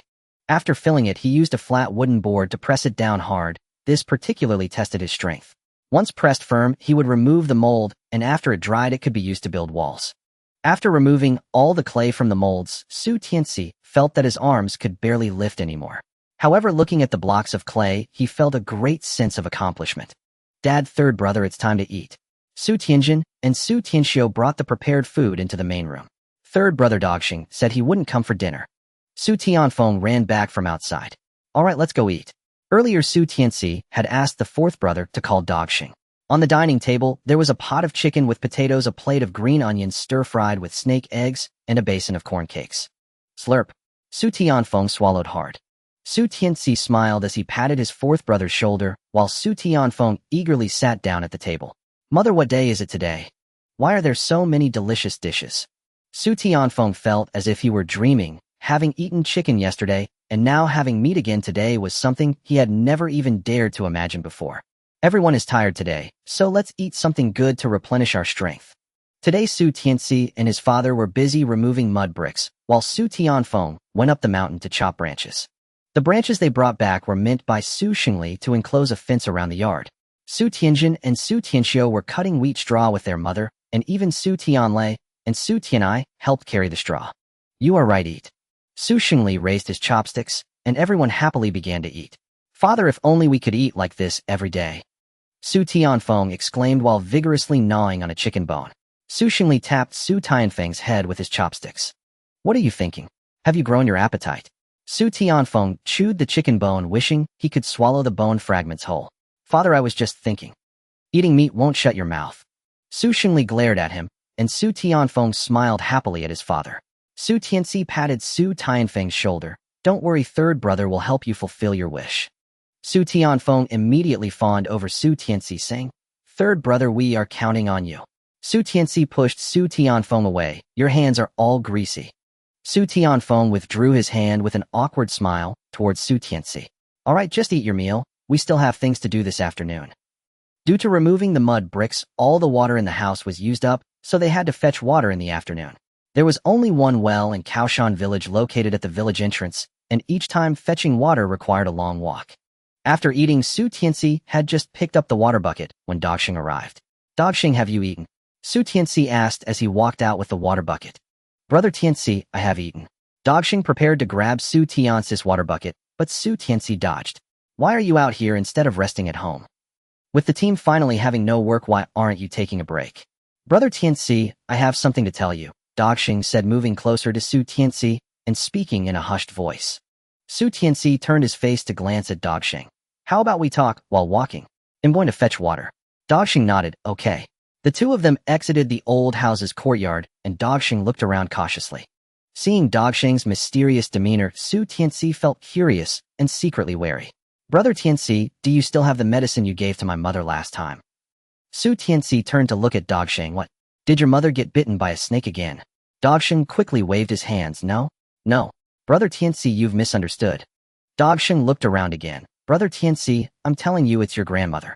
She heard somewhere that after my mother was bitten by a poisonous snake, taking the medicine would make her well again. So she asked my mother to tell her where to buy the medicine and she would pay for it. My mother asked me to ask you if you would be willing to give the medicine to save them. After hearing Dogxing's words, Su Tianci fell silent for a moment. He had initially wanted to say he had none left, but then he thought about the possibility of needing the medicine in the future. I still have a little bit of the medicine that saved your mother last time, but you know, as I travel in the mountains, I must keep some for my own life-saving use. Also, that medicine is only effective if taken immediately after a snake bite. My uncle and cousin have already been bitten for several days, so it definitely won't work on them. If your grandmother asks again, just tell her that you used it all to save your mother. Dogxing nodded quickly. Okay, Brother Tianci, I understand. I will tell my mother when I get back. Dogxing still wanted to follow Su Tianci, but Su Tianci shooed him away. They weren't close enough to each other to be like conjoined twins. Having just made 2 trips, when Su Tianci returned to the old house with the water bucket again, he heard the piercing voice of Li Dahua. I know you are not my biological child, so you resent me, and I don't blame you. However, your elder brother has also grown up with you, and your nephew has been raised by you. Out of this bond, you should also help your elder brother and nephew. This was the first time Su Tianci heard Li Dahua speak so eloquently, and he worried that his parents were being morally blackmailed by her as he carried the water into the courtyard. Brother Tianci. Dogxing ran over as soon as he saw Su Tianci, who coldly ignored him. Li Dahua must have come because of Dogxing. Seeing Su Tianci's expression, Dogxing showed a look of shame. Brother Tianci, I'm sorry, when I was talking to my mother, I didn't think your grandmother was in the courtyard, so she heard everything. Su Tianci continued walking with the water, but Li Dahua grabbed the water bucket. Saner. Li Dahua looked at Su Tianci with a kind expression. Su Tianci's hair stood on and he dropped the water bucket with a thud, splashing water all over Li Dahua. Her expression changed, and just as she was about to lose her temper, she forcibly stopped herself, trying hard to squeeze out a smile. Su Tianci noticed Li Dahua's face twisting with anger and quietly took a half step back. Li Dahua had originally wanted to grab Su Tianci's hand, but at this distance, she had to give up. Saner, I heard from Dogxing that you still have the medicine from last time. Can you give it to your grandmother? Later, when your uncle and cousin are better, they will definitely remember your kindness. You all have the surname Su. We are family and shouldn't speak as if we are strangers, right? Su Tianci looked at Li Dahua's insincere smile and her droopy eyes, and he couldn't help but find it amusing. He had seen shameless people, but never someone this shameless. One moment wanting to sell his sister, and the next wanting him to save her son. She thought she was Empress Dowager Cixi, that everyone should listen to her. Su Tianci showed Li Dahua a smile, and in the next moment, he dumped an entire bucket of water over her. Li Dahua saw Su Tianci smiling at her, thinking he had agreed, only to be doused with cold water the next second. Although it was still hot, whether the cold well water made Li Dahua shiver involuntarily. Achut. Li Dahua let out a loud sneeze. She pointed at Su Tianci. You little brat, how dare you show no respect to the elderly? I'm going to report you. I'll have you locked in the cattle shed. Su Tianci, seeing Li Dahua jump up and curse, was too lazy to argue with her. Su Tianci picked up another bucket of water. Li Dahua bolted away in sheer terror, shouting over her shoulder, Su Shengli, you wretched scoundrel. Blackheart, motherless mongrel. Su Tianci watched his father tremble with rage. Snatching up a wooden staff from beside him, he charged outside. What mangy stray dog dares bark so wildly here? I'll break your legs. Then see if you dare run about freely again. Li Dahua, now well aware that Su Tianci was no one to trifle with, scrambled headlong toward the village. Su Tianci watched Li Dahua flee in disarray, then turned and strode back into the courtyard. Father, she's not your mother. Why must you endure her insults without reply? The sight of his father's ashen face, clenched in silent fury, stirred a deep, restless agitation within Su Tianci. Saner, your father only acts for your sakes. The idle gossip of the hamlet can crush a man utterly. Tian, seeing her husband's pallor, hurried to explain on his behalf. Mother, father is the pillar of our household. He should protect us. Yet each time he stands by while Li Dahua runs rampant. How then is this truly for our good? He fears this, dreads that. Thus she manipulates him at will, daring again and again to storm into our home and provoke us. He claims it's for us, but truth be told, he simply fears being branded unfilial by the villagers. One's life is lived by oneself, not dictated by others' tongues. If Li Dahua can still swagger here unchallenged, what meaning remains in our separation from the main household? Su Tianci's anger flared. He couldn't always arrive just in time. What if one day he ventured deep into the mountains and wasn't there when she returned? Deep in his bones, father remained shaped by grandfather Su Zhili's influence. Unless that mindset changed, their family's fate might yet repeat its bitter cycle. Furious at his father's passivity, Su Tianci hurled the wooden staff aside, seized the water bucket, and strode off. Su Shengli sank to his knees, cradling his head in his hands. Tian, his wife of many years, understood his sorrow all too well. She swiftly signaled to Su Tianjin to lead the younger children away. Only after they had vanished from sight did Tian approach Su Shengli. Husband Saner's words may sting, but they hold truth. I've served your elders dutifully and treated your younger brother with kindness since I became your wife. And yet, what has been my reward? My stepmother never treated us fairly, and once even schemed to sell our children. I married you, endured hardship beside you, but I will never let my children suffer the same. Su Shengli kept his head bowed. He didn't want this, but facing his stepmother left him paralyzed. As a boy, when she tormented him, his father would urge him, endure, for your elder sister's sake. Over time, every impulse to resist dissolved beneath that refrain, endure, it will pass. But today, hearing his own son rebuke him to his face, he realized his father's lesson had been grievously wrong. Seeing her husband remain silent, Suehua quietly withdrew. When Su Tianci returned with the water, Su Xingli was mending the bamboo fence around the courtyard. Su Tianci poured the water into the cistern, then stepped out again. Su Xingli glanced up at his son's retreating back, then bent once more to his work. Only after filling the cistern did Su Tianci sit down to examine his system interface. He opened the system panel, luck value 0.24. At once he understood. The badger he'd caught earlier was his sole luck value for the day. He'd foolishly assumed it was Goshing's fortune, but no matter. After a moment's thought, Su Tianci rose and headed up the mountain to check whether any prey lingered near his snares. The moment he entered the forest, his gloom lifted. He scanned his surroundings carefully, then halfway up spotted his aunt-in-law descending hastily, a woven basket slung across her back. Wang Daniu, spotting Su Tianci, abruptly veered onto another path and hurried down the mountain. Su Tianci found it odd, but dismissed it and continued upward. When he reached his usual snaring spot, no trace of prey remained. Just as he prepared to relocate the snares, he noticed bloodstains and scattered chicken feathers on the ground. And these signs appeared not once, but in several places. Clearly someone had discovered his snares and taken the catch before he returned. Su Tianci suddenly recalled his aunt-in-law's hasty retreat. It was almost certainly she who'd taken them. No wonder she'd fled at the sight of him. Su Tianci gathered up all the ropes from the ground. Since she'd found this spot, he'd need to choose a new one. Yet he wouldn't let it end there. He intended to send his aunt-in-law a memorable gift. From his system inventory, he withdrew an iron spade and began digging into the grassy earth. Half an hour later, he'd excavated a deep pit and lined its bottom with sharpened wooden stakes. Then he laid long branches across the opening, covering them with the sod he'd peeled away. From a distance, the disguised pit blended seamlessly with the surrounding meadow. He also marked the area with clear warning signs. Any seasoned mountain-goer would recognize them and steer clear. But someone like his aunt-in-law, already emboldened by past gains, would dismiss such signs outright. Having finished, Su Tianci pressed deeper into the woods. This time, he ventured farther inward. Though afternoon still held outside, the dense canopy dimmed the forest floor, making it feel as though dusk were falling. He spotted a patch of luxuriant grass, ideal grazing ground for herbivores. Sure enough, animal droppings littered the base of the stalks. Finding a patch of soft, loamy soil, Su Tianci drew out his spade and began digging. With each thrust, rich, dark earth tumbled upward. Soon a square pit, nearly a foot wide, gaped before him. He camouflaged it expertly, then set several snares on the far side of the thicket, and scattered wild berries near the nooses as bait. Twilight had deepened into night within the woods. Su Tianci packed up and prepared to descend. The forest after dark held grave peril. Even veteran hunters dared not spend the night beneath its boughs. To hasten his descent, Su Tianci cut straight down through the trees. A low guttural grunting, humph, drifted from the thicket to his right. His eyes lit up. Wild boar. He quickly assessed the wind direction. He stood downwind of the sound. Silently, he crept toward the rustling thicket.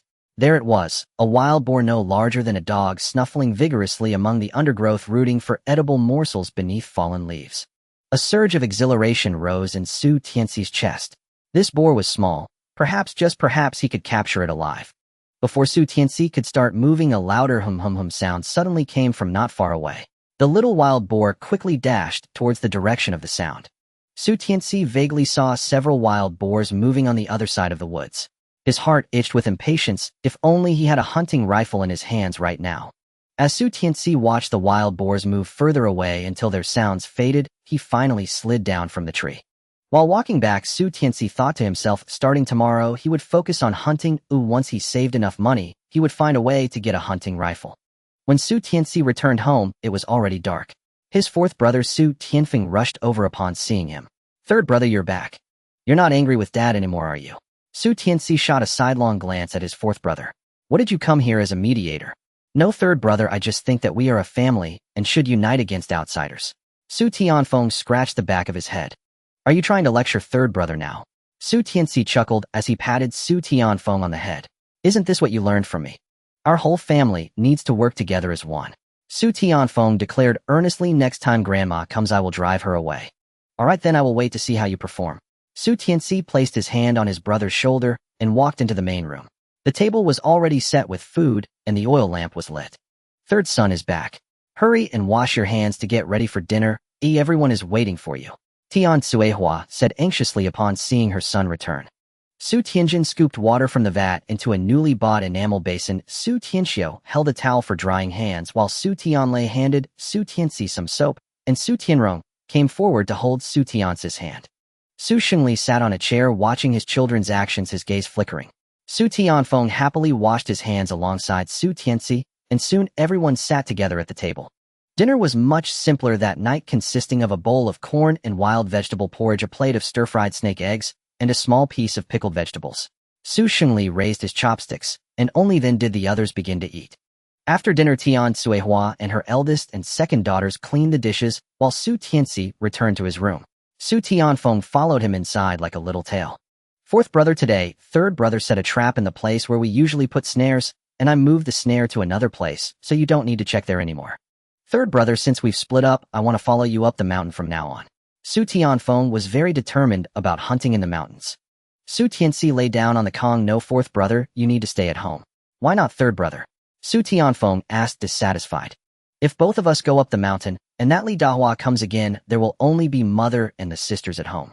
How can they deal with her? Isn't there dad? Su Tianfeng mumbled. If it's dad who does something, others will say he is unfilial, but if it's you or third brother, they will just say you are being unreasonable. But third brother, didn't you tell dad to learn to resist grandma today? Su Tianfeng didn't understand. When someone bullies you right in front of you, are you just going to wait to be beaten? Su Tianci closed his eyes, feeling tired. Su Tianfeng noticed Su Tianci's demeanor and fell silent. Outside, Su Shengli quietly retreated.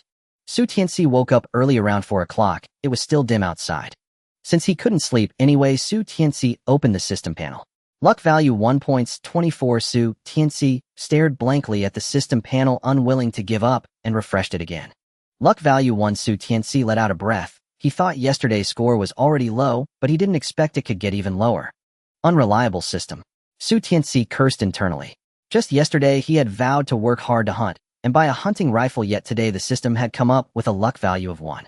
Su Tianci jumped off the Kong. He tied 2 sandbags to his legs, which he had asked Tian Suehua to make for him. He planned to gradually increase the weight once he got used to it. Su Tianci ran a lap in the woods, sweating profusely before he finally returned. Eldest sister Su Tianjin had already gotten up and was cooking breakfast in the kitchen. Su Tianci scooped some cold water and went to a secluded spot behind the house to pour it over himself. The cool water instantly washed away the heat from his body. Su Tianci then dried off and changed into a fresh set of clothes. He entered the kitchen and saw his eldest sister making corn cakes, so he took a few of the cooked cakes and set off. The wild boar from yesterday had been on Su Tianci's mind all night. He thought about it and decided to head to the place where he encountered the wild boar yesterday to set a few traps. Su Tianci stuffed corn cakes into his mouth while quickly climbing up. Soon he arrived at the spot where he had met the wild boars yesterday. Su Tianci left early, and the woods were still quite dark. He found the tree where he had marked yesterday and walked over to where he remembered seeing the wild boars. Wild boars are social animals. They generally do not act alone. At most, they may be a bit scattered. Wild boars are omnivores. They eat anything, especially fond of coming down the mountain in groups when the crops are ripe, destroying the harvest. Every year, the village organizes people to go up the mountain to hunt, just to drive the wild boars deep into the mountains to prevent them from harming the crops. Su Tianci swallowed the cake in his mouth, took out a shovel, and began to dig at the right spot. This time he dug a pit large enough to hold several people. Then he used a dagger to whittle down branches, inserting them upside down into the bottom of the pit, and covered the pit with branches. Finally, he threw some picked fruits on top. Su Tianci carefully erased his footprints. Wild boars have keen noses, and if they smell unfamiliar scents, they won't come near. Su Tianci stepped back a few paces and continued to set the next trap. He whittled down branches, stripped the bark, and twisted them into strong ropes. He tied a knot in a long enough rope and tied a stone to the other end. Su Tianci threw the stone over a tree trunk, pulling the tree down with all his strength, and used another stone to hold down the top. Then he looped the rope around the branch, placing the knotted end over the stone he had just used. Wild boars, being muddy from rolling around, often scratch against stones. When they rub against the stone, the branch will spring back, and the rope will snag the wild boar's foot, hanging it upside down from the tree. Su Tianci cleared his tracks and then set a few more traps in the vicinity. Only then did he leave and continue up the mountain. Not far away, a branch moved slightly, and Su Tianci stopped in his tracks. Before long, Su Tianci spotted 2 enormous ears emerging from behind a tree. A Siberian roe deer. The Siberian roe deer is a herbivore, graceful with a slender neck, large luminous eyes, and conspicuously oversized ears somewhat resembling the sika deer. Its most distinctive feature lies beneath the base of its tail, a patch of pure white fur that flares outward when startled. Why then is it called the foolish roe deer? Because its reactions are always half a beat too slow. After being wounded by a hunter, it bolts away in panic. Yet soon, once it feels safe again, it will naively circle back, drawn by curiosity to where the hunter still stands. A surge of exhilaration rushed through Su Tianci's chest. Silently, he drew out his slingshot. Roe deer are highly vigilant. Each tender shoot they nibble is followed by a swift lift of the head, scanning the surroundings. The slightest sound sends them dashing off in alarm. Su Tianci crouched behind the tree, waiting for the deer to draw nearer. Roe deer are social creatures. Where one appears, a herd soon follows. Sure enough, moments after the first foolish roe deer emerged, a dozen more materialized in its wake. Su Tianci tightened his grip on the slingshot, his aim settling upon a slightly smaller fawn within the herd. He had no certainty whether the slingshot granted by the system could even strike true, but hesitation was not an option now. Meanwhile, the deer advanced steadily, grazing on tender shoots among the shrubs. The young fawn bounded playfully alongside the herd, leaping and darting. At last it paused beside a thicket not far from Su Tianci, stretching its slender neck upward to reach the fresh green buds. Su Tianci drew back the slingshot, took careful aim at the fawn's head, and released the steel pellet with a sharp whoosh. It struck the fawn's skull. Startled, the creature bolted straight into the safety of the herd. Su Tianci sighed, inwardly disappointed. He retrieved another steel pellet and loaded it onto the slingshot. The herd, unaware of any threat, continued its slow, placid advance. Moments later, the same fawn returned, once again approaching the thicket near Su Tianci. He drew the slingshot anew, this time aiming deliberately for the animal's eye. The steel pellet lacked lethal force. His only hope was to wound the deer severely enough to immobilize it, then seize the chance to capture it. With a soft thwip, the pellet pierced its eye. A mournful cry tore from the fawn's throat as it staggered into flight. Su Tianci burst from behind the tree, iron shovel raised high, giving chase. The herd scattered instantly in panic. Blinded in one eye, the fawn stumbled wildly. Its gait unsteady, its balance lost, until with a sudden lurch it crashed headlong into a tree trunk. Su Tianci arrived just in time, shovel raised, and brought it down hard, stunning the fawn into submission. Without pausing to inspect his prize, he willed silently store. Instantly, the fallen fawn vanished from the forest floor, reappearing within his spatial realm. Su Tianci crouched low once more, waiting patiently for the foolish deer to return. And indeed, before long, several roe deer straggled back, some even veering directly toward him. Su Tianci drew his slingshot again. The steel pellet shot forth like a whisper of death. But the roe deer proved unexpectedly alert. It seemed to sense peril at the last instant, twisting its head aside just as the pellet hurtled past, then vanishing into the underbrush. The herd scattered in a flurry, vanishing into the distance. Su Tianci pursued them briefly, yet sensing no lingering danger, they soon halted again, resuming their quiet feast upon the shrubbery's tender leaves. Su Tianci selected another fawn, this one docile and obedient, feeding quietly in the shadow of its elder. Once more he aimed for the eye, to wound, to cripple, to create the opening he needed to rush forward and seize it. Puffed. The pellet struck true. The fawn leapt skyward in shock, only to crash heavily onto another deer nearby. Mistaking the impact for an attack, the entire herd erupted into panicked flight. Blinded, the wounded fawn buried its head deep into the thicket and froze motionless. A quiet chuckle rose in Su Tianci's chest. He dashed forward and swept the dazed creature into his spatial domain. When he turned to search for the fleeing herd, he found they had already vanished deep into the mountains. With a sigh, Su Tianci turned back toward home. His pursuit had carried him far from his original path up the mountain. Pausing to orient himself, he carefully assessed the terrain, then began his descent. Directional awareness is the most fundamental skill of any hunter, for deep within the forest, sunlight rarely pierces the canopy, leaving only the trees themselves as guides. As Su Tianci stepped over a fallen log, something caught his eye on its weathered surface. Turning back, he saw it, the bark thickly studded with clusters of black fungus. A prized find.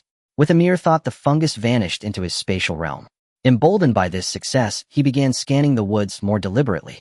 Sure enough, he discovered several more patches, and gathered every one into his space. Dried black fungus keeps for years. Rehydrated with water, it lends rich umami to stir-fries or crisp freshness to cold salads. Hunger gnawed at Su Tianci's belly. He glanced upward, Towering ancient trees blocked nearly all light, allowing only scattered golden shafts to filter through the dense canopy. Judging by the sun's faint angle, he estimated it was well past noon. He quickened his pace down the slope. Next time he'd stock provisions in his space before setting out. As he walked, his gaze swept the forest edges, until it settled upon a wild grapevine heavy with plump violet clusters hanging like jeweled garlands from its sinuous tendrils. Without hesitation, he approached, plucked a cluster, and popped a grape into his mouth. A bright, tart sweet burst exploded across his tongue. He closed his eyes, savoring the sweetness. He gathered every ripe grape into his spatial realm without pause. Nothing stored there ever spoiled if food remained pristine, ready to be drawn forth whenever hunger called. After eating 2 clusters, he resumed his descent. At last he reached the spot where he'd set traps the previous day, still some distance away, yet already he heard rustling. Prey! A flash of delight lit his face. He broke into a sprint, and there they were, 2 hazel grouse ensnared in his trap. He freed them, stowing one in his spatial realm, then reset the snare with care. Drawing his dagger, he carried the second grouse to an open clearing and swiftly gutted it. To avoid drawing predators with the scent of blood, he dug a shallow pit and buried the entrails deep. Next, he retrieved a thermos from his spatial realm, rinsed the bird thoroughly, rubbed it generously with salt, then stuffed its cavity with wild scallions and Sichuan peppercorns. He encased the bird entirely in thick, damp clay, sealing it tight, then dug a pit and placed it inside. Gathering dry leaves and twigs, he built a fire above it, letting the heat seep slowly through the earth. With a moment's reprieve, Tianci opened his system interface, and instantly a cascade of crisp chimes rang in his mind. Ding, ding, ding, ding. Congratulations. Host has triggered random hunting fortune. 1 blind box draw awarded. Ding. Congratulations. Host has triggered random hunting fortune. 1 blind box draw awarded. Ding. Congratulations. Host has triggered random hunting fortune. 1 blind box draw awarded. Tianci couldn't help but cover his head with his hand. Is this system malfunctioning? It's so noisy. When the noise finally stopped, Tianci looked at the system panel again. Luck value 0. Points 28. On the panel there was a red number 3 in the lottery section. Tianci pondered for a moment and immediately understood the reason. He clicked on the lottery button. You are using 1 lottery chance. Confirm or cancel. Tianci clicked confirm and then closed his eyes. Host, you can choose to turn off the system's special effects. The system suddenly spoke kindly. Tianci opened his eyes and said, why didn't you say that earlier? A dazzling light flashed in front of Tianci's eyes. He had been fooled. Damn it. Tianci closed his eyes and took a moment to calm down. Host, you didn't ask this system. The system's voice was devoid of emotion. Get lost. Tianci was speechless. The blind box he drew had already been automatically placed in the lottery backend. The panel displayed a line of text. You are using 1 lottery chance. Confirm or cancel. Tianci clicked cancel and then searched for the option to turn off the special effects. The system was indeed not mistaken. Tianci found the button to turn off the special effects on the lottery interface.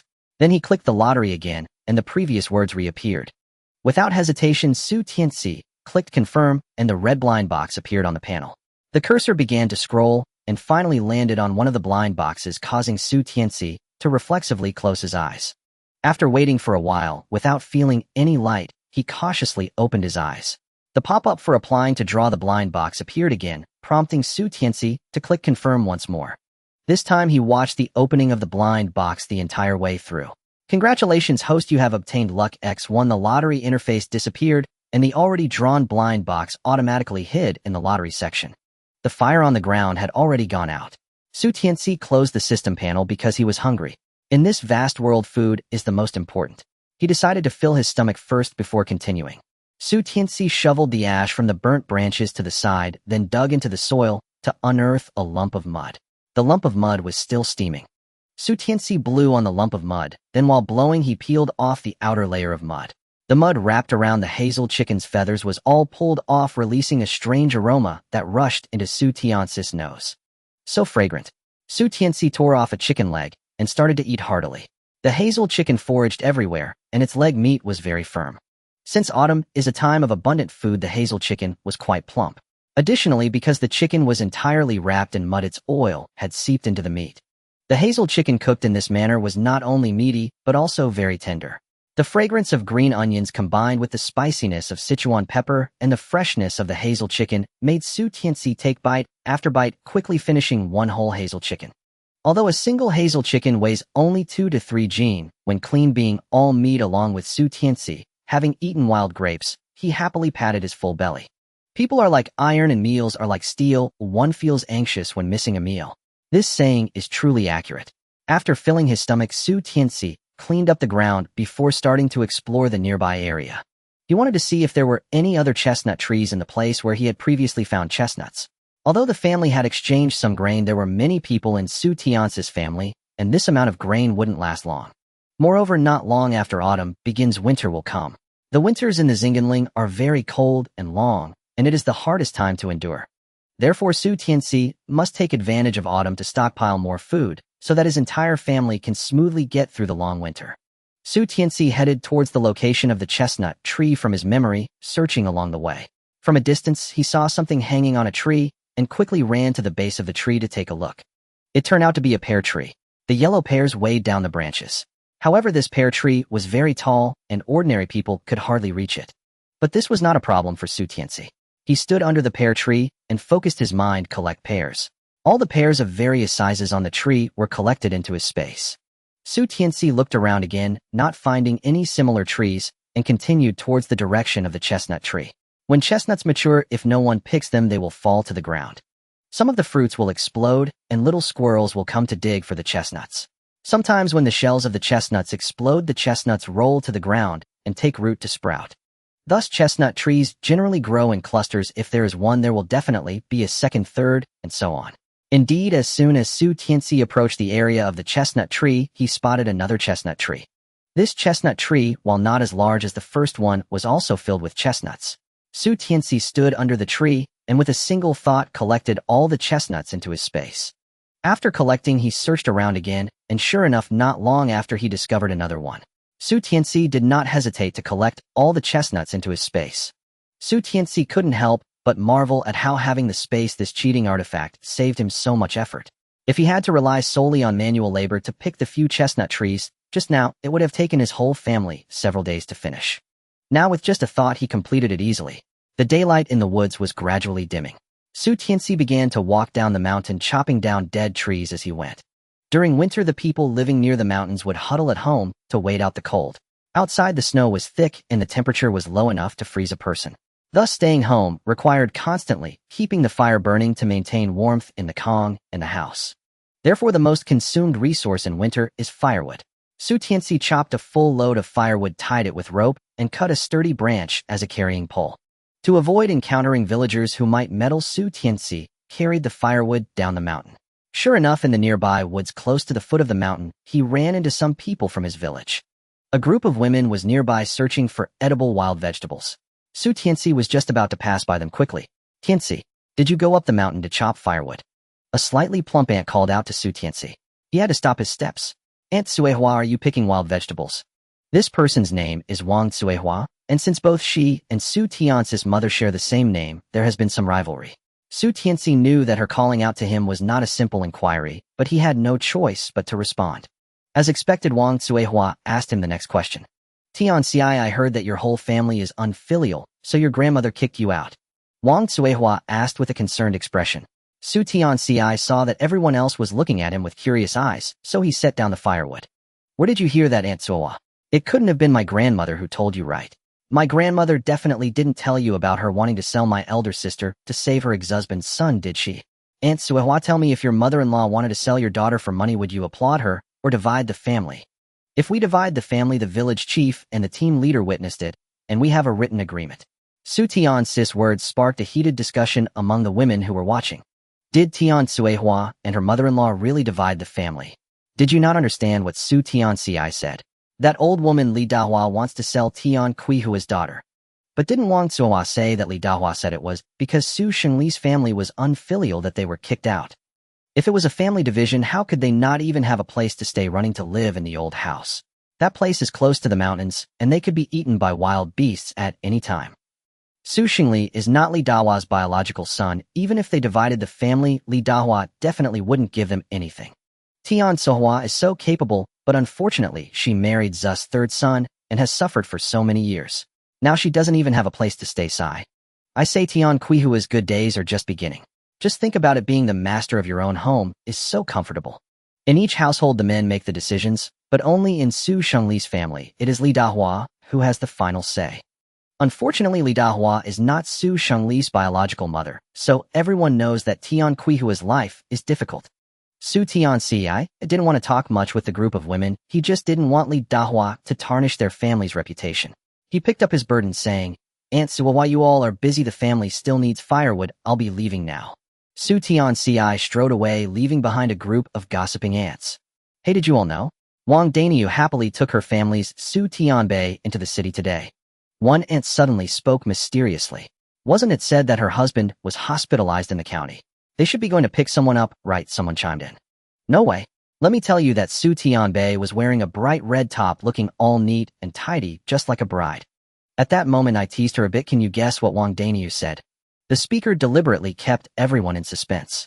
Hurry up and tell us. If you don't be careful, we'll scratch you. The others urged her to continue. The person enjoyed the attention, seeing everyone looking at her with satisfaction. Wang Daniu said that her daughter is about to become a city person. Oh, so Su Tianbei is marrying into the city, someone expressed envy. Then Wang Daniu must be over the moon. With a son-in-law from the city, she won't have to worry about food and clothing. There were more than one person feeling envious. Hey, how do you think Wang Daniu and her daughter found a son-in-law from the city while living in the village? Suddenly, the previously gossiping crowd fell silent. Hey, Wang Daniu's son-in-law, could it be that Li Dahua found him? Someone whispered their guess. Immediately, everyone seemed to realize some big secret, their faces showing expressions of enlightenment. Those who had just envied Wang Daniu instantly stopped feeling envious. Hey, it's getting late, I need to go back and cook. One person raised their head and looked at the sky. Yes, I'll go back too. Another person followed down the mountain. Su Tianci, I didn't know what happened after he left. He carried the firewood and quickly arrived at the old house. He walked into the yard and stacked the firewood in the shed outside the kitchen. Tian Suehua came in while mumbling to herself. Mother, what's wrong? Su Tianci saw the look on his mother's face and asked, You're back, Tianci? What did you eat for lunch? Your elder sister said you left early in the morning and only took a few corn cakes. Tian Suehua was very happy to see her son and looked Su Tianci up and down. Mother, you don't have to worry, I went into the mountains and I was not hungry. I definitely ate well at noon. Su Tianci said, taking a hazel hen from the pile of firewood and handing it to Tian Suehua. I originally caught two, I ate one myself. Tian Suehua happily took the hazel hen, saying, My third son is really capable. Su Tianci felt a bit guilty. He still had 2 roe deer in his space, but he didn't plan to take them out. He intended to trade them for grain. Mother, what were you mumbling about earlier? What's missing from the house? Hearing her son's question, Tian Suehua remembered what happened earlier and slapped her right thigh. Third son, our house has definitely been robbed. Just now I went to the cellar to get some chestnuts out for your sister to peel. But when I went in there were only a few chestnuts. I clearly remember your father saying there were many in the cellar. Su Tianci was initially very nervous when he heard his mother say there was a thief in the house. But upon hearing Tian Qihua's words he understood. Mother, those chestnuts were moved by me, I forgot to tell you. Tian Suehua suddenly realized, so that's how it is. I thought we had been robbed, and was going to ask your father to think of a way. The entrance to the cellar in the old house is outside. If someone has bad intentions and sneaks in at night to steal things, it wouldn't be easy to be discovered. This was also one of the reasons why Su Tianci took the chestnuts away. Yes, let your father take care of it too, to avoid having to worry every time something is placed inside. Okay, mother, we'll talk to your father later. Tian Suehua felt her son was right. Tian Suehua went to the kitchen to deal with the hazel hen, while Su Tianxio was already busy in the kitchen. Su Tianci was just about to go back to the house when he saw his elder sister Su Tianjin coming out of her room with red eyes. Elder sister, what happened to you? Su Tianci stopped Su Tianjin and pointed at her eyes. Su Tianjin forced a smile. It's nothing, just some dust got and I rubbed it. By the way, third brother, I made you a set of clothes, try it on. Su Tianjin said as she went into the house to bring out a complete set of clothes. Su Tianci saw that it was the fabric he bought last time and looked Su Tianjin up and down. Su Tianjin was still wearing her old clothes, which were patched over and over, and both her top and pants were much too short, revealing a small section of skin. Su Tianci remembered that Tian Suehua was also like this earlier. Upon further thought, it seemed that everyone in the family was still wearing their old clothes. Elder sister, I remember, I also bought fabric for you all. Why haven't I seen you make clothes to wear? Su Tianjin was taken aback and managed to force a smile. Third brother, if you go out wearing shabby clothes, you'll be laughed at. Elder sister stays at home every day. There's no need for it. What do you mean there's no need? I bought it, you should make it to wear. When you find a brother-in-law, it will be your brother-in-law who buys it for you. Su Tianci's words made Su Tianxian's eyes turn red. Su Tianjin quickly lowered her head, saying, "Third brother, elder sister will never marry in this lifetime. From now on, elder sister will stay with our parents and live her life." Su Tianzi looked at his elder sister with a puzzled expression, saying, "A girl should marry when she grows up, or our parents will not agree to this." Su Tianjin stuffed the clothes in her hands into Su Tianzi's hands, saying, "Third brother, if the clothes need any alterations, just let me know later." After saying this, Su Tianjin lowered her head and hurriedly walked to the kitchen. Su Tianzi watched her departing figure, wondering if the people in the village were gossiping behind her back again. Elder sister and second sister were already 17 years old. In the village, girls of this age were generally already married. Even those who were not married had engagements and were waiting to be married off. Both Su Tianjin and Su Tianxiu resembled Tian Suihua, with oval faces and big eyes, looking more beautiful than the other girls in the village. Moreover, they were very diligent and had good temperaments. Be it farming or household chores, they excelled in both. Therefore, in the past, many people tried to be matchmakers for Su Tianjin and Su Tianxiu. However, Li Dahua always insisted that they were too young and wanted them to stay home for a few more years. Later, the number of matchmakers gradually decreased. Su Tianzi felt that elder sister and second sister were still young enough to wait 2 more years, but people in the village might not think that way. Now that they had separated from their grandfather, there would surely be all kinds of rumors in the village. Su Tianzi ran to the mountain every day. He didn't know, but elder sister and second sister must have heard something in the village. Su Tianzi thought for a moment and went inside to try on the clothes. The clothes fit perfectly. Su Tianxian's sewing skills had always been the best in the family. The clothes she made were invisible from the outside. One couldn't even see the stitches better than those made by a sewing machine. Su Tianzi took off the clothes and folded them neatly, placing them in the cupboard. He took out some mountain grapes and pears from his space, and then walked towards the kitchen. In the kitchen, Tian Suihua had already cleaned the hazel chicken and was applying salt on it. After applying the salt, she hung it on the beam. The daily cooking smoke would help preserve the meat for a long time. Su Tianxiu was making a fire, and the familiar aroma of corn porridge wafted from the pot. Su Tianjin was cutting wild vegetables into sections, preparing to make a cold dish. "Mother, I picked some of this today," Su Tianzi said, handing over the fruits in his hands. Seeing the fruits in Su Tianzi's hands, Tian Suihua smiled. "Pears, mountain grapes. You actually found these. Give them to your elder sister. She'll wash them and eat them after dinner." Su Tianjin lowered her head and took the fruits from Su Tianzi's hands, placing them in the cupboard. Su Tianzi leaned against the wall, saying, "Mother, there's a lady at the supply and marketing cooperative with the same name as you. Her surname is Su too." "Oh, what a coincidence," Tian Suihua said as she hung the cleaned hazel chicken on the beam above the stove. "Yes, that lady feels it's a fate. She wants me to call her aunt. I've been able to buy things at very reasonable prices thanks to her help," Su Tianzi continued. Tian Suihua nodded, saying, "Then let's prepare something later to thank her." "Mother, I sent her 2 hazel chickens last time." Tian Suihua felt a pang of sympathy, but wouldn't oppose her son's actions. "Yes, you're right. Later, when I make some fermented beans, you can take them to her as a small gesture from our family." In return, Su Tianzi had received some beans in the grain he exchanged. Tian Suihua was skilled at making fermented beans, and she planned to make them in a couple of days. Su Tianzi didn't oppose. After all, exchanges between people work this way: you give, I take. "All right, Mother, I think none of the salesgirls at the supply and marketing cooperative are as pretty as my sister." Tian Suihua glanced at her eldest daughter, thinking her eldest daughter was just flattering her son because she made him clothes.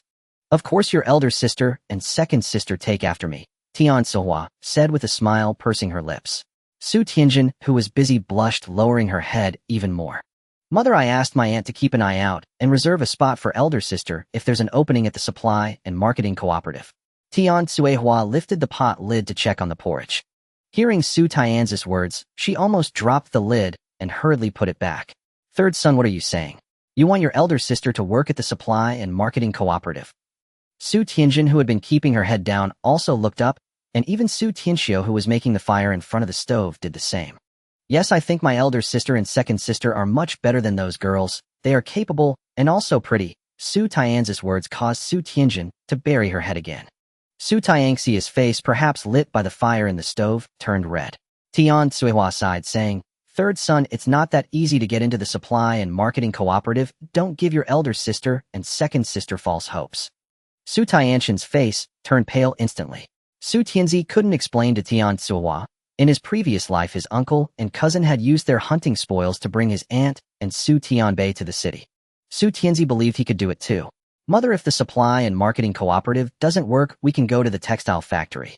Female workers in the textile factory earn a decent salary each month. By the way, Su Qihua's husband seems to be the factory director or secretary of the textile factory. Oh, anyway, he holds a position of authority. I'll ask her later if they need workers. Tian Suihua looked at Su Tianjin, who was lowering her head with her vegetables chopped all haphazardly. All right, I'll pick the beans now, and once the fermented beans are ready, you can go over there. That'll be a good excuse. Okay, Mother, I'll accompany you, Su Tianzi said, following Tian Suihua out of the kitchen. Mother, if elder sister and second sister go to the city in the future, they will definitely look for a brother-in-law from the city. You must not casually agree to their marriage proposals. Tian Suihua paused in her steps, her face showing a worried expression. Your elder sister and second sister are indeed getting a bit old, staying at home. It's inevitable that people will gossip. Mother, why should we care about what others say about our lives? Moreover, girls in the city of their age are not being courted at all. Really, third son? Tian Suihua seemed a bit skeptical. It's true, Mother, because marrying too early can lead to complications during childbirth. People in the city don't want their daughters to face such dangers too soon. Tian Qihua's face turned pale when she gave birth to Su Tianjin, and Su Tianxiu, she almost lost her life. All right, Mother understands. However, your sisters can still delay for a year at most. If they don't marry after turning 18, the gossip in the village will drown them in spit.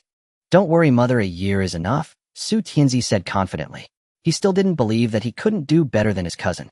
It might have been Tian Suihua, Su Tianjin, and Su Tianxiu who spoke of Su Tianzi's words. By the time they were ready for dinner, the expressions on their faces had improved significantly. After dinner, Su Tianci took some chestnuts out from his space and began to peel them with a tool as he planned to go to the town tomorrow. While picking the chestnuts, he suddenly noticed the wood ears he had collected. Su Tianci pretended to have gone out for a moment, coming back in with a bag. Mother, I found this today and picked some, almost forgot. Tian Suihua took the bag and opened it, immediately breaking into a broad smile. Eldest daughter, bring a large flat basket. Su Tianjin quickly went out and brought back a flat basket. Tian Suihua poured all the wood ears from the bag into it. There were quite a few wood ears overflowing the flat basket. Eldest daughter, tomorrow take half out and find another place to dry them. Okay, Mother, I understand. Su Tianjin set the wood ears aside on a chair. Mother, I'm going to the town tomorrow. Is there anything you need me to buy? As Su Tianci peeled the chestnuts, he asked his mother.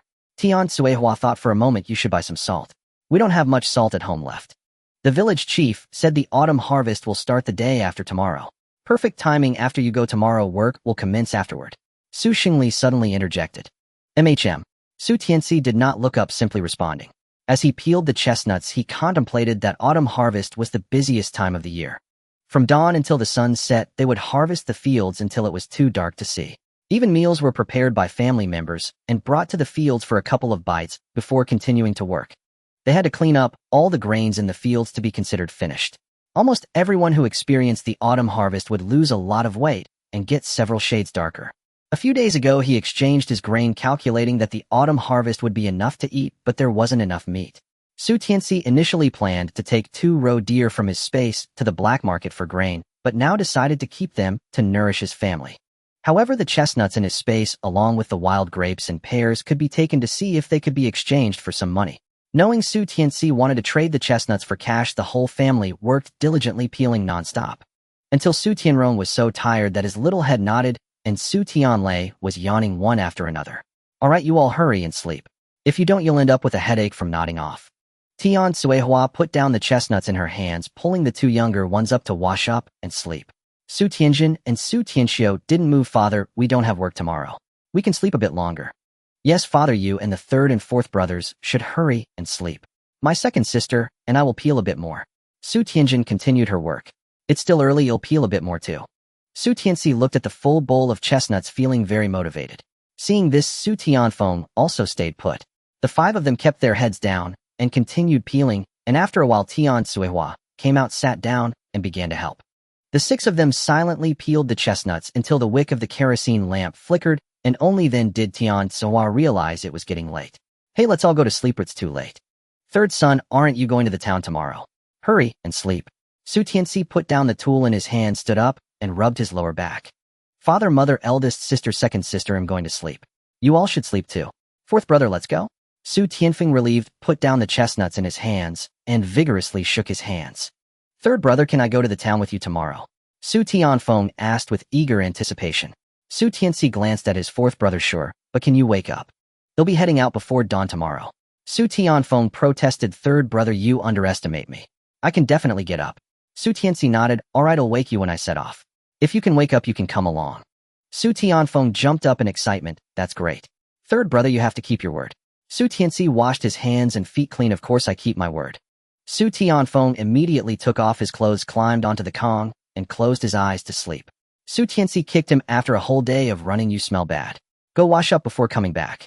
Su Tianfeng, wearing only underwear, slipped down from the Kong. After a while he ran back, while Su Tianci closed his eyes and fell asleep. As soon as the first rooster crowed in the village, Su Tianci quietly began to stir. The moment he moved, Su Tianfeng immediately sat up. While rubbing his eyes, he fumbled around for his clothes by the edge of the Kong. Third brother, are we leaving now? Su Tianci chuckled. Third brother needs to do some running first. Su Tianfeng quickly got dressed. I'll go with you, third brother. Su Tianci took out a sandbag and tied it to his leg. Third brother, what's this for? Su Tianfeng was very curious. To add weight, Su Tianci finished tying the sandbag, quietly opened the door, and stepped outside. Su Tianfeng hurriedly followed and closed the door. Su Tianci did some warm-up exercises before running up the mountain. Su Tianfeng seriously followed Su Tianci, and upon seeing him run, he quickly followed up the mountain. The morning air was very fresh, accompanied by a gentle breeze, making it quite refreshing. Since they were going to the town, Su Tianci only ran for a little while before bringing Su Tianfeng back home. Third brother, can I join you for running in the future? Su Tianfeng believed that learning from his third brother would surely make him as capable. Of course, Su Tianci didn't mind bringing his fourth brother along. Su Tianfeng was already 12 years old, but he wasn't very tall. Due to long-term undernourishment, he was as thin as a bamboo pole. If he exercised regularly and improved his diet, Su Tianfeng would soon catch up in height with Su Tianci. Su Tianfeng was practically overjoyed as his two conditions were both met, thinking that his third brother was simply too nice.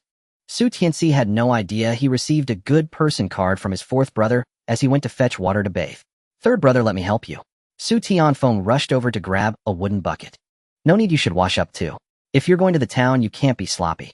Su Tianfeng scratched the back of his head and quickly ran off with a water bucket.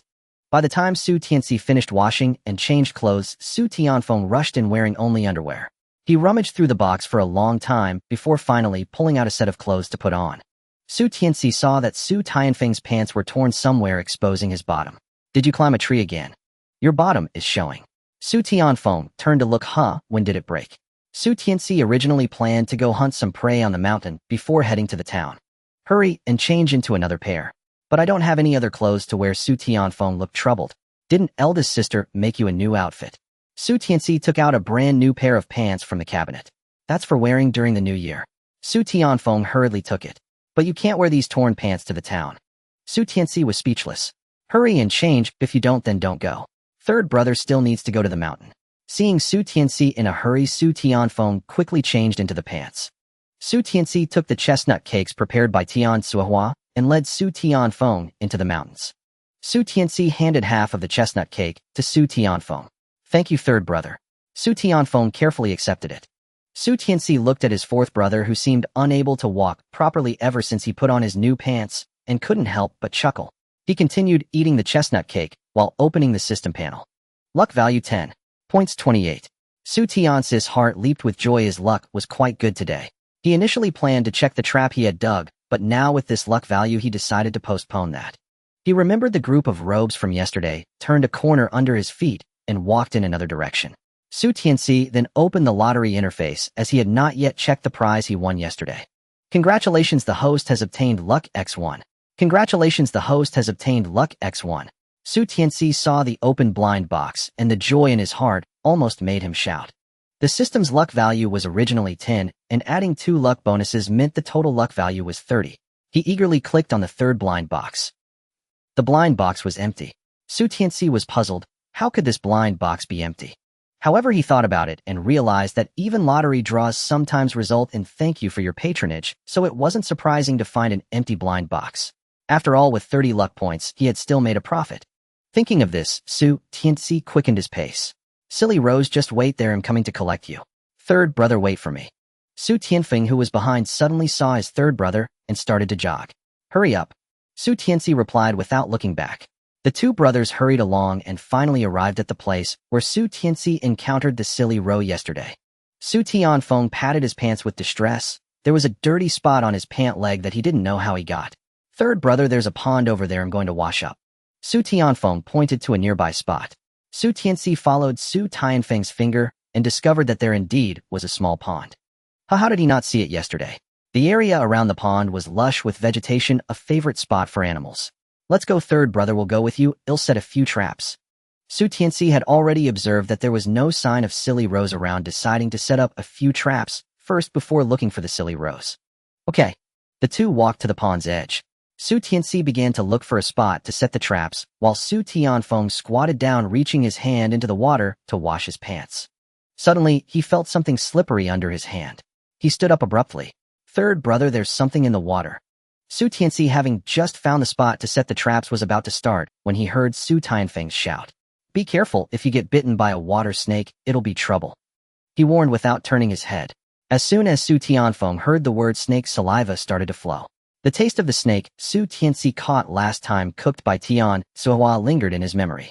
He wasn't afraid, instead he crouched down to observe the pond closely. The water surface was calm, so it was hard to tell if there was anything beneath. Su Tianfeng remembered the chestnut cake he hadn't finished, and carefully pinched a small bit of it, crushed it, and tossed it into the water. The crumbs of the chestnut cake spread across the water surface. Suddenly a fish swam up and opened its mouth, swallowing several chunks of crumbs. He hurriedly reached out to grab it, but lost his balance and fell into the pond. Third brother, help me. Su Tianfeng cried out, looking at his new pants, feeling heartbroken. Su Tianci turned around and saw Su Tianfeng falling into the pond, scared and crying. He quickly ran over. Su Tianci reached the pond's edge and pulled Su Tianfeng up. You're not afraid of water, why are you crying? He found it somewhat amusing. My new pants. Whoa. Su Tianfeng felt like the sky was falling. It's fine, you just wash them, and they'll be clean, Su Tianci comforted him. It's all its fault. Su Tianfeng raised the item in his hand. A fish. Only then did Su Tianci see that Su Tianfeng was tightly gripping a fish. There are actually fish in this pond. Su Tianci curiously took the fish. This fish is a common grass carp, also known in some places as a grass fish. Grass carp mainly feed on the roots, stems, leaves, and fruits of aquatic plants, as well as zooplankton such as redworms, earthworms, and dragonflies. It is a species with strong survival capabilities and is extremely common. Yeah, I just saw the fish and accidentally fell into the pond. It wasn't intentional. Su Tianfeng was afraid of being scolded when he returned. His new pants, worn for the first day, had fallen into the pond and gotten dirty. Su Tianci crouched down and indeed saw a fish floating up to eat the crumbs of the chestnut cake that Su Tianfeng had tossed in earlier. He glanced back at Su Tianfeng. Fourth brother, since your pants are already dirty, why don't you go back in and catch a few more? Su Tianfeng took a step back. I'm not doing it. Su Tianci saw the grass carp about to swim away from the surface and didn't care about anything else. He reached out to grab it. The grass carp flicked its tail and dove to the bottom. Third brother, I just tossed some cake in. Su Tianfeng chimed in from the side. Su Tianci had already finished all his cake and reached out his hand towards Su Tianfeng. Give your cake to third brother. Su Tianfeng hesitated for a moment and took out the cake from his pocket. Third brother, save me a piece. Reluctantly, he handed the cake to Su Tianci. It's just a piece of cake. Later, third brother will treat you to something delicious. After Su Tianci finished speaking, he crushed the chestnut cake in his hand and carefully sprinkled it into the pond. Soon after, there was movement in the pond. A dark fish had popped out of the pond, opening its mouth in preparation to eat the crumbs. In a flash, Su Tianci grabbed the fish and flung it onto the grass far away from the pond. Su Tianfeng hurriedly ran over. Wow. Third brother, this fish is huge. Su Tianci remained silent as he saw another fish surfacing. He held his breath, waiting for the fish to swim over to eat. The fish swam right in front of Su Tianci, and just as it opened its mouth, he struck. Splash! The fish wriggled continuously in Su Tianci's hand. Just as he was about to stand up, he saw another one, and quickly tossed the fish onto the grass behind him. Su Tianfeng hurriedly ran over to pick up the fish, and placed it with the first one. Third brother, we have nothing to put them in. A little while, and the fish will die. Su Tianfeng looked anxiously at the fish with gills flapping continuously. There's a basket in that bag. Su Tianci quickly moved the bucket from his space to the basket. Third brother, when did you bring a bucket? Did you know we would catch fish today? Su Tianfeng ran to the basket and pulled out the water bucket. Su Tianci remained silent, staring intently at the water's surface. In the water, a large grass carp had already opened its mouth. Su Tianci acted swiftly, snatching the fish from the water. It was enormous. His arm instantly weighed down with its heft. Fearing it might slip back into the water, he instinctively stowed it away in his spatial realm. When another fish glided into view, he understood today's bounty would be nothing but these grassroot breams. Having grasped this, Su Tianci abandoned all caution. As he netted fish, his gaze flickered repeatedly towards Su Tianfeng, seizing moments when his brother wasn't looking to stash each catch into his spatial realm. To avoid arousing suspicion, he waited a deliberate interval before scooping up another fish and tossing it to Su Tianfeng. Yet even this modest generosity left Su Tianfeng beaming with delight. Third brother, that's enough. The bucket can't hold another. Su Tianci mentally withdrew yet another fish into his spatial realm. Wait, what if more come? Su Tianci knew well, so long as his luck value remained above 0, fish would keep arriving without end. He caught again, countless times, without pause or tally. Each fish that swam near was instantly drawn into his spatial domain. Only when the water felt utterly still did Su Tianci finally wipe the sweat from his brow and open his system interface. Luck value 0.60.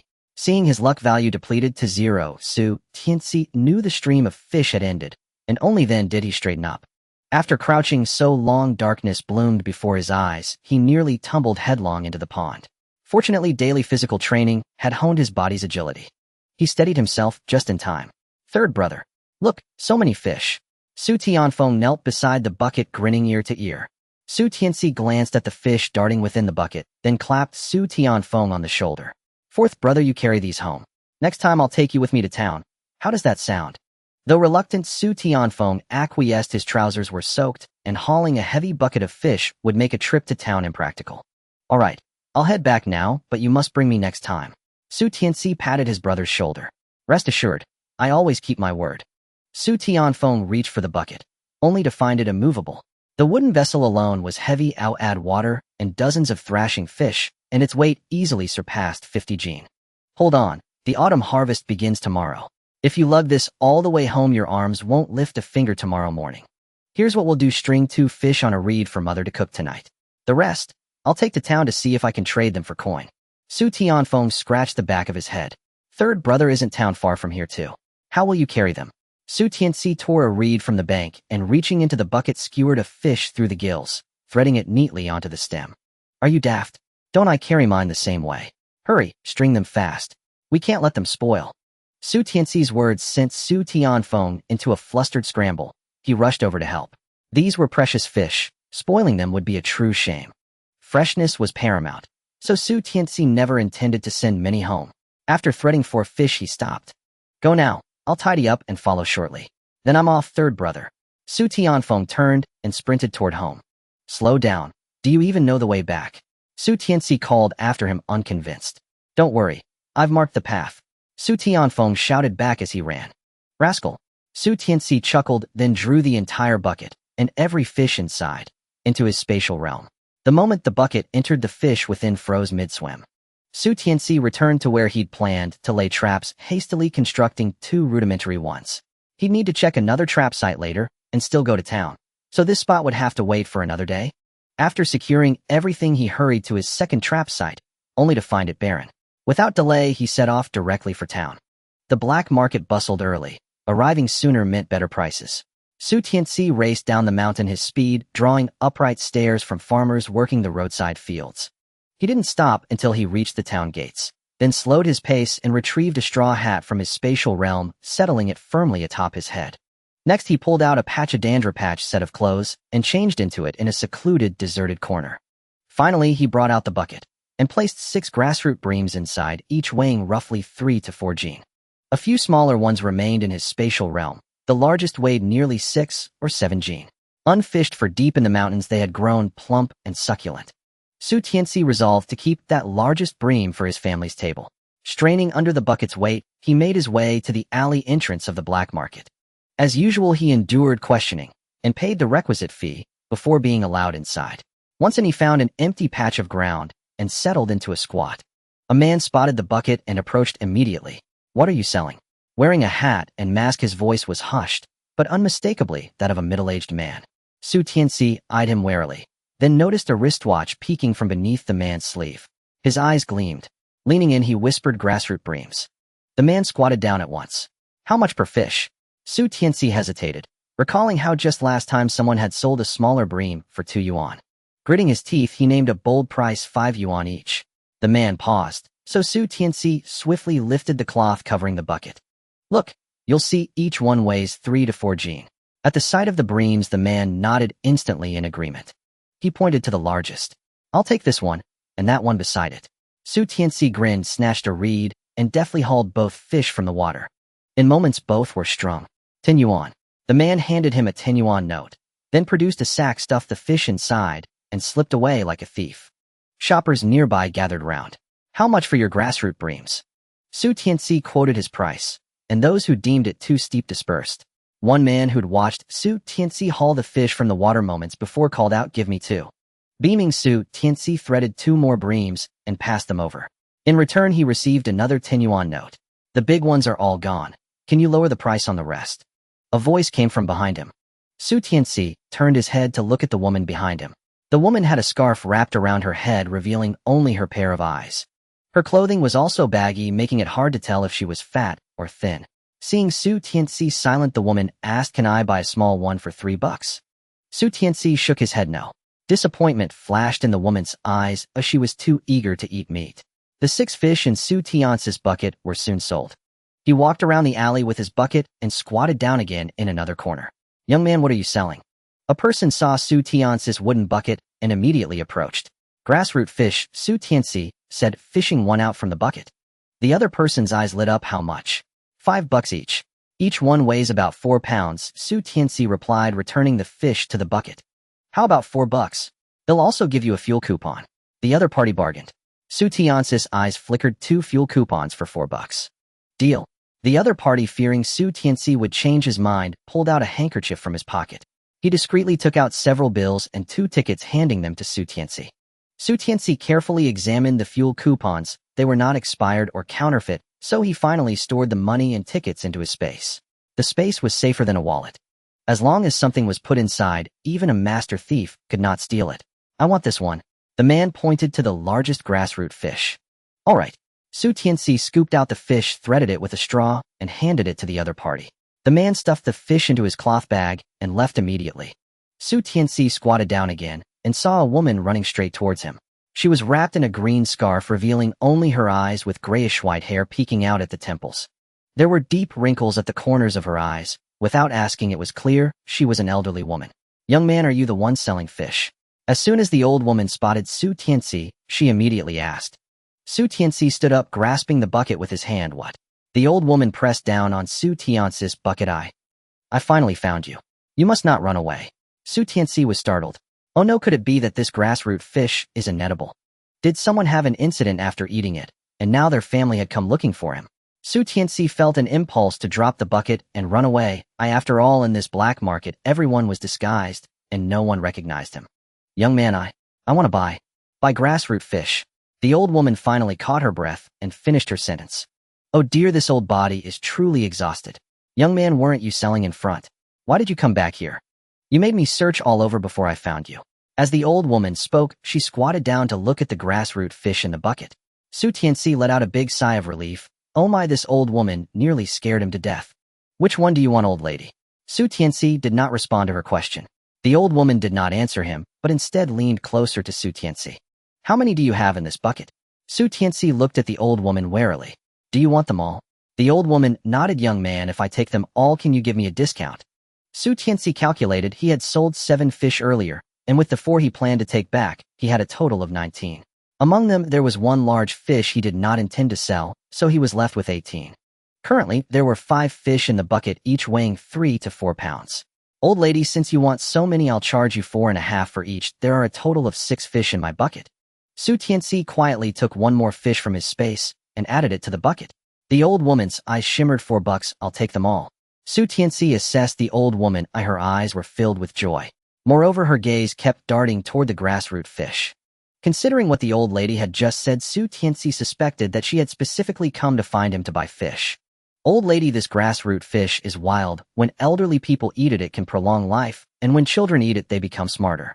This type of wild fish, when eaten by pregnant women, is beneficial for both the mother and child. Oh, children born will surely be clever and bright. I usually sell them for $5 each, but since you said you want them all, I'll give you this price. Tianci's words made the old lady beam with delight. You're quite the talker, young man. All right, I'll take them all, but can you deliver them to my home? This was the first time Tianci encountered someone making such a request. He thought about how he still had other things to sell. Old lady, I still have other things to sell. If I go out and come back and I'll have to pay again. The old lady's somewhat murky eyes scrutinized the basket on Tianci's back. What else do you have to sell? Chestnuts, Tianci replied, reaching into the basket behind him for a handful. The old lady's eyes lit up once more, and she lowered her voice. Young man, if you carry your basket and come with me, I'll take the chestnuts as well. Tianci looked at the old lady in confusion, as she was dressed in ordinary green clothes similar to those of the townsfolk. The scarf wrapped around her head was made of a material commonly seen on the streets. The fish in his bucket were worth over $20, equivalent to a month's salary for a regular worker. Could this old lady afford that? Was it a scam? Tianci had heard from the old man that there were situations in the black market where one got robbed. Some would see your goods sold for profit and ambush you in alleys or deserted areas to snatch your money. Others would pretend to be buyers, leading you away, while 4 or 5 others would rob you of your goods and clean out your pockets. The old lady took a few steps, noticing Tianci had not followed, and immediately turned back. What's wrong, young man? Why are you hesitating? Tianci picked up the bucket and followed her. After all, he had his space. If needed, he could just toss the goods in there. He was now much faster running, making it hard for ordinary people to catch up. Tianci followed the old lady out of the alley, twisting and turning until they arrived in front of a building. Tianci curiously observed the house. It was a 5-story building. The old lady climbed to the 3rd floor, opened the door, and beckoned Tianci inside. Upon entering, Tianci saw that it was a large apartment with 3 bedrooms and a living room. Why did you come out? Hurry back and lie down. I bought some grass roots to stew for you later. The woman hurriedly approached, assisting the woman back inside. Mother, it's fine. The doctor said that walking more is beneficial for delivery. The woman's voice was calm and soothing, pleasing to the ears. Tianci realized he had guessed correctly. Indeed, this woman was buying fish for her daughter-in-law. All right, you can take a stroll on the balcony, enjoy the flowers, and lift your spirits. The woman did not argue, but instead made a suggestion. Upon seeing Tianci standing at the door, she said, Mother, you should give the money to them first. They are still standing at the door. Hold on, young man, the old lady will be right there. The old lady said to Tianci while helping her daughter-in-law to the balcony. It's all right, there's no rush.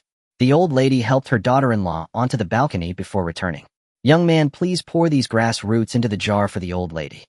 Tianci carried the bucket and followed the old lady into the kitchen, where there was a large jar at the entrance. He poured the grass roots into the water jar. Old lady, can you check if the quantity is correct? The old lady leaned in to count carefully. Indeed, there were 6. She nodded and asked, How many chestnuts do you have? Tianci took out the chestnuts from his basket. There should be about 5 pounds. How much are the chestnuts? The old lady picked one up for inspection. 50 cents a pound. Tianci thought for a moment. That's too expensive. Let's make it 40 cents. The old lady instinctively bargained. Tianci didn't want to argue. All right, old lady, 6 grass roots cost a total of 27 yuan, and the chestnuts are 2 yuan, making a total of 29 yuan. A fleeting moment of regret crossed the old lady's face. However, she began to count the cash from her handkerchief. The thick stack of cash took her a long time to count. Only then did she hand it to Tianci, who counted it again in front of her. All right, old lady, that's exactly 29 yuan. They'll be on my way now. Tianci placed the bucket into the basket and was just about to leave when the old lady called out. Young man, do you have any fish left to sell? Tianci thought for a moment and shook his head. These are wild fish, they can't always be caught. A look of disappointment appeared on the old lady's face. Old lady, things from the mountains are hard to catch. Hazel chickens and wild rabbits run fast. The old lady's eyes lit up. Young man, if you catch anything else, could you bring it directly to me? Old lady, I know this route. If I can catch something, I'll come find you. Although this old lady was dressed very ordinarily, the demeanor of the woman from earlier was quite remarkable. Moreover, Tianci noticed a photo frame on the TV cabinet. The man in it was dressed in military uniform. Judging by his appearance, he was likely the old lady's son. All right. The old lady was delighted as Tianci shouldered his basket and walked out. Once he reached a secluded area, he placed a silly roe deer from his space into the basket. He changed into a new outfit and made his way back to the black market. By this time, there were significantly fewer people in the black market. Su Tianci crouched behind his basket observing the passers-by. He saw a middle-aged man wearing a Zhongshan suit with a fountain pen clipped to his pocket.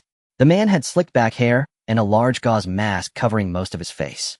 As the middle-aged man walked past his basket, Su Tianci quietly asked, "Do you want meat?"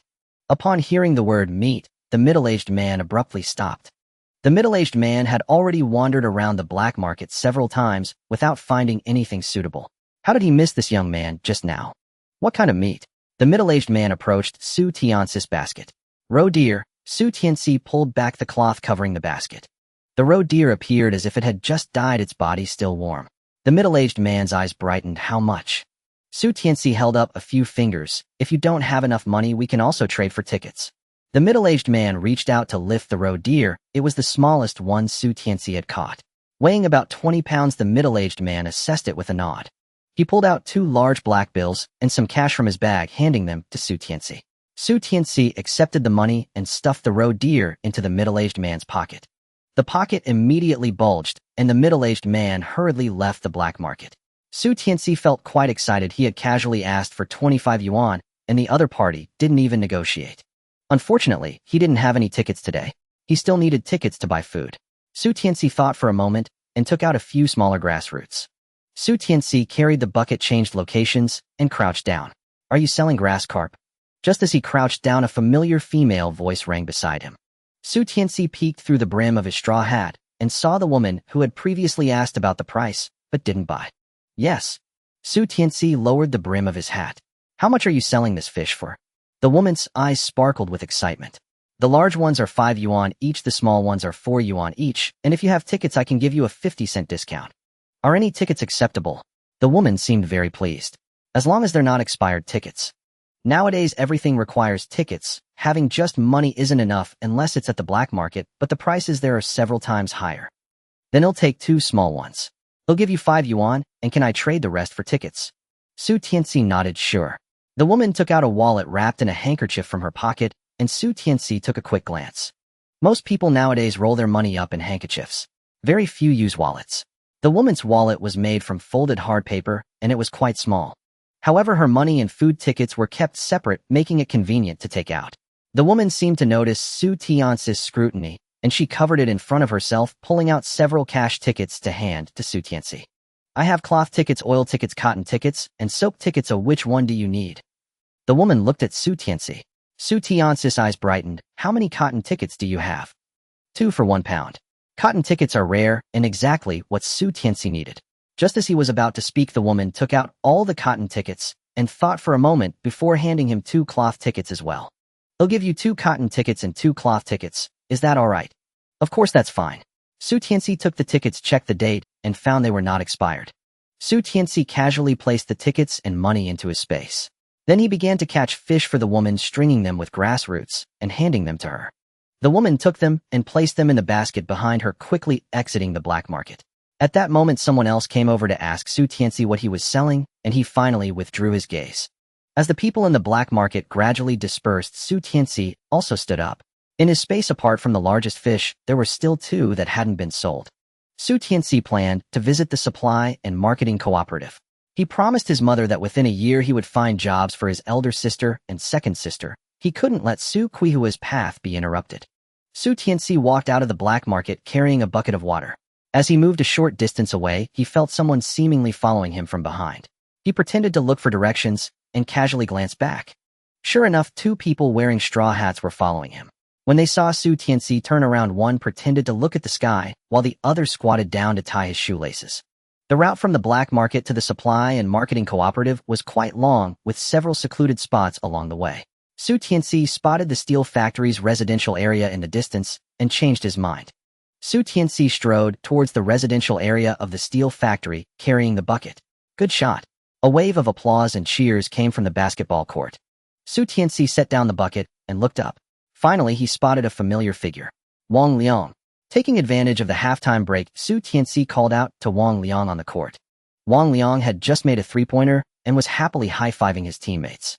He suddenly heard someone call his name and looked towards the court's edge. When he saw Su Tianci, his eyes brightened. He quickly whispered a few words to his teammates, and then walked off the basketball court. Su Tianci caught a glimpse from the corner of his eye and saw the two people following him leave. What brings you here? Wang Liang was very happy to see Su Tianci and pulled him upstairs. Wang Liang opened the door first, poured 2 cups of cool boiled water, and handed one to Su Tianci.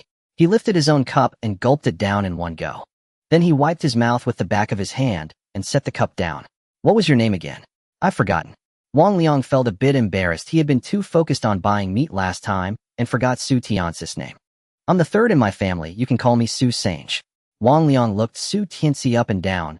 You're obviously younger than me, yet you want to take advantage of me. Su Tianci laughed. Brother Wang, it's my fault. Just call me Su San. Wang Liang playfully punched Su Tianci's chest. What good stuff did you bring this time? Su Tianci hesitated for a moment. I have a roe deer and 2 grass roots. Wang Liang suddenly became interested. Roe deer. Can I take a look? Su Tianci nodded and took the roe deer out of his backpack. This roe deer was the one he had caught earlier, weighing about 30 pounds. Wang Liang firmly held the roe deer. Su-san, how much do you want for this roe deer? No, wait, what do you want to trade for it? Su Tianci smiled. This roe deer would sell for at least 35 in the black market. Wang Liang was taken aback upon hearing the price, his grip loosening. A single roe deer was nearly equal to his monthly salary. Su Tianci knew the price was a bit high, but it was something he could sell or not. Brother Wang, this roe deer is quite large. You can't finish it alone, so it's not worth it. I have 2 grass roots. Why not trade them for food instead? Wang Liang shook his head. I don't like that stuff. It has too many thorns. But what you just said reminded me. I can't finish it myself, so I'll ask Tai Tu and the others if they want some. Wait a moment. Wang Liang called down the stairs. Tai Tu, come up. Earlier, when Su Tianci called out to Wang Liang, Tai Tu and the others naturally saw him too. They had been waiting for Wang Liang to call them, so as soon as they heard him, they hurriedly ran up. A flurry of footsteps echoed from downstairs, making it feel like the entire staircase would collapse. Wang Liang. Tai Tu shouted loudly. Shoo. Wang Liang pulled the 2 of them inside. Didn't glasses come with you? He noticed that only Tai Tu and another person were present. Don't mind him. By the way, what good stuff does this little brother have today? Silly roe deer. Tai Tu walked into the room and immediately saw the silly roe deer in Su Tianci's backpack. Right, this roe deer is too big. I can't eat it alone. I wanted to ask you guys if you want some too. Tai Tu became interested. Little brother, how much food do you want for this roe deer? Su Tianci glanced at Wang Liang. This roe deer would sell for 35 in the black market. If you have grain tickets or other vouchers, I can give you 30. Upon hearing the price, Tai Tu immediately began to whisper and discuss with Wang Liang and the other person. After a while, Tai Tu and the other person stealthily went out. Wang Liang opened the drawer of the writing desk and took out a large black tin. Su-san, what kind of vouchers do you want? Su Tianci saw that Wang Liang had a whole bunch of vouchers in his hand. His eyes lit up as he leaned closer. Grain tickets, oil tickets, cloth tickets, and Su Tianci even spotted a watch ticket. Su Tianci pointed at the watch ticket.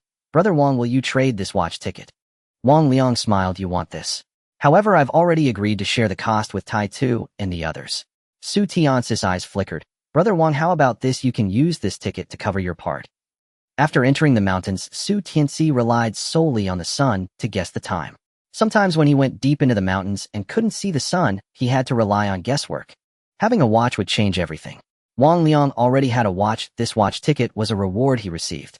Originally, he was contemplating whether to exchange it for a new watch, but he hadn't worn the one on his wrist for long. Moreover, to buy a watch, he needed not only tickets, but also money. Wang Liang hesitated for a moment, but then readily gave the ticket to Su Tianci. This ticket is worth more than this price on the black market. Su Tianci carefully placed the ticket into his space, then casually took out some cooked chestnuts and placed them on the table. Brother Wang, consider this a snack. Seeing that Su Tianci was quite understanding, Wang Liang's smile deepened.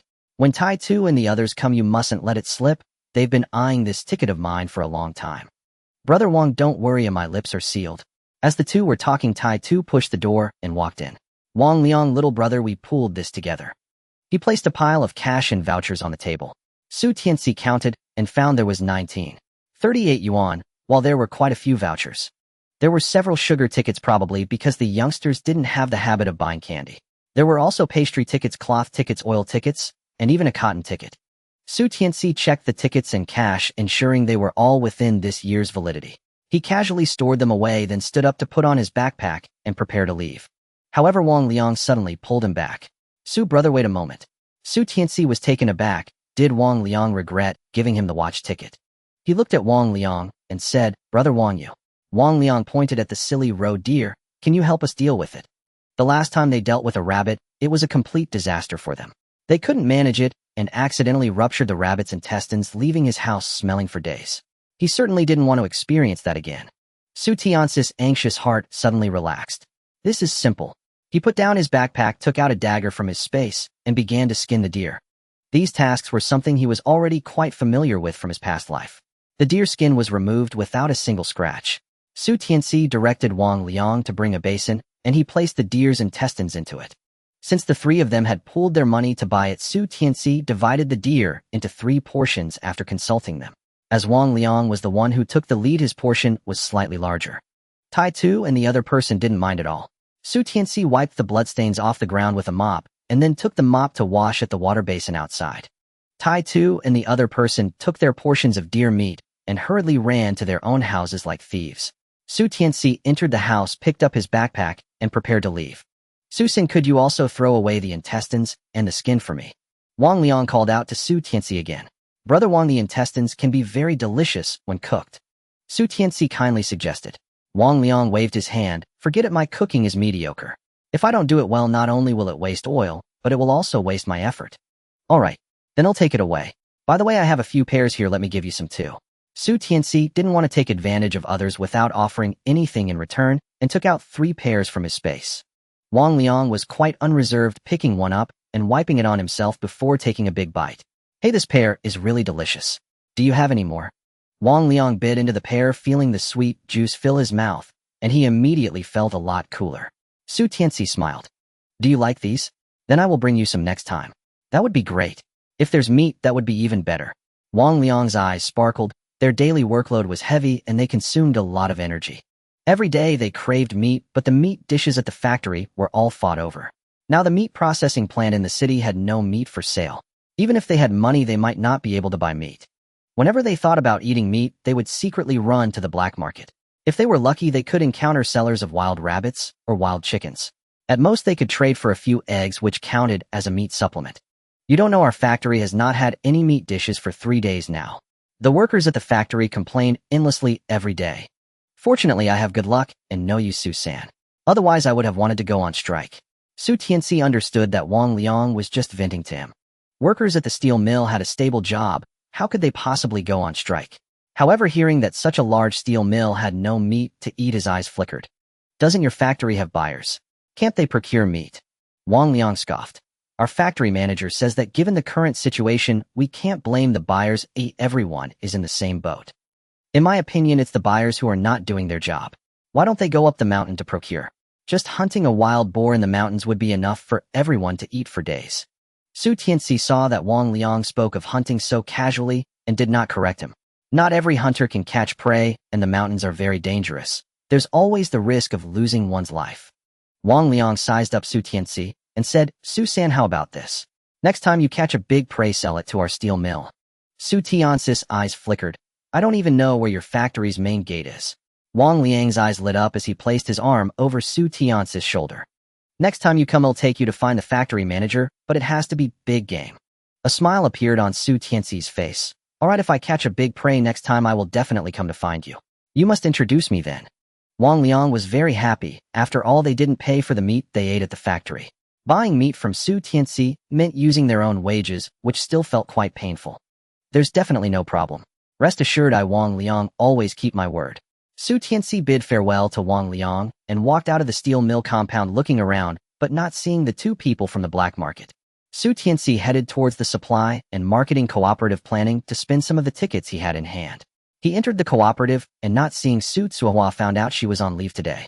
Su Tianci arrived at the counter for groceries, took out his pastry and sugar tickets. He bought 2 pounds of brown sugar and, thinking of the chestnuts in his space, bought 2 pounds of rock candy. He also bought a pound of egg cake and a pound of furnace fruit, spending quite a few coins. Regarding cotton, Su Tianci inquired and was told to wait until the weather got colder for cotton supply.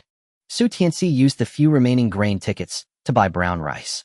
He placed the items in the backpack behind him and then wandered to the watch counter. The salesperson behind the counter merely lifted their eyelids, glanced at Su Tianci, and then continued focusing on their knitting. Su Tianci leaned over the counter carefully examining the watches inside. The watches in the display were ticking away, tick-tock, tick-tock. Su Tianci pointed at a Mayday brand watch and asked the salesperson, "Excuse me, how much is this watch?" The salesperson didn't lift their head, pretending not to hear Su Tianci. Su Tianci raised his voice and repeated the question. Only then did the salesperson impatiently raise their head. "What are you shouting about? Didn't you see what was written on the wall?" "Please do not shout." Su Tianci was displeased, "But it also says on the wall, everything is for the people. What kind of attitude is this?" The salesperson stood up abruptly. "What does my attitude have to do with you? Just because you ask me, I must answer you. If a whole bunch of people come to ask every day, wouldn't I be exhausted? Also, just look and be done with it. What? You want to get a bargain? This isn't something that's broken and missing limbs that you can get a deal on." The salesperson crossed their arms, looking down on Su Tianci. Other salespeople noticed the argument between the two and turned to look. One of the salespeople who was next to Su Qihua's counter recognized Su Tianci and hurriedly came over. "What's going on?" "Liu Hua, he is Sister Qihua's nephew. We are all acquaintances." The salesperson named Liu Hua rolled her eyes unhappily. "I don't care who he is. If he can't afford it, then don't waste my time. Who knows if he's here to buy a watch or has other intentions?" Liu Hua's words prompted murmurs from those nearby. What does Liu Hua mean by that? That man may not necessarily be interested in Liu Hua. Nonsense. Liu Hua is just relying on her good looks, thinking that every man who approaches her counter is there for her. If she were placed at Sister Li's grocery counter, I wonder what she would be so proud of. Does she think those old men would be interested in her? Others chuckled quietly. Liu Hua disdainfully huffed. "Comrade, I was simply asking how much this watch is selling for. And you went on and on. I see that your so-called serving the people is just empty talk, a mere pretense to the common folk." Su Tianci was not going to indulge her. At that moment, a man wearing glasses and a Zhongshan suit emerged from the corridor of the supply and marketing cooperative. "What are you doing? Gathering here during working hours, what is this?" As soon as the man's authoritative voice sounded, the curious sales clerks hurried back to their posts. The clerk who had initially supported Su Tianci glanced at him and also left. The man walked up to the two of them. "Liu Hua, what's going on?" Su Tianci noticed the gentle tone the man used when addressing Liu Hua, instantly understanding the meaning behind the clerk's glance. Liu Hua, seeing the man, immediately raised her voice. "Manager, there are always some people who come to the counter asking a million questions. I don't want to bother with him," and he starts making a fuss. The man looked sternly at Su Tianci, saying, "Young man, this is a supply and marketing cooperative, not a cinema.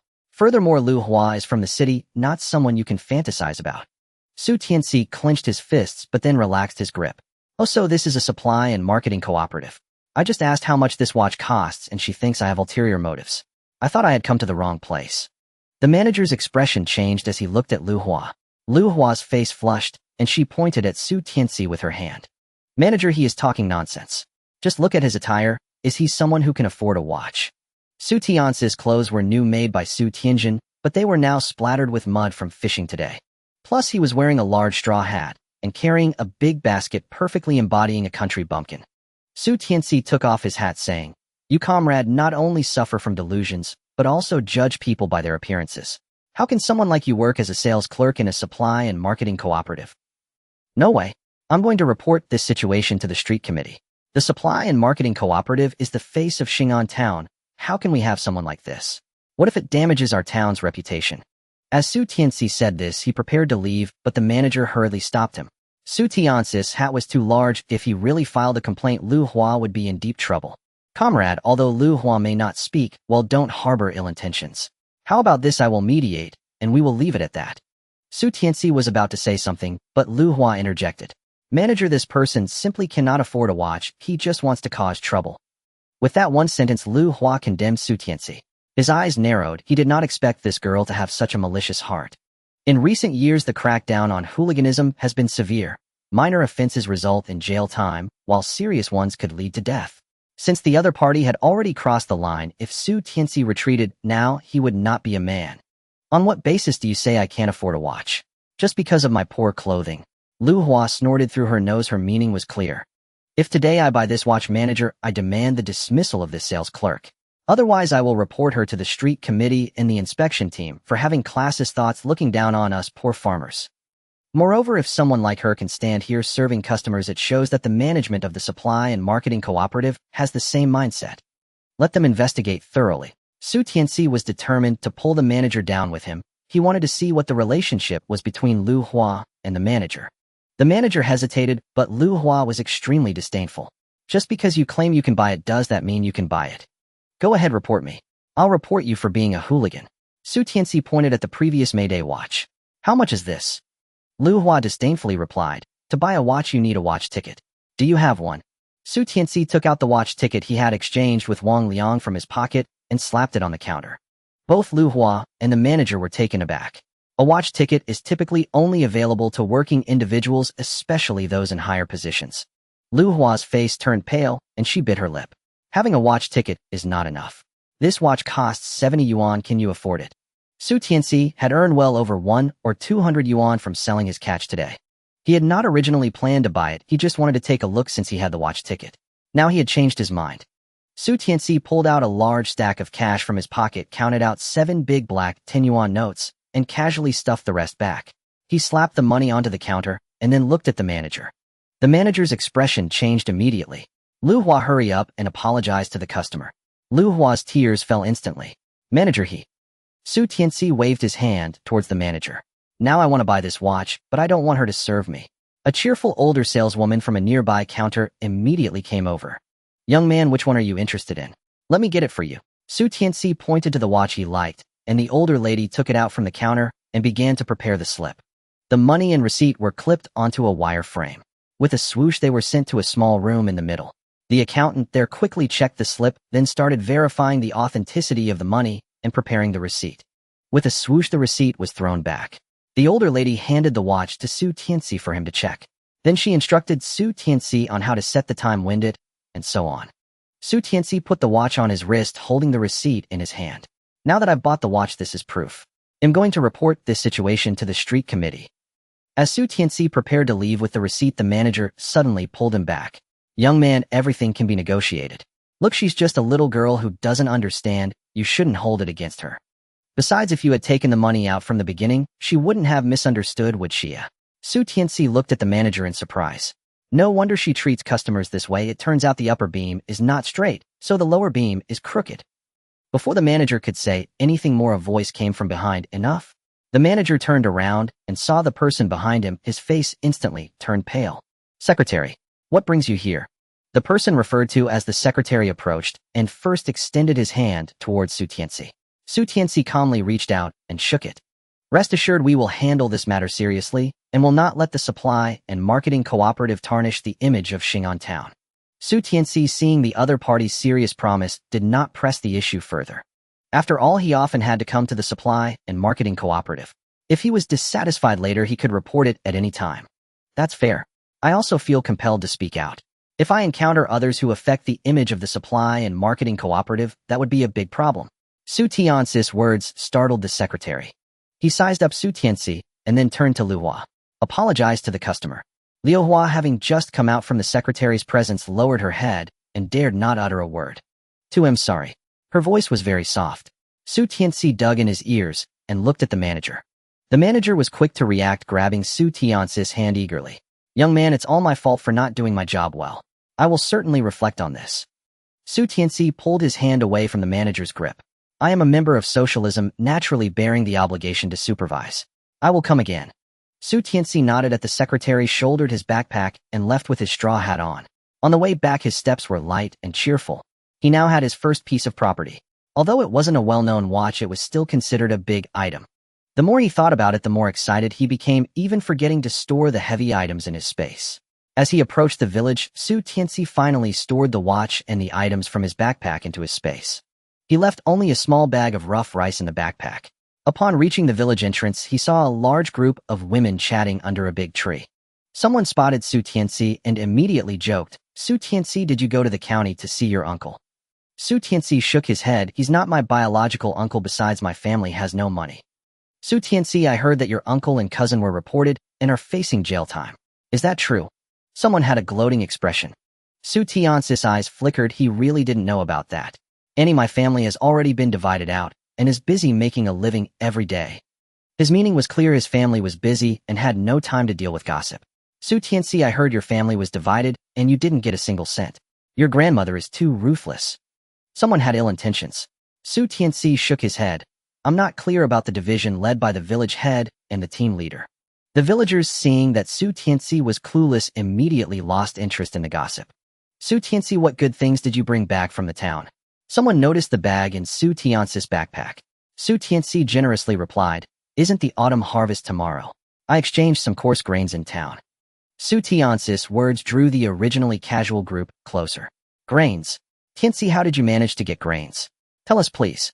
The villagers relied on the little grain allocated by the production team every year to get by. Each household had many mouths to feed, and even with wild vegetables mixed in, everyone lived tightly. Su Tianci scratched the back of his head. I picked up a few wasp nests while chopping firewood.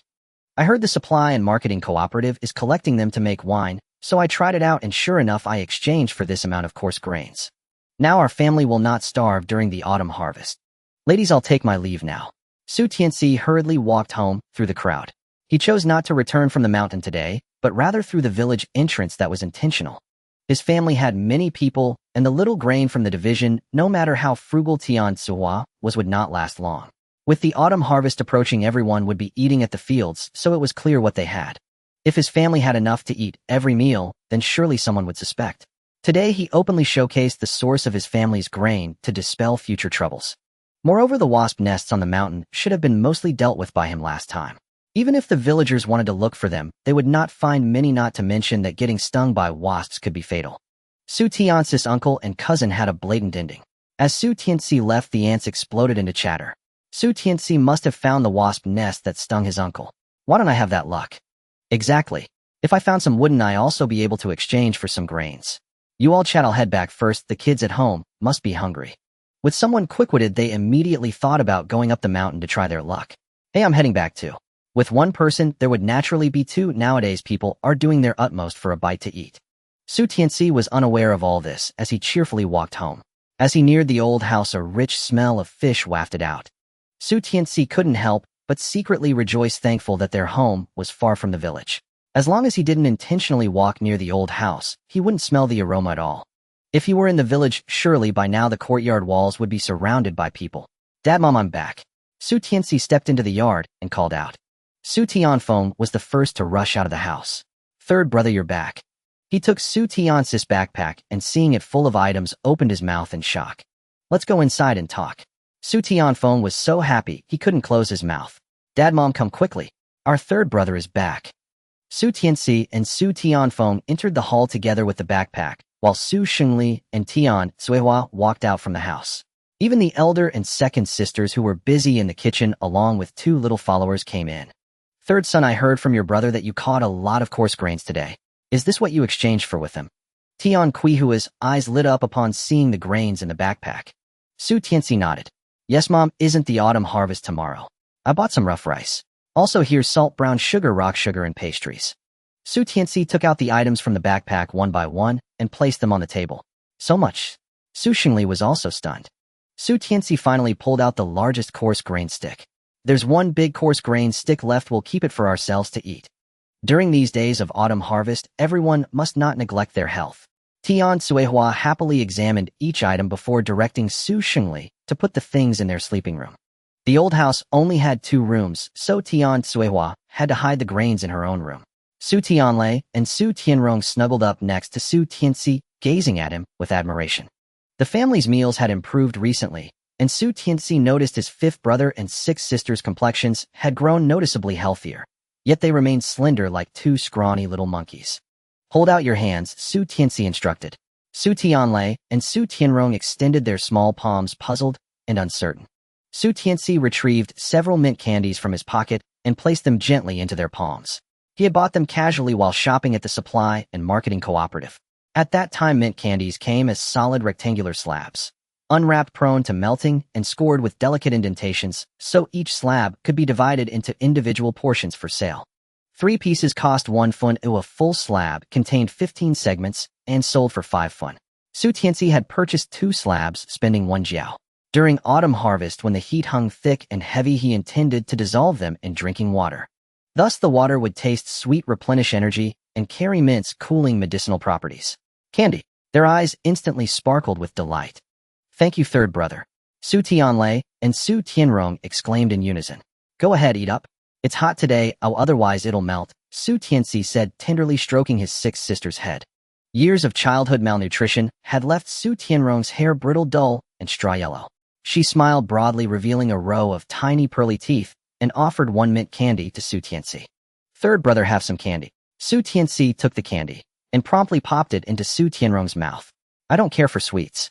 You eat it, sixth sister. Su Tianrong savored the sweetness, her eyes crinkling with pure joy. Then she counted the candies resting in her palm. One for father, one for mother, one for elder sister. She held only 3 candies. No matter how many times she recounted them, they fell short. Anxiety broke out across her brow in glistening beads of sweat. Su Tianlei placed his own mint candies beside hers. Sixth sister, add mine. We'll have enough. Just then Su Xingli and Tian Cuifa finished tidying up and entered the main hall. Father, please bend down. Su Tianrong rose onto her tiptoes, lifting her small hand high. Puzzled, Su Xingli bent low toward his youngest daughter, and she slipped a mint candy straight into his mouth. Mother, you bend down too. Su Tianrong waved eagerly at Tian Cuifa. As the mint candy dissolved on her tongue, Tian Cuifa's wrinkles softened into radiant laughter. Third son, you're wasting money again. Su Tianci beamed at each member of his family. These mint candies, I bought them especially for the autumn harvest. He drew another slab from his pocket and handed it to Tian Cuifa. Mother, starting tomorrow, will steep mint candies in all our water flasks. Not only does it dispel summer heat, but it also helps prevent dizziness. Won't that be too extravagant? Tian Cuifa turned questioningly to Su Xingli. Do as third son says. It's his heartfelt wish. Su Xingli's face glowed with warmth. His wife had suffered chronic anemia for years. Each autumn harvest left her bedridden for days, utterly spent. When Li Dahao managed the household, no one ate their fill, so he'd always secretly hoard scraps to nourish his wife. Now grain was plentiful and meat rested proudly in the kitchen. And now his son had even prepared brown sugar and pastries. This year his wife would surely endure the harvest without collapsing as before. Father, mother, dinner's ready. Su Tianjin entered bearing a steaming basin fragrant with a rich, tangy aroma of sour cabbage fish. Wow, so delicious. Su Tianfeng exaggeratedly inhaled deeply, savoring the air. Su Tianxiu brought out the staple cornmeal cakes, pan-fried to golden crispness along the edges, each radiating the earthy, sweet perfume of roasted maize. After washing their hands, the family gathered around the table. Su Xingli picked up his chopsticks first, selected a tender piece of fish, and placed it gently into Tian Cuifa's bowl. Tianci's mother, have some fish. Husband, you too. Tian Cuifa replied, lifting a succulent morsel from the fish's belly and placing it reverently into Su Xingli's bowl. Only once their parents began eating did the others lift their chopsticks. For a long moment silence reigned. Everyone bowed their heads, absorbed in the quiet pleasure of savoring the fish. In Gaoshan village, every woman knew how to ferment sour cabbage to perfection. Here almost anything could be pickled, and sour cabbage stood among the most essential staples in every home. Because Li Dahao had controlled the household, Tian Cuifa had long fermented a private crock in secret, carrying it with her when the family finally divided. The sharp tang of the sour cabbage subdued the fish's natural gaminess, releasing instead a delicate, clean fragrance. Deep forest fish fed on fallen fruits, leaves, and flower petals, rendering their flesh exceptionally tender and flavorful. With so many mouths to feed, Su Tianci had specifically instructed that both fish be cooked together. Nearly 8 gene of grass carp simmered with sour cabbage vanished almost entirely beneath eager hands. By the end, every corn cake had disappeared, leaving only sour cabbage behind in the basin. Su Tianfeng patted his rounded belly and sighed contentedly. Our family lives like landlords now, what bliss. Thwack. Su Xingli gave Su Tianfeng a light tap on the back of his head. Nonsense, mind your tongue. Su Tianfeng knew he'd misspoken. He rubbed his head sheepishly.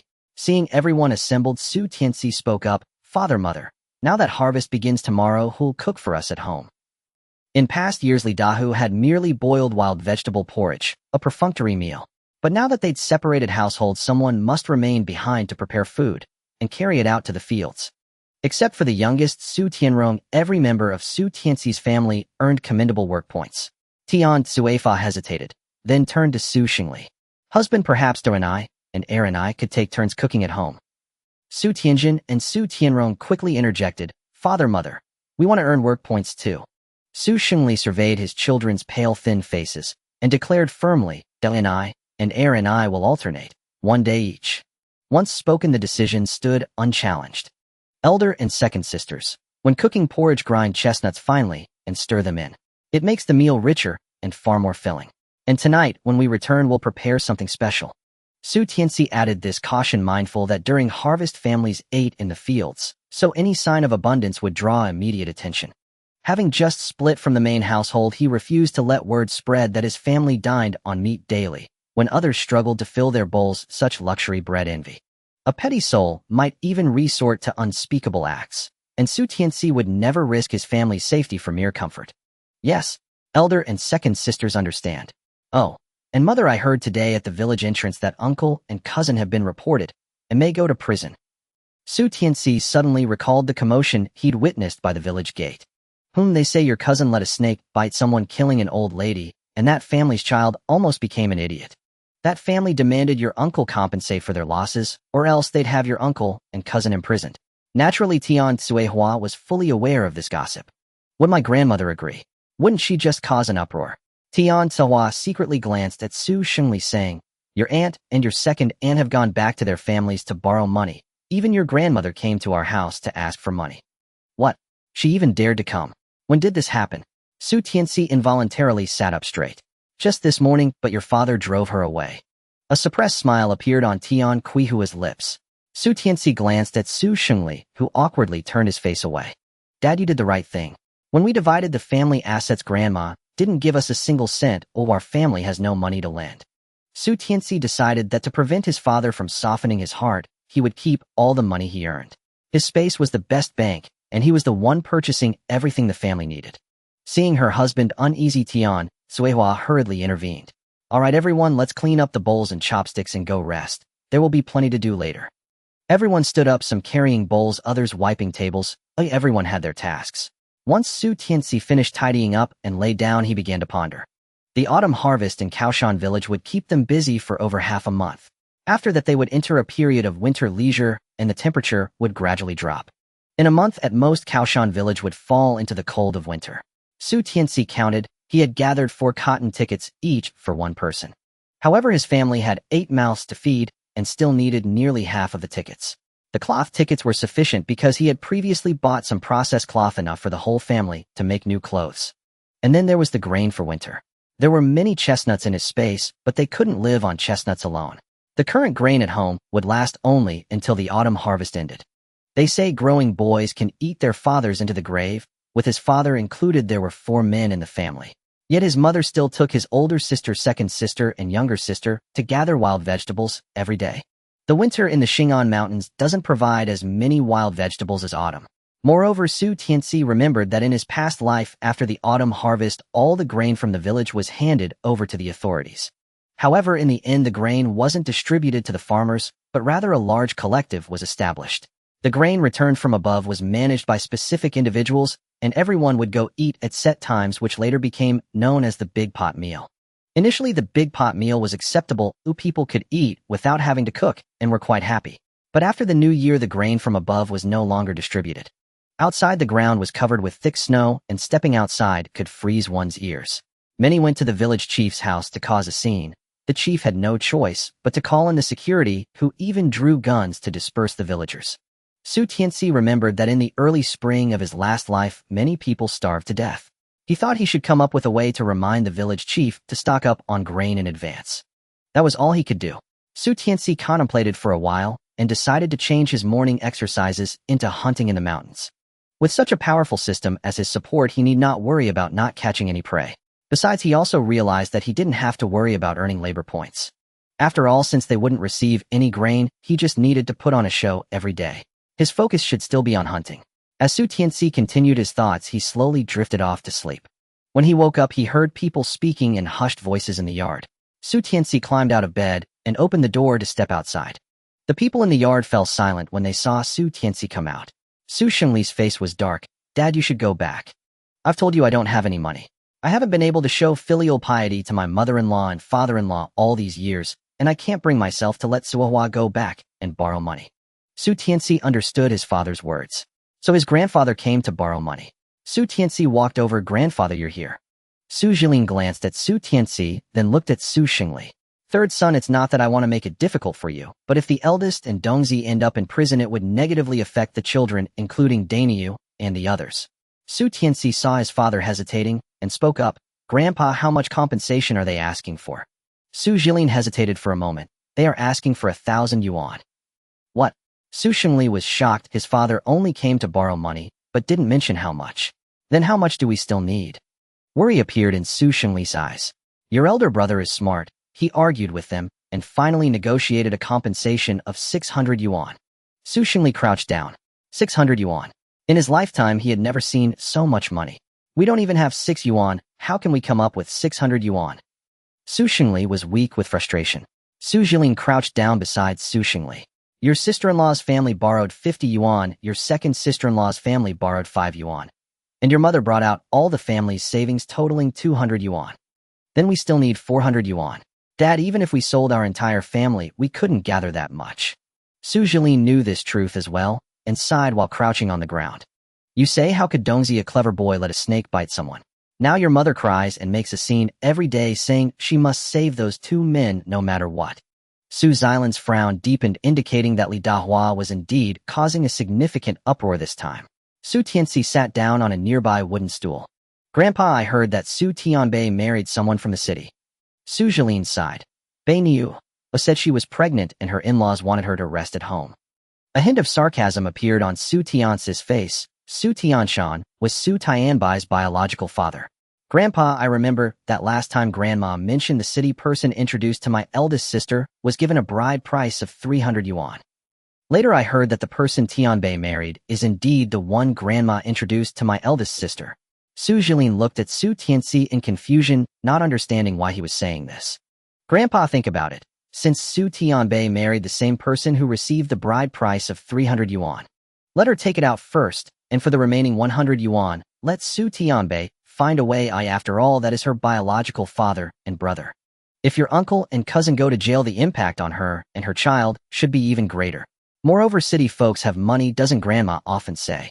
People from the city eat meat every day, and whatever they can't finish they throw away, not even leaving leftovers for the dogs. A mere 100 yuan is just a small dish for them. Su Tianci's words enlightened Su Jilin.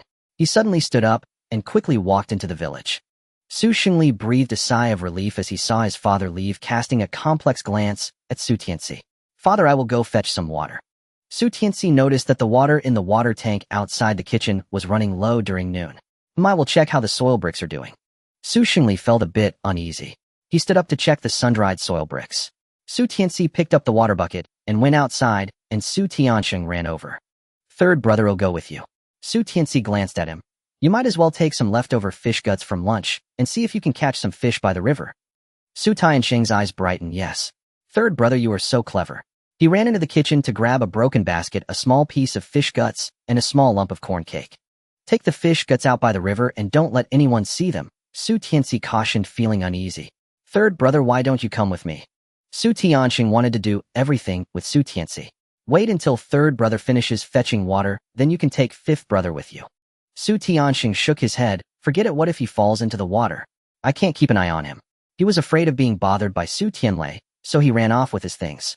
Su Tianci smiled and headed to the village's water well with the water bucket. After several trips, he finally filled the water tank and placed the bucket in the kitchen. Since there would be no work this afternoon, due to the autumn harvest tomorrow, Tian Suawa took the other children up the mountain to gather wild vegetables. Seeing that Su Tiansheng had not returned, yet Su Tianci locked the courtyard gate and walked toward the river. There was a river outside the village, winding and unknown where it flowed. The river water was wide and flowed quietly. Usually women came here to wash clothes and bedding. Young men would dive in for a swim. However, adults did not allow children to play by the river. The water may look calm, but in reality, it was quite deep. One year, someone who did not know how to swim fell into the river and surfaced days later, their body swollen and terrifying. Although Su Tiansheng could swim, Su Tianci still worried.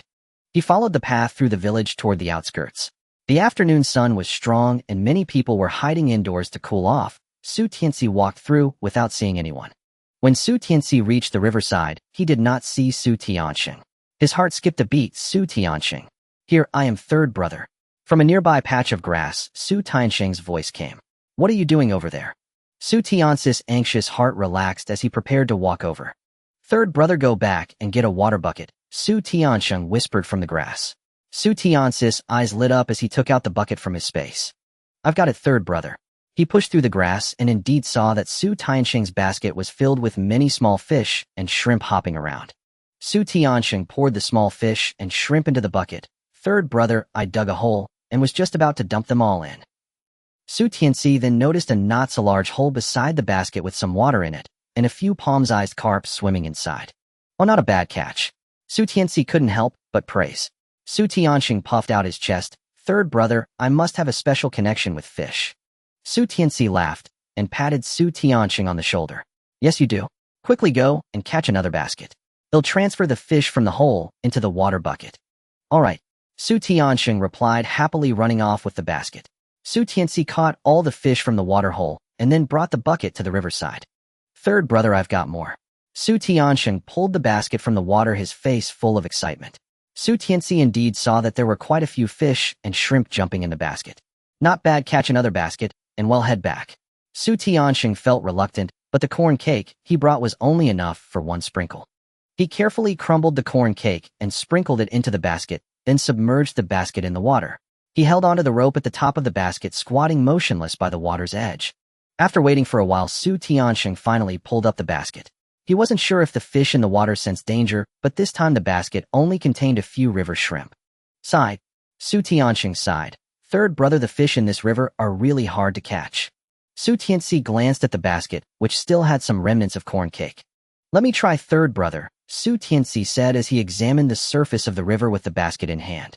Su Tianxing looked at Su Tianci's movements with curiosity. Su Tianci finally found a suitable spot and tossed the basket into the river. The basket descended slowly, gradually disappearing beneath the surface. Su Tianci nervously pulled the rope of the basket, staring intently at the river's surface. The water was calm, with only ripples radiating outward. After about 10 minutes, Su Tianci began to pull the rope toward the shore.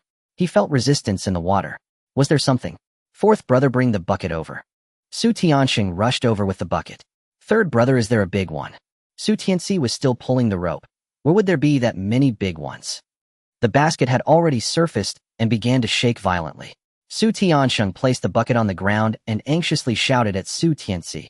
Third brother, hurry, or the fish will escape. Su Tianci also noticed something was off with the basket. With a strong pull, he yanked the basket to the shore like a speedboat. Splash! A loud sound came from the basket. Su Tianxing rushed over. Third brother, there are fish. They are huge. Su Tianci let go of the rope in his hand and squatted down to take a look. Inside the basket were 2 large carp thrashing about vigorously. Quick, put them in the bucket. Su Tianci couldn't contain his excitement as he reached in to grab the 2 carp from the basket and placed them into the bucket. Once the carp were in the bucket, they immediately calmed down. Third brother, let's catch another basket.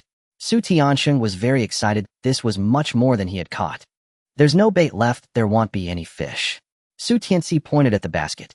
People nowadays can barely feed themselves, so who would use food as bait? Thus they naturally couldn't catch any fish. Su Tianxing was unconvinced and threw the basket down again. A quarter of an hour later, he pulled the basket up once more. Indeed, it contained only some water plants and nothing else. Third brother, why did you choose this spot to cast the basket? Su Tianxing cleaned the basket. Look, this is a curve, and there are trees providing shade, making it cooler. Fish usually hide beneath such places in the summer. Su Tianci carried the bucket home, while Su Tianxing closely followed behind. As soon as they entered the village, they ran into Wang Cuihua. Oh, Su Tianci, where did you 2 brothers come back from? Aunt Wang, we just wandered around. You're busy, so we'll head back first. At that moment, a carp came loose from the bucket, splashing water everywhere. Aunt Wang's eyes nearly popped out. Tianci, where did you catch this carp? She asked, taking hold of Su Tianci's bucket with a kind expression. Su Tianci exchanged a glance with Su Tianfeng, who placed the basket in Aunt Wang's hands, prompting her to quickly let go. Where else could it be? Of course it's from the river. Su Tianfeng proudly lifted the basket toward Aunt Wang. Seeing Su Tianci hurriedly leaving, Aunt Wang also quickly headed home. She decided to send her husband and son to the river to fish, reasoning that if Su Tianci could catch fish, so could they. If they caught carp, it would mean meat for their autumn harvest. Holding the bucket, Su Tianci couldn't help but laugh at Su Tianfeng's proud demeanor. Still, he felt quite happy inside. There was also a grass carp at home, and now they had caught carp along with several crucian carp and river shrimp. They wouldn't have to worry about meat for the next few days. As soon as Su Tianci reached the courtyard, he saw Tianci and his sisters gathering wild vegetables. Some of the wild vegetables needed to be dried in the sun for long-term storage. When it was time to eat, they would soak them in water, chop them up, and mix them with brown rice to make porridge. Mother, my brother, and I caught a lot of fish. Su Tianfeng couldn't contain his excitement as he shouted upon entering the courtyard. Tianci put down the wild vegetables and looked at the bucket in Su Tianci's hands. Wow, there are so many! Tianci exclaimed in surprise. There were fish in the river, but they were not easy to catch and could be dangerous. I used that half of the corn cake in the kitchen as bait. Hearing this from her son Tianci felt a pang of regret as she had intended to save that piece of cake for her younger daughter. However, considering the fish they had caught, it was still worth it. Eldest sister put the fish from the bucket together with the wild vegetables. Su Tianci released his grip. Eldest sister, take out the shrimp and fry them up. Su Tianjun was taken aback and looked at Tianci. Su Tianci had exchanged for some cooking oil with a few oil tickets, and he had brought back a pound of rapeseed oil. Tianci clenched her teeth and nodded. If your brother says to fry them, then fry them. Su Tianci smiled. Those river shrimp can be preserved after frying. When we cook later, we can add some to the rice, and it will be like eating meat. Tianci nodded. Right, eldest sister, did you hear that? Yes, mother, I heard it. Su Tianjun took the bucket to deal with the contents while Su Tianci and Su Tianfeng helped Tianci dry the wild vegetables. Third brother, there will be fish soup for lunch, and how about noodles for dinner? Sounds good. Su Tianci looked around, noticing that his father was not home. Mother, why didn't I see father? Tianci clapped her hands and prepared to go to the kitchen to knead the dough. Your father went to the back to check. He said he's preparing to clear land for next year. After Tianci finished speaking, she went to wash her hands in a nearby bucket. Seeing that there was nothing for him to do, Su Tianci went inside and lay down on the Kong. He opened the systems panel. Ding, congratulations to the host for obtaining a chance for a random hunting luck draw. As soon as Su Tianci opened it, a notification appeared on the panel. It seemed to be due to the two carps. Su Tianci casually clicked confirm below the notification, and a grid of mystery boxes appeared before him. Su Tianci clicked the draw button, and the mystery box began to flash, finally stopping on one of the boxes. Su Tianci tapped the mystery box, and it opened immediately. Congratulations to the host for obtaining a chance to draw from the points mystery box. Su Tianci suddenly sat up from the Kong, surprised that this random mystery box could yield points. Su Tianci's heart began to fill with anticipation. He saw a red one by the points draw and clicked to start the draw. Several mystery boxes lined up opened in front of Su Tianci. He carefully examined them, noting that each box looked the same. He resigned himself and randomly clicked on the first mystery box. The box opened. Congratulations to the host for obtaining a hunting tool.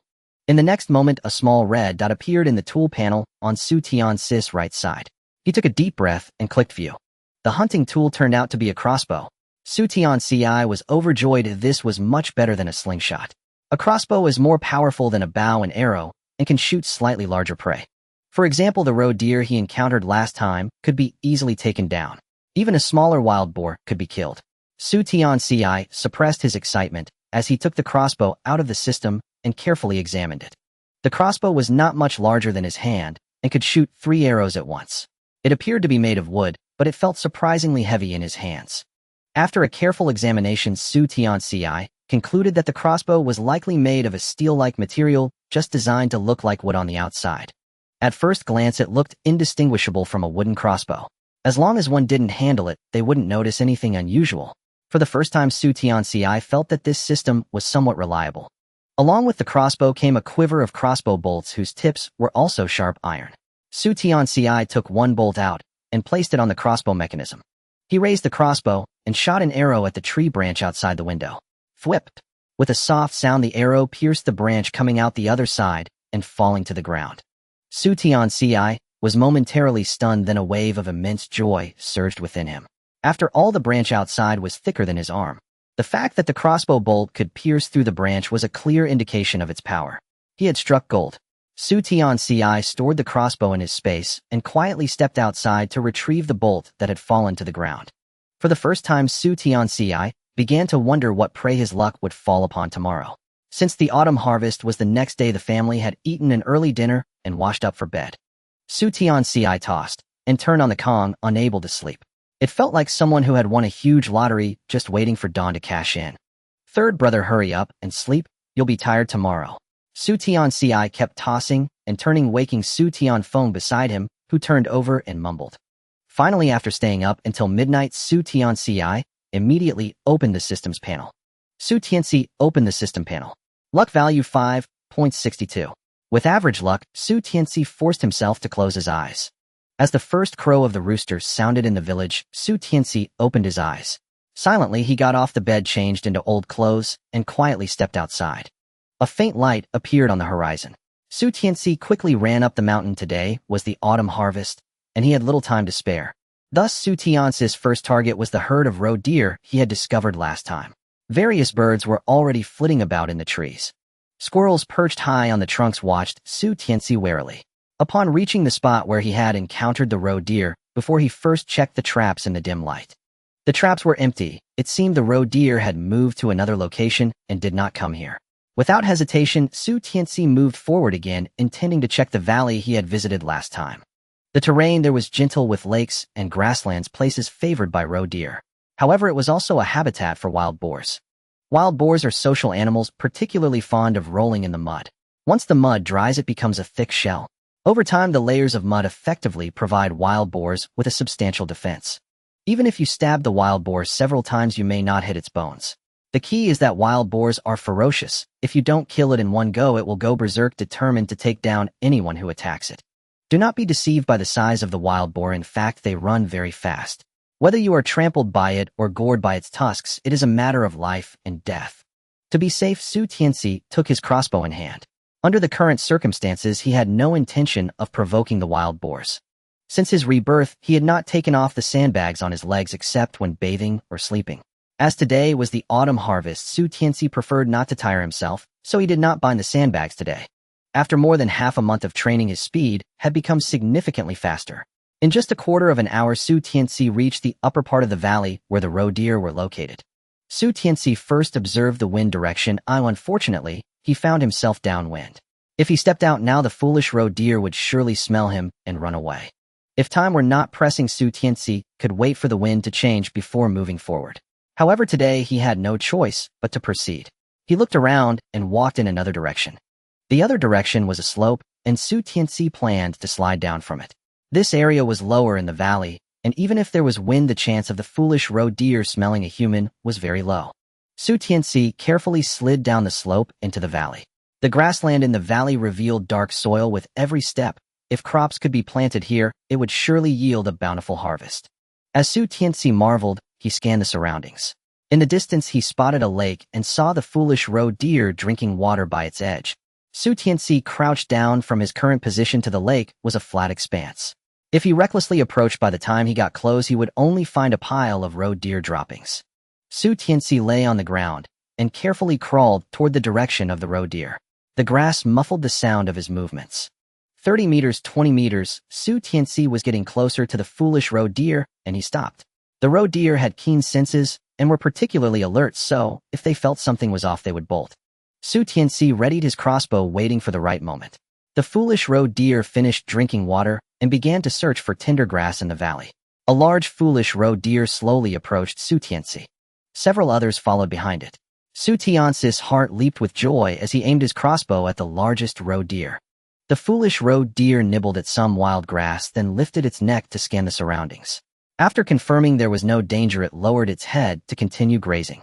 Even while grazing, their ears stood up high, ready to detect any danger. The moment they sensed something, they would bolt. Su Tianci lay still in the grass. 5 meters, 4 meters, 3 meters.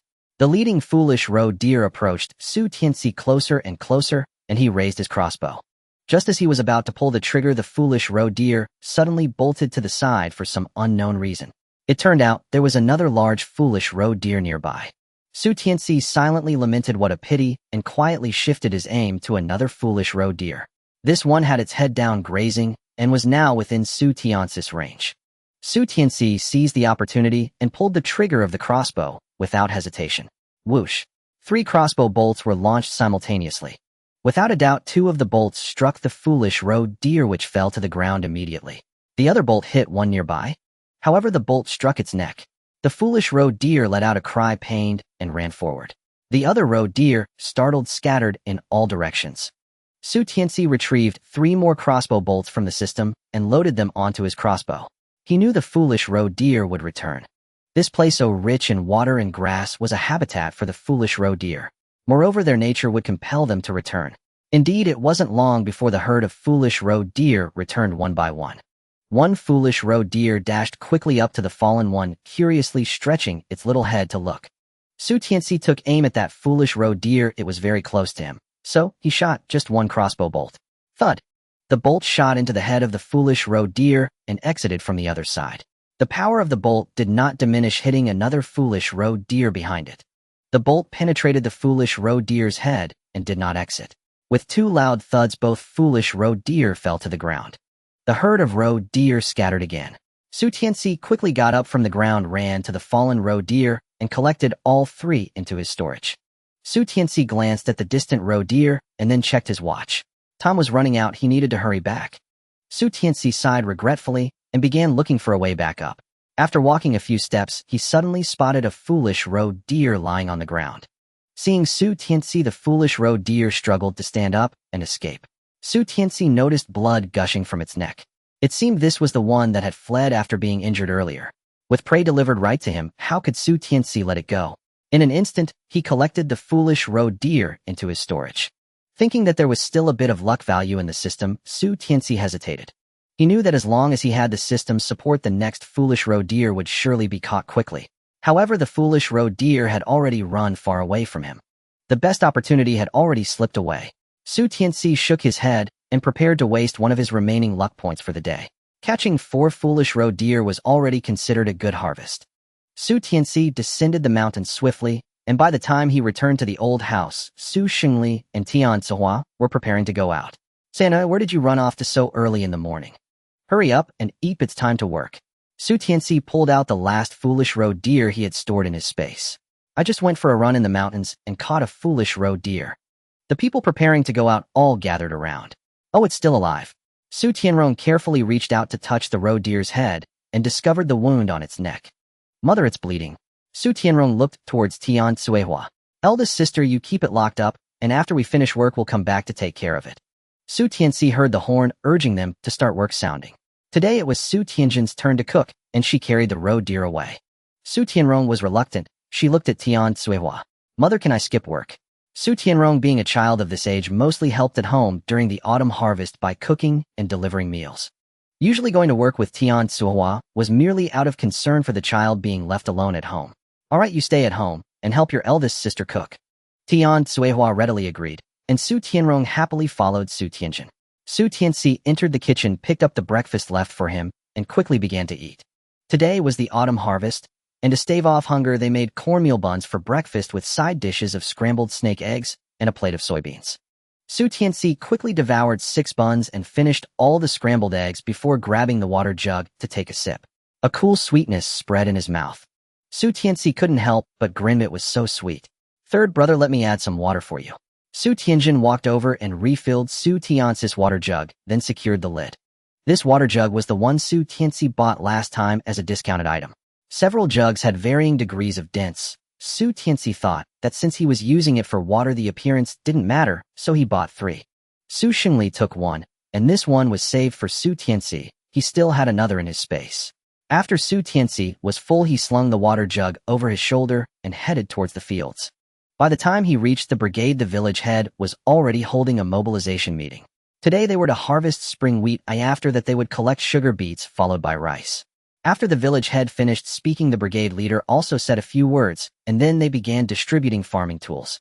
Su Tianci took a sickle from the recorder and signed his name in the book. He turned and walked towards the wheat field with his 4th brother Su Tianfeng.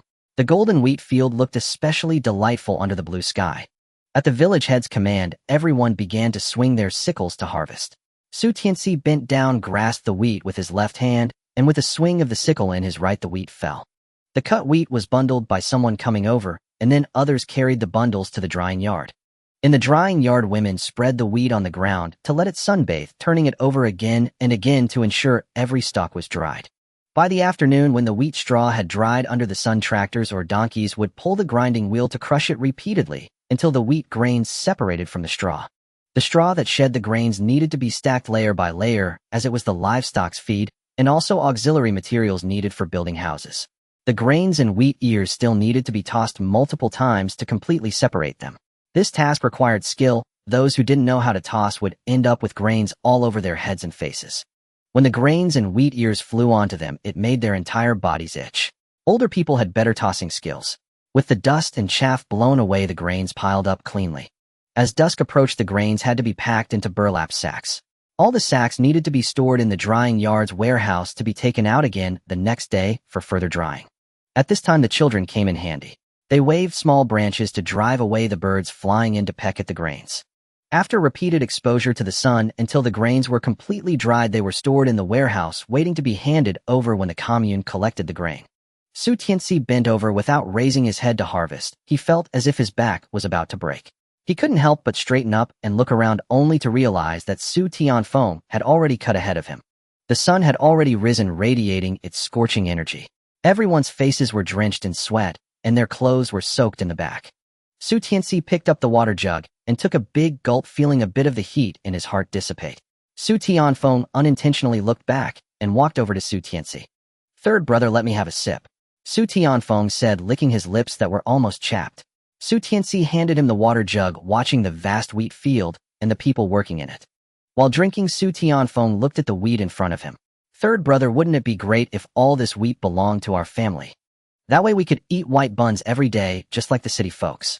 Su Tianci patted Su Tianfeng's shoulder. "Your wish will come true." Su Tianci remembered that in a few years, after many upheavals, they would eventually implement the household contract system. Su Tianfeng chuckled. He thought his third brother was just comforting him. "Keep harvesting, a third brother has already fallen behind."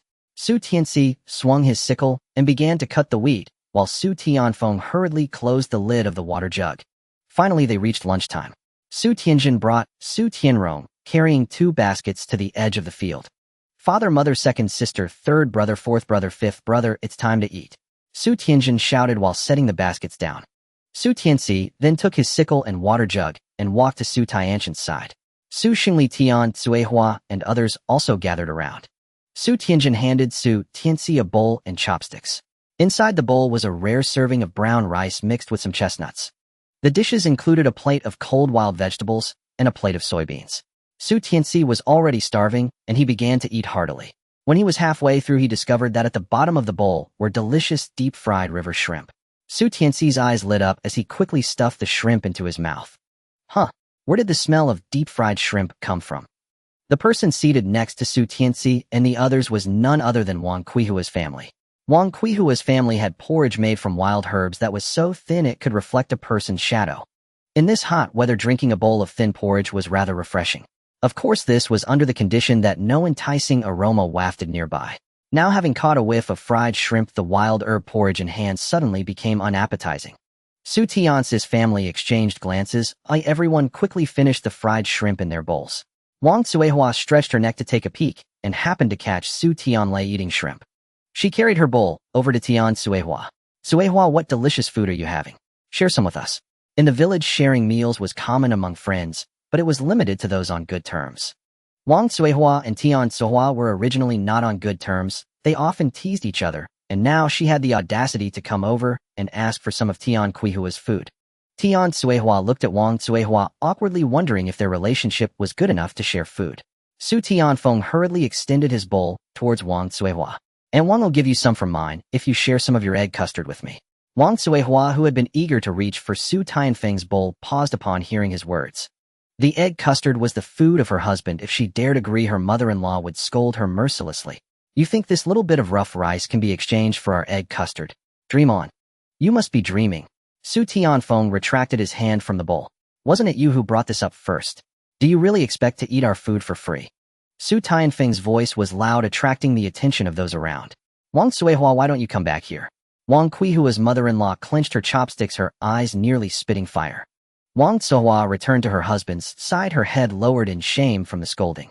Su Tianci gave his fourth brother a thumbs up, while Su Tianfeng proudly held his head high. "Hey, why haven't I seen Auntie?" Su Tianci noticed his grandfather Su Zhilai sitting not far away having a meal with the family of his fourth uncle. Li Dawa's face was long as she ate, muttering complaints. Tianci cautiously glanced over in that direction. I heard that your auntie accidentally fell into a pit and got injured. They say the pit she fell into had many wooden stakes sticking out, leaving her with lots of wounds. Your grandmother is furious and scolding every day at home because treating your auntie cost $5 whole. Tianci raised his eyebrows, realizing that the hazelnut chicken was indeed stolen by his aunt. Could Annie have fallen into someone else's trap? Tianfeng questioned. That can't be, aren't traps usually marked? Tianci felt it was unlikely.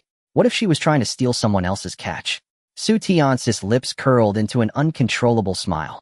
Xingli shot Tianci a glance, saying, well, she deserves it. Tianci nodded in agreement. Right, those who always want to gain without effort deserve to be punished. Xingli handed his bowl and chopsticks to Tianjin and took a sip from the water jug.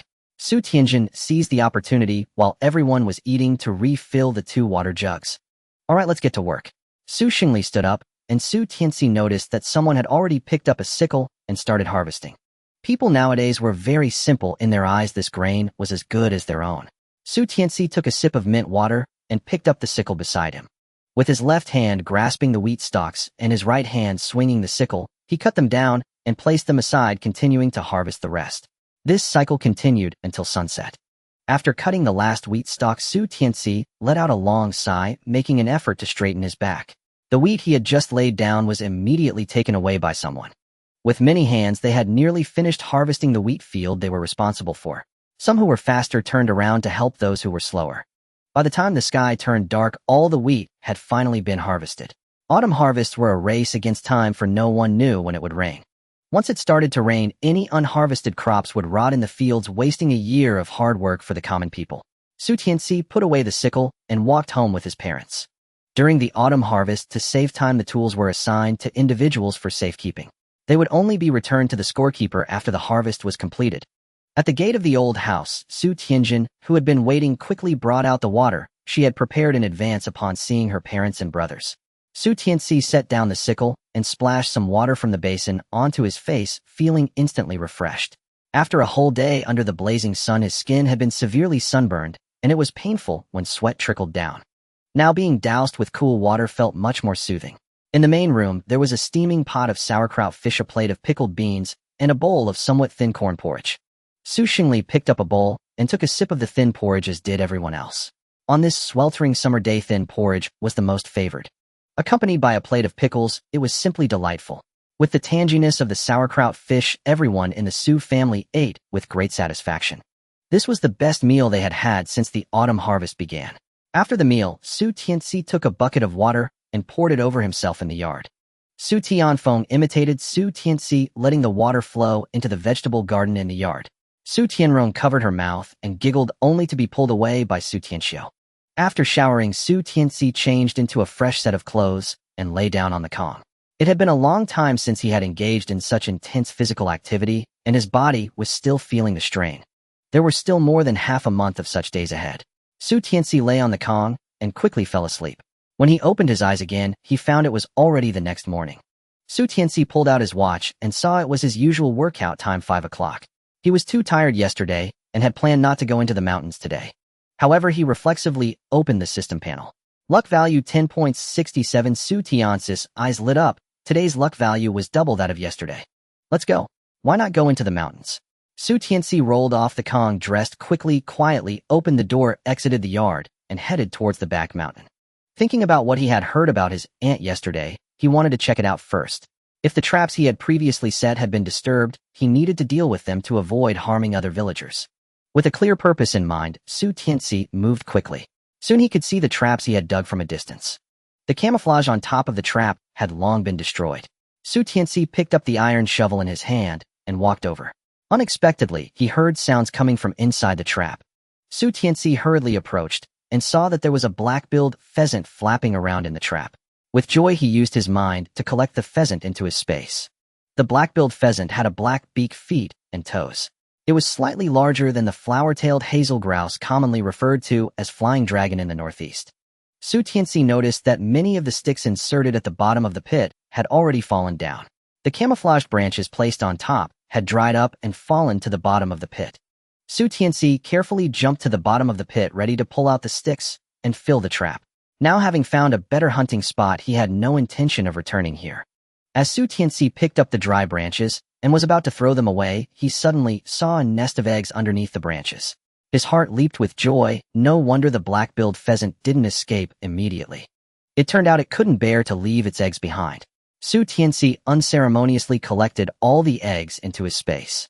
Then he quickly shoveled dirt to fill the trap. After finally filling the trap, Su Tianci destroyed the markers he had made earlier.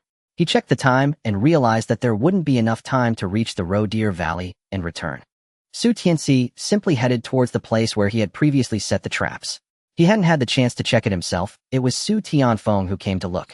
After several days of no harvest, Su Tianci prepared to set another trap. In fact, deep down, he also wanted to see the outcome of the system's luck value. He had just caught a black-billed pheasant, and according to custom, he should have caught 9 pheasants. Su Tianci arrived at the trap-setting place, took a turn, but found nothing. He moved his trap to a new location and sprinkled some chestnuts on it. The previous chestnuts had been eaten by some animal, but hadn't triggered the trap. Su Tianci took out his watch again to check the time, feeling puzzled. Normally, he should have been continuously harvesting prey, yet today, there was not a single sound. Su Tianci, feeling frustrated, wandered around the woods again. Ultimately, aside from a few wood ears, he gained nothing. Seeing that it was getting late, Su Tianci decided to head down the mountain and return home. As he walked, he opened the system panel. It showed that his luck value decreased by 1 and his points increased by 1, which was clearly from the black-billed pheasant. Su Tianci found it puzzling, and matters he couldn't understand were generally brushed aside. Upon arriving home, he saw Tianci wearing a delighted expression. "Mother, what's the happy occasion? You seem so cheerful." Su Tianci teased his mother while washing his hands. Upon seeing her son return, Tianci joyfully handed him a towel. "Are you tired? Quickly wipe your hands." Su Tianci was puzzled what was going on with his mother. Why did he feel it was strange? Su Tianjin poked her head out from the kitchen. "Third brother, come quickly." Su Tianci passed the towel to Tianci and entered the kitchen. Inside, Su Tianxiu, Su Tianfeng, Su Tianlei, and Su Tianrong were squatting in a circle staring at something. "Eldest sister, what's going on?" Su Tianjin pulled Su Tianci to stand beside Su Tianfeng and the others. "Third brother, look, the roe deer you brought back yesterday gave birth to a fawn." "It gave birth?" Su Tianci was taken aback. Unlike other animals, normal animals give birth in spring, allowing their young to grow by the cold winter. However, the silly roe deer gives birth in July and August, usually having 1 or 2 fawns at a time. "Third brother, quickly look, a fawn." Su Tianfeng excitedly pointed at the fluffy lump under the silly roe deer's body. That silly roe deer didn't die. Su Tianci couldn't help but feel curious. Yes, the eldest sister saw that the injury on its neck wasn't life-threatening, so she treated it. "I thought it would be busy with the autumn harvest, and if I forgot to treat it and it died, it wouldn't taste good. Last night, I even fed it some fresh grass." This morning, the second sister got up to make breakfast and said the silly roe deer had given birth to a fawn. Su Tianjin explained with a smile. Su Tianci observed closely and confirmed it was indeed the silly roe deer he had brought back. Now the silly roe deer was looking at them with clear but foolish eyes. Su Tianrong offered it tender grass, and the silly roe deer clumsily stretched its mouth to eat it. "Since it has given birth, let's keep it and wait until it grows up to eat." Su Tianci was also very happy when Su Shengli entered with a basket on his back. He placed the basket of tender grass on the ground. Su Shengli patted Su Tianrong on the head. "You take care of the silly roe deer." Su Tianrong nodded adorably. Su Tianci felt a strange stir in his heart. His luck value yesterday was 5, but he had only harvested 4 silly roe deer. He thought the remaining luck value was wasted. Now it seemed to be a hidden bonus. Su Tianci recalled his harvest from earlier and had a sudden inspiration. Su Tianci went outside, brought in a basket, and presented the black-billed pheasant he had transferred from his space to Su Tianxiu. "Second sister, please clip its wings later. By the way, here are its eggs. When I caught it, it was likely sitting on them." Su Tianxi's eyes lit up, and she hurriedly took the black-billed pheasant and went inside to get scissors. Su Tianjin found some dry straw to make a nest for the chicken. Su Tianci placed the eggs in the nest. Su Tianxiu clipped the black-billed pheasant's wings so that it couldn't fly away, and she also tied it up with a rope. "This chicken and the silly roe deer can't stay in the kitchen anymore." Su Tianci assessed the kitchen. The side of the kitchen against the mountain had collapsed, significantly equivalent to a half-open house. Now the silly roe deer and the black-billed pheasant were considered their family's property. Naturally, property should be kept in a safe place. "Third brother, let's keep them in our room." Su Tianfeng jumped up. "All right, The eldest and second sisters were meticulous, and they would mostly take care of the roe deer and the pheasant. Keeping them in the room where they slept would also be convenient for care. Let's put the silly roe deer in tonight, Su Tianci thought for a moment. I don't mind the smell, Su Tianfeng muttered. Of course your stinky feet are worse than the silly roe deer if you don't wash them. Su Tianci's words made everyone laugh heartily. The work bell began to ring. Hurry, eat breakfast first. Tian Suehua carried a basin of noodles and walked towards the main room. After a bowl of warm sauerkraut corn noodles, Su Tianci felt invigorated. He strapped on his water container and took his sharpened sickle heading towards the golden wheat fields. Third brother, call me along tomorrow morning. Su Tianfeng caught up, waving the sickle in his hand. Su Tianci only felt a flash of light pass before him.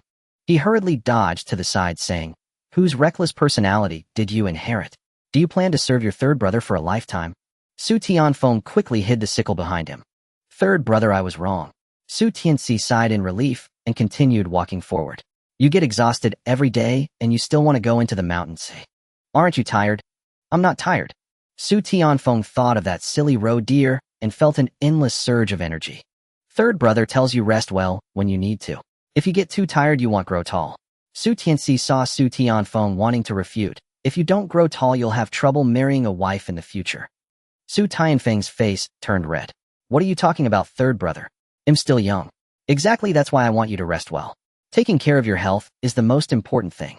Don't worry, after the busy farming season, third brother will take you into the mountains every day. By then, even if you don't want to go, he'll drag you along.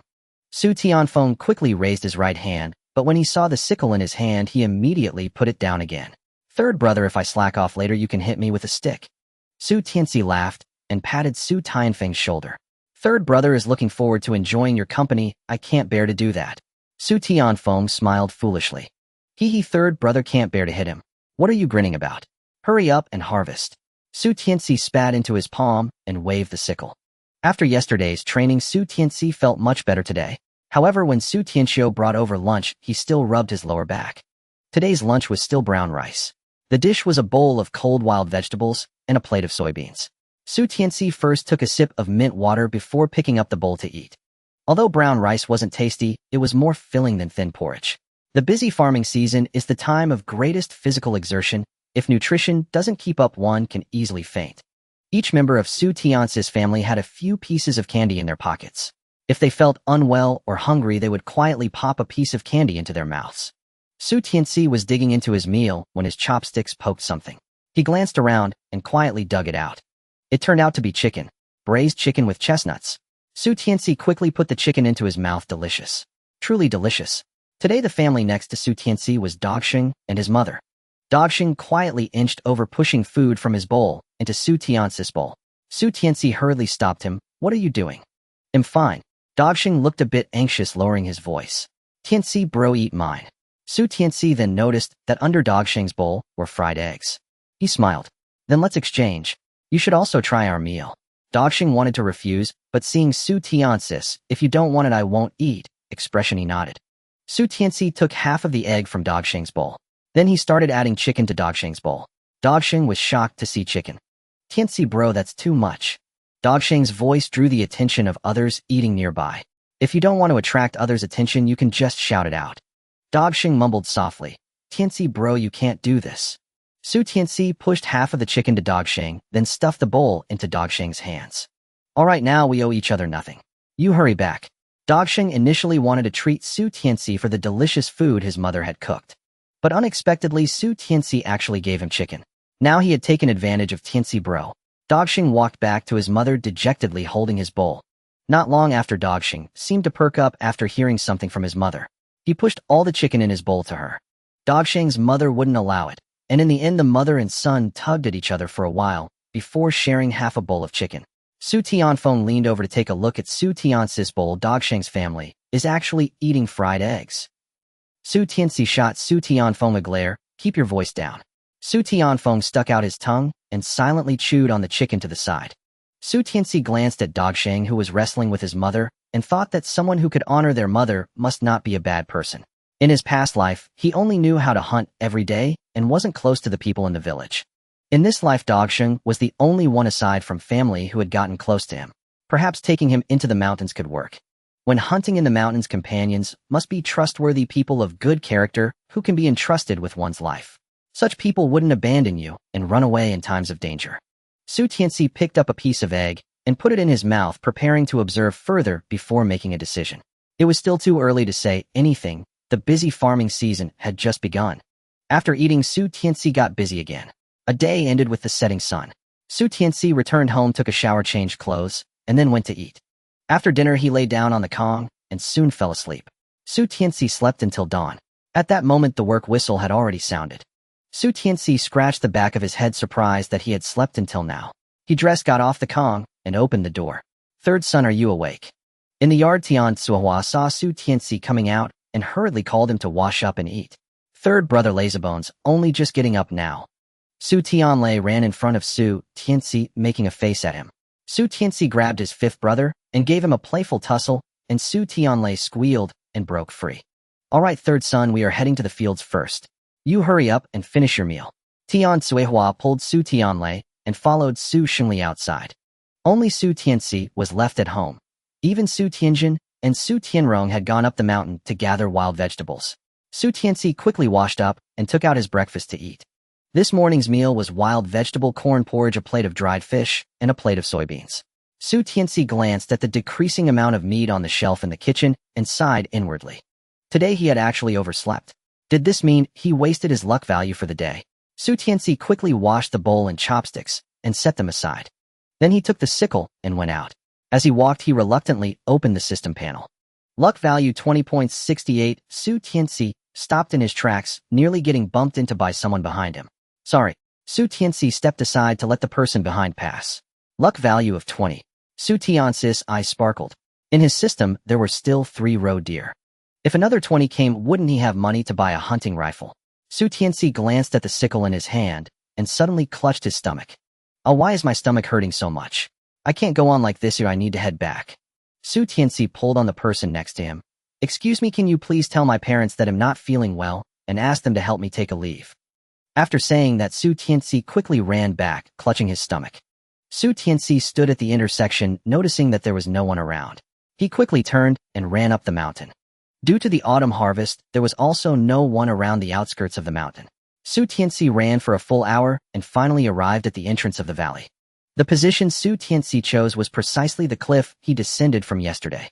As this place was downwind, he could enter the valley without being detected by the foolish roe deer. A large group of roe deer were drinking water near the pond. Su Tianci's eyes lit up at the sight of the herd. He glanced around, realizing this valley was indeed a treasure trove. Su Tianci also saw several yellow sheep grazing in the distance. The yellow sheep are rich in nutrients. Their hides can be made into quilts or leather clothes. The horns of the yellow sheep are a type of medicinal material which are sought after at places that purchase medicinal herbs. The yellow sheep have long limbs, slightly shorter front legs, and are adept at jumping and running. The various senses of yellow sheep are extremely sharp. If one is not careful, they can disappear without a trace, even harder to catch than roe deer. It's best to have a hunting rifle and to hunt yellow sheep at night.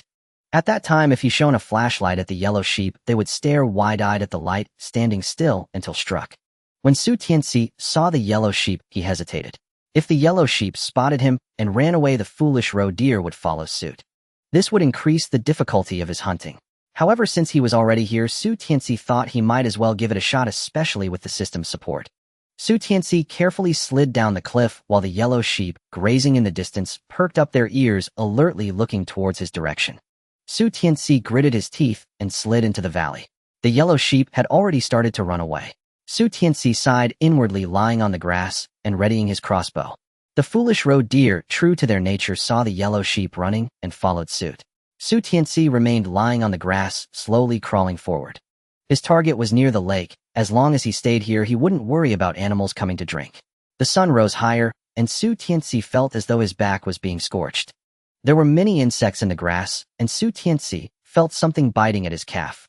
His hands were also covered in red spots from insect bites, itching intensely. Just when Su Tianci considered giving up, he saw a group of foolish roe deer returning to drink water. He hurriedly hid himself in the grass and aimed his crossbow at the approaching foolish roe deer. The foolish roe deer joyfully ran to the water's edge, stretching their necks to drink. Su Tianci aimed at the one closest to him and pulled the trigger. PFF. The arrow shot straight through the roe deer's head, and it fell with a thud at the water's edge. The other foolish roe deer, forgetting about drinking, ran away. Su Tianci stayed still, waiting for the foolish roe deer to return again. Sure enough, they gradually came back one by one.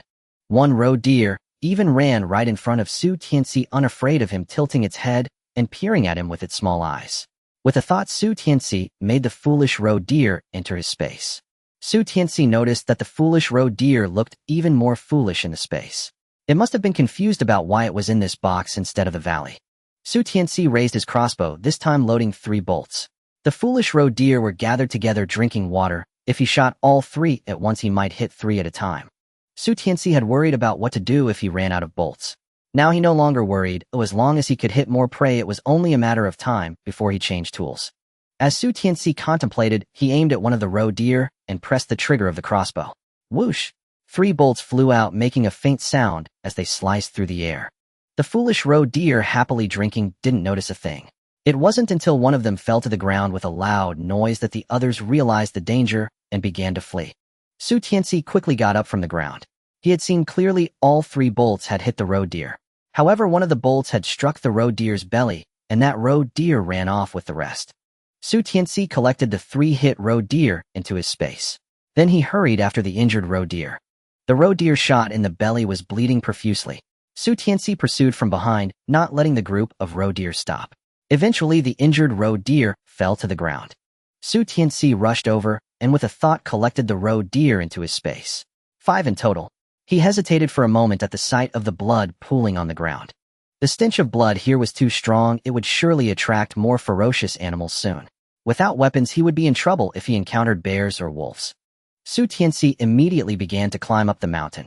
When he reached the top, he saw the yellow sheep in the valley running around crazily. Su Tianci was startled and lay down cautiously to look down into the valley. Ow! A wolf's howl came from afar in the valley. There really are wolves. Just as Su Tianci was about to leave, he saw several yellow sheep desperately running toward him. A golden opportunity for Tianci. Su Tianci decided to take a gamble. He lay down.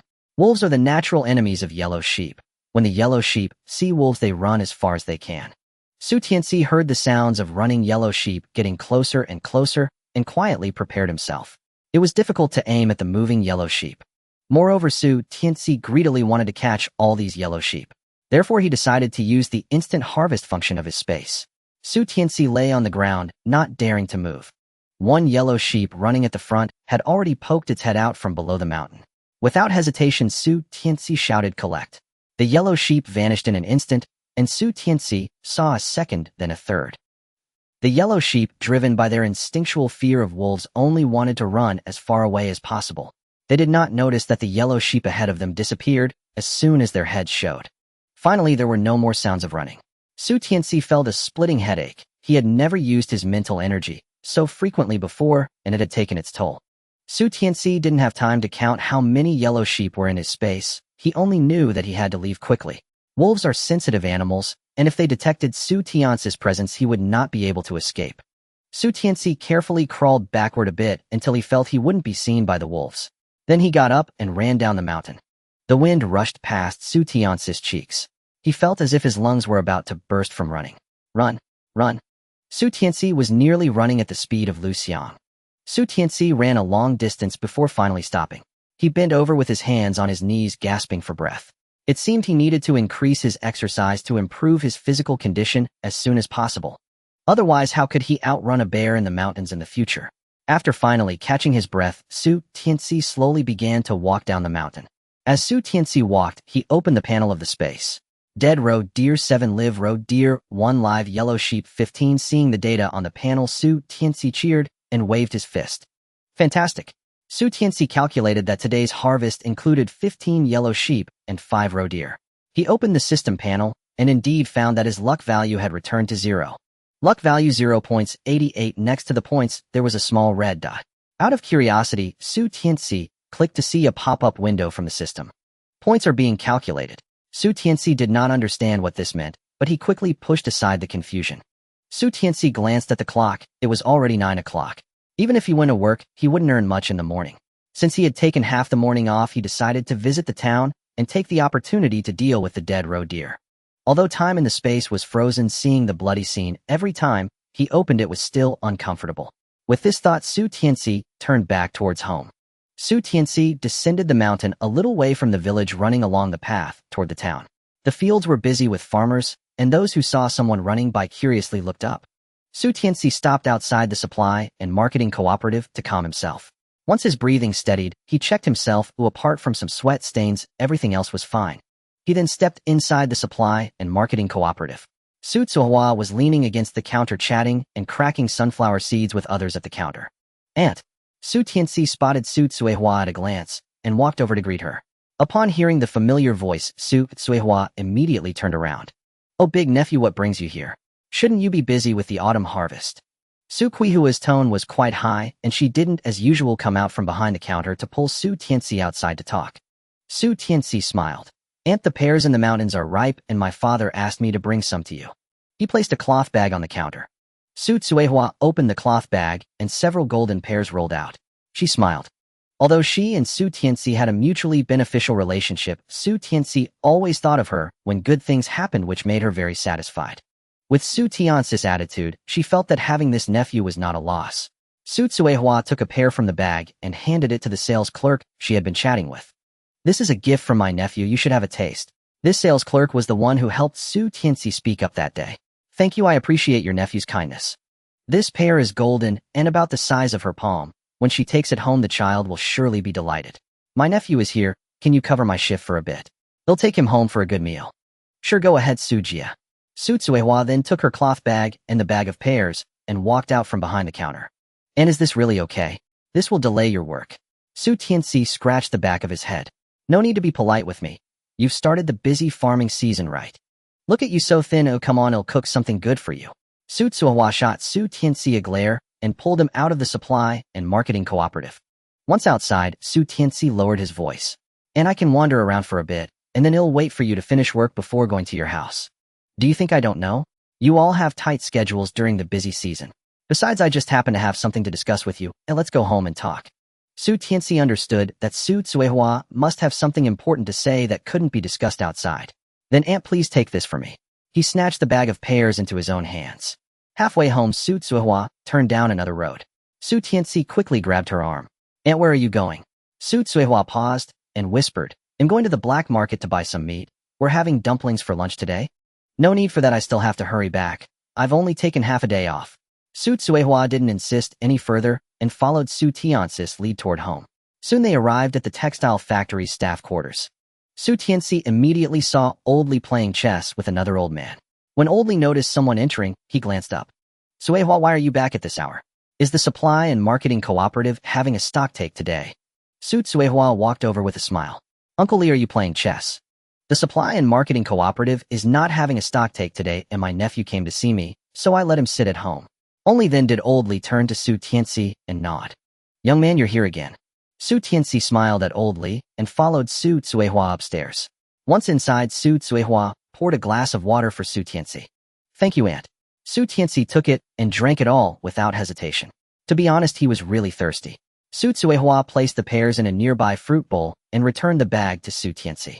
Did you have a conflict with someone at our supply and marketing cooperative a few days ago? Su Tianci was taken aback for a moment. Yes, that sales clerk had a bad attitude, and I lost my temper and said something to her. Aunt, did I cause you trouble? Su Tianci noticed Su Qihua's serious expression and recalled the relationship between that sales clerk and the manager. Could it be that the manager had it out for Su Tsuehua? Su Tsuehua chuckled. I heard about what happened that day. You don't know, you helped me vent my anger. Seeing Su Tianci's confused expression, Su Tsuehua explained the details to him. It turned out that the sales clerk was the distant cousin of the manager. Usually that sales clerk took advantage of her cousin the manager and behaved excessively. The older employees at the supply and marketing cooperative had long been displeased with her. Previously, Su Tsuehua had asked the sales clerk next door to cover for her for half an hour. Such matters were quite common. As long as the people swapping shifts did not mind, the higher-ups would be unaware. However, the very next day the manager called Su Tsuehua to the office and scolded her for over 10 minutes. He even said she needed to correct her attitude. How could older employees lead by example in not following company rules? He also threatened to deduct her bonus. Su Tsuehua was furious later, learning that it was the sales clerk who had reported her. Such incidents did not occur to just one person, and everyone realized that the sales clerk was an informant planted by the manager among them. Anyone who could enter the supply and marketing cooperative had some background. After suffering for a while, everyone began to deal with the sales clerk. However, after all that, the sales clerk was surprisingly transferred to the highest-paying watch counter. This infuriated Su Tsuehua and the others, but they dared not make too big of a move for fear of losing their jobs. Hey, and let me tell you that sales clerk was fired. Su Qihua's face was filled with joy as she spoke. Su Tianci did not expect the outcome to be like this. Her cousin, in order to preserve his job, shifted all the responsibility onto his cousin's sister.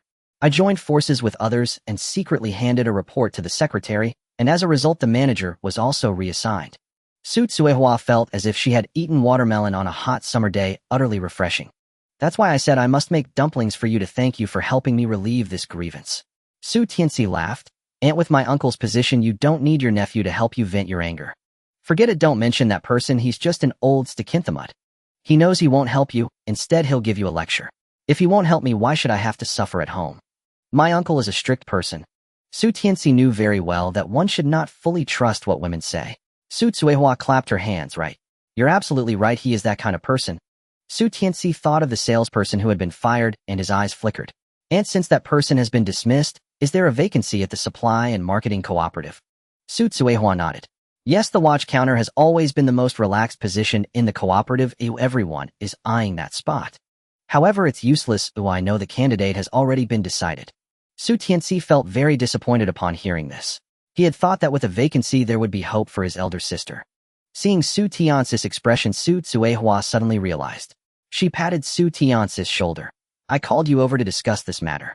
The girl next door is about to be transferred to the watch counter. Her husband is an officer in the army. Su Tsuehua worried that Su Tianci might not understand, so she added more details. Now it made sense. Su Tianci immediately lost interest.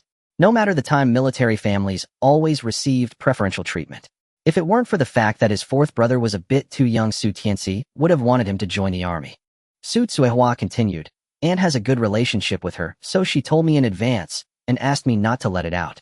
I was thinking once she leaves, the counter next door will be vacant. Haven't you always praised your elder sister for being capable? So I mentioned it to the other party, asking her to recommend your sister to the leadership, and she agreed. Jobs at the supply and marketing cooperative are like one radish per hole. Moreover, people inside are all relatives, introducing relatives. If one person moves, they can recommend their own relatives to the leaders. The higher-ups are also willing because it makes management easier.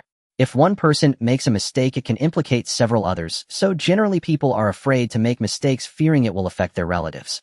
The dismissed salesperson is a blatant example. Su Tianci couldn't help but feel overjoyed. Aunt, that's truly wonderful. And how should I thank you? You have done a great favor for our family. Su Tianci rubbed his hands, unsure how to express his gratitude. However, Su Tsuehua waved her hand at him. Don't get too excited yet. I need to tell you that it still depends on whether your elder sister can pass the interview. By the way, let your elder sister come to the supply and marketing cooperative 3 days later to find me. I will take her to meet the leaders. Su Tianci stood up excitedly. And I'll go back and bring my sister right away. Su Tsuehua hurriedly stopped him. No need to be in such a rush. Aren't you still busy with farm work this afternoon? I just want to settle things first. Aunt, what if this matter is known by others and they secure it first? Su Tsuehua thought for a moment. You can go, but you can't go empty-handed, right? You need to prepare some gifts and let me check the receipts and buy some cigarettes, wine, and pastries. Come over early tomorrow. I will give you the cigarettes, wine, and pastries, and then we can discuss what to do next. You don't need me to teach you, right? Su Tianci understood that courtesy is never too much, no matter when. When asking someone for a favor, one must be thorough in etiquette. And it's not good to impose on you. I'll give you money and receipts, and you help your nephew buy some things. Su Tsuehua's eyes flickered. Do you have receipts for cigarettes and wine? Su Tianci shook his head. I only have the receipt for the pastries. Su Tsuehua waved her hand. Forget it, my family has all these receipts. I'll give them to you together. Su Tsuehua's enthusiastic help came with ulterior motives. Firstly, she valued Su Tianci's ability to hunt. Secondly, if someone with a bad temper took over the counter next to hers, it would be her who would suffer. If someone wanted to leave for a bit, it was usually the people from the 2 neighboring counters who helped each other. If one asked for leave, it would result in a deduction of bonuses. Su Tianci vaguely guessed Su Tsuehua's intentions. However, he didn't mind. He wanted Su Tsuehua to help introduce a partner for his elder sister. Thinking of this, Su Tianci took out 10 yuan from his pocket and placed it on the coffee table. Aunt, this money is for us. Consider the receipts as your nephew borrowing from you. Once my elder sister starts working, I will have her return it to you. Su Tsuehua greatly appreciated Su Tianci's way of handling things. After all, nothing belonged to anyone without effort. Alright, you can pay the money and forget about the receipts, since you call me, and it's only natural for an elder to help a younger. That won't do, but it's all about borrowing and returning. Aunt can help introduce a job for my sister, and we are already very grateful. How can we let you incur any costs? Su Tsuehua's face fell. Listen to Aunt, besides this matter might not even work out. Su Tsuehua was afraid Su Tianci would misunderstand, so she hurriedly explained. Mainly, I'm not very familiar with the new manager. Aside from cigarettes and wine, I don't have anything particularly impressive to offer. Su Tianci rubbed his hands. And what if it's meat? Su Qihua's eyes lit up. Did you catch a hazel hen? Or a rabbit? She then shook her head. Those seem a bit lacking. You forget it. With cigarettes and wine it should be enough. It's a roe deer. Su Tsuehua suddenly stood up, quickly walked to the door, opened it to glance outside, and then closed the door before returning. You have roe deer meat. That's great, it should be fine now. Being a city dweller, Su Tsuehua certainly knew the current scarcity of meat in the city. Everyone was eating so much vegetarian food that their eyes turned green. Seeing dogs running on the street made them want to bite them. And I will bring my elder sister to your house early tomorrow, and you can guide her first. Alright, you let your sister prepare properly. After all, our supply and marketing cooperative is considered the face of Xing'an town. Su Tsuehua urged with concern. Man, I understand. Su Tianci waved at Su Tsuehua and walked out. He hadn't even entered the black market when he saw people rushing out. What's going on? Su Tianci stopped someone wearing a straw hat to ask. The person hurriedly ran away from Su Tianci, saying, Today is the big cleanup in the black market, you can't go. Su Tianci was taken aback as he saw several uniformed individuals running toward him. Su Tianci quickly turned around and ran back, soon shaking off those who were chasing him. The black market was off limits, and he had only been to the steel factory. After a moment's thought, Su Tianci began to walk home. When he returned to the old house, he happened to bump into his elder sister, who was preparing to go out to deliver food. Tianci, why are you back? Su Tianjin looked at Su Tianci with curiosity. Oh, elder sister, I felt unwell this morning and took a day off. What's wrong with your stomach? Does it still hurt? Should we ask Dr. Want to take a look? Su Tianjin looked anxious. No need, elder sister, I'm fine now. Oh, I probably just caught a chill. By the way, I brought this from the mountains. Please take care of it. I'll deliver the food so you don't need to go. Su Tianci dragged a dead roe deer from behind him to the front. You went hunting again. Did you get hurt? Su Tianci felt touched in his elder sister's eyes. The first thing she noticed was not the roe deer but him. Elder sister, I'm fine. Please take the deer inside to handle it. Su Tianci took the basket from Su Tianqian's hands and smiled at her. Elder sister, when you come back tonight, I have good news to announce. After saying this, Su Tianci left with 2 baskets. Su Tianjin thought about Su Tianci's expression just now. Oh, it seemed that the good news he wanted to share was related to her. She couldn't help but feel curious, but then her expression darkened as she dragged the roe deer away to process it. Su Tianci arrived in the fields with the baskets, only to be questioned by his parents. Upon hearing that Su Tianci had only caught a chill, they finally relaxed. After lunch, Su Tianci took a sickle and joined the autumn harvest team. It was only when the moon rose that they finished harvesting the wheat fields for the day. Returning home, Su Tianci took a shower first and changed his clothes before going to eat. For dinner, they had roe deer entrails stir-fried with pickled vegetables along with some chestnuts and dried chili. The meal was served with wild vegetable corn porridge. The pickled vegetables were appetizing, and coupled with the aroma of the meat, everyone couldn't stop eating. Once everyone had put down their chopsticks, Su Tianjin stood up to clear the dishes. Elder sister, wait a moment, I have something to say. Su Tianjin sat back down, lowering her head, her hands nervously fiddling with the hem of her clothes. Today I wasn't feeling well, so I took a stroll in the mountains and ended up catching a silly roe deer. Originally I planned to sell it in town, but I encountered a major inspection, so I brought it back instead. I also stopped by the supply and marketing cooperative, and my aunt told me they have a vacancy there. She asked me to take you to try it tomorrow. After Su Tianci finished speaking, the room fell silent. One could even hear a needle drop. After a long pause, Tian Tsuehua finally regained her voice. Sainer, are you saying that your elder sister can become a city person? Su Tianci noticed not only his parents, but also others were looking at him with hopeful expressions. It was no wonder they looked this way. People working in the city could earn dozens of yuan a month, and every month there were various subsidies like grain and meat. Current jobs are like iron rice bowls. As long as you secure one and don't make major mistakes, you can do it for a lifetime. Su Tianci shook his head, and everyone around him let out a sigh of relief. Just going to work in town doesn't count as being a city person, Su Tianci explained. Elder sister wants to truly be a city person, she must find a city husband and settle down there. Can your elder sister really do it? Su Xingli looked worriedly at Su Tianjin. Why not? I've seen those salespeople, and none of them look better than my elder sister. Moreover, my elder sister has a good temperament, she will surely excel as a salesperson. Su Tianjin felt her eyes welling up upon hearing Su Tianci's praise. Previously, their mother told Su Tianci not to rush to marry them off, saying he should find better paths for her and the second sister. Su Tianjin thought he was just comforting them, so he intentionally said that to their mother. However, she did not expect her third brother to actually make it happen. Third brother, I can't. Why not let my second sister go instead? I'll stay at home to help mother. Su Tianjin noticed the dejected expression on her second sister's face, and she wiped her eyes. Hearing her elder sister's words, Su Tianci's face lit up with surprise, and she looked eagerly at Su Tianci. Su Tianci did not immediately reject her. He looked at Su Tianxiu. Second sister, can you confidently introduce things to a stranger? Moreover, during festivals, the supply and marketing cooperative will be crowded. Can you handle every single person with ease? Su Tianxiu quickly waved her hands. That won't work. Su Tianci's personality was introverted. She was simply too shy to talk to strangers. When faced with a crowd, she would panic and couldn't utter a word. I have considered this job at the supply and marketing cooperative of elder sisters. Gentle temperament and patience make her perfect for the role.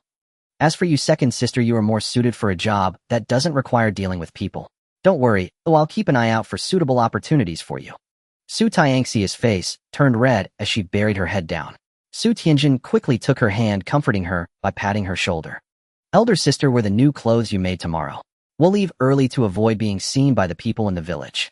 Su Tianjin said nervously. Third brother, what if elder sister doesn't make it?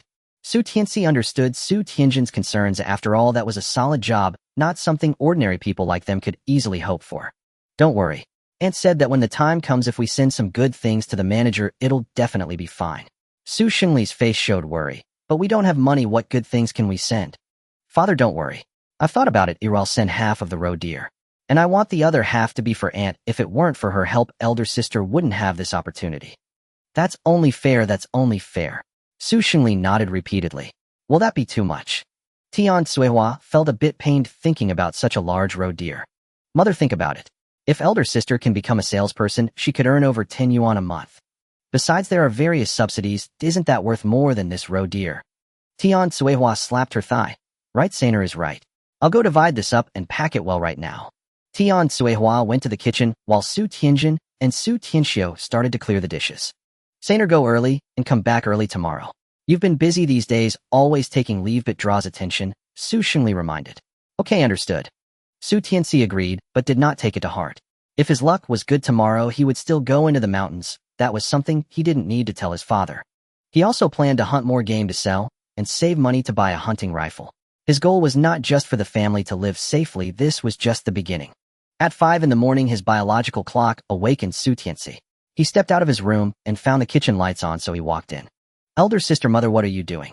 Su Tianci saw his elder sister and mother searching around in the kitchen. Is Sainer awake? Mother is looking for the roe deer meat.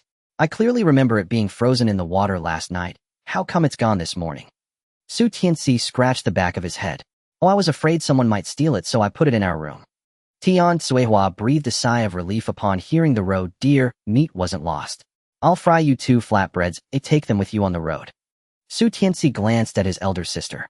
Elder sister, let me start the fire for mother, and you go change your clothes. Su Tianjin tugged at her clothes. Is this one not good enough? Elder sister, we respect the clothes first, then the person. We can't let others look down on us. Tian Suihua nudged her daughter. Your brother is right. Hurry and put on that new outfit. But that was saved for wearing during the new year. Su Tianjin was quite reluctant. Su Tianci smiled. Elder sister, you will earn more than 10 yuan a month in the future. When the new year comes, the money you earn can buy everyone a new outfit. Su Tianxin's face flushed. All right, when the time comes, I will make everyone a new outfit. She hurried out of the kitchen while Tian Suihua began washing the pot, getting ready to fry the flatbreads. Before long, Su Tianjin changed her clothes. She seemed a bit uncomfortable, fidgeting for a while before stepping in. Elder sister looks really good in this outfit. Tian Suihua immediately praised her. Su Tianxin's face turned even redder. Elder sister, be confident. I'm telling you, when you go out you'll see that those people are not even as pretty as you. Su Tianjin tied on an apron and helped with the work.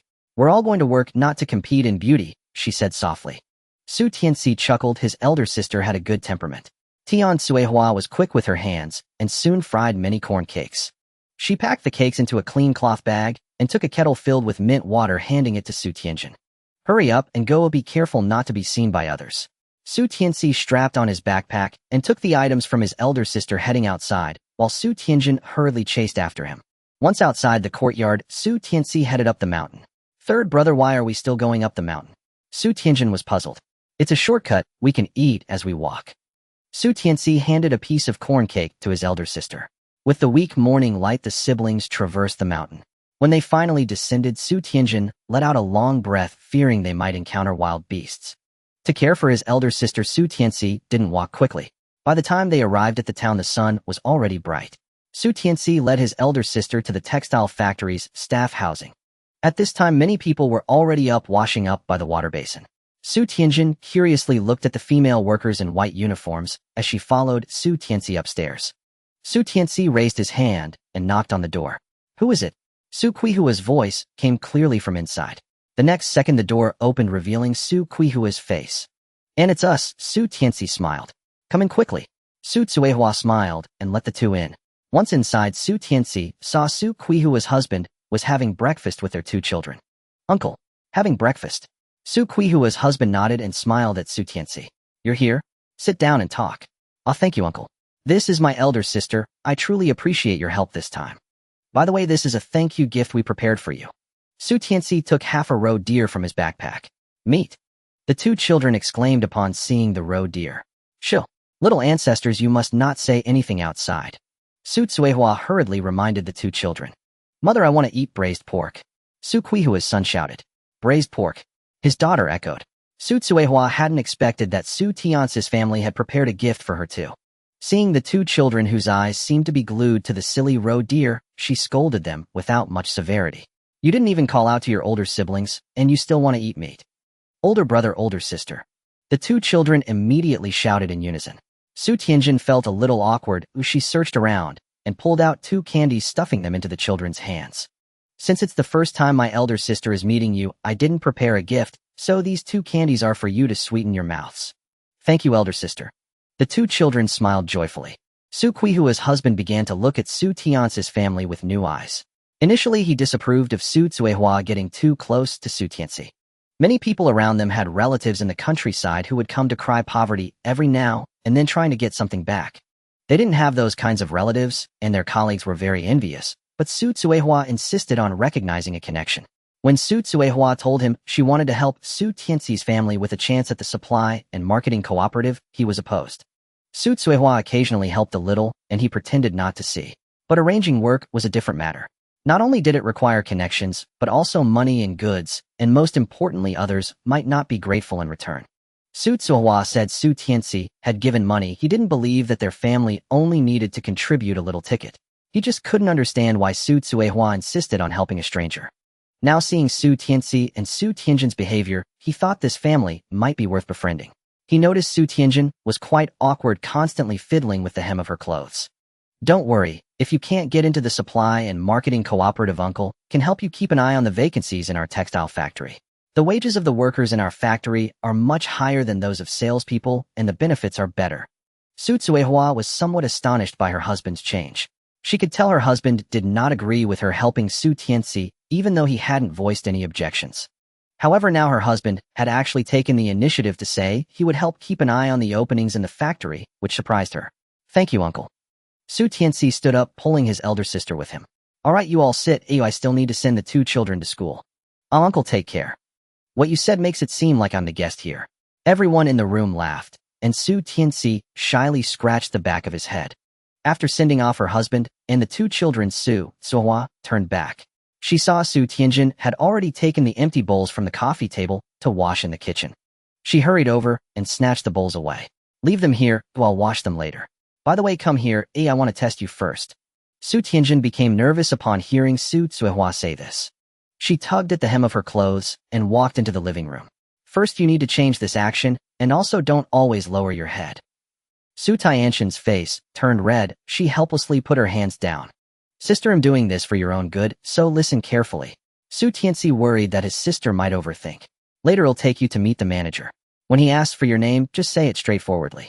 If he asks about our relationship, just say your aunt got it. Su Tianjin hurriedly nodded. And I've remembered. Right, just say that. It's fine to be nervous, but you must be confident, understand. Su Tsuhua was relatively satisfied. After all, she was the one who introduced her, and she couldn't afford to lose face, could she? After Su Tsuhua mentioned some other points of attention and felt that she had explained enough, she finally stood up. Tianci, please help me cut that roe deer. And how do I cut it? Su Tianci stood up, carrying the roe deer into the kitchen. Cut off its legs and make it into larger pieces. Well, send it to someone later. Su Tianci placed the roe deer on the cutting board. And this half of the roe deer is reserved for the manager. Su Tsuehua was taken aback. Was Su Tianci's family really so generous? However, she quickly understood the reason. Su Tianjin was not young anymore. It was time for her to get married. If she could work at the supply and marketing cooperative, what kind of good match wouldn't she be able to find? Su Tsuehua glanced at Su Tianjin, who was washing dishes nearby. The siblings of the Su family were all quite good-looking. Although Su Tianjin was somewhat reserved after some interaction, it was evident that she was a very gentle woman. Such a girl would be highly sought after even in the city. And I finished cutting it. How should I place it? Su Tianci set the knife down.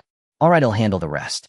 You both hurry and wash your hands. We need to go to the supply and marketing cooperative soon. Su Tsuehua swiftly cleaned up the roe deer meat, washed her hands, and took a bag to pack the other half of the roe deer meat. The three of them walked towards the supply and marketing cooperative, and at this time the female workers from the textile factory were also getting ready for work. Su Tianjin looked enviously at their joyful figures, while Su Tianci felt a stir in his heart. When they arrived at the supply and marketing cooperative, Su Tsuehua told Su Tianci to wait at the door while she took Su Tianjin inside. The cooperative had just opened, and the sales clerks were busy organizing the goods on their counters. Su Tsuehua led Su Tianjin directly to the second floor and knocked on the door of a room. Su Tianci didn't dare to walk far. After thinking for a moment, he squatted at the entrance of the cooperative to wait. After waiting for more than 10 minutes, Su Tianci heard footsteps behind him and quickly stood up. Su Tsuehua came out with a beaming smile, leading Su Tianjin. Tianci, it's done. The paperwork is all taken care of. Tomorrow your sister can come directly to work. Really? Su Tianci was quite surprised. Although with Su Qihua's help the chances of success were quite high, Su Tianci still prepared for the possibility of failure. He never expected things to go so smoothly. Yes, specifically you can ask your sister when you go back. By the way, this is the 10 yuan you gave me yesterday. Oh, I haven't spent it yet. Su Tsuehua handed a large black bill to Su Tianci. Su Tianci scratched the back of his head. Aunt, you keep this money. Su Tsuehua shot him a glare and stuffed the money into his hand. Is your money just blowing in from the wind? Let me tell you, you'll need to spend more money in the future. Also, have you thought about how your sister will manage traveling back and forth every day? Su Qihua's words reminded Su Tianci he really hadn't thought about it. He recalled that in his previous life, when his cousin's family moved to the city, they settled down in the town and never returned. And how much does it cost to rent a house in the town? Su Tianjin hurriedly tugged at Su Tianci. Third brother, why spend that money when the eldest sister comes back every day? Well, I can ask Aunt, but it costs at least a few bucks a month. Aunt, no need to walk back. Su Tsuehua didn't say much. All right, Aunt has to go to work. You two discuss it and let me know later. By the way, my dear niece, remember to come early tomorrow. They'll have someone show you around first. Thank you, Aunt. Su Tianjin bowed to Su Tsuehua. Hey, what are you doing, child? Tianci, take your sister and hurry back. Aren't you still busy with the farm work? Su Tsuehua was startled by Su Tianjin's gesture and hurriedly urged the two to leave. Su Tianci bid farewell to Su Tsuehua and walked home with his sister. On the way, he carefully inquired about the interview process. Indeed, he realized that Su Tsuehua wasn't the only one who knew about it. Initially, the manager was reluctant to agree, but later, after Su Tsuehua presented the roe deer meat, the manager's attitude changed immediately. Then he asked Su Tianjin for her name and age as well as her relationship with Su Tsuehua and allowed Su Tsuehua to take Su Tianjin to complete the onboarding procedures. Su Tianci never expected that half a roe deer would actually secure a job. This made him even more determined to go hunting in the mountains. Sister, is there any leftover fabric from the last purchase? If there is, hurry back and make 2 more outfits.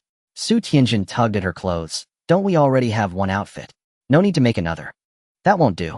Look at those women at the supply and marketing cooperative. Which one isn't dressed beautifully?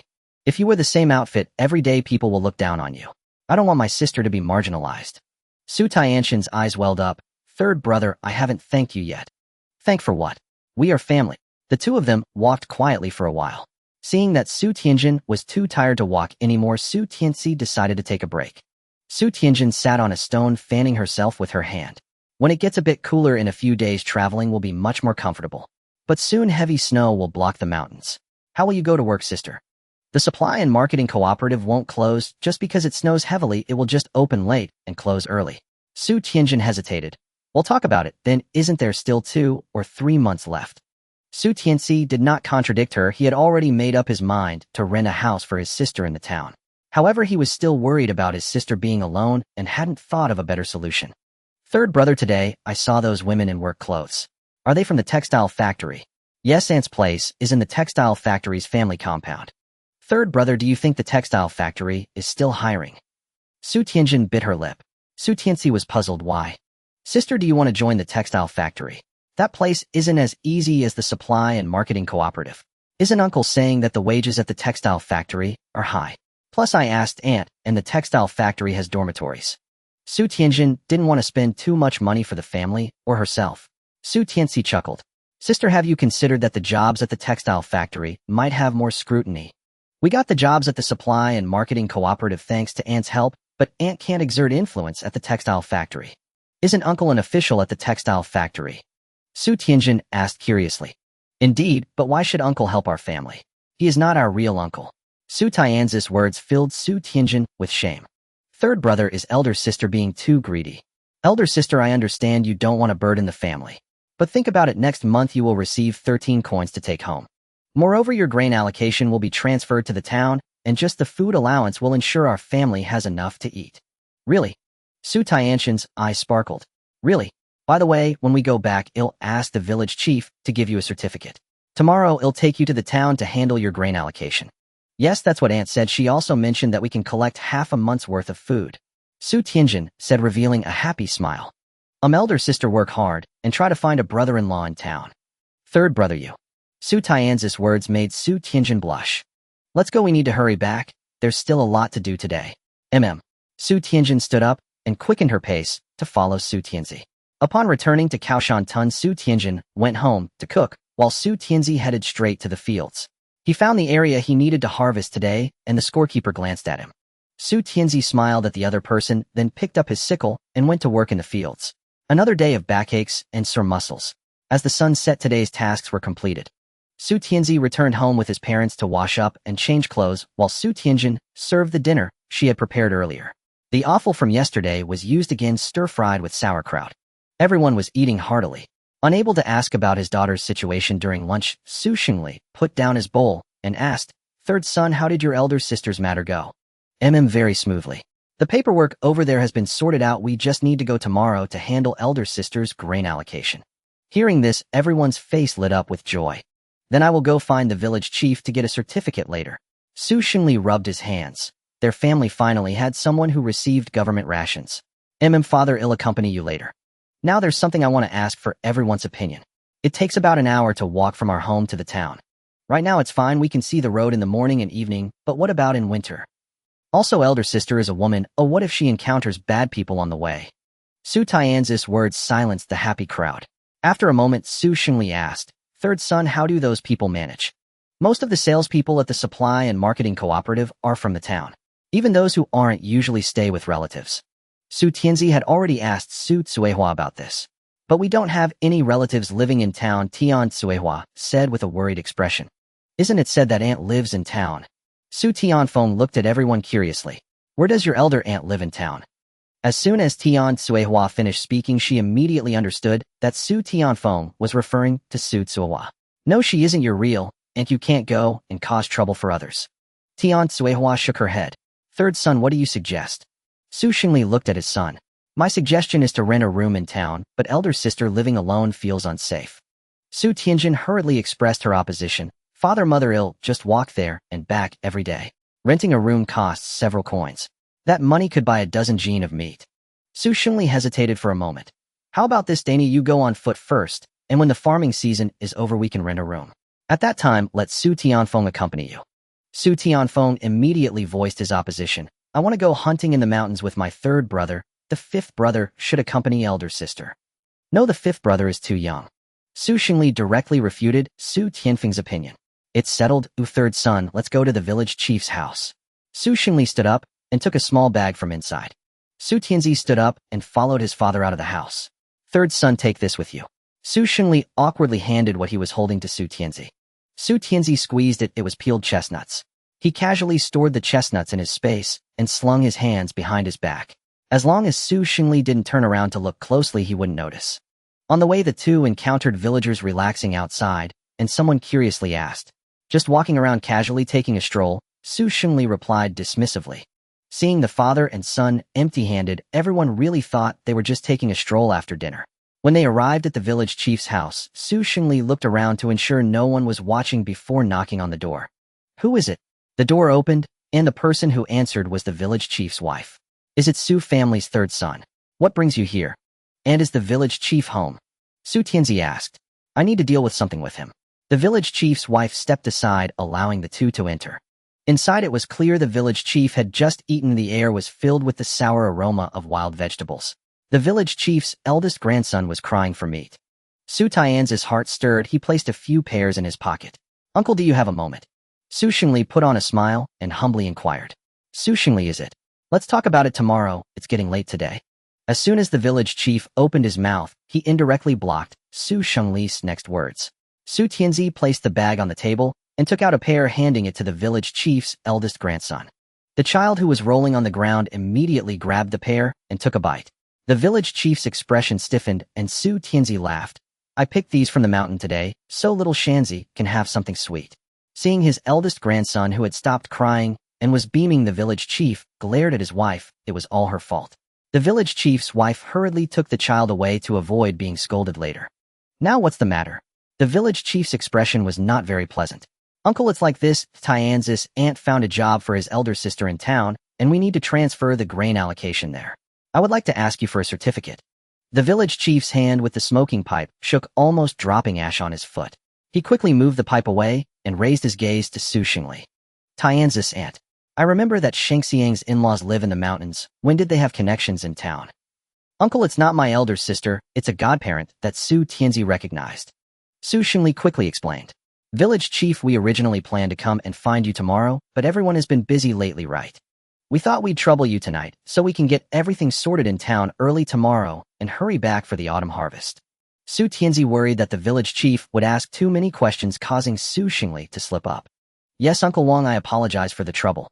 Su Xingli had a look of restraint. The village chief, tired from a long day, had no time to dawdle. He took out a flashlight from his drawer and walked out of the main room. Su Tianzi and Su Xingli hurriedly followed him. The moon was bright that night as the three of them walked in the moonlight to the office. Before long, Su Xingli and Su Tianzi emerged with the documents in hand. "Thank you, Uncle Wang, we will head back now." Su Xingli was quite delighted. From now on, his family's eldest daughter would be considered half a city dweller. The village chief waved his hand and walked towards his home. Upon returning home, he saw several children surrounding his wife, chattering away. "Grandma, I want to eat." "Grandma, I want some too." The village chief entered the house. "What do you all want?" "It's the stuff that Su's third child brought earlier." The village chief's wife happily handed the bag to the village chief. "These chestnuts are great. They will be delicious mixed in with porridge." The village chief's wife was beaming. Seeing the bag, the village chief found several golden pears and a small bag of chestnuts. He was certainly aware of Su Tianci's hunting endeavors as the village head. At the foot of the Xing'an Mountains, every village had many hunters. Their village was no exception. However, after a series of incidents, there were no longer any hunters in their village. The village chief was also quite worried because without hunters, the yearly hunting trip would be extremely dangerous. Surely, they couldn't borrow militia from the commune for the hunt. Therefore, he privately hoped that Su Tianci would succeed in his hunting endeavors. Meanwhile, Su Tianci was walking home behind his father when he suddenly remembered that he hadn't checked his luck value today. He opened the system panel.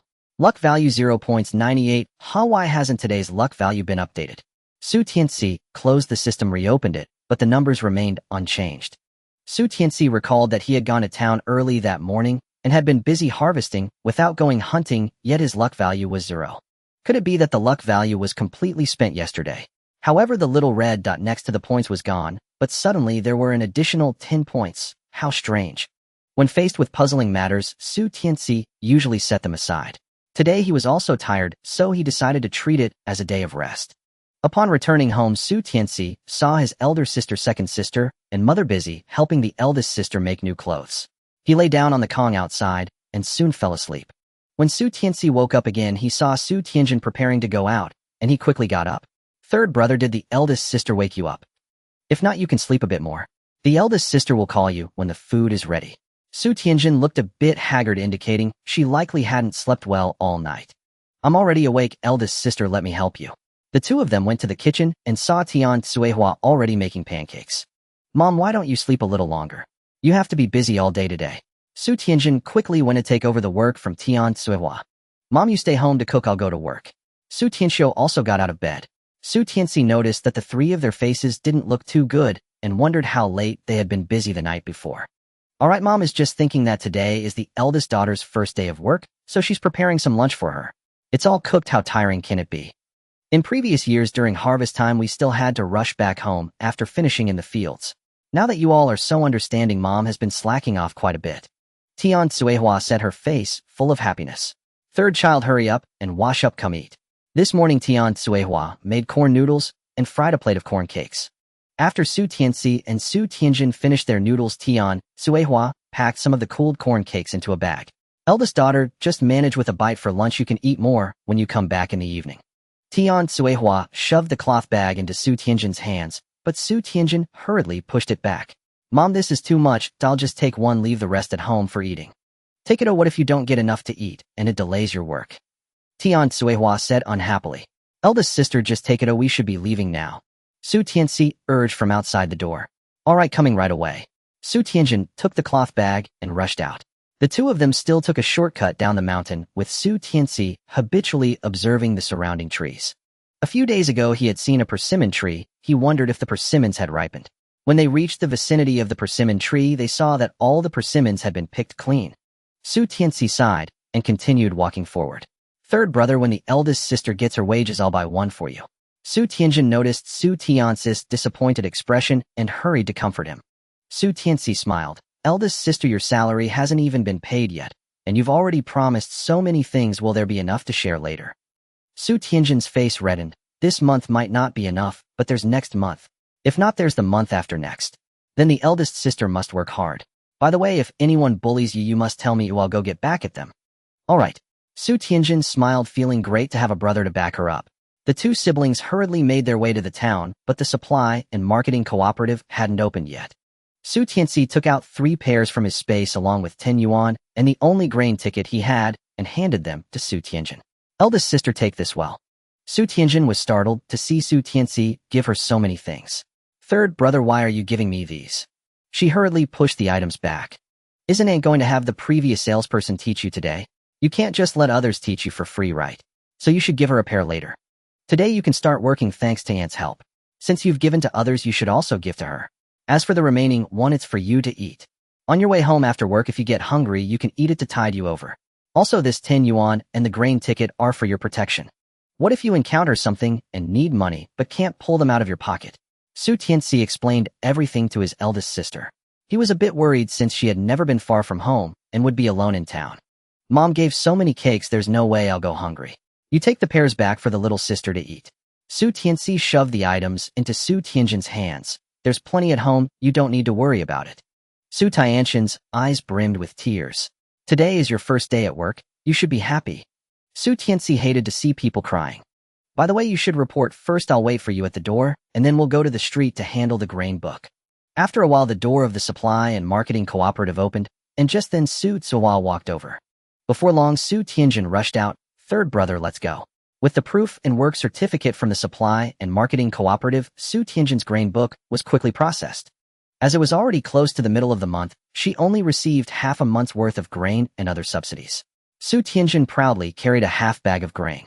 Su Tianci sent his elder sister back to the supply and marketing cooperative, then found a secluded spot to store the grain bag in his space before heading towards the black market. At the entrance of the black market alley, Su Tianci spotted a familiar figure. It seemed there would be no major cleanup today. Su Tianci happily paid the money and ventured into the alley with his backpack. Since he arrived early, Su Tianci found a spacious spot and squatted down. He took out 2 roe deer from his space and placed them into his backpack. Gradually, more people began to gather in the black market. A person in work clothes stopped right in front of Su Tianci. "Young man, what are you selling?" Su Tianci glanced at him and found the clothing somewhat familiar. This seemed to be the worker who had bought hazel chickens from him before. At that time, the man had bought 2 without haggling, leaving a deep impression on Su Tianci due to his work attire. "Big brother, it's dumb roe deer," Su Tianci whispered. The man's eyes brightened immediately, and he asked, "How much?" "The large ones are 25, about 20 jin. The small ones are 20, around 14 to 15 jin." Without hesitation, the man quickly covered the cloth back.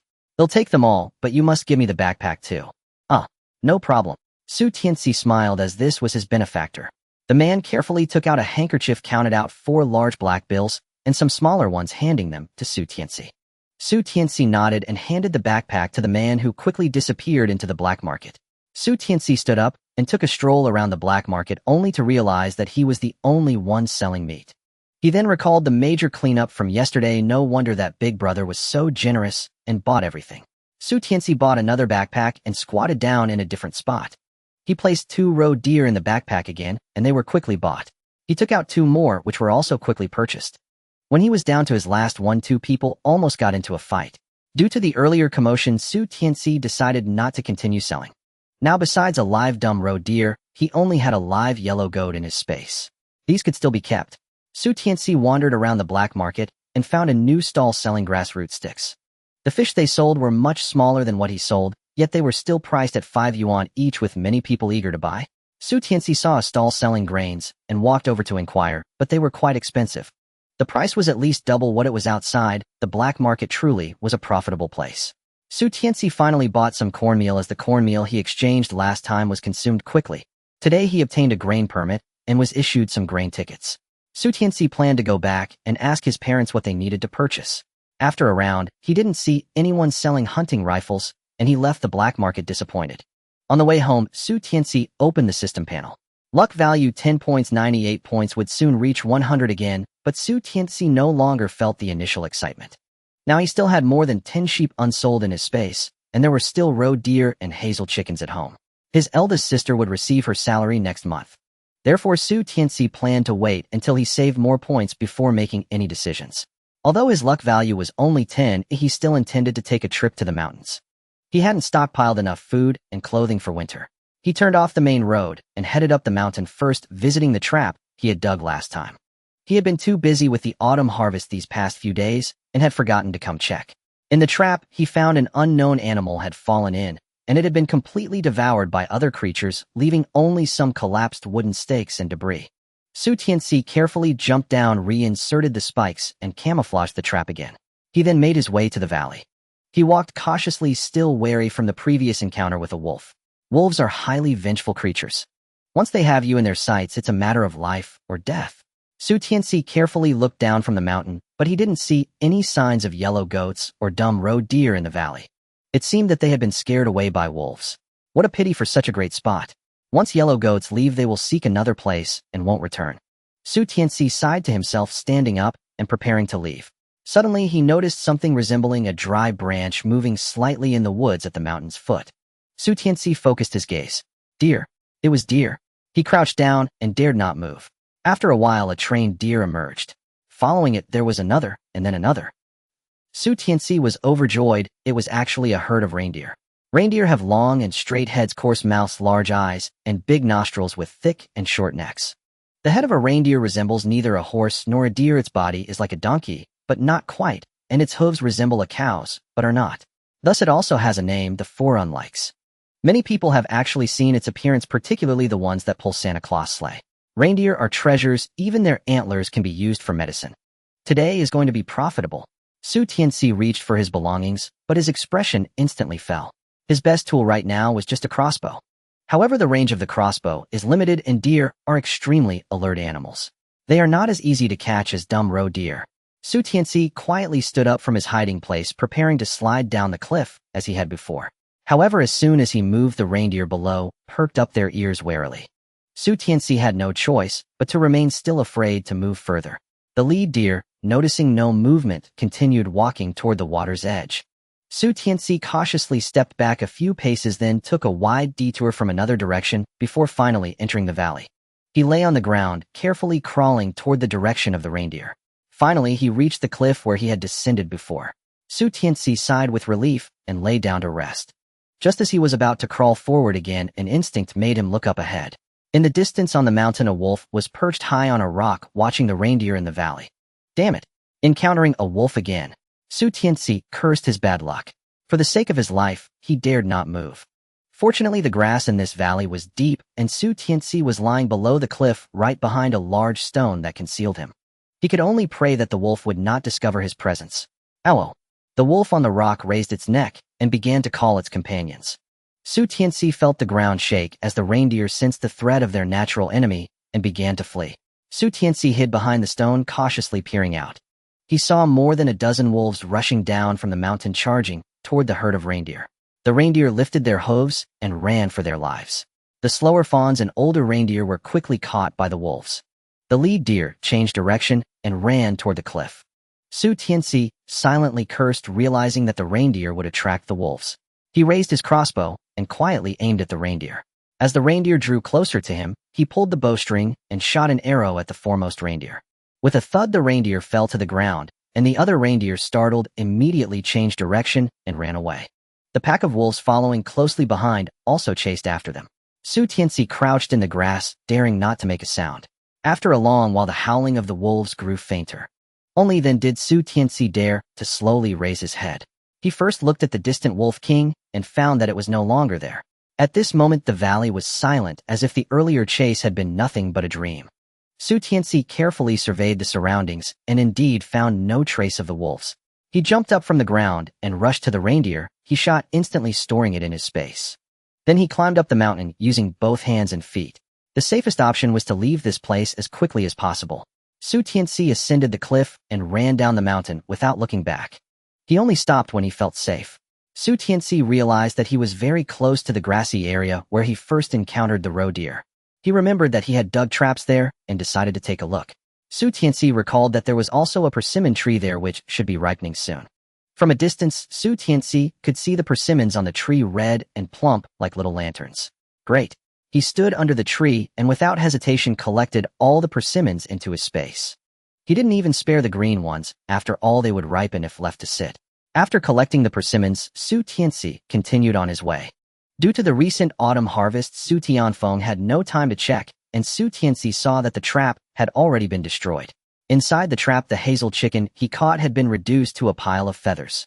Su Tianci jumped in and buried the feathers with a shovel, preparing to repair the trap. Suddenly, a rumbling sound approached him. Su Tianci was startled. Were the reindeer being chased by wolves? He crouched at the bottom of the pit and cautiously peeked out. Sure enough, dozens of reindeer were running towards him. Oh no! Su Tianci cursed inwardly. He took his crossbow into his hands. With no other options, he could only confront the wolves. The sound of the reindeer's hooves reached Su Tianci in the blink of an eye. He watched as the leading reindeer was about to stomp down on his head. With a thought, the leading reindeer disappeared. The reindeer behind it were not startled. Instead, they continued to run towards him. Su Tianci hurried to continue collecting the reindeer. Any that ran in front of his trap were stored in his space. He squatted at the bottom of the pit, feeling both tense and exhilarated. A woo!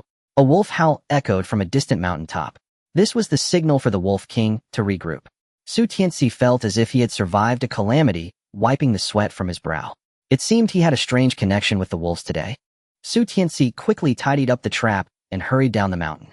He only slowed his pace when he saw the roof of the old house. He sat down by the roadside and then remembered to open the system. Ding! Congratulations, host, you've triggered random hunting fortune, and you can draw a blind box once. Ding! Congratulations, host, you've triggered random hunting fortune, and you can draw a blind box once. Ding! Congratulations, host, you've triggered random hunting fortune, and you can draw a blind box once. Ding! Congratulations, host, you've triggered random hunting fortune, and you can draw a blind box once. Ding! Congratulations, host, you've triggered random hunting fortune, and you can draw a blind box once. Su Tianci opened the system panel, and several pieces of information popped up. Su Tianci closed the information and clicked on the space option on the right. Live roe deer 1 live, sheep 15 dead, reindeer 1 live, reindeer 16. Su Tianci rubbed his eyes, somewhat disbelieving the numbers he saw. Earlier, he was too focused on collecting and had no idea how many reindeer he had gathered. 17. No wonder the random lottery opportunities kept popping up with ding-ding-ding sounds. Su Tianci moved all the persimmons into his backpack and headed home. Just as he entered the courtyard, he heard the sound of Tianci coming out. "Sainer, you're back. How did it go? Was it smooth?" "Yes, my sister has already started work and the grain allotment has been processed. By the way, this is my sister's grain and allowance for half a month." Su Tianci handed the cloth bag and receipt to Tianci. Tianci was extremely excited, holding the receipt and examining it closely. "Sainer, will your sister receive this every month from now on?" "Yes, but it's a fixed amount every month. Once the grain tickets are exchanged for grain, they are gone." "Oh, great. So good." Tianci rolled up her sleeves and wiped her eyes. Su Tianci took out the corn flour from his backpack. "I saw that there wasn't much corn flour left at home, so I bought some more." "And with so much grain, why did you spend money to buy more?" Tianci accepted it with great reluctance. "Mother, the autumn harvest is exhausting and the younger siblings are growing, so we can't be stingy. Also, I saw this on the mountain earlier." Su Tianci handed the backpack to Tianci, who leaned in to look, her face lighting up with a happy smile. "So many persimmons. Perfect. The weather has been good these days. We can make persimmon cakes to save for winter." "All right." Su Tianci looked at the sky. It was almost noon. "Mother'll help you cook." Su Tianci planned to eat before going to the fields to help. "Sure, just put this backpack by the wall. I will take care of it after I finish." With Su Tianci's help, Tianqi's cooking speed increased significantly. Su Tianci looked at the decreasing amount of meat on the beam, contemplating whether to take out the reindeer from his space. The current weather was warm, and the meat wouldn't last long. It was all coated with salt and hung on the beam to be smoked. Although this kind of meat could be preserved for a longer time, it wasn't very healthy to eat. If it weren't for the space, Su Tianci wouldn't be so picky. Since he had the natural icebox of space, why not eat fresh? While Tianci went out to sort the persimmons, Su Tianci took out the reindeer he had shot. He carefully skinned the deer. In his past life, he had done this many times and had learned how to process animal skins. He placed the peeled deer skin and antlers back into the space. Then he chopped the deer into several pieces with an axe along with the organs and placed them back into the space. Tianci walked in from outside. "Sainer, what are you slaughtering? I can hear it from the yard." Su Tianci calmly shifted the topic. "Mother, is dinner ready? They'll take it to father and the others." "Oh, it's ready. They'll pack it up right now." Only then did Tianci realize that it was getting late. Su Tianci cleaned the bloodstains on the cutting board and tidied up the items. Just in time, Tianci also finished preparing the meal. Su Tianci carried 2 baskets and walked into the fields. After a busy day, he returned under the stars at night. Since most of the meat at home had been consumed, Tianci made vegetarian noodles for dinner. After finishing the noodles, Su Tianjin shared amusing stories from the supply and marketing cooperative. Finally, lying down on the Kong, Su Tianci opened the system panel. He clicked on the lottery section and the blind box grid appeared before his eyes. Su Tianci clicked to draw and the blind box began to shimmer, eventually opening one. "Congratulations, host, you have received a bottle of speed potion." Su Tianci clicked to draw again and the blind box shimmered once more, opening another one. "Congratulations, host, you have received a bottle of strength potion." "Oh, it seems the system is acting up tonight. The rewards are all potions. Did it rob the apothecary?" Su Tianci, skeptical, continued to click for more draws. After a series of operations, all 7 lottery chances had been used up. Among the 7 draws, there were 4 bottles of potions, 1 chance to double luck, and 2 packs of crossbow bolts. Su Tianci glanced at the descriptions of the potions. Consuming them could enhance his abilities. For instance, the speed potion could double his speed. The other potions were similar, some increased agility, some boosted strength, and there was even one that could enhance his hearing. Su Tianci wondered just how strong his hearing would be after consuming the hearing-enhancing potion. However, he was also concerned about potential side effects from drinking them. He decided to hold off for now, since the rewards drawn from the system had no expiration. Early the next morning, as Su Tianci got up and walked out of his room, he bumped into Su Tianjin, who was preparing to head to the town. "Third brother, I'll go to the town myself. You should go back to sleep a bit more. By the way, I've already prepared breakfast. Let mother sleep a bit longer." Su Tianci looked at the sky. It was just after 5 o'clock. How early had his sister gotten up to prepare everything? "Sister, this section of the mountain isn't safe. I'll walk you to the main road." Su Tianci quickly washed up, casually grabbed some flatbreads from the kitchen, eating as he stepped outside. "Third brother, eat slowly." "Actually, I can walk alone," Su Tianjin said, looking at Su Tianci with concern. "I'm just accompanying you. I picked a lot of persimmons yesterday and want to see if there are any more today." Su Tianci didn't want his sister to feel burdened. Su Tianjin was worried. Third brother, now that I have a job, you don't need to go into the mountains anymore. It's too dangerous. Su Tianci pretended not to hear Su Tianqian's words. Sister, how did it go for you yesterday? Did anyone make things difficult for you? No, everyone was quite nice to me. Su Tianjin replied with a smile. All right, if anyone makes things difficult for you, just find Aunt. She will definitely help you. I can't trouble Aunt for everything. I can handle it myself. Su Tianqian's expression was somewhat subtle, and Su Tianci didn't press further. He had already paved a path for his sister, and the rest was up to her to walk on her own. He believed that his sister's desire to rely on herself was correct. After all, relying on oneself is the only solid truth at any time. The two traveled silently, and Su Tianci took the opportunity to open the system panel. Luck 5.115. Today's luck value is only 5, but Su Tianci had drawn a luck doubling yesterday, so it was 10. Su Tianci accompanied Su Tianjin down the mountain. Watching his sister walk towards the town, he then turned and walked back up the mountain. Since he encountered wolves yesterday, he didn't plan to go to his usual hunting spots today. He walked straight up the mountain from the foot, glancing around as he went. The trees here were tall camphor pines, and the soil beneath them was very loose. Su Tianci carefully made his way through the camphor pine forest, continuing deeper into the mountains. Along the way, he spotted a persimmon tree with round persimmons, which were sweet and sour, somewhat yellowish like plums. This was Su Tianci's favorite fruit, and he unceremoniously picked all the round persimmons. Of course, he found even more black fungus. Anyway, he collected everything he saw. Su Tianci walked for a whole hour and only encountered a couple of squirrels. He didn't see any other prey. The deeper he went into the mountains, the taller and denser the trees became. Flapped. Su Tianci heard a sound and took out his slingshot. Bang, bang, bang. This was the sound of hazel grouse. Su Tianci carefully pushed aside the bushes nearby and walked towards the source of the sound. A hazel grouse flew swiftly past Su Tianci. Just as he was about to pull back the slingshot, he noticed two small ears twitching in the nearby thicket. Su Tianci lowered the slingshot and stared carefully. Haha, it turned out to be a foolish roe deer. Apparently, the foolish roe deer had been chased here. Su Tianci immediately took out his crossbow, gauged the wind direction, and stealthily approached from the downwind side. Another hazel grouse, startled by Su Tianci, flew up. The foolish roe deer seemed to sense danger, and they all raised their heads warily. Su Tianci stood still, not daring to move. After a while, the foolish roe deer lowered their heads again to eat the tender leaves. It seemed that they had been frightened by the wolves. Su Tianci set off again. When the first roe deer came within his shooting range, he unhesitatingly pulled the trigger. Whoosh! The crossbow bolt hit the foolish roe deer, and it fell down instantly. The other foolish roe deer, frightened, bolted away, while Su Tianci collected the shot roe deer into his storage. The fleeing roe deer, seeing no danger, stopped and continued searching for food. Su Tianci cautiously approached again. This time the position was good, and he loaded 3 crossbow bolts, preparing to test his luck. Uffed! One foolish roe deer fell while another, hit by an arrow, desperately fled, and one bolt missed its target. Su Tianci ran over, collected the shot roe deer into storage, and chased after the injured one. The roe deer didn't know where it was hit. It ran unsteadily and eventually crashed into a tree, sitting down on the ground. Su Tianci rushed over and directly collected it into storage. He checked the ground and saw no blood. Oh, it should not have been hit in the belly.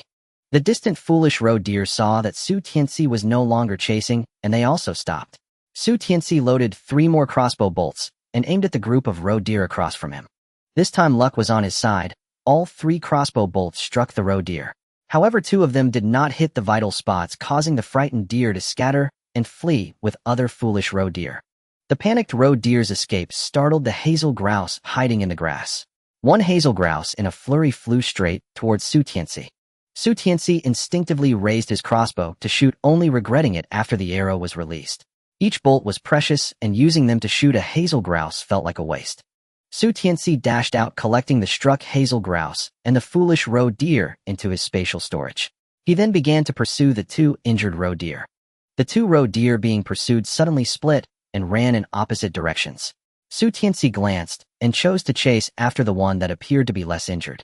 The roe deer ran swiftly, and despite Su Tianci's relentless pursuit, he was unable to catch up, watching as it was about to escape. Suddenly, he remembered the acceleration potion he had drawn last night.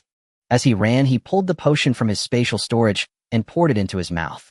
A strange sensation coursed through Su Tianci's stomach. Su Tianci suddenly felt his running speed increase significantly. In the blink of an eye, he had reached the rear of the roe deer. Su Tianci grabbed the roe deer, which turned its head back in confusion, seemingly unable to grasp how this person had caught up to it. Su Tianci stored the roe deer in his spatial storage and chased after the other one.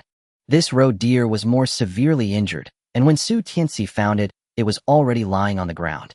Upon seeing Su Tianci, it struggled to get up and flee. However, in the blink of an eye, Su Tianci was already in front of it, tossing it into the spatial storage. He shook his arm. This potion was incredibly effective. He chased after the distant roe deer, placing another arrow onto the crossbow. The frightened roe deer raised their hooves and fled in all directions. While Su Tianci aimed at the nearest roe deer, he sprinted with all his might. Thud! One roe deer was struck and fell to the ground. Su Tianci halted to collect the roe deer, raising his crossbow again and waiting for the remaining roe deer to stop. Indeed, the roe deer, unaware of the danger, paused once more. Without hesitation, Su Tianci charged forward again, pulling the trigger of the crossbow. 3 arrows flew out, but only 2 hit. 1 arrow struck a nearby tree trunk. Su Tianci stored his catch in spatial storage and retrieved the arrow lodged in the tree. He squatted down, waiting for the roe deer to stop again. However, the series of actions taken by Su Tianci had frightened the roe deer, which continued to dash uphill. Su Tianci waited for a long time, but none returned. He found it strange and opened the system panel to check. Luck value 0.125. No wonder. It turned out that the hazel grouse also counted as his catch. Regardless, his haul today was quite good. In a good mood, Su Tianci began his descent down the mountain and, turning his head, spotted a chestnut tree. Su Tianci was delighted. He ran to the tree and placed his hand upon it. Before long, all the chestnuts from the tree were in Su Tianci's spatial storage. Su Tianci began a small-scale search around the tree. Sure enough, not far from this tree, he found several more chestnut trees. Without hesitation, Su Tianci gathered every single chestnut. However, having exerted too much mental effort, he felt a bit dizzy and leaned against the tree, closing his eyes to rest for a moment. Su Tianci took some persimmons from his spatial storage, wiped them, and popped one into his mouth. The sweet and sour flavor instantly made him feel much better. As he walked towards the foot of the mountain, he happened to hear the work bell ringing as he approached Kaoshan village. Su Tianci headed straight to the field just in time to meet the scorekeeper, who was tallying up. Su Tianci, you're late again. Wang Lair looked at Su Tianci with dissatisfaction. Su Tianci nonchalantly replied, didn't I just arrive? Besides, it's about ability. When working, arriving early or late doesn't mean I can't surpass you. Su Tianci, your attitude is problematic. Wang Lair scolded, pointing at Su Tianci. Recently, Su Tianci either arrived late or didn't show up until the afternoon, which was clearly disrespectful to him. Where is my attitude problematic? What did I say wrong? Even if I come late, I still finish first. You're talking nonsense. Don't be too arrogant. Since you're late today, I'm going to deduct your work points. Su Tianci was immediately displeased. While he currently looked down on those work points, it didn't mean Wang Lair could deduct them at will. How about we make a bet? Su Tianci smiled brightly at Wang Lair. Wang Lair hesitated. What kind of bet? You find a few people you think can match my work speed and let them compete against me. If even one of them finishes faster than me, I'll concede, and you can deduct all my points for today, no questions asked. However, if I win against all of them, you have to give me full points from now on. Su Tianci's words caused an uproar among the crowd. Su Tianci was indeed fast, but there were still many who believed they could outpace him. Instantly, a number of people stepped forward to sign up for the competition. The wheat field suddenly became lively. In the end, even the village chief showed up. Meanwhile, Wang Lair had already selected 10 individuals he deemed capable, forming a line. Anyone else who feels they can compete can join, but stay away from me so that my sickle doesn't hurt you. Su Tianci loudly addressed the eager participants, relishing the chaos. All right, we'll join as well, but we'll keep our distance. The wheat field today was a perfectly square piece of land. Wang Xiao'er, along with the village chief, divided the land into several sections for the participants. The recent autumn harvest had exhausted everyone. The competition invigorated the villagers, making the task seem much less tedious. The village chief was more than happy about this. With harvesters chosen, it was natural to select those who would bind the wheat. Su Xingli stood behind Su Tianci, saying, I'll bind it, son. Su Tianci smiled back at his father. Dad, you're going to work hard later. Su Xingli shot Su Tianci a glare. This child was really troublesome, insisting on having some sort of competition. He hoped he could secretly help Su Tianci without drawing attention, or it would be a huge embarrassment if they couldn't finish. Su Tianci was unaware of his father's thoughts as he began inspecting the sickle in his hand. To do a good job, one must first sharpen their tools. Everything was ready, and Wang Lao positioned himself beside Su Tianci to keep an eye on him for any cheating. On your marks, get set. Wang Lao raised his hand. Go. As the last sound of his voice faded away, Su Tianci began to swing his sickle. In an instant, the crowd saw only a blur of sickle shadows, and Su Tianci had already surpassed everyone, cutting his way to the front. Su Xingli was momentarily stunned but quickly rushed to gather the sheaves of wheat. Hearing the exclamations from the onlookers, the others sprang into action to chase after him. With his head down, Su Tianci cut a long distance, without stopping, only to realize he had already cut halfway. He straightened up, looked back at the distant crowd behind him, and raised his sickle. Hey, hurry up. I'm taking a break here waiting for you. Saying this, he sat down in the field. Su Tianci, why aren't you cutting anymore? You need to cut faster. Wang Laozhou shouted at Su Tianci, clearly displeased. Brother Wang, why the hurry? Aren't I waiting for everyone to join in? A great man once said that we should lead the revolutionary masses to progress together. I feel embarrassed to be too far ahead alone, don't you? Wang Laozhou was infuriated, running back to yell at the people behind. Hurry up. Why aren't you faster? Usually you're quick, right? How come you're moving like a turtle this time? The participants didn't expect Su Tianci to move so swiftly, completely crushing them. They were all putting in their utmost effort, vigorously swinging their sickles. Once Su Tianci had rested enough, seeing the others closing in, he stood up again. Everyone keep it up. I've rested enough, let's continue. As the crowd was about to catch up to Su Tianci, their spirits were high. Charge. We're about to catch up to Su Tianci. Go, go. The onlookers began to cheer loudly. It was unclear whether this cheering was for Su Tianci or for the others. Su Tianci, with renewed energy, finished cutting all the wheat he was responsible for before straightening up. Su Xingli was sweating profusely in the distance, bundling the wheat sheaves, while those competing with Su Tianci were still behind him. While they've only cut halfway, and Su Tianci is already done. This is the first time I've seen someone swing a sickle so fast that I can't even see it clearly. Su Tianci is incredible. At this speed, even 10 people tied together wouldn't be able to beat Su Tianci. Exactly. Wang Laozhou thought he could easily handle Su Tianci, but now he's met a tough opponent. Let's see how he handles this. The crowd's discussions prompted those in the field to rush over. They all wanted to see if Su Tianci was really that formidable, defeating 10 people alone. Which one is Su Tianci? That one standing over there, he's already finished cutting. Wow. So what they said was true. He beat 10 people by himself. Were those 10 really cutting together with Su Tianci? It couldn't have been a deliberate setup, could it? Someone questioned. How could that be? They were all hand-picked relatives of Wang Laozhou. They wouldn't help Su Tianci. What a pity. If I had known earlier, I would have joined too. I'm sure I'd cut faster than those people.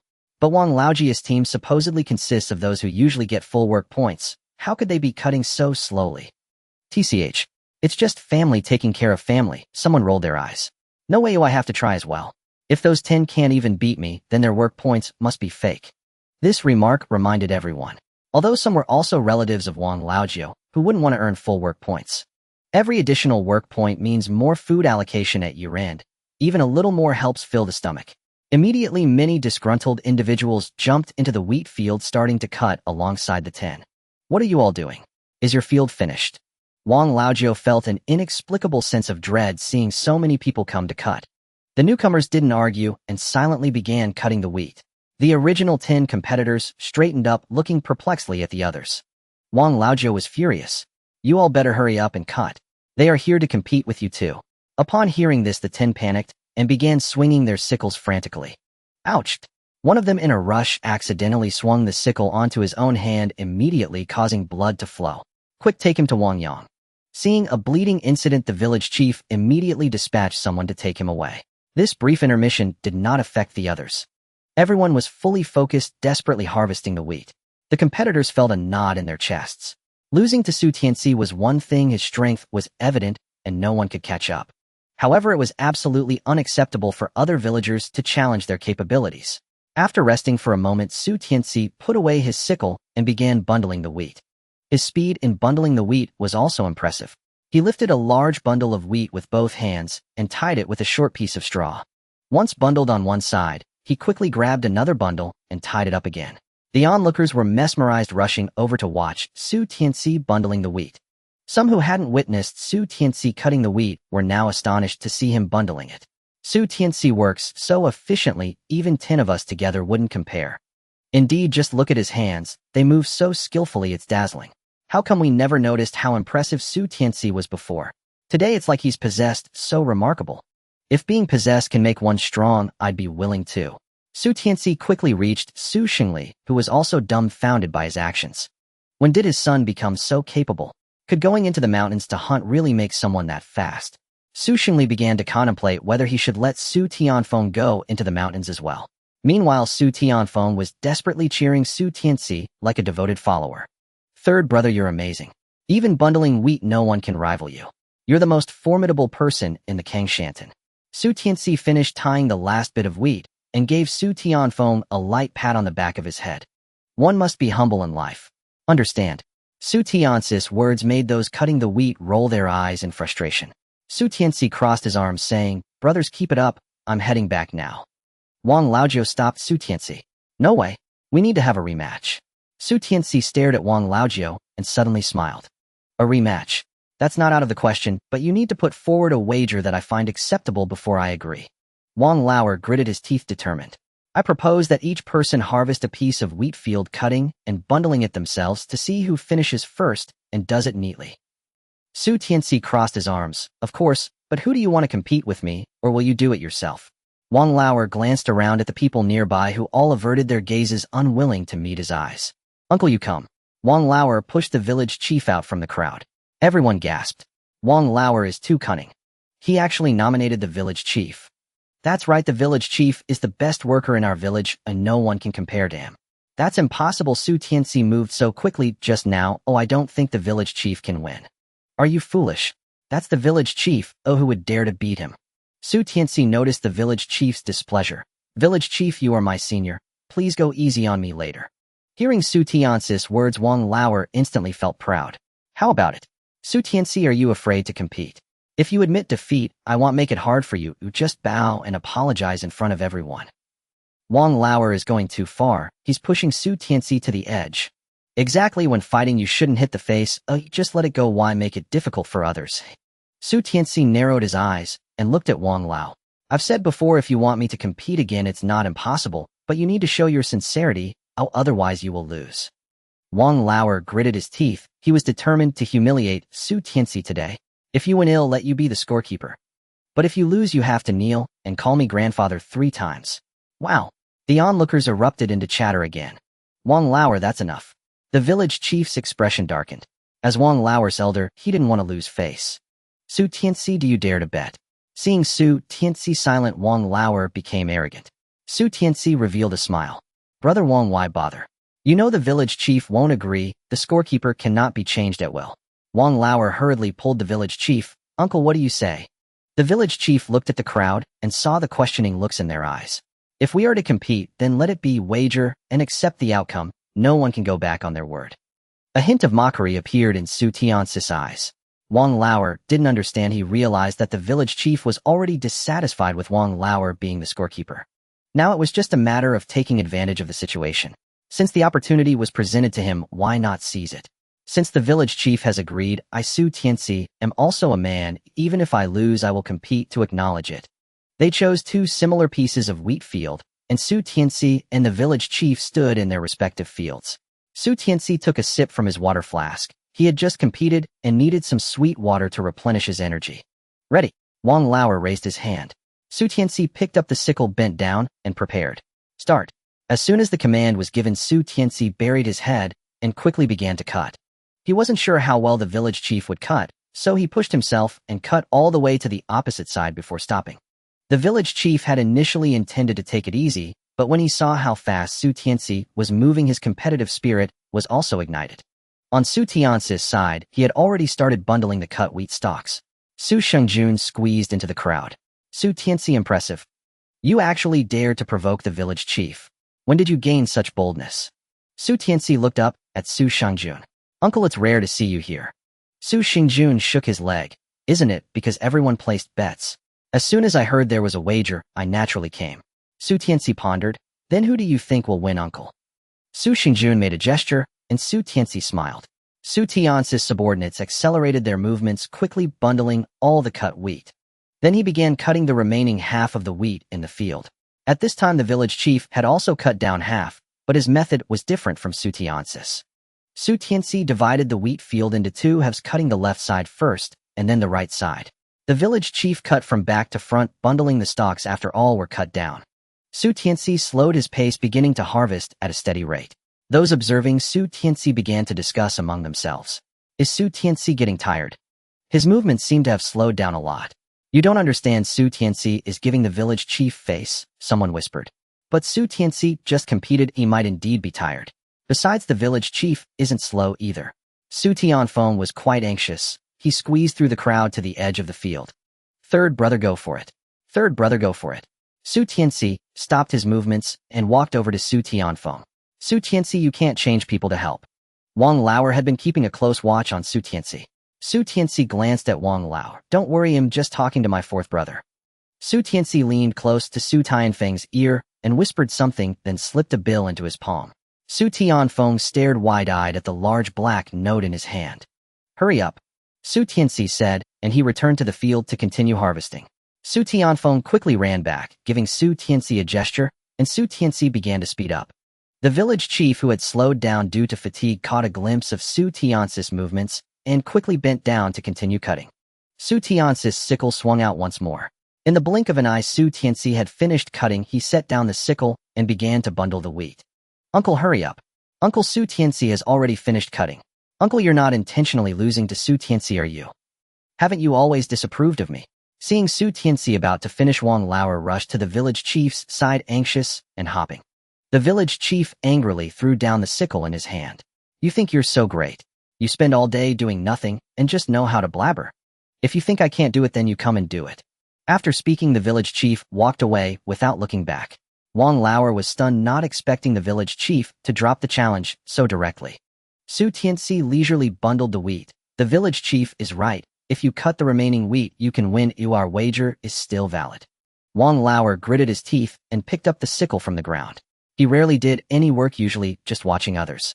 He thought these tasks were easy and that he could easily outperform those muddy-legged workers. Wang Lauer grabbed the wheat stalks and swung the sickle down. Up. The scythe suddenly grazed his leg and blood instantly flowed out. The onlookers were taken aback. No one expected Wang Lauer to swing the scythe right at his own leg. Hey, quickly take him to Wang Yang, someone shouted, and immediately everyone came down to carry Wang Lauer away. Some others stayed to watch Su Tianci tie the wheat stalks. I may not be able to cut wheat stalks, but I can tie them very quickly. Someone jumped down and began tying the stalks that the village head had cut. As soon as one person started, two, then three followed. Su Tianci didn't mind, his hands moved swiftly as he tied. The village head returned, as well, continuing to harvest the stalks that were yet to be gathered. Su Tianci finally finished tying the last bundle and straightened up. Over 10 people helped the village head tie the stalks, yet even so, only about half of the harvest was completed. This was still due to Su Tianci slowing down his pace. However, Su Tianci was quite satisfied. After a long while, the village head's work finally came to an end. Village head, the bet we made earlier still counts, right? Su Tianci smiled at the village head. Of course, starting today you will be responsible for keeping score, the village head replied sternly, his expression revealing no joy. Su Tianci waved his hand. Forget it, I can't do a job that requires no effort. Others silently thought it was a pity. Su Tianci was truly foolish. Such a good opportunity, yet he pushed it away. However, if I don't do it, my father can. He's honest and would never miscount anyone's work points. The village head noticed that Su Tianci was indeed skilled at farming, and there would be many areas in the future where he would rely on him. All right, anyway, it was said to be for you. As for whom you give it to, I won't interfere. After the village head finished speaking, he walked away with his hands behind his back. After a busy morning, his back ached terribly. He truly felt old. Su Tianfeng bounced in front of Su Tianci, his eyes filled with admiration. Third brother, you're amazing. I want to be like you in the future. Others quickly gathered around. Some were trying to get close to Su Shengli, while others surrounded Su Tianci to ask for methods. What methods could Su Tianci have? He simply said he had won by luck. It's about time. Everyone hurry and transport the wheat to the drying area. Upon hearing this, everyone dispersed, as food was the most precious resource. After finally finishing, it was already lunchtime. Su Tianxiu quickly came over with 2 baskets. Today's lunch was still brown rice, a bowl of cold wild vegetable salad, and a plate of fermented soybeans. Su Tianci was truly hungry. He picked up the bowl and began to eat heartily. He quickly scraped off the meat from the bottom of the bowl, and the flavor of the meat wafted through the air. Hey, why do I smell meat? Because of the earlier competition, several families were sitting near Su Tianci's home. At this moment, everyone was eating the bland wild vegetable porridge, and even the slightest hint of meat could travel far. Su Tianci's family exchanged glances and silently scraped the chicken along with rice into their mouths. Su Laosan, your family is actually eating cooked rice. Someone curiously looked around at others' lunches and naturally spotted the rice in Su Shengli's bowl. Su Tianci noticed his father's face becoming uncomfortable. He picked up his bowl and sat down next to Su Shengli. Uncle, it's busy farming season. You can't work well on an empty stomach. By the way, Uncle, I have some fermented soybeans here. Want a bit? Oh, thank you. I was just craving this. The other person brought over his bowl. Su Tianci hastily scooped some fermented soybeans for him, saying, "Tried my mother's cooking is excellent." The other person's wife quickly came over, extending her bowl towards Su Tianci. "Give my aunt some too." Su Tianci didn't even lift his eyebrows, burying his head in his food as if he hadn't heard. Just as the other person's wife was about to say something, she was kicked by her husband. "Eat, eat, eat. You're all women, why do you only have a mouth?" The woman didn't dare to say anything and walked away with her bowl. The man also felt awkward staying and walked away with his bowl. Su Tianci glanced at his family, signaling them to eat quickly. They were all engrossed in their meals when a voice suddenly came from the side. "Old third, this is the fermented soybeans your mother made. You should try it." Su Shengli heard the voice and nearly dropped the bowl from his hands. "Mother, why are you here?" Li Dahua lovingly squatted down beside Su Shengli. "Isn't your mother just worried about you? You child still holding a grudge against your mother?" Su Tianci finished every grain of rice in his bowl. Others were initially startled by Li Dahua's arrival, but now seeing Su Tianci's actions, they quickly resumed eating. Seeing that everyone was focused on eating and ignoring her, Li Dahua poured the contents of her bottle in a Su Shengli's bowl. "Old third, this is specially made for you by your mother. You should try it." Su Shengli hurriedly covered his bowl, standing up. "No need, we have some too." Li Dahua, seeing Su Shengli's demeanor, smiled lovingly at him. "Old third, how about this? Come over tonight and have a drink with your father. Ever since you moved out, your father hasn't slept well. He keeps talking about you. Remember to come in the evening. Your mother will make you delicious pancakes." Li Dahua's attitude was a complete turnaround, leaving Su Shengli unsure of how to respond. Su Tianci couldn't help but smile. He understood very well what this old lad's intentions were. "Grandma, does my grandfather only want to see my father?" Li Dahua's smile froze. Su Tianci was indeed a troublemaker. Su Shengli looked at his wife and child and shook his head at Li Dahua. "If it's mealtime, I won't go. I'll visit my father after the farming season is over." Su Tianci secretly laughed. His father was truly clever, and he wanted to see how Li Dahua would respond. Li Dahua was taken aback, her tone growing a bit impatient. "If I tell you to come, you must come. Do you expect your father to carry you on a sedan chair?" After saying that, Li Dahua left. Su Tianci looked at his father. Li Dahua's tactic was indeed clever. "Father, are you going?" Su Tianci asked straightforwardly. Su Shengli glared at him. "Stop trying to manipulate your father's words. With all the work in the fields, when does your father have the time to eat? Moreover, a weasel greeting a chicken for the new year. That's clearly a trap. Your father isn't foolish enough to fall for it." Su Tianci gave Su Shengli a thumbs up. "Father, you're the best." Su Shengli uncomfortably turned his head away. Ever since they had separated, their family had been improving. Danny had brought in a steady supply of food, and Su Tianci occasionally brought back game. Furthermore, he estimated that Su Tianci must have dozens of coins in hand. Earlier, Su Tianci had slipped money to Su Tianfeng, and he had seen it. Their family now had wealth and grain, and their children were promising. Why should he go back to endure Li Dahua's anger? Su Tianci glanced at Li Dahua in the distance. He wanted to see if his father would skip the appointment, and whether Li Dahua would be angry enough to pout. Su Tianci finished his meal and went back with Su Tianxiu. After all, he had done the work of several people alone today. Who would dare to shortchange him on work points? He would make them regret it. In the afternoon, others gradually returned. As soon as Su Tianfeng entered the house, he mysteriously ran up to Su Tianci. "Third brother here." Su Tianfeng handed over a pile of small bills to Su Tianci. Su Tianci counted them and was astonished to find there were 23 yuan and 30 cents. So much. He couldn't help but smile. "Not much. This includes our 10 yuan. That's still quite a lot. We earned 13 yuan and 30 cents. Su Tianci didn't expect a single sentence from his younger uncle would result in him getting over 10 yuan for free. He took out 30 cents and handed it to Su Tianfeng. "This is your fee for running errands."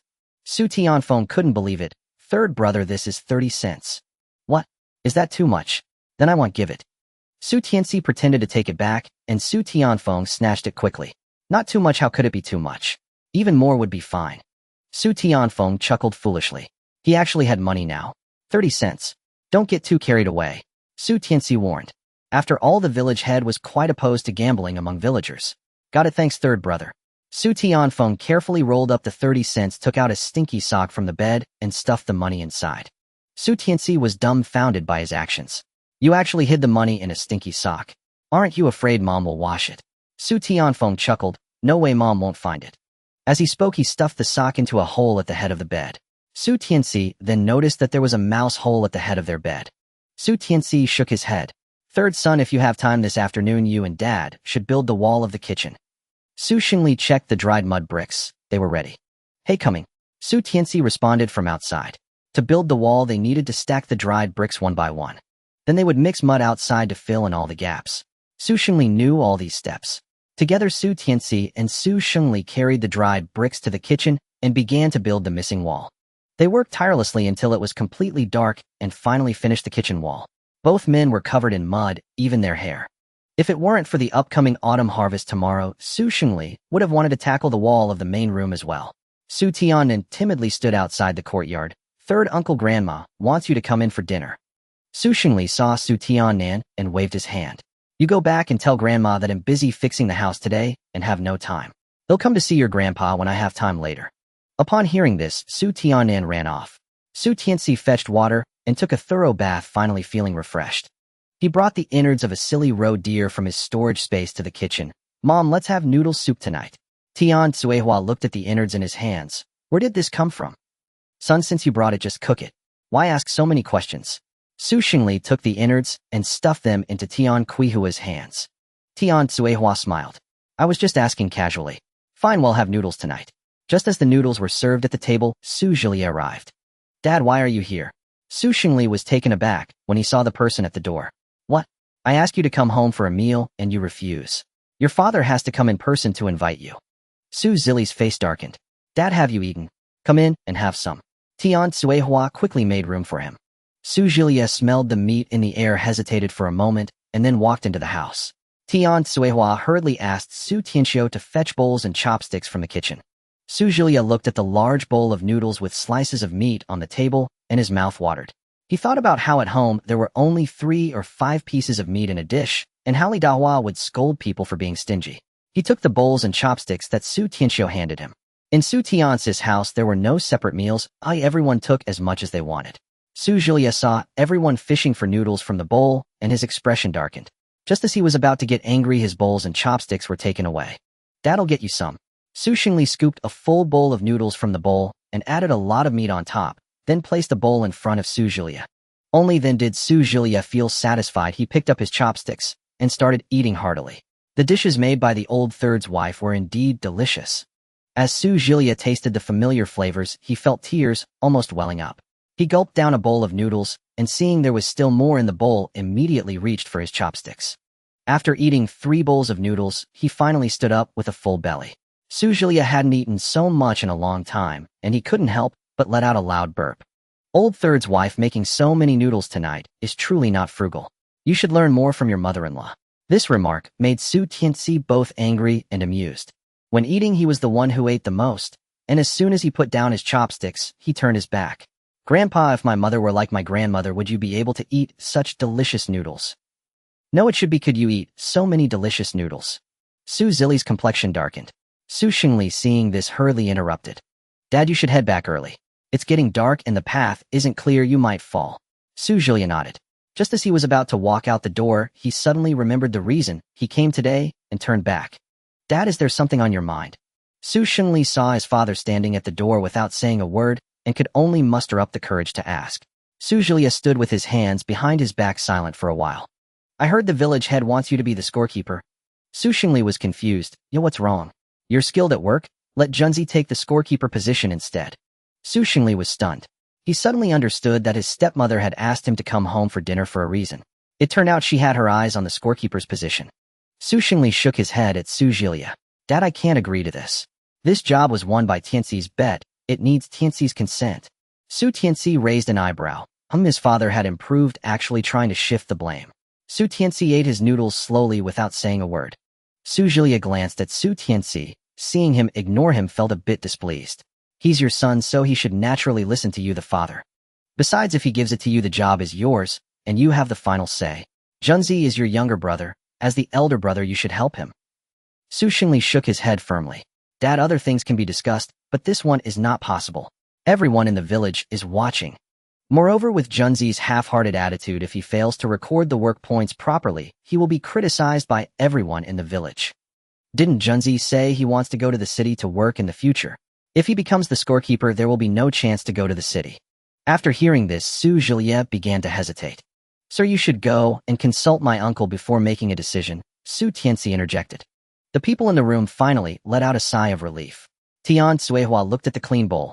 Sigh, we should really raise a dog at home. You can't even support yourself, how can you afford a dog? Su Xingli shook his head. Su Tianci's eyes lit up. Yes, how did he forget about that? Hunting in the mountains, a good hunting dog is indeed a great helper. Tomorrow he would simply go to town and see if there were any hunting dogs for sale. Before going to bed, Su Tianci told Su Xingli that he would take a half-day off to go to town. Today you made quite an impression on the people in the village, and no one should dare to gossip anymore. But you better come back early, otherwise it will be difficult for father. Su Tianci scratched the back of his head, wondering if he had made a mistake by leaving the scorekeeper position to his father. After waking up, Su Tianci was fully revitalized. After washing up, Su Tianjin had already prepared breakfast for him. Third brother, take your time, eating, your elder sister is waiting for you. Su Tianci quickly finished his breakfast and went out. He wanted to find some time today to see if he could handle the animals in the space. Su Tianci first took Su Tianjin to the supply and marketing cooperative, then headed towards the black market. He found a place to change into old clothes, then donned a straw hat, and arrived at the entrance of the black market. Since he was buying things he didn't need to pay, arriving early, there weren't many sellers in the black market. Su Tianci browsed around, but didn't find anyone selling dogs. Indeed, at this time, not even people could be supported. How could anyone afford to raise dogs? Some stray dogs had already been caught and turned into food. Not to mention, in the nearby mountains there were hardly any families raising dogs. Su Tianci left the black market in disappointment, preparing to head to the county. Just in time, the earliest bus was about to depart. Su Tianci paid and boarded the bus. After more than 2 hours of bumpy ride, Su Tianci got off feeling dizzy. The county was obviously much more prosperous, with people riding bicycles everywhere. The sound of bicycles ringing, ding ding ding, could be heard at any moment. The hurried passers-by, whether in attire or complexion, were far better than those in the town. Su Tianci observed while inquiring and finally found the entrance to the black market. Su Tianci walked over. At the entrance stood a burly man wearing a straw hat, dozing off with his head down. As Su Tianci approached, the man immediately lifted his head. Buying or selling? Su Tianci wanted to browse first. Buying. The burly man waved his hand impatiently, and Su Tianci entered. The black market was behind a wall. After entering, Su Tianci discovered that there were many people inside. He wandered around and indeed found a stall selling dogs. He walked over. The seller was an old man. Su Tianci glanced into the basket, which contained 3 puppies, 1 pure black and 2 spotted. These 3 puppies were very small, looking as if they had just been weaned. However, despite their size, they bared their teeth fiercely at Su Tianci. The old man let Su Tianci pick them up to inspect without protest or comment. Old man, do you have any larger dogs for sale? Su Tianci still wanted to buy a slightly larger dog, as it could be trained to accompany him on hunts after some time. Buying a puppy would require a long time to raise before it could hunt. That would waste food. The old man glanced at Su Tianci. The big dog is dead. Only these few puppies are left. Su Tianci was momentarily stunned and stood up, preparing to leave. Their mother was a good hunting dog. Buying these would not be a loss. Nowadays, only hunters could afford to raise dogs. Because hunting dogs require a lot of food and need meat, ordinary families cannot afford to raise them. I just want to buy a large dog for hunting. These puppies would take too long to raise. The pups are actually the offspring of the Awenki hunting dog. Su Tianci was taken aback. He squatted down again to examine the puppies. Awenki hunting dogs are known for their intelligence, good comprehension, and loyalty. They have exceptionally keen senses, strong limbs, and are fast runners with great endurance and explosive power. They are notorious for their ferocity and tenacity, regarded as top-notch hunters in the wild. How much do you plan to sell them for? Su Tianci knew that good hunting dogs were all about opportunity. He had already been to 2 places and only found this one selling dogs. If this dog was indeed an Awenki hunting dog, raising it for a few months and taking it hunting later would be fine. Selling all 3 together for 15 yuan. What? Su Tianci was stunned. These tiny creatures were more expensive than meat. I only want to buy one. Will you sell it? Su Tianci had his eye on the black one. The old man shook his head. You have to buy all three together. If it weren't for my leg being broken and I can't raise them, I wouldn't sell them. Su Tianci then noticed that the old man had lost one leg, and beside him lay a wooden crutch. Old man, were you a hunter? The old man remained silent, and Su Tianci realized he had said the wrong thing. In the black market, there was only the relationship of buying and selling, and one shouldn't ask too much. Su Tianci smiled. I just want to buy a hunting rifle. Oh, I was wondering if you had any plans to sell one. A flash of struggle appeared in the old man's eyes. He pressed his lips together and remained silent. Su Tianci stood up. He'll take a look around and think about it. Su Tianci carefully browsed through the black market, finding that the prices of meat here were much higher than in town. He thought about the many prey in his space, some of which were eager to move. However, he still planned to buy the dogs first. He thought it over. 3 would be fine. After all, he had been getting harvests from hunting every day, so he could definitely afford to raise a few dogs. When the 3 dogs grew up, they could hunt for hazel, grouse, and wild rabbits themselves, requiring no effort from him. However, when he returned to the original stall, he found that the old man was gone. Su Tianci felt regretful. If he had known, he would have acted sooner. Now it was a wasted trip. Su Tianci felt regretful for only a minute before immediately exiting the black market, changing into a fresh outfit, and re-entering with a backpack. In the backpack were the captured foolish roe deer. Just as he found a spot to crouch down, someone came to inquire. Su Tianci quoted a price much higher than in town, and his stock was quickly snatched up. He shot once, changed locations, and took out 2 more to place in the backpack. The black market was bustling with people. As he kept changing spots, he didn't draw attention. By the time Su Tianci exited the black market, he had accumulated a large stack of bills in his pocket. He didn't need to count, he remembered it clearly. He had sold all the roe deer and even sold a yellow goat. Now he had a total of 786.64 yuan in his pocket. This amount also included the money he had made selling prey before. Previously, he had bought a watch and some things for his family, leaving the rest untouched. If he sold all the yellow goats, he would definitely break the 1,000 yuan barrier. Su Tianci felt as if he were floating. You must know that the workers in the city, after a whole year of not eating or drinking, might not even save as much money as he has. Su Tianci glanced at the time. It was almost 10 o'clock, and he still had 2 hours to get back. He simply decided to take a ride home. He thought it over. At worst, he could go to the city after the busy farming season. Perhaps there he would find what he desired. Su Tianci walked out of the black market and headed toward the bus station. Young man. Su Tianci took a few steps and felt as if someone was calling him. He looked around and saw an old man selling dogs. He pointed at himself, saying, "Did you call me?" "Yes.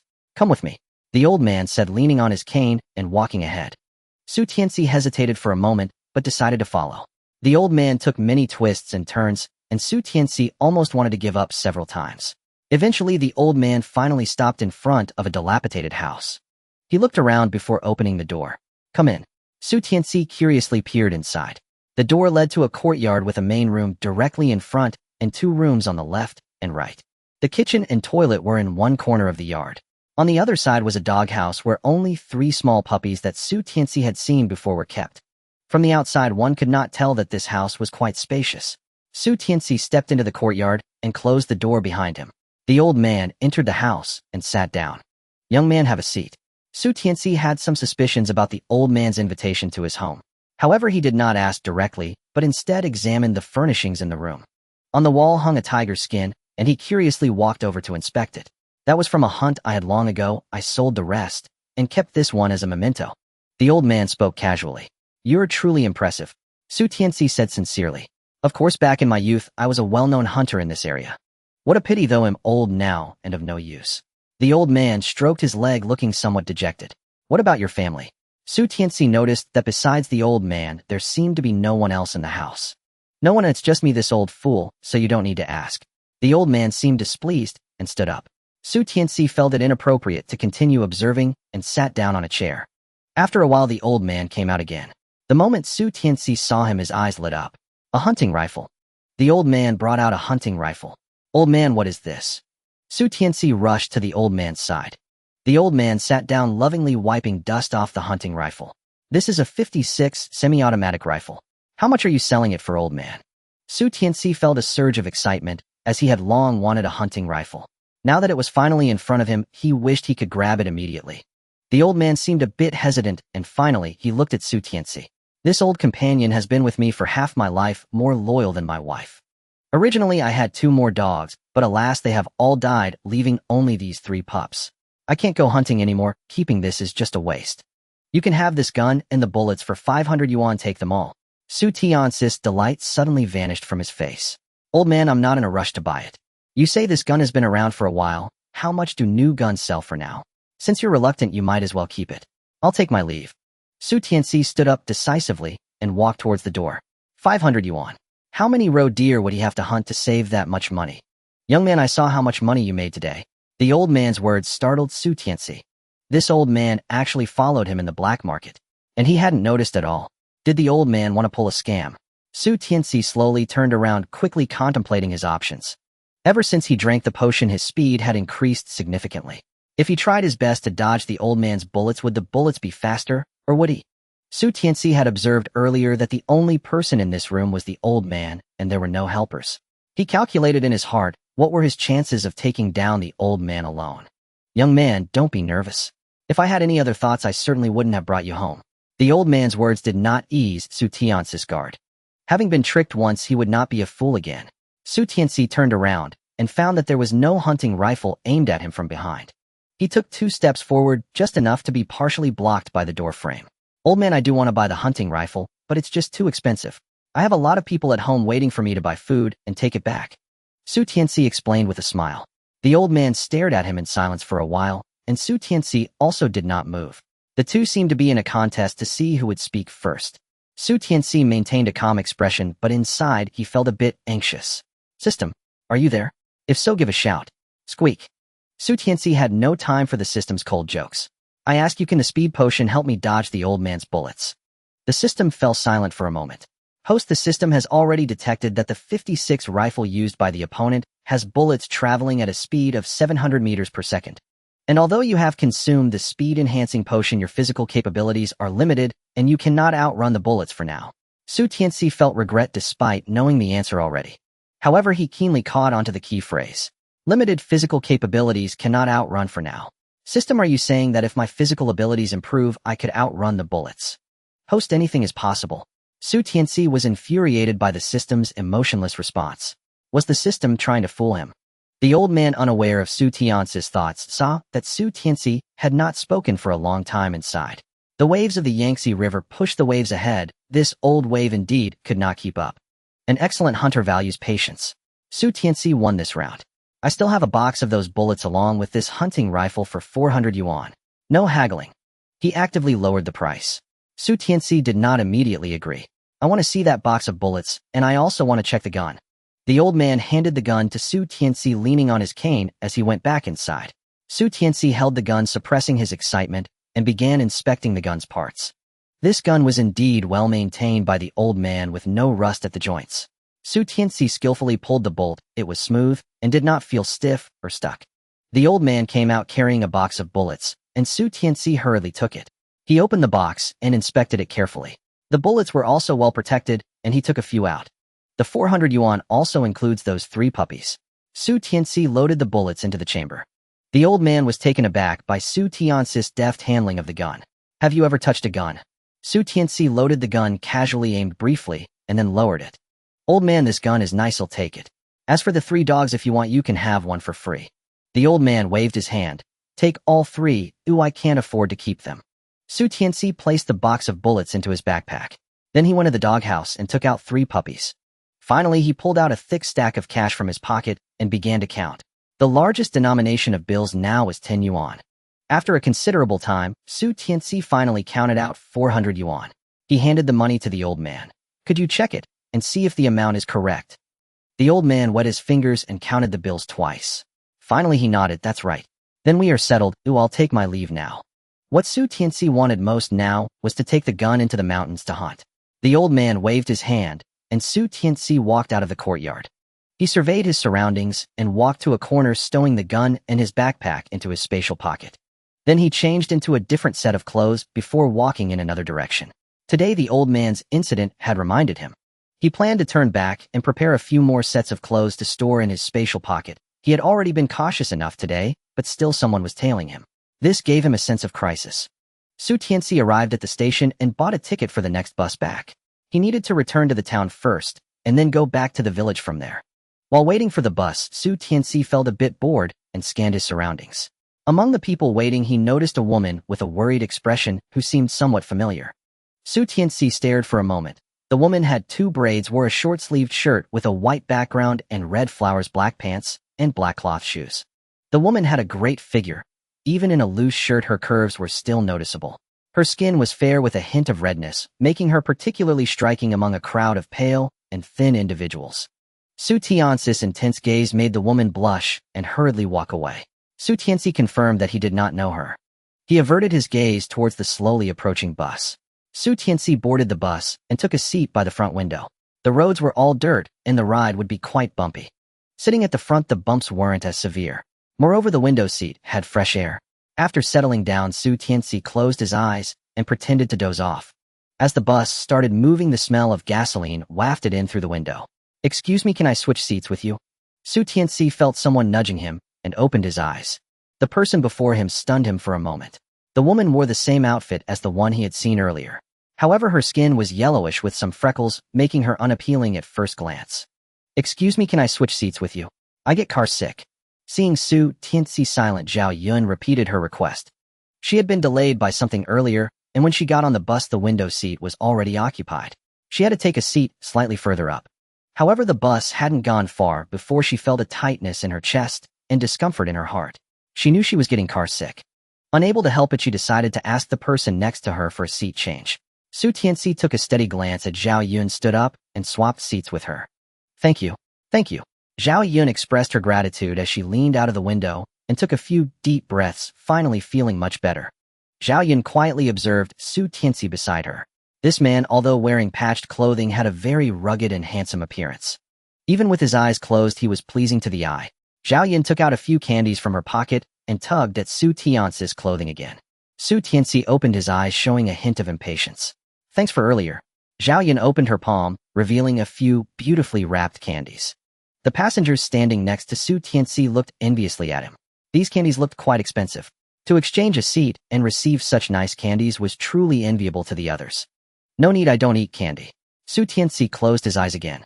He also felt car sick, but didn't want to let anyone see it. Earlier, if it hadn't been for the fact that she was a woman, he would never have offered to swap seats. Zhao Yun was rejected, and her expression turned a bit sour. She withdrew her hand and placed the candies back in her pocket. She closed her eyes and leaned against the window to rest. After a while, Zhao Yun suddenly felt someone quietly reaching into her pocket. She jolted awake. Smack! She slapped Su Tianci's face hard. "What are you doing?" Su Tianci was caught off guard, covering his face and looking at Zhao Yun in confusion. "What do you mean? I offered you candy as thanks and you refused it. Yet you turn around and sneak a touch. How shameless." Su Tianci was furious and stood up. "Are you out of your mind? If you're sick, get treated before coming out." You're insulting me." Zhao Yun's face flushed with anger. A woman standing next to Su Tianci couldn't stand it any longer. "Young man, if you like a girl, pursue her openly. What you did was wrong. Yet the girl offered you candy which you refused. Why turn around and steal? Stealing? Isn't that theft? Let's take him to the security management team." Someone started to stir up the crowd, and others, not understanding the situation, joined in. "This young man is a bad guy. Let's capture him." Su Tianci saw the people in the bus getting more and more agitated. He hurriedly shouted, "Shut up." The passengers in the bus did not expect Su Tianci to suddenly shout, and they all fell silent. "You say I stole your things. What evidence do you have? If you can't provide evidence, I can sue you for defamation." Zhao Yun bit her lip. "I clearly felt a hand reaching into my pocket." "Felt? Did you see it was my hand?" Su Tianci pressed forward.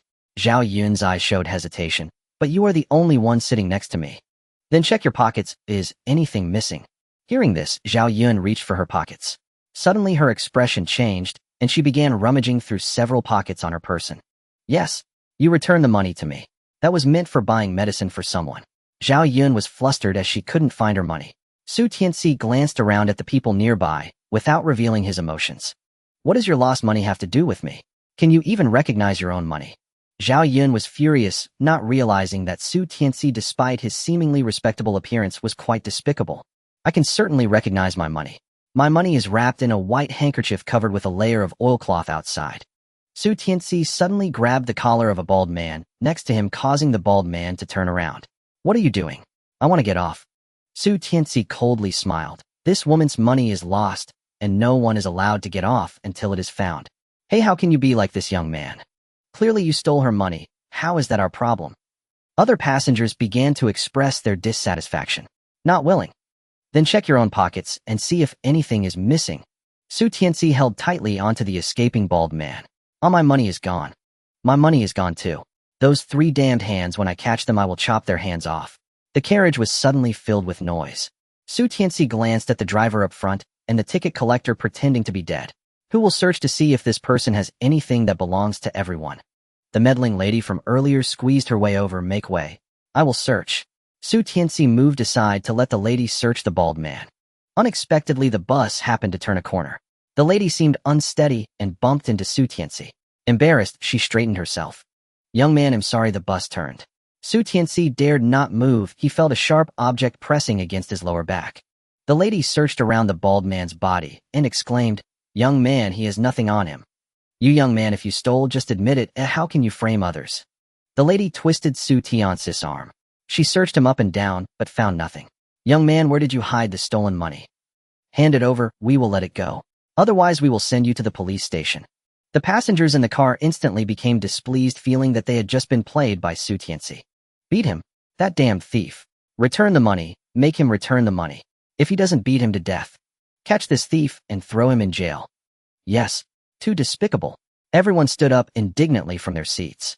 Just now, when Zhao Yun said her money was lost, these people did not react. It was only after Tianci reminded them that they realized things were missing. However, they did not think if it weren't for Tianci's reminder would they have known that their money was gone. Tianci coldly looked at the people in the bus. Each of their faces was filled with anger, as if they would rush up to beat him to death at any moment. Killing someone will land you in jail. Everyone, don't be impulsive. The lady was persuading the people in the bus. The police station is not far ahead. We can do a good deed and take him there. Tianci looked at the instigator Zhao Yun, who was worriedly looking at him. Tianci secretly scoffed. Fool. Still thinking he was a thief. If he had known, he wouldn't have stuck his neck out. Tianci surveyed the people in the bus and finally confirmed that there were 3 thieves. The bald man, he initially caught the lady and the person behind him. There were too many people on the bus and their emotions had been stirred up by the lady.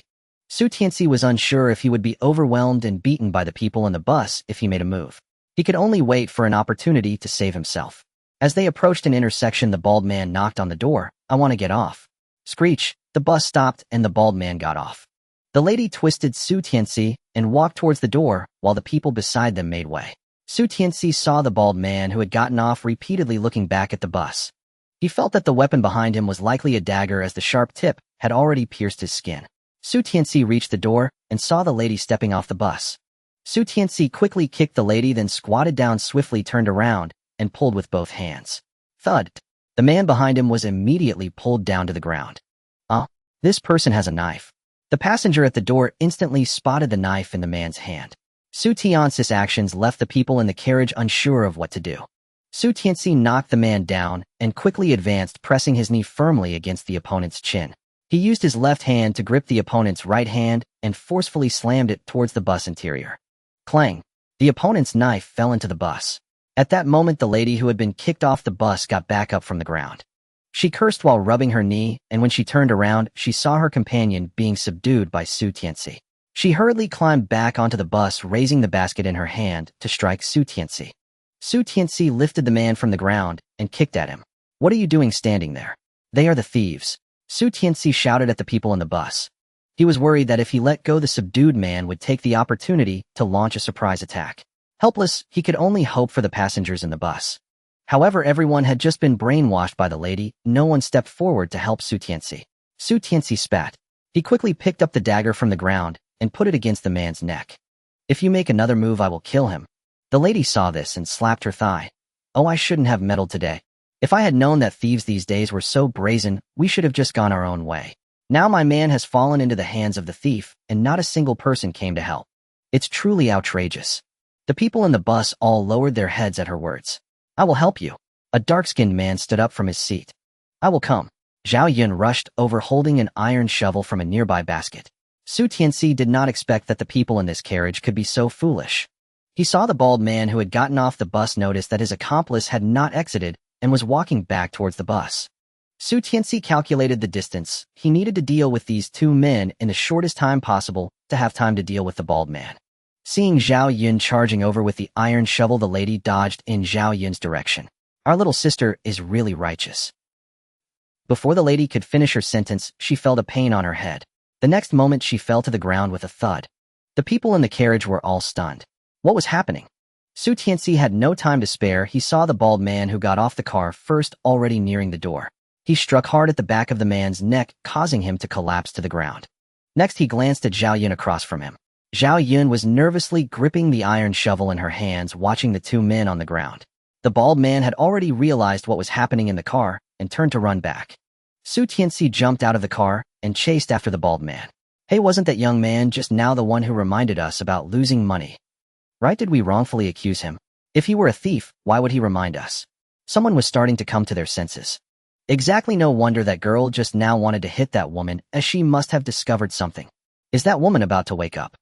Quick, let's go help. Let's check if she has any of the money we lost. Someone realized what was happening, and the thief had already been knocked down, so everyone was less afraid. The man with dark skin squeezed through the crowd and bound the man on the ground. Hey, I have some rope here. A woman took out a piece of rope from her basket. Immediately, someone took it and tied up the woman on the ground. Halfway through, the woman woke up. Hey, what are you doing? You're actually helping the bad guys. Ticket seller, if you don't help me, I'm going to report you. This is a black car. The ticket seller and the driver exchanged glances, and just as the ticket seller was about to speak, someone shouted, "They are thieves." The person who had bound the woman retrieved several handkerchiefs from her pocket. The dark-skinned man also checked the pockets of the unconscious man and pulled out several as well. Everyone come claim your money and see whose it is. The passengers who had lost money immediately got out of their seats. Nowadays, money is often wrapped in handkerchiefs or cloth, so it was easy for everyone to recognize their belongings. Zhao Yun also found her lost handkerchief. She carefully opened it and saw that none of the money was missing. Only then did she breathe a sigh of relief and put the handkerchief back in her pocket. The woman saw that they had already been exposed and lowered her head, not daring to speak.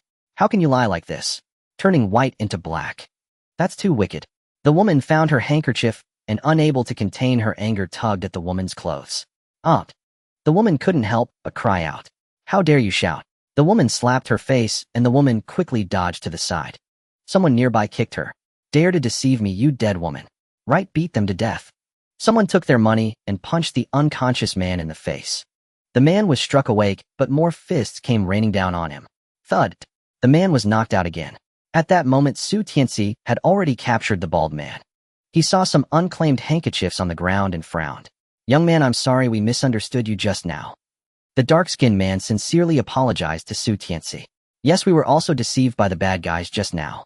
Young man, thanks to you today, otherwise the little money I earned would have been taken by the thieves. Right. Young man, we owe you one today. Right, you are truly a living lay phone. Su Tianci glanced at everyone. He had purely wanted to prove his innocence and hadn't intended to play the hero. Thief, I have caught you, the rest is up to you to deal with. The dark-skinned man kicked the bald man hard. Didn't that woman just say the police station is ahead? Let's take them there. Right, these bad guys should be locked up to reform them. Driver, hurry up and drive to the police station ahead. The driver and ticket seller exchanged glances. The situation was one-sided, and they had no choice but to comply. The car started moving again. The bald man was also tied up with rope, and several handkerchiefs were pulled out from his pocket. However, the people who had lost money on the car had already reclaimed their belongings. Now it was unclear who these remaining stolen money belonged to. Everyone was outraged and felt the thieves were too wicked. When reclaiming their money earlier, everyone had kicked the thieves once in their anger. Now seeing so much money left, they felt they had been too lenient. Su Tianci returned to his seat and closed his eyes, pretending to doze off. His money was stored in a spatial pocket. No one could take it except him. Earlier, he had felt someone rummaging through his pockets. Just as he was about to open his eyes to see, he was slapped by the woman beside him. Then a series of events unfolded. Su Tianci felt the woman beside him secretly sizing him up. He kept his eyes closed, not wanting to engage. All he wanted now was to hurry back to hunting. The car drove for quite a distance before stopping. Young man, you caught the thief. You should come with us. There will be a letter of commendation later. The dark-skinned man said with a smile. Su Tianci shook his head. You go ahead. I already said I just wanted to prove that I am not a thief. I'm sorry I wrongly accused you. I apologize. Su Tianci glanced sideways at the woman beside him and closed his eyes again.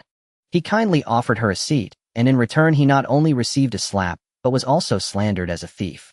Su Tianci felt he was not that generous. A simple sorry would not earn him a polite, "It's fine" in return. Seeing that she had sincerely apologized, Su Tianci showed no reaction. Zhao Yun thought this man truly lacked grace. She turned away, not wanting to deal with him anymore. Anyway, she had already apologized, whether he accepted it or not was Su Tianci's business. The three thieves were pulled off the car by other concerned passengers. Those who had lost money basically got off, and everyone suggested that the driver wait for them to return before leaving. Su Tianci felt a bit impatient, but with half the distance still to the town, if they walked it would take a long time. Su Tianci closed his eyes and leaned against the back of the chair. He opened the system panel. He hadn't had the chance to check today's luck value yet. Luck value 1.125. Su Tianci felt a moment of disappointment when he saw that his luck value was 1. Now that he had a hunting rifle, he was ready for a big hunt. But this, however, he noticed a plus sign after the 1. Oh, what did that mean? When Su Tianci was growing impatient, the passenger from earlier finally boarded the vehicle. Excitement gleamed on everyone's faces, for they felt they had accomplished something significant. After an hour of bumpy travel, the vehicle finally came to a stop. Su Tianci was the first to disembark, quickly heading in the direction of home. Zhao Yun, who followed him off the vehicle, watched Su Tianci's figure. She thought to herself, this person is truly peculiar. It was her first time encountering someone who would willingly relinquish an honor within their grasp. Su Tianci didn't care how others viewed him. In his eyes, fame and honor were trivial compared to the importance of filling his stomach. He quickened his pace, appearing to others as if he were jogging. After drinking a speed-enhancing potion, he could cover the hour-long journey in just half an hour. If he ran, it would take him no more than 20 minutes. Su Tianci left the main road and ascended the mountain. Without hesitation, he headed straight for the valley, preparing to reap a harvest if any yellow sheep or silly roe deer were present. Soon he reached the bottom of the valley. Su Tianci observed the area for a while, but there were no prey in sight. Strange. Could it be that ever since the last wolf ambush, these creatures have been hiding away? Su Tianci pondered, deciding to venture deeper into the mountains for a stroke of luck. As the trees grew taller, the light in the jungle gradually dimmed. To be safe, Su Tianci took out his hunting rifle. He carefully checked the chamber and ammunition before cautiously proceeding further. The 56 semi-automatic rifle he held was a replica from the old Russian era. Its effective range was only 400 meters with a maximum range of 1,500 meters. Despite having a gun, Su Tianci remained vigilant. Gosheng's father was an experienced old hunter, also armed with a rifle, yet he remained utterly silent. In the deep mountains, having a firearm merely provided an additional means of self-protection. In reality, no one could predict what might happen apart from the parties involved. No one knew. Su Tianci walked cautiously through the jungle and spotted some poisonous plants. Of course, he also saw some medicinal herbs. He observed that this jungle was rich in broadleaf trees, a favorite habitat for wild boars. Because beneath the broadleaf trees there were fruits that wild boars loved to eat. Su Tianci recalled that he seemed to have once drawn a potion that enhanced hearing. He stopped, opened the system space panel, and noted that there were still 3 bottles of potions displayed on the right side. The speed-enhancing potion had been consumed without any side effects. Thus, Su Tianci took out the hearing-enhancing potion, uncorked it, and downed it in one go. The potion was cool going down and felt nothing strange. Su Tianci felt as if he had just drunk a regular beverage. He flipped through the remaining 2 potions. One enhanced his strength, and the other increased his agility. Su Tianci thought for a moment. Having already consumed the speed potion, he was moving quickly. This agility enhancement should relate to speed, so he deemed it unnecessary to drink that potion. He considered the strength potion for a moment before deciding to drink it as well. He secretly prayed that consuming both potions simultaneously would not result in any adverse effects. The strength-enhancing potion was fiery hot as it entered his mouth, akin to drinking pepper water. Su Tianci regretted it. He wanted to spit the potion out, but other than the fiery sensation, it had already settled in his stomach. Su Tianci felt uncomfortable all over with a burning sensation in his stomach. He urgently wanted to vent his frustration. He kicked a nearby tree, and with a crack it toppled over. Su Tianci stared blankly at his own foot. Though it was just a small tree, given his strength it shouldn't have been possible to knock it down with a single kick. Had he really become that powerful? Su Tianci was astonished. After the surprise, he felt that the fiery sensation in his body had significantly diminished. At least it no longer provoked a wild impulse to lash out. Seeing that he had no other abnormalities, Su Tianci continued deeper into the mountains. Suddenly he heard a faint sound and crouched down. After waiting for a while, no animals appeared. He suddenly realized that since he had just consumed the hearing-enhancing potion, could it be that the animals were actually far away from him? Su Tianci stood up and cautiously approached the direction of the sound. As the noise grew closer, he halted in his tracks. He recognized that the source of the sound was wild boars. Wild boars were social animals, often moving in groups. In the mountains, wild boars rolled in mud and dirt, resulting in a thick layer of mud covering their bodies over time. The boars had long tusks. A single thrust could pierce through a person. When facing danger, sows would bite. While they wouldn't be fatal, they could cause serious injuries. Wild boars had a varied diet, consuming anything they could eat. Grass, fruits, nuts, bird eggs, bamboo, rats, carrion, and they would even eat young hares and fawns when starving. The wild boars' natural enemies were tigers, although wolves would also prey on them. However, due to the significant size difference, wolves wouldn't attack wild boars head-on. Often they would attack the boar's rear, causing it to lose balance and bleed profusely. Just as Su Tianci was hesitating, the wild boars appeared within his shooting range. He carefully observed and noted his luck. It was a group of sows with piglets foraging. Su Tianci raised his hunting rifle. He aimed at one of the wild boars, waiting for it to come a bit closer. This was the first time he had handled the 56 semi-automatic rifle. He wasn't confident he could hit the wild boar in one shot, so he waited for it to come a bit closer to increase his chances of success. However, getting closer had its drawbacks.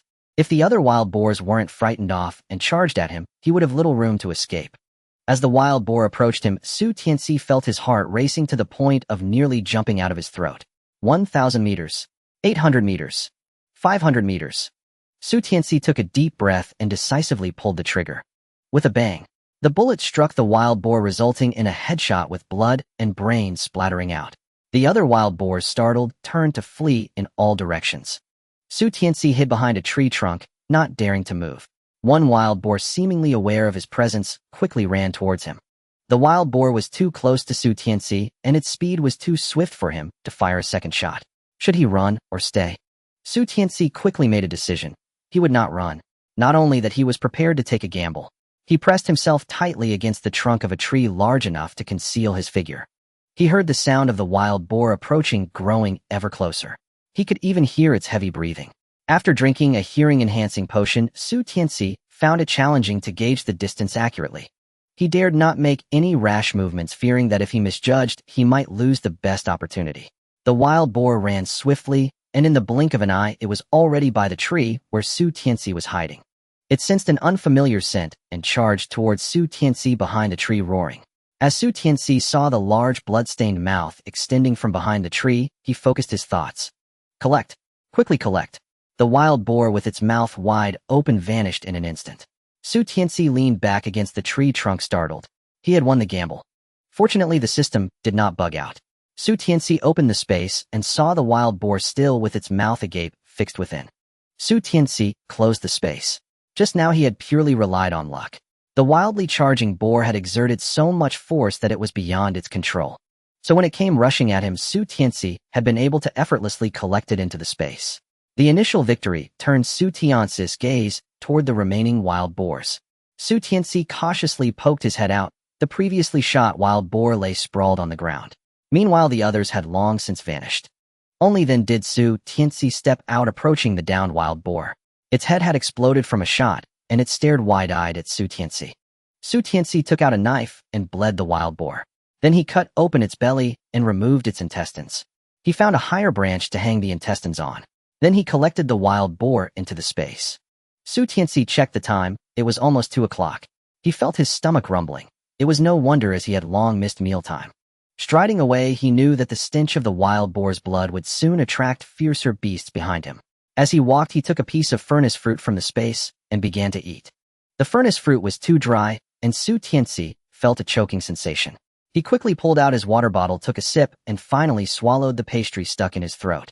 After consuming a few pieces of furnace fruit, he finally felt steadied. Su Tianci took out a pear, eating it while surveying his surroundings. Since he couldn't make it back in time for the afternoon harvest, he decided to continue searching here. Who knows, he might encounter other prey. As Su Tianci walked, he suddenly spotted a persimmon tree. However, the persimmons on this tree were not yet fully ripe. Without hesitation, Su Tianci collected all the persimmons into the space. The Shao mountain range was vast. If he didn't pick them now, by the time he returned, they might have been entirely eaten by birds. After gathering the persimmons, Su Tianci moved forward again. Suddenly, he heard the sound of flowing water. There was actually a stream. Su Tianci cautiously walked towards the sound of the water. Because where there is water, there are also prey that like it. It's best to be cautious when unaware of any dangers ahead. The sound of water grew closer. Su Tianci could now roughly judge how far away the sound was. He loaded a bullet into the chamber and proceeded forward cautiously. As the sound of water grew louder, Su Tianci could also hear other sounds. Su Tianci glanced around, stealthily creeping behind a large rock.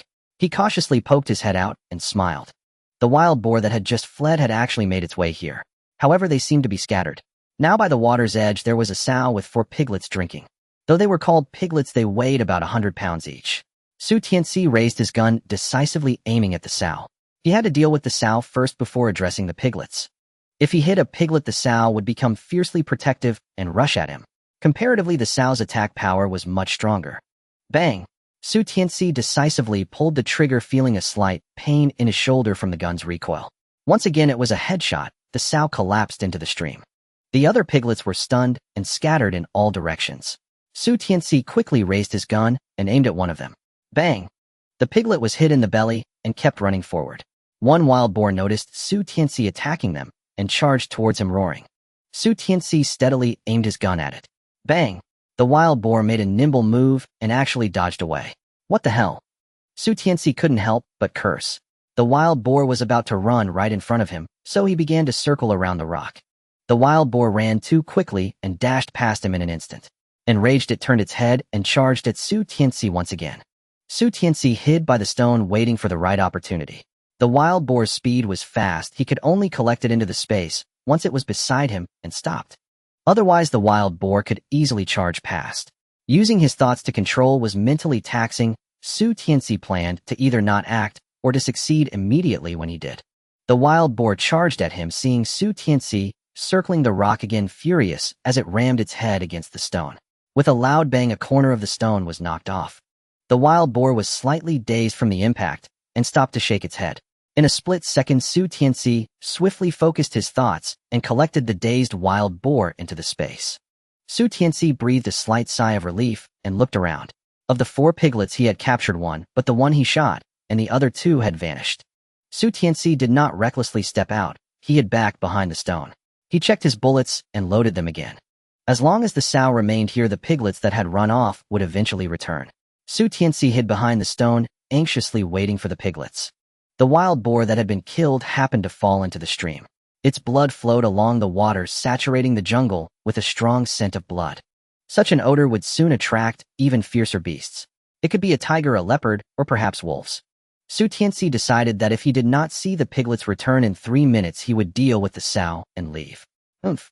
Su Tianci's heart leaped with joy. A wild piglet had returned.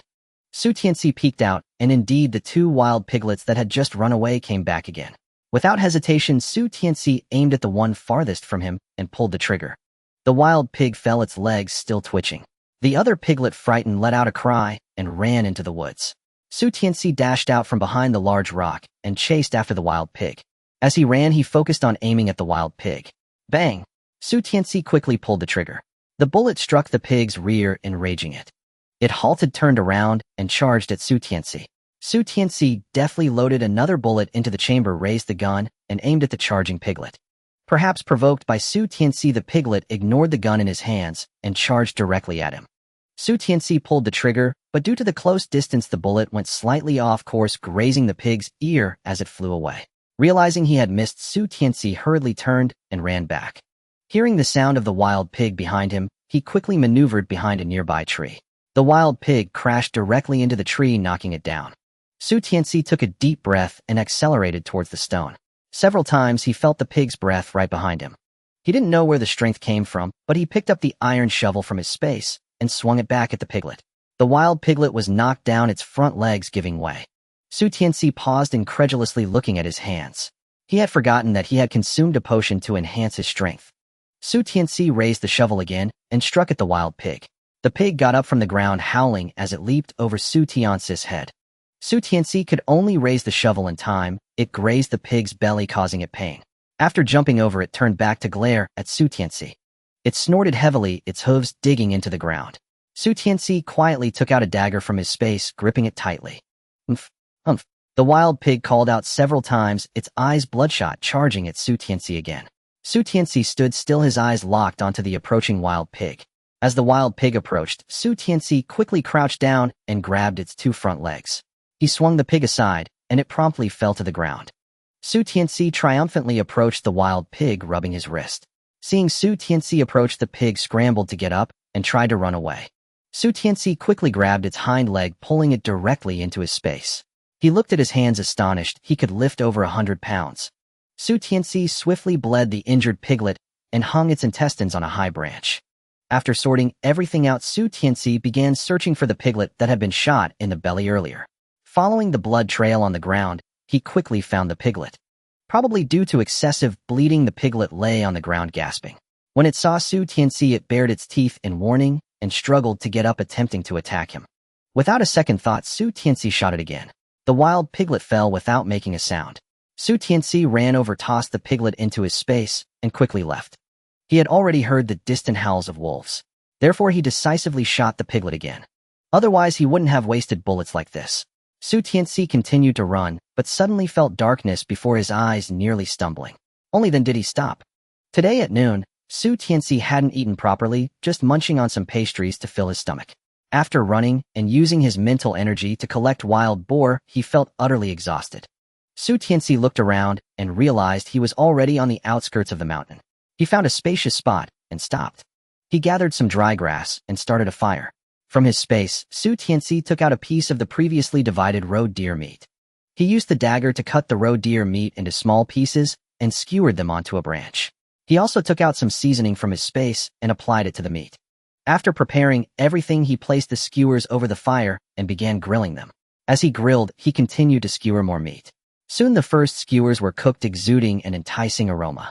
Su Tianci took the cooked skewers off the fire and, ignoring the heat, took a bite. The crispiness of the meat combined with the seasoning gave the roe deer meat a texture that Su Tianci devoured in just a few bites. Su Tianci picked up the next skewer and continued eating. He only stopped when he felt about 50% full.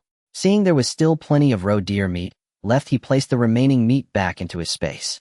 Then he finished off all the grilled skewers cleanly. After eating the roe deer meat, Su Tianci gnawed on a pear. The autumn pears were full of moisture. Biting into one caused juice to flow down his chin. The sweet pear juice perfectly balanced the earlier meat flavor, making Su Tianci squint in delight. With his stomach full, Su Tianci took out his watch to check the time. It was nearly 6 in the evening. After resting for a moment, he used the dirt on the ground to extinguish the fire pit. He checked again, ensuring everything was fine, and then leisurely continued wandering around the mountain. Soon it would be time to finish work. If he went back now, he would easily run into the people finishing work. To avoid unnecessary confrontation, he decided to roam a bit longer and return home after dark. Su Tianci began exploring the outskirts of the jungle. Unfortunately, he didn't know if he had exhausted his luck. After half an hour of wandering, he hadn't encountered a single hazel chicken. However, he did see a few squirrels, which didn't interest Su Tianci at all. As the light in the woods grew dimmer, he started heading down the mountain. As he walked, he chopped dry firewood. Their firewood had already piled up in the room next to the kitchen. However, due to the high consumption of firewood in winter, Su Tianci chopped what he could carry back home. Just a few steps later, he heard someone seemingly calling for him. Su Tianci listened carefully, unsure. He wasn't mistaken, it was his fourth brother along with his father and mother calling for him. Su Tianci quickly ran down the mountain. "Father, mother." Su Tianci responded while running. However, he forgot that his hearing could pick up sounds from a distance. In other words, he heard his parents' calls, but in reality, they were still quite far from him. Su Tianci quickened his pace down the mountain and finally saw his father's figure. "Father, mother, I'm here." Su Tianci waved at everyone, and Su Tianfeng was the first to see him. "Father, mother, it's me, your third brother." "Third brother? We're over here." Su Tianfeng jumped up, waving at Su Tianci. Su Tianci quickly ran to his family, asking, "Father, mother, why did you come up the mountain? Isn't it because you didn't come back for lunch?" Father and mother didn't even go home from work and came up the mountain to look for you. Su Tianfeng took the firewood off Su Tianci's back. "Third brother, are you all right?" Tian Cuihua examined Su Tianci from head to toe. "Mother, I'm fine. I went to the county today, and something delayed me on the way back." Su Xinli glanced at Su Tianci and said, "Let's talk about it later. It's getting dark and the forest isn't safe." "Yes, let's go home." Tian Cuihua tightly held Su Tianci's hand, fearing he might disappear. Su Tianci felt a bit embarrassed and changed to supporting Tian Cuihua. Mother, it's hard to walk in the dark. I'll support you. Your mother isn't blind. Although Tian Suehua joked, she was genuinely touched. Once back home, Su Tianci rushed to take a shower. He had been running and rolling all day covered in sweat and dirt. After Su Tianci finished washing and changed into clean clothes, he finally felt comfortable. Third son, what did you go to the county for? Su Shengli squatted at the edge of the yard, loosening the soil around the vegetable seedlings. Oh, I went to buy dogs. Su Tianci came in with 3 little puppies. Su Shengli frowned, why so many? As soon as the puppies appeared, they started barking. The sound of the puppies attracted Su Tianlei and Su Tianrong. Wow, little puppies. Su Tianlei, unafraid, rushed towards the growling hunting dog and picked one up. Su Tianrong only dared to crouch and watch as the puppy barked at her. Third brother, where did the dog barking come from? Su Tianfeng just finished speaking when he saw the dog in the arms of his 5th brother. Hey third brother, where did you get the dog? Su Tianfeng directly picked up the black one, which immediately bit his hand. Su Tianfeng winced in pain and let go, saying, ouch, that bite is quite painful. Su Tianci picked up the black dog. The puppy looked at Su Tianci with its wet eyes, but didn't growl. Su Tianci tapped its nose, saying, no biting you from now on, this will be your home. After saying that, he released the little black dog, which began to wander around, seemingly understanding Su Tianci's words. This dog is quite good. Su Shengli noticed the difference in this dog. Yes, the seller said it's a Winky hunting dog. This type of dog is very loyal and guards the home. With them around, we won't have to fear thieves coming by. The old house is located not far from the foot of the mountain, a standalone residence. If they all went to work and someone sneaked into the house, no one would know. Because there were once ghost stories about the old house, no one had thought of targeting them yet. However, as Su Tianci and his family's meals became better, everyone began to change. They all unconsciously gained a little weight, though not obvious. Careful observation could reveal it. Moreover, now that Su Tianjin was working in town, that alone was enough to incite jealousy. So nowadays, Su Tianci didn't dare to bring out too much of his hunted game. He feared that if one day no one was home, it would be stolen. This was also why he specifically took a vehicle to the county to buy dogs. Tian Suehua and Su Tianxiu, who were cooking in the kitchen, heard the puppies barking and came out to see. Wow, where did these 3 dogs come from? Tian Suehua looked at the puppies with some fear. Mother, third brother bought them to guard the house. Su Tianfeng was the first to respond. Su Tianci glanced at Tian Suehua, saying, Mother, these puppies have been raised since they were young. They will have a deep bond with us and won't bite their own people. Su Tianxiu was also a bit scared. She moved closer to Tian Suehua. Dogs are quite interesting. Despite being only as big as a palm, they could keenly sense that Tian Suehua and Su Tianxiu were afraid of them. 2 little puppies on the ground stumbled over to Tian Suehua and her daughter, barking cutely. Woof, woof, woof. Tian Suehua and Su Tianxiu hurriedly hid back into the kitchen, and the puppies raised their short legs to chase after them. Su Tianci quickly brought the dogs back. He hadn't expected that his mother and second sister were actually afraid of dogs. Moreover, they were afraid of these tiny puppies. Su Tianci set the dogs down and walked towards the kitchen. In the kitchen, a fragrant smell of pickled cabbage and meat wafted through the air.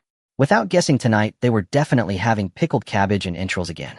Mother, are there any entrails left? Su Tianci looked around the kitchen. Yes, Mother saved some and we can eat it again tomorrow. Tian Suehua smiled as she pointed to a water vat nearby. Su Tianci lifted the lid of the vat and took out the remaining entrails. Mother, I'll take these to feed the dogs. Tian Suehua hurriedly stopped Su Tianci, saying, save some of the leftover soup to soak some porridge. The dogs will be fine. Let's save this meat for tomorrow. Mother, these are hunting dogs. They can't be fed like ordinary house dogs. They need meat. Tian Suehua's expression changed. We can't afford meat ourselves, and why should the dogs get to eat first? Third son, why don't you return the dogs? Our family can't afford to keep them. Su Tianci smiled at Tian Suehua. Mother, I'll go feed the dogs first. Oh, I'll tell you, they come with their own dog food. Tian Suehua watched Su Tianci's retreating figure, muttering to herself, what? There are dogs that come with their own dog food. As Su Tianci walked into the yard with the entrails, the 3 dogs immediately surrounded him upon smelling the aroma. Su Tianci threw the meat onto the ground. The 3 dogs sniffed around and spun in circles, barking occasionally. Eat. Su Tianci picked up the entrails and offered them to the little black dog. He could already tell that this little black dog was the leader. The little black dog looked at Su Tianci with cautious eyes. When it saw Su Tianci nodding at it, it finally lowered its head to take a bite. Then it raised its head again to look at Su Tianci. Eat, hurry up, Su Tianci urged. The little black dog finally felt reassured and lay down to tear at the entrails while the other 2 dogs joined in. This dog is indeed good, but third son, raising them well won't be easy. Su Xingli, having seen hunters in the village raise dogs, naturally understood the ins and outs. Don't worry, they come with their own food, Su Tianci smiled. What do you mean? They come with dog food. Su Xingli thought Su Tianci was joking. After dinner, Su Tianci informed his parents about the purchase of a dog and a hunting rifle. He had no intention of hiding the truth since he planned to hunt in the mountains in the future. 400 yuan. Where did you get so much money? Su Xingli immediately thought of this. Tian Suihua, hearing her husband's words, anxiously looked at Su Tianci. Well, I caught a roe deer and a yellow goat on the mountain before. I saved all the money from selling my game in town without spending it. Su Tianci had no plan to tell his family about buying a watch for now. Then this time I hunted a foolish roe deer and a yellow goat and went directly to the county. The black market in the county offers much higher prices than in town, so with the money I saved before, it was just enough this time. In fact, Su Tianci still had nearly 400 yuan left, but he had no intention of telling his parents. You say you hunted a foolish roe deer, I believe it, but how could you possibly catch a yellow goat? Su Xingli did not believe Su Tianci's words. Su Tianci initially didn't plan to explain, but he knew that if he didn't, his parents wouldn't feel at ease. While catching the yellow goat was just luck.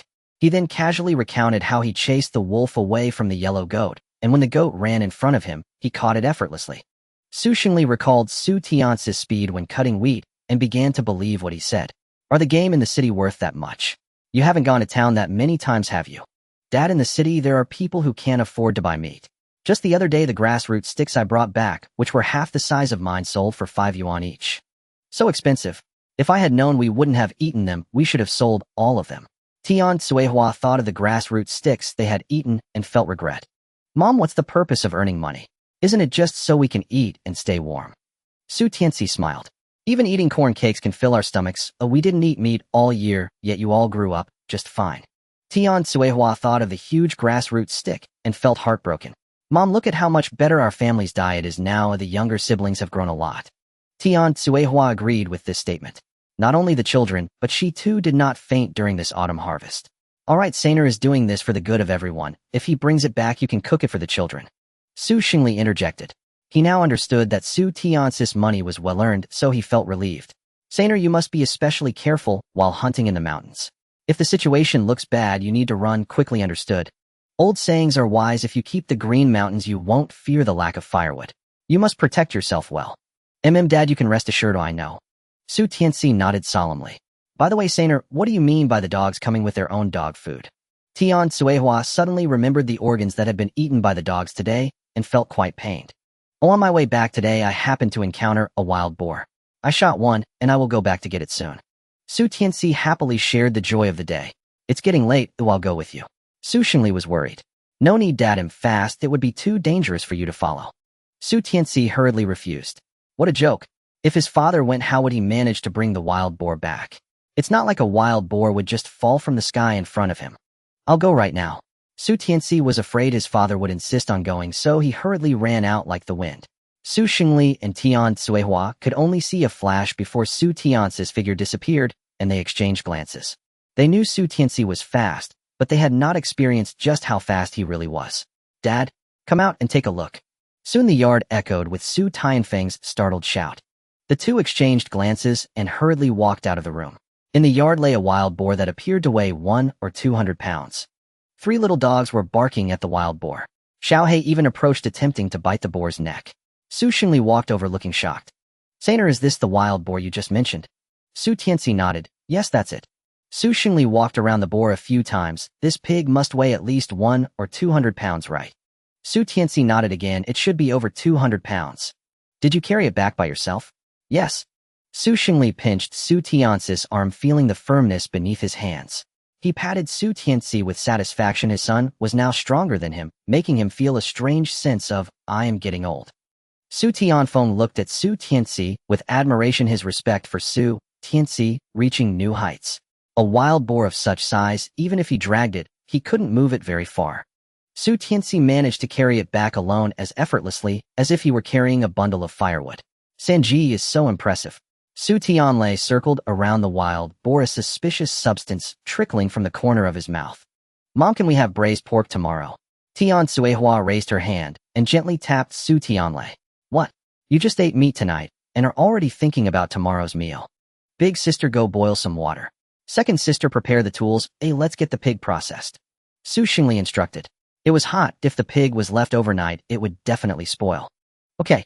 Everyone happily got busy bringing stools and basins. Su Tianci handed his dagger to his father. Su Xingli and Su Tianci together lifted the pig onto the stool. Since Su Tianci had already gutted it, Su Xingli removed all the remaining entrails from the wild boar. Several dogs immediately surrounded them. The family worked together, and soon the wild boar was turned into several large pieces. Su Xingli looked at the meat and realized there was too much in this hot weather. They couldn't leave it. Let's keep the ribs, pig head, and entrails for ourselves. The rest, Sainer, you can take to town to sell. Su Xingli said, taking out several parts and placing them in another basin. Su Tianci did not plan to sell the pork. Let's keep all the meat from this pig. Let Mom make smoked meat. Winter is approaching. If our family needs to stockpile some food for the winter. Su Xingli also thought Su Tianci made a good point. Then let's make the ribs into cured ribs to keep. Su Tianci did not refute. After all, he now had a gun and a system, so the family would certainly not lack meat. Su Xingli cut all the meat into strips while Tian Cuihua cleaned the meat, and after it dried, rubbed salt on it and hung it in the kitchen.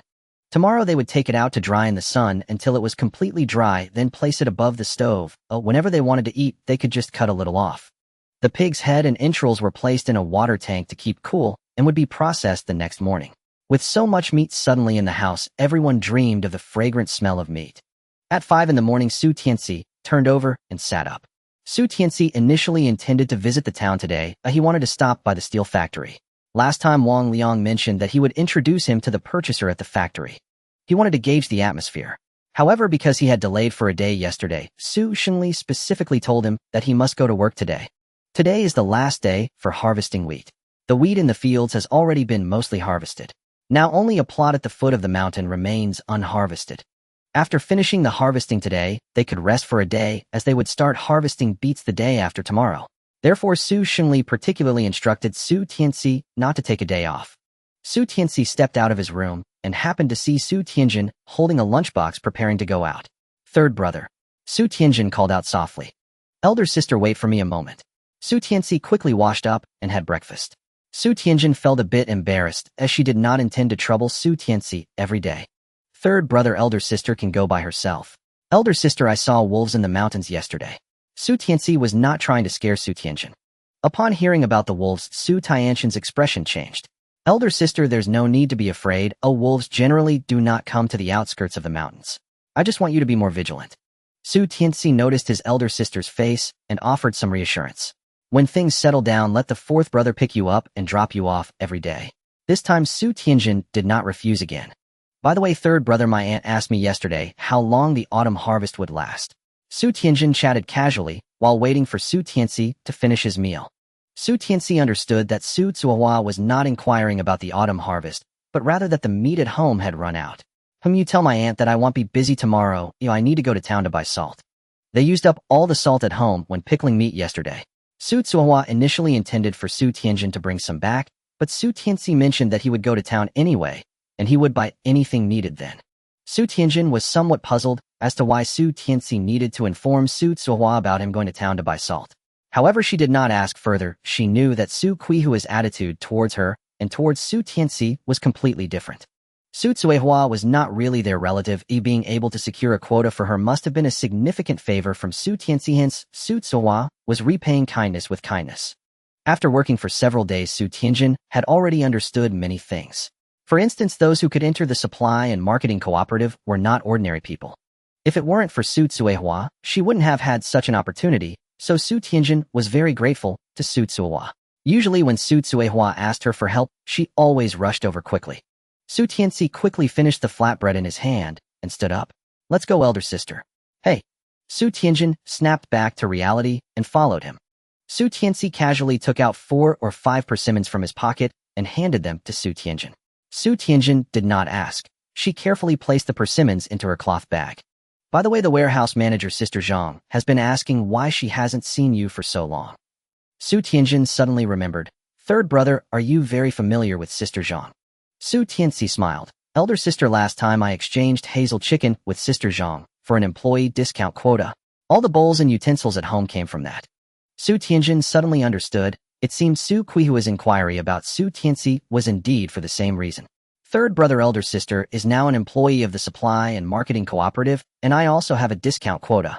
I heard that there will be a batch of clearance goods arriving at the end of this month at the supply and marketing cooperative. At that time, elder sister can use her own quota to buy things for home. Su Tianci smiled. From now on the family will depend on elder sister. Su Tianjin felt very happy upon hearing Su Tianci's words, and her steps became much lighter. Su Tianci watched Su Tianjin walk onto the main road before he turned back with ease. He opened the system panel. Luck value 1.225. Today's luck value is once again 1. Su Tianci couldn't help but clench his fist and threw a punch into the air. Wonderful. After yesterday's experience, Su Tianci now understood that 1 means a group. However, why did the points suddenly increase by 100? Could it be that when the luck value appears as 1, the points would turn into 100? Su Tianci began to feel restless. He wanted to go straight up the mountain to hunt. However, he ultimately decided to head home. The plot of wheat that needed to be harvested today was not too large. He first went to the field and harvested the wheat as quickly as possible. This way, he would have time to go up the mountain in the afternoon. Su Xingli felt relieved when he saw Su Tianci returning. He was indeed somewhat worried that Su Tianci would directly head into the mountains and take his words as mere wind. Su Xingli also understood that the gains from hunting in the mountains far surpassed foraging in the fields. However, grain is the foundation for farmers. Su Tianci was a good worker and should contribute at this time. If the weather turned foul and it rained later, then all their hard work for the year would be in vain. The work trumpet sounded, and Su Tianci followed everyone to the field. The golden wheat against the green backdrop looked like a beautiful painting. As everyone approached, they saw something moving in the wheat field. It's a wild boar. A bold person cautiously ran over to get a better look at the animal in the wheat field. A wild boar. Desire was evident in everyone's eyes. They hadn't eaten meat in a long time. If they could catch the wild boar, each family could get a share and have some fat in their bellies. The village chief quickly organized dozens of young and strong men, including Su Tianci and Dog Sheng. Su Tianfeng also wanted to go, but was stopped by Su Tianci. If it was just about driving the wild boar into the mountains, that would be fine, but Su Tianci saw clearly that everyone wanted to catch the wild boar. After all, it was a wild boar. Moreover, Su Tianci heard that there should be more than 1 wild boar in the wheat field. Su Tianci shared his discovery with the village chief, who hesitated. If there really was a group of wild boars, rushing to catch them would certainly be very risky. Furthermore, this patch of wheat would likely be destroyed. Village chief, if we had a gun, we could scare the wild boars away, ensuring that at least the wheat would not be destroyed. Su Tianci understood the village chief's hesitation. The village chief suddenly looked at Su Tianci intently. Can you shoot? Su Tianci was taken aback. I once handled Uncle Dog Sheng's gun. Upon hearing this, the village chief immediately sent his son back to fetch the gun. Su Tianci had never expected that the village chief had a gun. Soon the village chief's son returned with the gun. Su Tianci took a look and saw that it was also a semi-automatic model similar to his own. However, this gun was far inferior to his own. The barrel was even rusted. Su Tianci tried to pull the bolt. It felt a bit stiff, indicating that it hadn't been oiled in a long time. He loaded a bullet into the chamber, pulled the bolt again, and then nodded to the village chief. The village chief saw Su Tianci's skilled movements, and hope arose in his heart. Su Tianci, if you can hit a wild boar, this gun will belong to you from now on. Su Tianci raised an eyebrow. He had searched high and low for a gun, but had just bought one, and now the village chief had offered him another opportunity. Su Tianci felt some regret for spending 400 yuan. If he had known the village chief had a gun, he would have brought a few more hazel chickens to their house, and he might have had one by now. Originally, Su Tianci planned to scare the wild boar back into the forest. However, with such a grand offer from the village chief, he was determined to kill a wild boar no matter what. This way he could justify possessing the gun. The village chief instructed everyone to keep their distance from the wheat field, leaving only a few dozen strong young men. Taking advantage of everyone's distraction, Su Tianci switched the gun in his hand for his own. How ridiculous! The gun brought by the village chief had a stiff bolt. What if it exploded when he pulled the trigger? Su Tianci had the dozens of young men surround the wheat field, leaving an opening towards the mountain. He planned to fire a shot to scare the wild boar away. If any wild boar did not run towards the forest, the others would raise their sticks and make noise. The wild boar, frightened, would definitely run towards the less populated area. Seeing that everyone was ready, Su Tianci fired a shot into the sky. With a loud bang, the wild boar was startled. Several wild boars rushed out of the wheat field in a panic. Everyone looked at the wild boars with glinting eyes, but they did not dare to take risks. These wild boars weighed anywhere from 1 to 200 jin, with some even weighing 5 to 600 gene. Getting hit by any one of them would be disastrous. As all the wild boars were about to dash out of the wheat field, suddenly something unexpected occurred. A wild boar suddenly chased after a person who ran out of the wheat field. The crowd could not help but gasp, and Su Tianci hurried over to help. Halfway there, Su Tianci realized that the person being attacked by the wild boar was none other than his uncle. Tianci, save me. Su Shengjun was frantically running around. He had seen the wild boar and gotten greedy. This wild boar was a piglet, and Su Shengjun thought it was small and should be easy to handle. So he took advantage of the piglet's distraction and swung a sickle at its neck. However, due to fear, he swung too lightly, leaving no mark on the piglet. The wild boar immediately chased after him. As Su Shengjun ran, he shouted desperately, "Tianci, help!" Su Tianci rushed over and saw the wild boar chasing after Su Shengjun. He had no choice but to stop, aim at the wild boar, and wait for the perfect moment to shoot. Tianci, shoot! Everyone became anxious. Su Shengjun, along with the wild boar, had already trampled many wheat stalks. Bang! Su Tianci took the opportunity to fire a shot, hitting the wild boar's rear. Ow! With a scream, the wild boar fled towards the mountain. Su Shengjun collapsed onto the wheat field, exhausted, not caring whether the stalks poked his backside. Su Tianci then chased after the wild boar, while the other strong laborers exchanged glances and followed him up the mountain. The piglet dashed through the woods, and Su Tianci sped up his pursuit. He fired another shot, which directly blew the piglet's head off. Su Tianci did not stop. He collected the piglet into his space and continued to chase upward. The others, upon catching up, could no longer